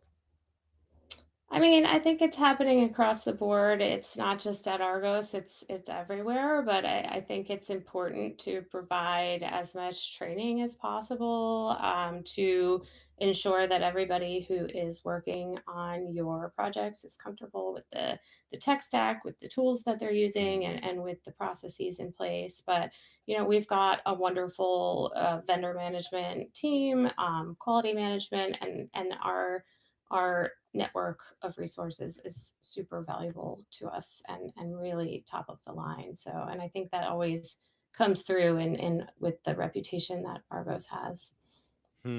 Absolutely. Liz, what if you could change something in this industry, what would it be? Oh gosh, that's a Is tough there question. anything you would say, hey, if I could change something and it's now, then we change it? Yeah, no, it's a good question. I think if there's anything I could change, there are a couple of answers. One, I would say I would love to see some of the, I guess, fear alleviated from people who are concerned about AI taking over. I think that to be able to assure everybody that the humans are here to stay, translators are valuable, we are nothing without them. Like, there's no need to be afraid. I think that's like one element for me that I'm always hoping that kind of message gets across. And the other one is not necessarily related to localization, but it's kind of a topic that is very near and dear to my heart. Is just sort of seeing a bigger role that women can play in AI, within the AI space, within tech, in across the board. So, that's something that's important. I know Women in Localization is just launching a new We Shape AI initiative, which is to involve more women in AI. So I'm excited to help out with that. And yeah, so I guess those are two things. You're involved in this initiative? Well, it's brand new, and I just reached out and expressed my interest, but they are seeking people to volunteer and want to be involved, and I think it's an important topic. Excellent. Yeah, so this is a call. Get involved. Women in Localization has been they're active for a long time. Before we heard Olga from Istanbul as well. Nazaret, Madrid is Women in Localization, and so many other LocLunch ambassadors who volunteer a lot of time and effort to make this even. Let's say try to get it even in our industry where so many women are working, and still we see not so many on the very top. I hope it is going without the effort of women in Localization. I think it would take way longer or maybe Yeah. not happen at all. Yeah, So no, they're a great organization for sure. So you sent me a video Yes. of New York, and I want to show it together. I wouldn't want to watch it together with you. So Yeah. let me put it up. Pull it up. Let's see if I can find my. I'm always looking for one screen, and it's actually in front of me, but a little bit far away. So I have to remember. So let's do this. So here's There a you go. video Liz had created about LocLunch in New York. Let's watch it together. All right. Do we have sound? I guess this should have sound. There's only sound on the interview clips, so it should come on. Okay, so we can comment on it. Wonderful. You see, this is a vibe, right? There's a total vibe, and I like to pick a different venue each time. So you'll see these are in all different places, and lots of familiar faces. These are the early days. You'll like the Halloween costumes up there. Oh gosh, so great. This was a good one. Oh. I love the community. New York can be really difficult to connect with other localization professionals. So LocLunch New York is the place to come for localization community in New York City. So. Yeah, the place. Jeff, there we go. We had Jeff Beatty in town. Jeff, Mozilla Foundation. Yep. Love to Jeff out there if he's watching. That was a big Wow, group there. this is so big, huh? Yeah, that was a huge one. That was a lot of fun. This is when Lenny and I were dressed as twins.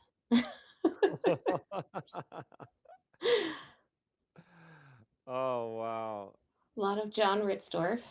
My favorite thing about LocLunch New York is obviously getting to see Liz every time she puts one together for us. But obviously, we're in a small industry, so seeing our my peers and connecting with new people in the industry, it's always such a pleasure. So super grateful to Liz for putting this together. And this is that's our most recent one. And that's it. That's it, Liz. That was so nice. Thanks so much for sharing the video and above all your time to be today on this live stream, which is just incredible. Another time, because you have been with my little crazinesses again and again.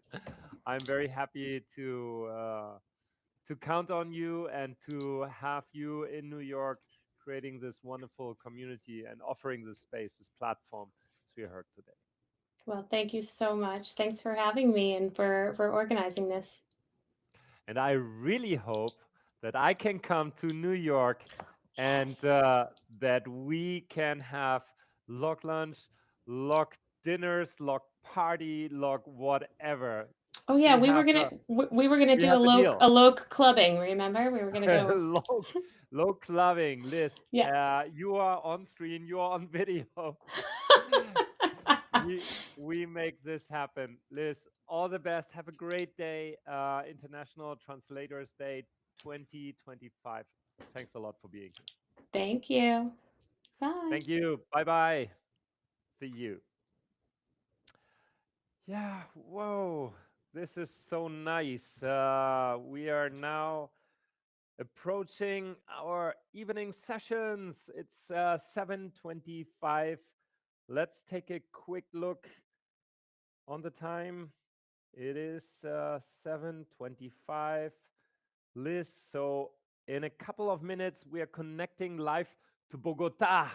Again, the Spanish-speaking world. We are connecting to Colombia, to our friend Eddie Arrieta, who is the CEO of Multilingual magazine, one of the biggest and most important, well, I think the industry magazine that gives you insights into what happens in our industry and what's the trends. And so Eddie took over a couple of years, and he's also a great communicator. So I'm really eager and happy to see him in a couple of minutes live here.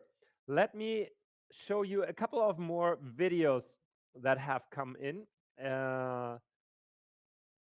Who has been responding to my call and sent over these videos. So I'm sharing my screen. Let's go to Jakarta. Again, we have seen some Jakarta. This is 2 minutes. It's Ira. Let's see what she shared with us on International Translators Day. Let's see if we can push this off.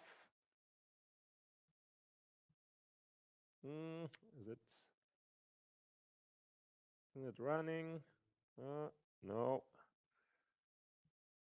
Let me do it again. Oh, here we go. Now it's coming. Hi, this is Ira Susana. I'm an Indonesian translator, sending you best wishes for the International Translation Day 2025.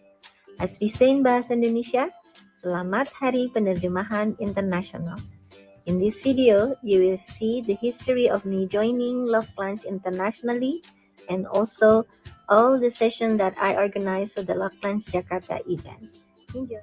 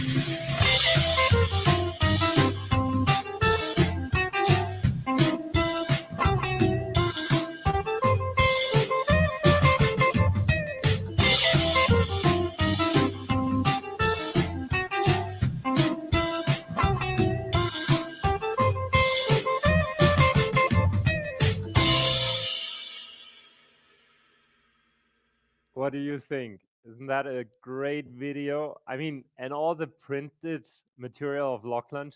This is Jakarta. This is so good. Ira, thanks a lot for doing this. It's a real pleasure to see the posts, the videos, the community vibe from around the world. And we have another one. Let me see. Do we have still, well, 1 minute? I think no. We will not do another one. We will go over to the sofa and I will welcome my next guest. Oh, sorry. My next guest is Eddie Arrieta from Multilingual. I will go over and relax a little bit. I need some water. If somebody has some water, un poco de agua, alguien? This is almost empty, and I haven't refilled. Ah, so far. Maybe I should lay down a little bit. Woo. How many hours is it already? 7:30. Oh gosh, 7:30. At 8 o'clock we started the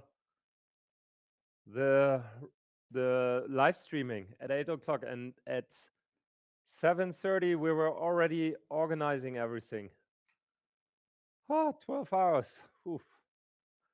Not sure what I'm doing with my life, but this is a little bit exhausting. Guys, how are you doing in the studio? Elena, everything good? You have to come here later on, eh? You have to come. Is Eddie already in the room? Not yet. Let's see. I'm just laying down a little bit. Que me pregunta Roberto, because later on Roberto will be on the show, and maybe Caroline, if you're watching and you are there at 8:10, maybe you can talk to Roberto. Come on the show. I'm looking forward to that. 8:30 or 8:10. Sorry, this is it would be Dublin time, please. Okay. So Charles sent me some applauses about the live concert. That was also very cool. Caroline, Caroline Ira from Brazil. My favorite part, the concert. Yeah, we had lovely Brazilian music as well. That was so nice. So, what do we have? Oye, Abraham, pregúntale.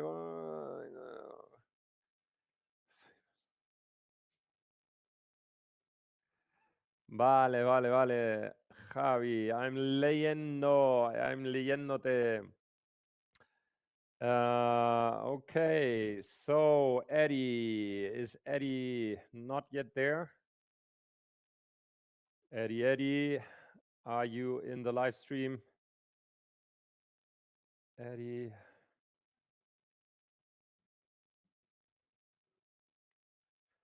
Let's post the link to the live stream to Eddie. I'll do that from the computer. 1 second.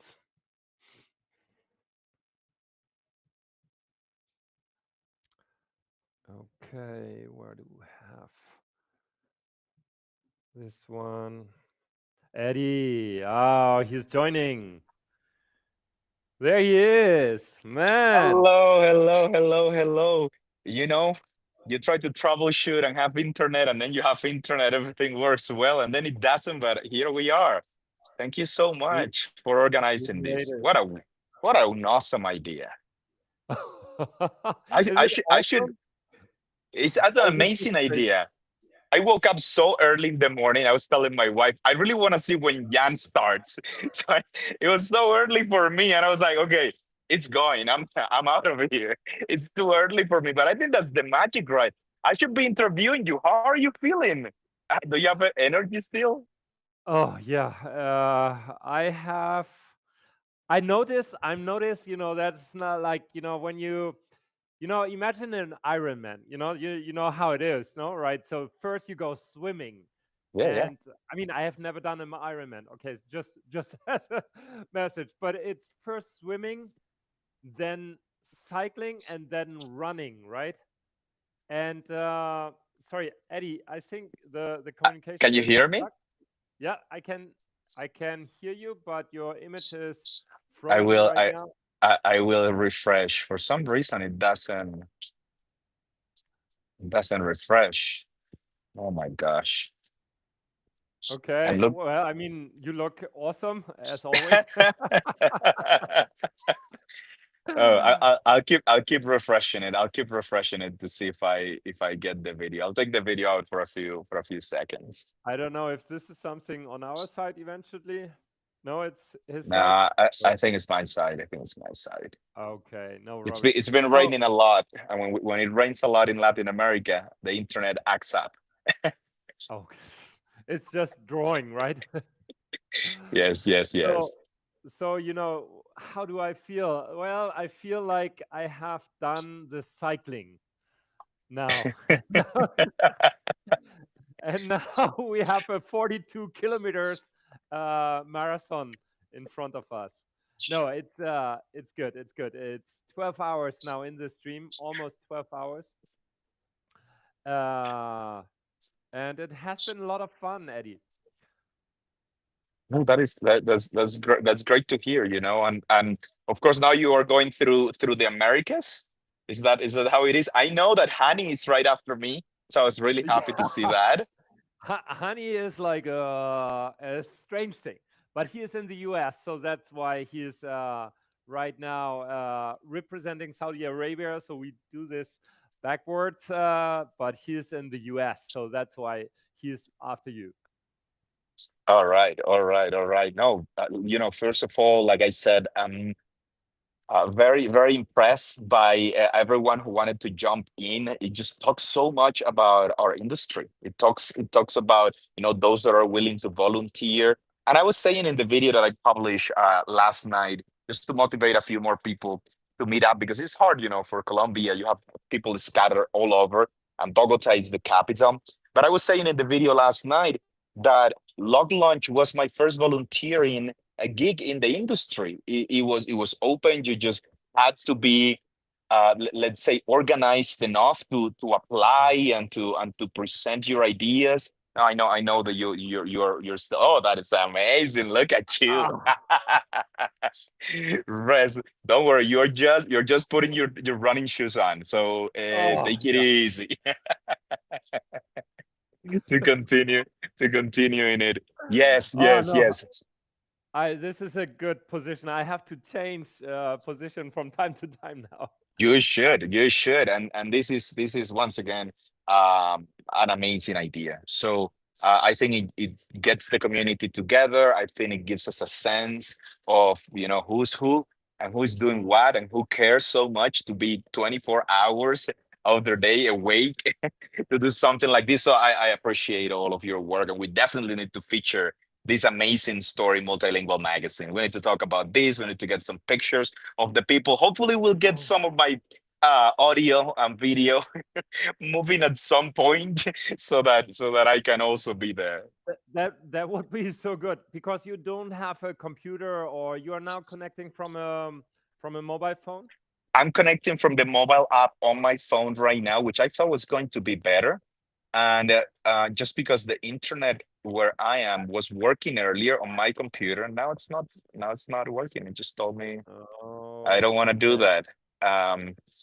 But I mean, I can try to connect to my computer again, which could work. That is live. Right now we can't see you, so you can run around if you like. Yeah, but Eddie, when I came up with this idea of doing this like 15 hours, so yesterday people were asking me, why 15? Why not 12? Why not 10? Why do you do that? Right? And the answer was, I think we have to grab attention of people with what we are doing. And as a content creator, we have to think a little bit out of the box, right? And to do things that others usually don't do, or might not do, because it's like it is pain, it is crazy, it is too much. So yeah, I don't know, 15 hours. I don't know why, but it came out 15 hours. It came 15 hours, and I think it makes a difference, to push a little further. It for sales, it does work, right? Some days you haven't closed anything for weeks, and then you're like, why am I gonna send another message if Nobody cares. Apparently, I've been sending messages for weeks. It's the summer, and then why push? Why push a little further? I think that extra push, not just in an event like this, but every day, makes a huge difference. And I think this event projects that. How can we go the extra mile to collaborate and to cooperate? And I can tell you, we've been working on different projects, trying to get stories from government organizations to larger corporations. And the biggest thing that you see is that the organizations, whether they are government organizations or private organizations, that do not want to cooperate, they are the ones that do the worst. The ones that do not want to work as a team, they are the ones that do the worst. So I think this is a great opportunity for us to read the situation and, of course, understand how we can cooperate together. And I have to say, I'm so sorry that my camera is not on because we have someone from the localization community here. Oh, really? Yes, At yes, Bogota LocLunch. yes. So we'll probably Then it, catch up a little bit, but I want to maybe I can leave and come back and then refresh my camera. or maybe even he can use his mobile phone with the Oh link. yes, he can also join with his mobile phone. So Exactly. Maybe yeah, his phone is working. and you're saying I'll send him the link right now. I'll send him the link right now to his mobile phone to see if he can join and we can get a better connection. I'm sure that's something we can do. Maybe finally we get this image. So Bogota, um, I wanted to this go outside. Yes, please go. this is so cool. Colombia, Bogota, LocLunch. That sounds amazing. I don't know if I should say this here, but I'm a big fan of Betty La Fea, of the series of Betty La Fea. I don't know if everybody's like, what the But fuck? Betty La Fea is one of our ambassadors.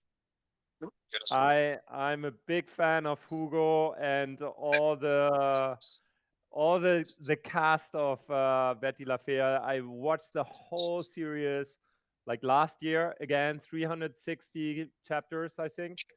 Mhm. Yeah, a little bit crazy, but so Bogota is for me. It feels very close through this series, and it actually helped me to understand that this is one of the biggest projects and most internationalized television projects of all times. It is right. That that is right. And I've seen in the English version, Ugly Betty, but there's so many versions of it. And what was Exactly. really funny to me as well? I had friends specific to Lithuania who would get the soap operas with subtitles, Lithuanian subtitles, but they learn Spanish from just watching soap operas because they had them all the time. They didn't have their local soap opera, so they had to watch all of these. Same deal with Croatia. It's what I heard. So we have Danielle here, and we are hoping to get a few more people. Eventually, we should do a lock drinks. I was debating between a lock lunch Bogota or a lock drinks Bogota. So I went with lock lunch just to make sure I could catch my flight back. Yeah, But that I is think no next time it's problem gonna be at lock all. drinks. I think next time it's gonna be lock drinks. Uh, Eddie, you have heard Liz before. Sometimes it is, especially in some cities, the lunchtime is possible, but it might be tricky and it's also like very limited in time, yeah, because people right. need to work and so on. If you go lock lunch, lock drinks, then it's open end, and then you Yes, can have yes. It's 2 hours, open-ended. 3 hours, whatever, and that's Jan, so amazing. just as a note, Danielle is waiting for the host to accept his. Okay, So we have him here. Let so me. we can see each other. So we can see each other live. There he is. There he is. Jan, can you hear me? Danielle, nice to meet you. Nice to see you. I stay here. Yeah, Eddie, now we have a moving picture of you. Excellent. That is just okay, Danielle. We can see you very well. So Bogotá, buenas noches, buen día, ¿no? Porque the day is just starting. Can you hear me? You can hear us. Right now you are Now I have. vertical. Oh, how can we? Yeah, just like this. This is it. That's it. Oh, we can. Oh, just see. Perfect. Yeah, this is just fine. Excellent. So, Bogotá. Oh, how are you? Nice to meet Nice you. to see you again. Encantado. ¿Cómo andamos? Todo bien, todo bien. ¿Cuándo vienes a Bogotá? Uy, no me digas, no me retes, que me voy. Mañana. So I'm going to Latin America in March, I think. Eddie, it's Vamos Juntos en Argentina, en Buenos Aires. Are you going, Sí, guys? porque vamos juntos. El Vamos evento juntos. de Juntos en Argentina. Vamos a ver por allí. Por allí llegó Néstor también. Oh, why are we? Sorry, your audience is gonna be like. Is gonna be interpreting. Is there gonna be interpreting of this conversation? We're doing the interpretation. Fantastic. And yeah, it'd be nice if you can also see Nestor in the live stream. Sorry, we have had to improvise. Very, very Colombian of us. That is perfect. So, what are you going to have lunch now together? That is the idea. The idea is to have lunch. Now, crepes and waffles is more popular in Bogota than I thought.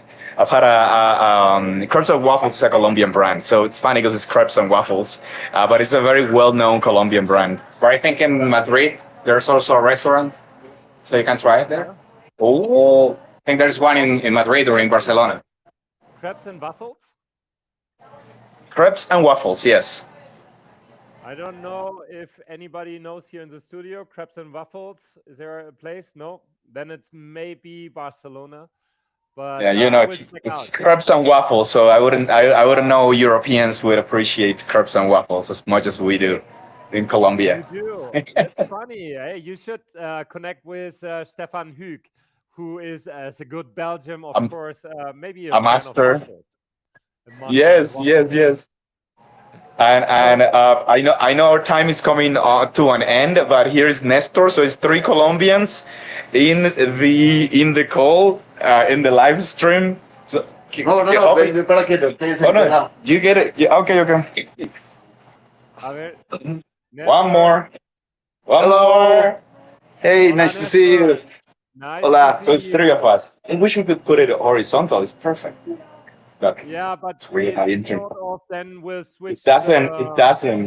The angle. Yeah, no, I think they can see us. I think they can see us. It doesn't adjust for whatever reason. Maybe what we could do is put it over here for Jan, don't judge us, Jan. Here, okay. There we go. There we go. I will really like to see more LocLunch happening in Bogota. In Latin America, I think it's a huge underpopulated place for LocLunch at this moment. So you guys are the initiators. So I'm counting on you to spread the word about LocLunch and to enjoy this vibe, which is so special. You know, when you get together in the same city with people from our industry. Yes, of course, Jan. And next time you come, if you're going to Buenos Aires, you need to stop by Bogota. We'll have a lot of drinks before Argentina, and then we go the next day to Argentina. What you think? This is dangerous. We have to talk about that. Yes, Riyadh is waiting for me. Riyadh is waiting for me. Hani is already in the stream. Guys, Eddie, thanks a lot for making this happen. And Nestor and Daniel, enjoy the Lock Lunch tonight. And was a pleasure to have you on the stream. Thank you so much, Jan, and everyone for the patience. I know the technical issues were a little bit of an issue, but thank you so much for doing this and congratulations. Amazing event.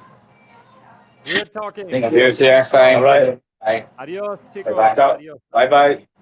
Adios. Bye-bye. So, wow. Now it's Hani.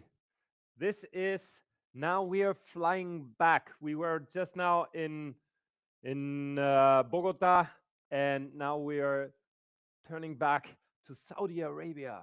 So I go back to my sofa because I need to stretch a little bit. Let's see if the connection is building up with Hani. Hello. Wow, wow. Here My we God. go. Hello, Jan. Allow me to say this. Assalamu alaikum wa rahmatullahi wa barakatuh. Greetings in Arabic. And happy International Translation Day for everybody. كل عام والترجمة بخير. It is so nice to see you, my friend. How are you doing in this marathon? It is. We're surviving. Oh, it's good. It's good. I'm full of energy because right now I was with Elia Rieta and the Colombian team. They were lock launching and directly, and this gives me so much energy. I was with Liz before, and now I'm with you, and this is just amazing. So I don't know how I do it, but energy levels are high, and I'm super excited to have you also on this list. By the way, audience, Hani is right now you are in the US, right? Yes, correct. But he is actually from Saudi Arabia, as you might have noticed.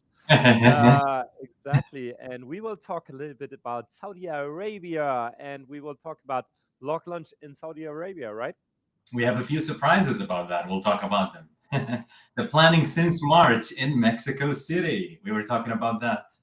That's it. This is the Lock Lunch community. Hani and I, we met at Vamos Juntos in Mexico, Ciudad de Mexico, in Mexico City. And we started to talk about, how can we bring Lock Lunch to Saudi Arabia? And I think I sort of convinced you. Here we are. I mean, the whole idea of Lock Lunch, in my opinion, is one of the greatest communities that is informal and that brings everybody together and under one roof, that great minds that think alike in one place, that can share their experiences about localization, about our industry, about our aspirations to the industry, and sometimes venting together as a community. So what better way to bring it to Saudi Arabia? I've been to many of those events. Some are virtual and some are in person in Pittsburgh and in Mexico, of all the places where Jan and I have met. And we talked for many hours, not just for one day, even on the next day and the after. And I commend his energy and his passion for Lock Lunch. And we got to talking about bringing it to Saudi Arabia. And I'm delighted to announce through this platform and in our International Day that we will be bringing Lock Lunch to Saudi Arabia this November. And in the occasion and in the event of, I don't know, I probably have lost you, Jan. Are you still with me? Sorry, what? Are you still with me? I'm still with you. Yeah, I can hear you. I can hear you perfectly well. I'm just listening to. I'm like absorbing what you're saying, and I love it. I gave everybody a cliffhanger at the best timing. So I am delighted to announce that we will be hosting the first ever Lock Lunch in Riyadh, Saudi Arabia, this November, in the event on the weekend of the Translation Forum, which, by the way, Riyadh's International Translation Forum is going to host its 5th anniversary this year, and it promises to be one of the biggest forums in our industry. And it's going to be for 3 days on a weekend with lots of events, lots of speakers, and lots of guests, and lots of workshops and engagement with everybody.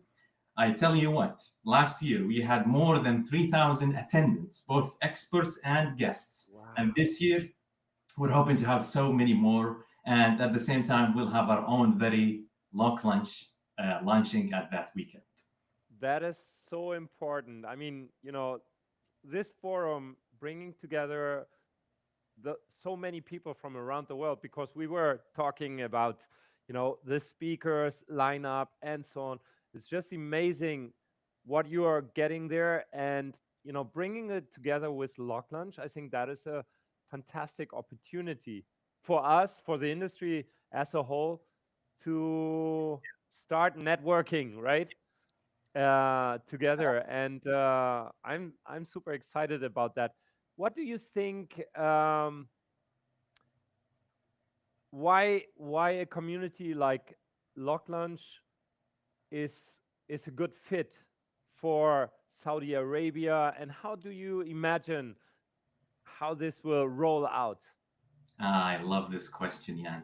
And I do have this beautiful, beautiful representation, a symbolic representation of our culture, where I come from and where our ancestors come from is breeding camels and sitting together by the fire, breaking bread together and talking about many things and aspects about life and interests. And what better way to bring people together over lunch to break bread together and talk about their industry experiences and share those insights and experiences with multinational people, with multi people from different roles and industries together on the same place, at the same time, informally, talking about anything that goes in our industry or outside.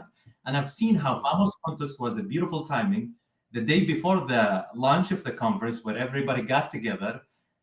Everybody just arrived from their plane and they were laughing and talking and sharing experiences, sometimes gossiping, sometimes sharing, sometimes venting. So what better place to do it than actually bring that culture, our culture of Saudi Arabia, where we actually are collective society. We talk, we get together over coffee. So what better way to do it than bring our industry into that idea and bring LocLunch into those values of our own country.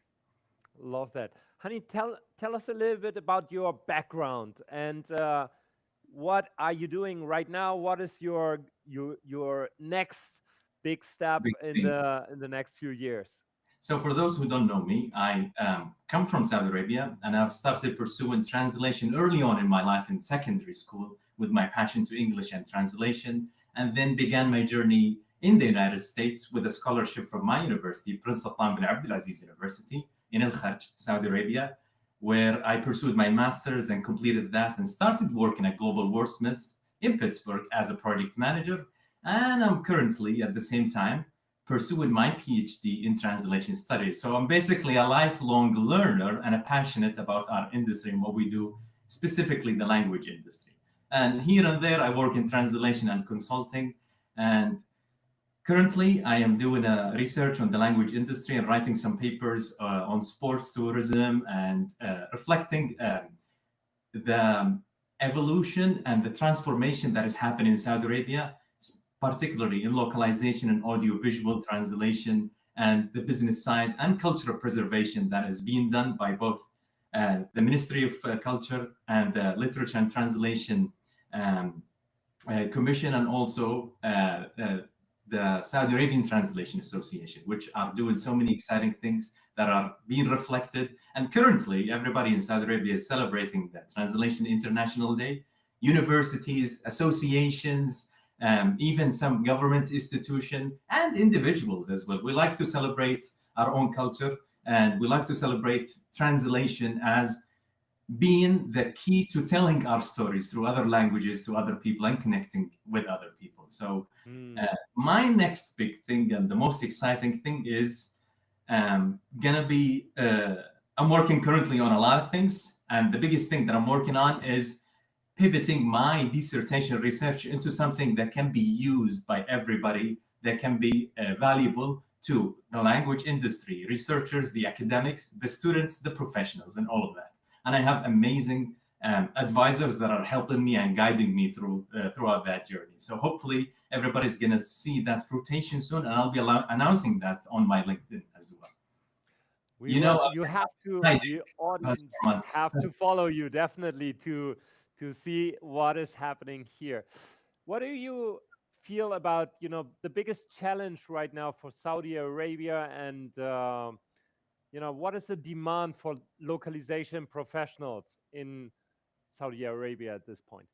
The demand for professionals in terms of upskilling and reskilling, which is the things you've presented and adapted. We live in the day and age of empowerment and opportunity, and our government is championing and sponsoring the translation, transformation, across many other things that are aligning with our 2030 vision and our Ministry of Culture goals and objectives and other platforms. Like, I'll tell you what, recently, the General Authority of Entertainment have announced hosting one of the biggest events in the United States, which is WrestleMania wrestling. Hulk Hogan. It will happen for the first time ever outside the United States. And guess where? It's going to happen in Saudi Arabia. Yes. Wow.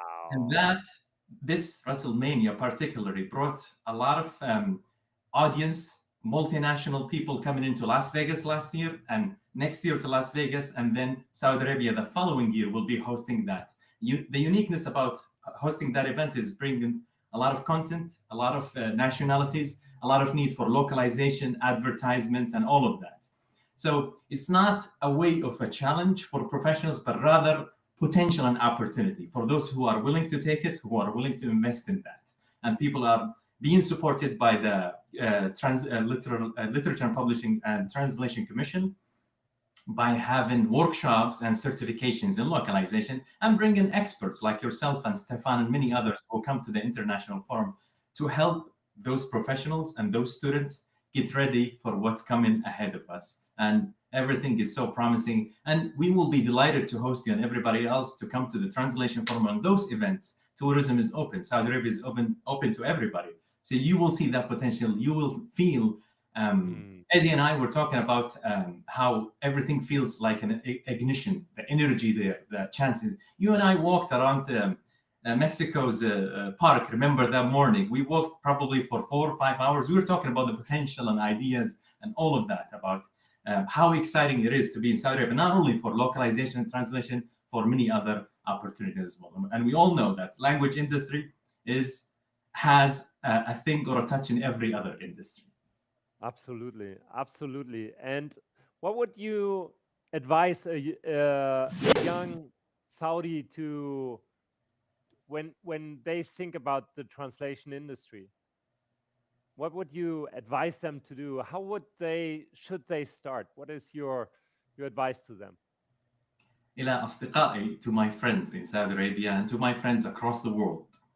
Translation today have many naysayers and many people who are open to helping and paving the way. So it's your choice today, and it's your responsibility to think of what's best and what's good for your own interest. Whether to seek those opportunities and those doors that are open to you, and to go and have the guts to knock on those doors and ask for help and seek the knowledge, or decide to take the back seat and miss out on those huge opportunities. In the day of AI, and everybody like to sing the song that, hey, AI is going to replace us and all of that. No. AI is going to help us be more productive. It's going to help us have more chances and more jobs and more clients and many opportunities. But the decision all comes back to you. You have it at your hands to make that decision and pursue your career. So everybody, LocLunch and every other community is a great example. I heard what you talked about with Eddie before me, that we like to connect, we like to help everyone else to spread their wings and pursue their dreams and make an impact in the industry. Today is the best time, and it's up to you to pursue that. So, yalla, hammatkum. That is such a valid and valuable advice you gave to everybody around the world. Absolutely, like you said, in the context of Saudi Arabia with a 2030 agenda, I think most people do not understand how big this is and what kind of opportunity lies on their in front of us. So yeah, this is just amazing. The forum will take place on the 7th, 8th, and 9th, right? 6th, 7th, and 8th, I believe, on the 6th, weekend 7th, of November. Yes. And 8th. So what can people expect in terms of content? Are you familiar with the content? They are presenting. This year you're not really involved. I know. Everything is going to be announced in due time, and everyone is going to find the programs, the workshops that will be announced, and the guest speakers and the keynotes and all of that in due time. Hopefully soon you'll hear about it. But I promise you, it's going to be one of the biggest, and you'll hear all about it. Oh, wow. You have listened here on the stream.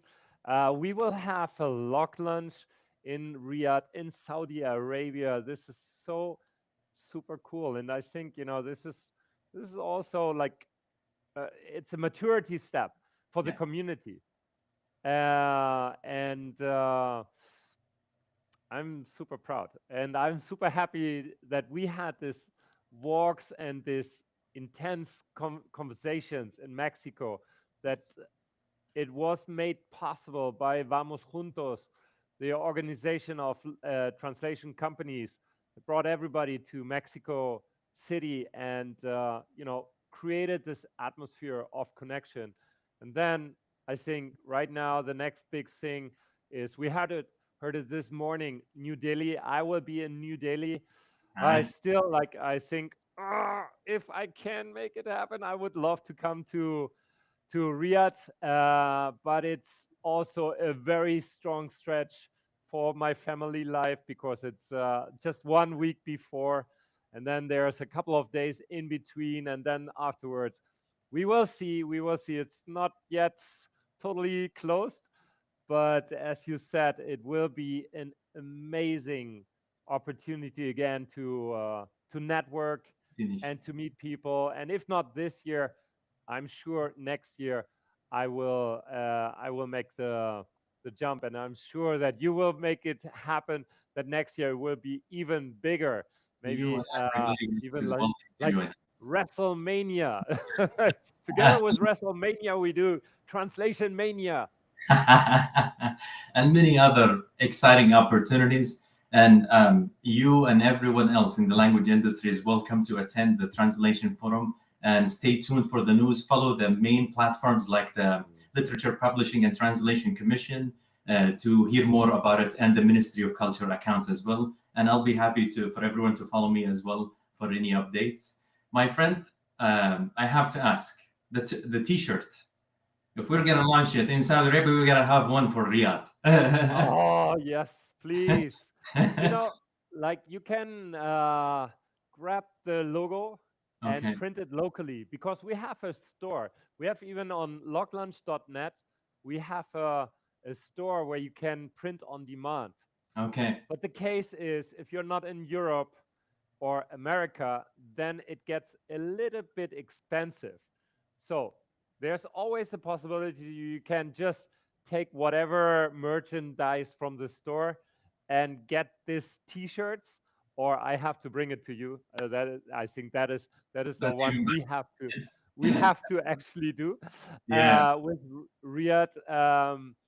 But this is of course an opportunity, and I will put the link of the store, of course, here in our in the show notes of this massive video. I don't know if YouTube will kick me out for creating 15 hours of content on this platform, which is so massive. They should give you a medal and all of that. Yeah. It has been so much fun and joy for me today to see all the faces of our community come together in this massive one piece of 2025 look on our industry. And now with Riyadh, this is really super exciting. And what shall I say? I'm super happy that you have joined me today. Likewise, here, honey. I hope we will see us soon. We will definitely be in touch. And if you want to say some last word for the audience, maybe even in Arabic, yes, it would be a delight. So a couple of things. One is the nearest conference that I'll be at is going to be the ATA in Boston, Massachusetts. So for those who will be there, I would love to meet each and every one of you and get to know you and have our own LocLunch or something like that organized there as well. If there is an ambassador in Boston as well, that would be phenomenal. And if not, please reach out to me on LinkedIn. You just make it happen. Make it happen. Exactly. That's what I love about our community and the idea of LocLunch. How simple it is. It's for the people. It's for us individuals connecting together. So nothing is better than that. And we'll make it happen. We'll see. We can arrange that. Because I know a lot of friends will be there. Yeah. Excellent. Any last words? From the bottom of my heart, genuinely, anyone at this industry, I have never, ever, ever asked a question or connected with someone or reached out for an advice or reached out for consulting or anybody even has come to me or asked me for advice. We live in one of the most connected industries in the world. Every individual, anytime I pitch an idea or talk to someone about a project, a podcast I want to work on, the first answer, we'll help you. What do you need? How can we help? Same for translation projects, same for advices on project management, same on personal life at times. So, shukran jazilan. Thank you very much, Jan, for hosting this amazing event and for celebrating our International Translation Day. Shukran jazilan. Thank you very much for everyone in our industry for making the industry better with its own people that drive the force of the industry forward and not backwards. Shukran jazilan. Thank you so much. Thank you, Hani. That was a lovely ending phrase for this session with Riyadh. I wish you a lovely day today. And again, we will see hopefully soon each other. And at least on LocLunch Expresso, my channel, we will do this interview with Riyadh at one point.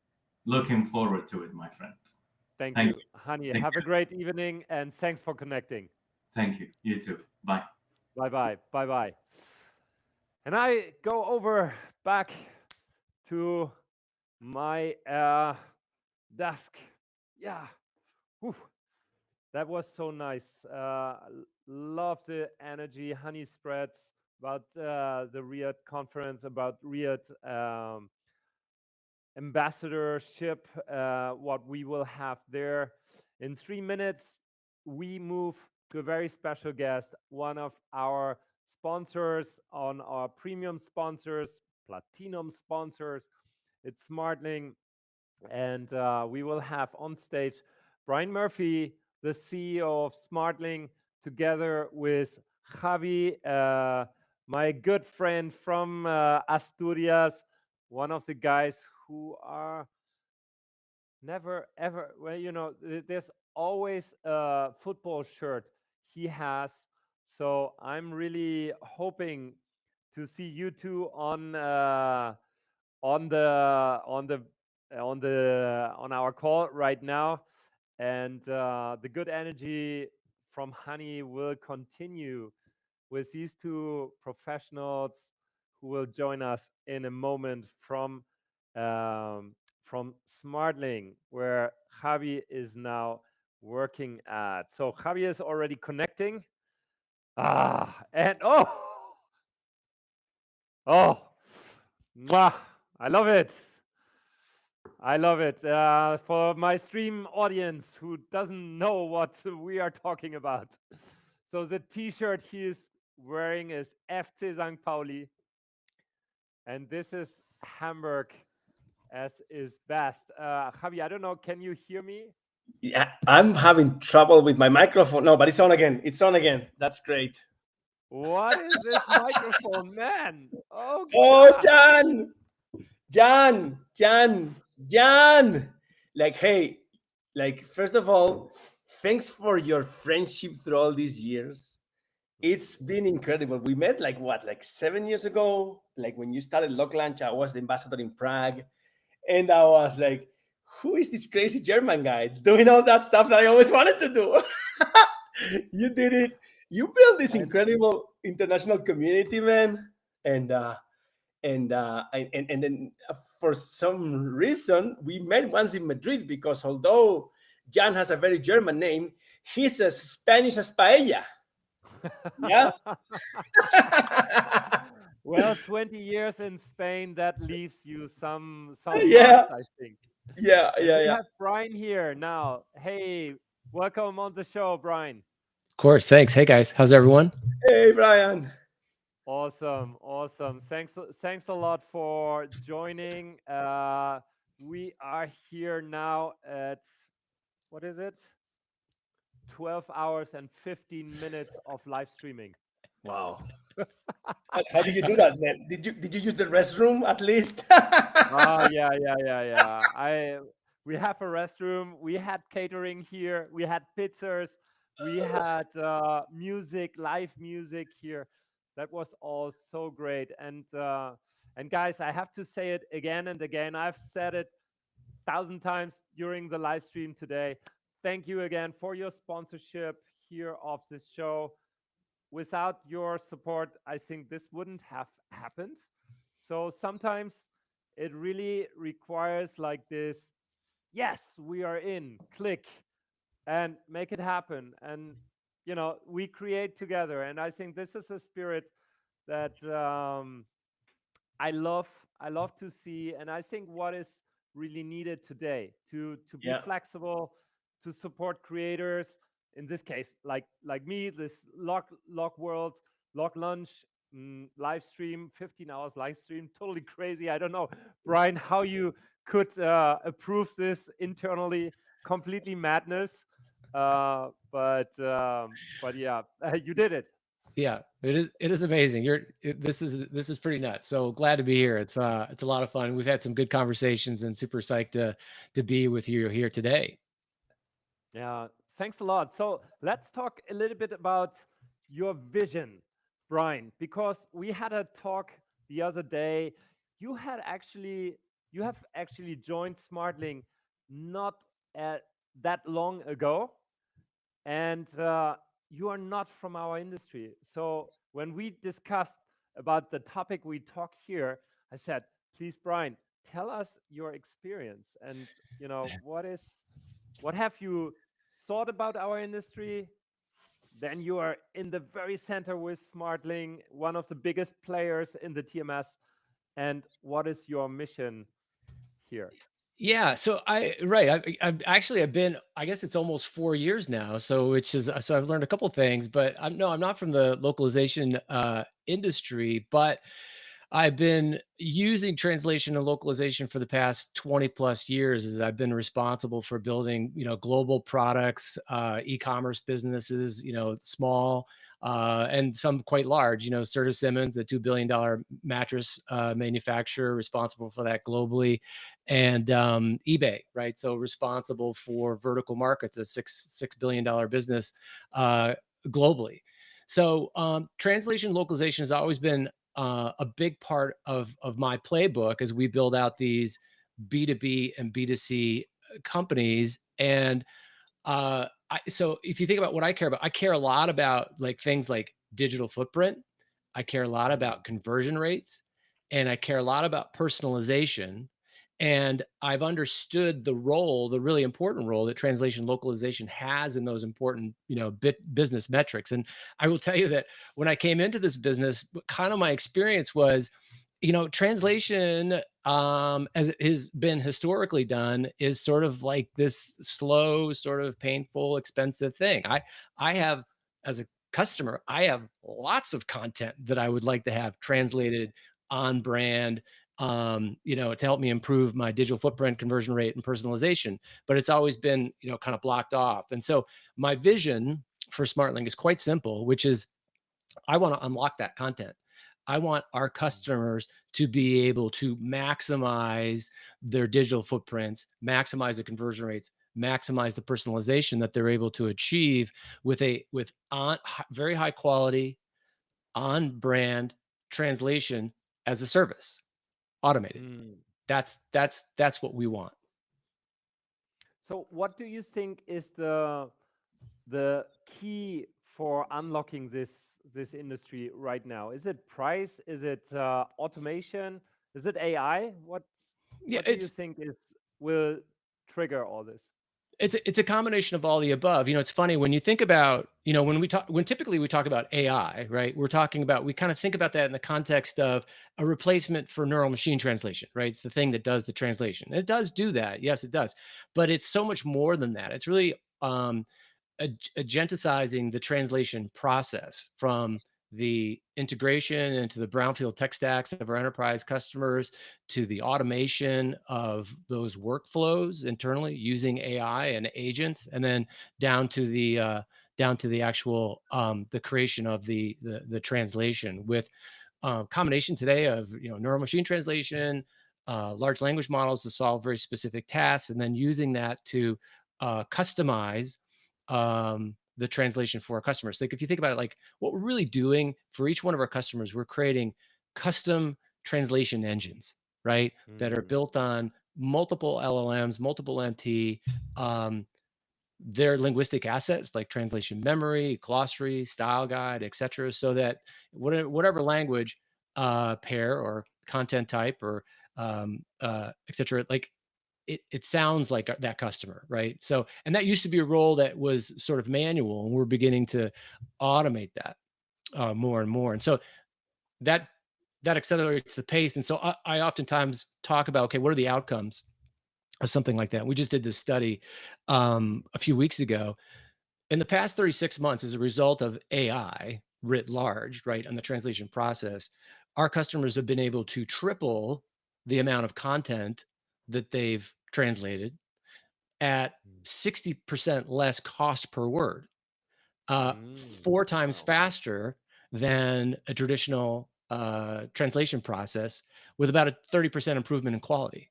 Like, those are pretty remarkable statistics. And one of the conversations that always come up, right, we'll probably talk about this, I'm sure, is like every C-suite, every CEO in the world is pressuring their teams to implement AI, right? And so one of the big messages that we're trying to get out there with our customers is say yes to that. Don't say no, because you're going to get in trouble. Okay, you can't say no. You can't. Basically. Unfortunately, no is not an option. You're going to lose your job eventually. Right. You have to, and because CEOs have to say yes to their boards. Yeah. So you got to understand, like everyone's got a boss, right? So my boss is my board, and they're telling me, "Hey, Brian, what are your plans for AI across your organization? I better have an answer, right? Or I get replaced." So translation localization, you need to have an answer. The answer needs to be yes, and that's one of the things that we're really working hard with our customers on, helping them implement and communicate. And if you think about it, like that's a great outcome. If you can go to your boss and say, "Hey, great news, we just implemented AI translation, and as a result, we were able to triple our content, cut our cost per word by 60%, get to market 4x faster." That's 2 thumbs up. That is the message that should roll in order to convince everybody on the one hand side, but also to generate this massive demand. I think many of us believe that will come, right? So embrace it with fury. Yeah, with purity. That comes into my mind. Embrace it with fury, with wings like Javi. Yes. Think you have the wings, the angel wings. Yes. The wings of the Valkyrie, Jan. Yeah. Yes. And you know what I like a lot about Smartling? It's been my first month here. Is one thing, and this is not a sales pitch. This is what I felt in the vibe that I'm feeling in the company this first month. This one thing is like customer centric. Like Smartling, we have the customer in the center. We are acting like a guide to them, rather than upsell here, there, and there. No. It's incredible. Like the team of professionals that is behind Smartling is really a great guide to customers. I love it. And the second thing, and this is where Tim, our colleague, convinced me to join, is like, we are community centered. We need to show that big time. And I said, okay, I'm your guy. And that's when they convinced me to come and join. It was like, so those are my takes, right? Like that's once again, this is not a sales pitch. This is the true experience I'm living this first month. This is because your boss is on the show. Oh, is he? Oh my God! I hadn't noticed. I mean, I know you for quite some time, and when I heard of your next big move, the excitement was very clear. So you have been in community management empowerment, let's say, and endorsement for quite a while now. And this move to SmartLink, I feel there's something big happening, right? Yeah. For you Yeah. specifically, and for the community you can engage with. So, do you have already some plans? Do you have some agenda already, or is it still too early to talk about that? No, we have big ideas. We've always had big ideas. I'm just an amplifier of those big ideas, right? We're like some of the coolest things we've done in this month. It's been 30 days and I've been on the road 3 times, I think, already, 2 times in the US, like working with huge customers, telling their stories, like seeing how the teams tell our stories, seeing them, how they help them, how we communicate internally with more customers. It's been incredible. In terms of plans, as I said, like we're customer centric, and we've taken back from the past what we call the CAB, the Customer Advisory Board, which is like we bring together some of our most interesting customers. We work with them for a whole day. We hear their stories. We show them what we're doing. We tell them how we're going to help them, and people are leaving with incredible feedback. And we're working on one in London now. Something really cool around storytelling. Brian's going to fly over. We have something really cool planned, something that hopefully it's never been seen before in our industry. Stay tuned. There's going to be some content around it on YouTube. It should be fun.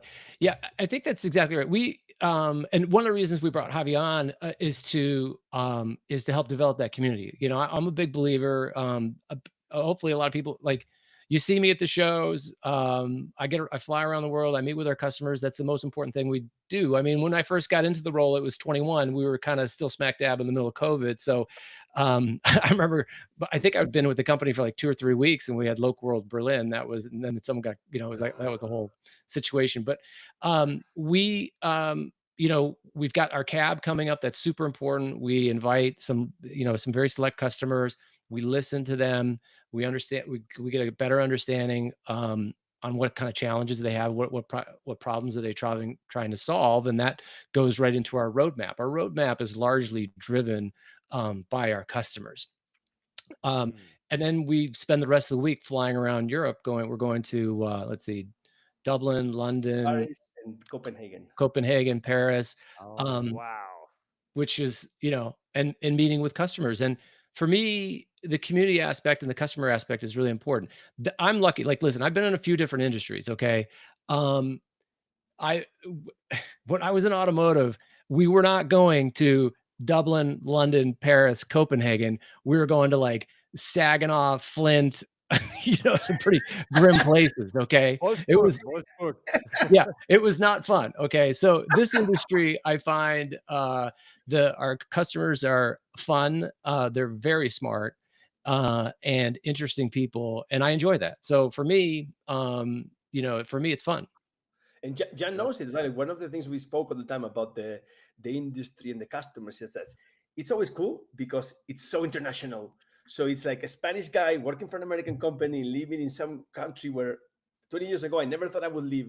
And that's the profile of the classical localization professional, right? So getting together, it's easy, right? Everyone has a story to tell, right? And that's what I conveyed a lot with the mentality of SmartLink. Like we want to bring those people together. And our cabs, for example, the coolest part is not only hearing, hey, how cool SmartLink is, how is helping. No. For me, the coolest part was hearing people talk and share their experiences and how not only about us, about themselves, right? And finding that guidance between themselves, that fueling the spirit of community. I love that. That's key to me, and as a person, and not only as a professional. I sense there's a lot of don't want to say noise, but there's a lot of cool stuff coming our way from Javi as a community manager of what is your official title right now? SmartLink Director of Customer Engagement and Community and Customer Engagement. So yeah, wonderful. Yeah. Brian, one question: what do you think are many people missing out nowadays, from your perspective and from the AI perspective? Yeah. So one of the I think that this is a really interesting time. There's a handful of functions or industries, verticals, whatever you want, that are getting massively disrupted or affected by AI. Ours happens to be one of them. All right. That's a blessing and a curse, right? So it's a little scary, but it also can be really exciting. So I always tell people, I'm like, listen, you have to, like, it's like surfing, right? You gotta surf with the wave. You gotta be out in front of it. If you're not paddling hard enough, or you're, you know, whatever, you're gonna get washed out the back. You don't want that to happen, especially when you have the opportunity in this industry with you know, our collective knowledge, your collective knowledge, to really lead it. And so I think that's one of the things I really advocate. The other thing that I think is really important is that a lot of people in the C-suite think like large language models are magic, you know, right? And they have experiences with it, like Google Translate. Remember, like when the CEO goes, well, why don't we just use Google Translate? Why don't we, like, right? I can use it. I just use it. It works great, right? Okay. But when you're doing 30 million words a month and you're trying to convey brand, glossary, style across 55 languages and 1,000 stakeholders in your organization, like, it doesn't work. Okay. That's what you need a system for. So we're having the same conversations now. Instead of Google Translate, it's now GPT. So one of the big things that we're doing is really working with our customers to educate them on how to have these conversations with the C-suite when they say, hey, where's AI in your department? And you say, yes, we've got it. And here's what it looks like, right? Don't say no. But it's not just like, hey, engineering, hook up the API to GPT to these apps, and that should do it, right? Because that's not going to get the job done for you. Brian, today is the International Translators Day. What would you tell translators about your journey, about the next future? Thank you. Yeah, the first thing I would say is thank you to all the translators, linguists around the world. You work incredibly hard, and you perform a really, really important mission in today's world, right? Which is helping people communicate better. So that's first and foremost. We work in our platform, we have an open platform. All right. So a lot of people say we have a closed platform. We don't. We have over 500 LSPs that use our platform every day to do great work for their clients. We have over probably close to 30,000 translators and linguists every day in the platform that do great work for their clients on the SmartLink platform. And one of the things that we're really helping them do right now is train them on the use of AI, right? So it's like, the way I would describe it is, AI is not going to replace translators, but it will replace translators that don't know how to use AI. Same way that it's going to replace software engineers that don't know how to use AI to code, right? Or analysts that don't know how to use AI to analyze. It's like, if I go all the way back when I was in college, if I didn't know how to use a word processor, you know, I couldn't do my work, right? So this is now the new technology that we all have to understand. And our translator network has grown significantly with the advent of AI, because once again, we're translating 3x more content for our customers. So if you're staying, once again, if you're surfing, if you're staying ahead of that, you're catching that rising tide, you're moving with it. When you talk about like upskilling, what is the skill you feel is like the most important one to survive in this industry nowadays?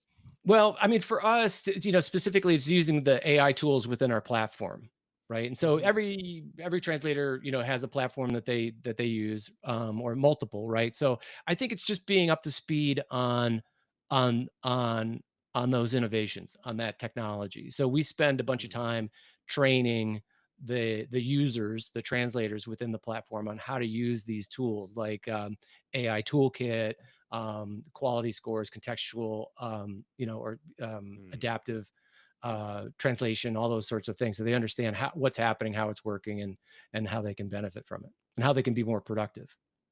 And to me, if you ask me, Jan, it's like I'm always more from the human side. You know me for years, and I've always been trying to bring the human element to all the transactional components of the industry. It's like exercising empathy and understanding, and also embracing the new. Right? It really saddens me to see bad comments about how the world is changing, about AI. It's really sad. It's like, but if I think it as a salesperson, as a marketing person, it's like, hey, go to sales the same way you were doing in 1987, right? Like wait, what? It's 2025, right? So with The world empathy and is turning. flexibility, and I think, like, if you don't embrace, you you are going to the grave, right? So yeah, that's my take on Totally. skills. Guys, this is excellent. Thanks a lot for your bringing up all these topics from a vendor place here, in this case a technology solution. And I think it's a very important part of our conversation as a LocLunch community, where we have translators. We have seen a lot of translators today passing through the microphones and telling us about their fears, about their, what they expect this future will look like. And now your vision on this is also super important, because this is like a puzzle. And we have to make it happen that we have this conversation. I'm trying to do my best with this live stream, with my YouTube channel about technology advances.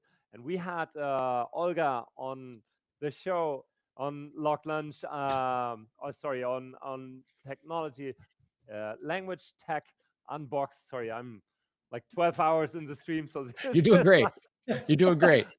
I'm You got this. I get it. Some tortilla de patata is waiting for me still. But so I hope that we can work together in the future to make this conversation about what is happening exactly in the industry as transparent as possible, so that people grasp what's happening and that they can adapt. Yeah, listen, at the end of the day, everything that we do is about people. It's not about technology, right? It's about we're the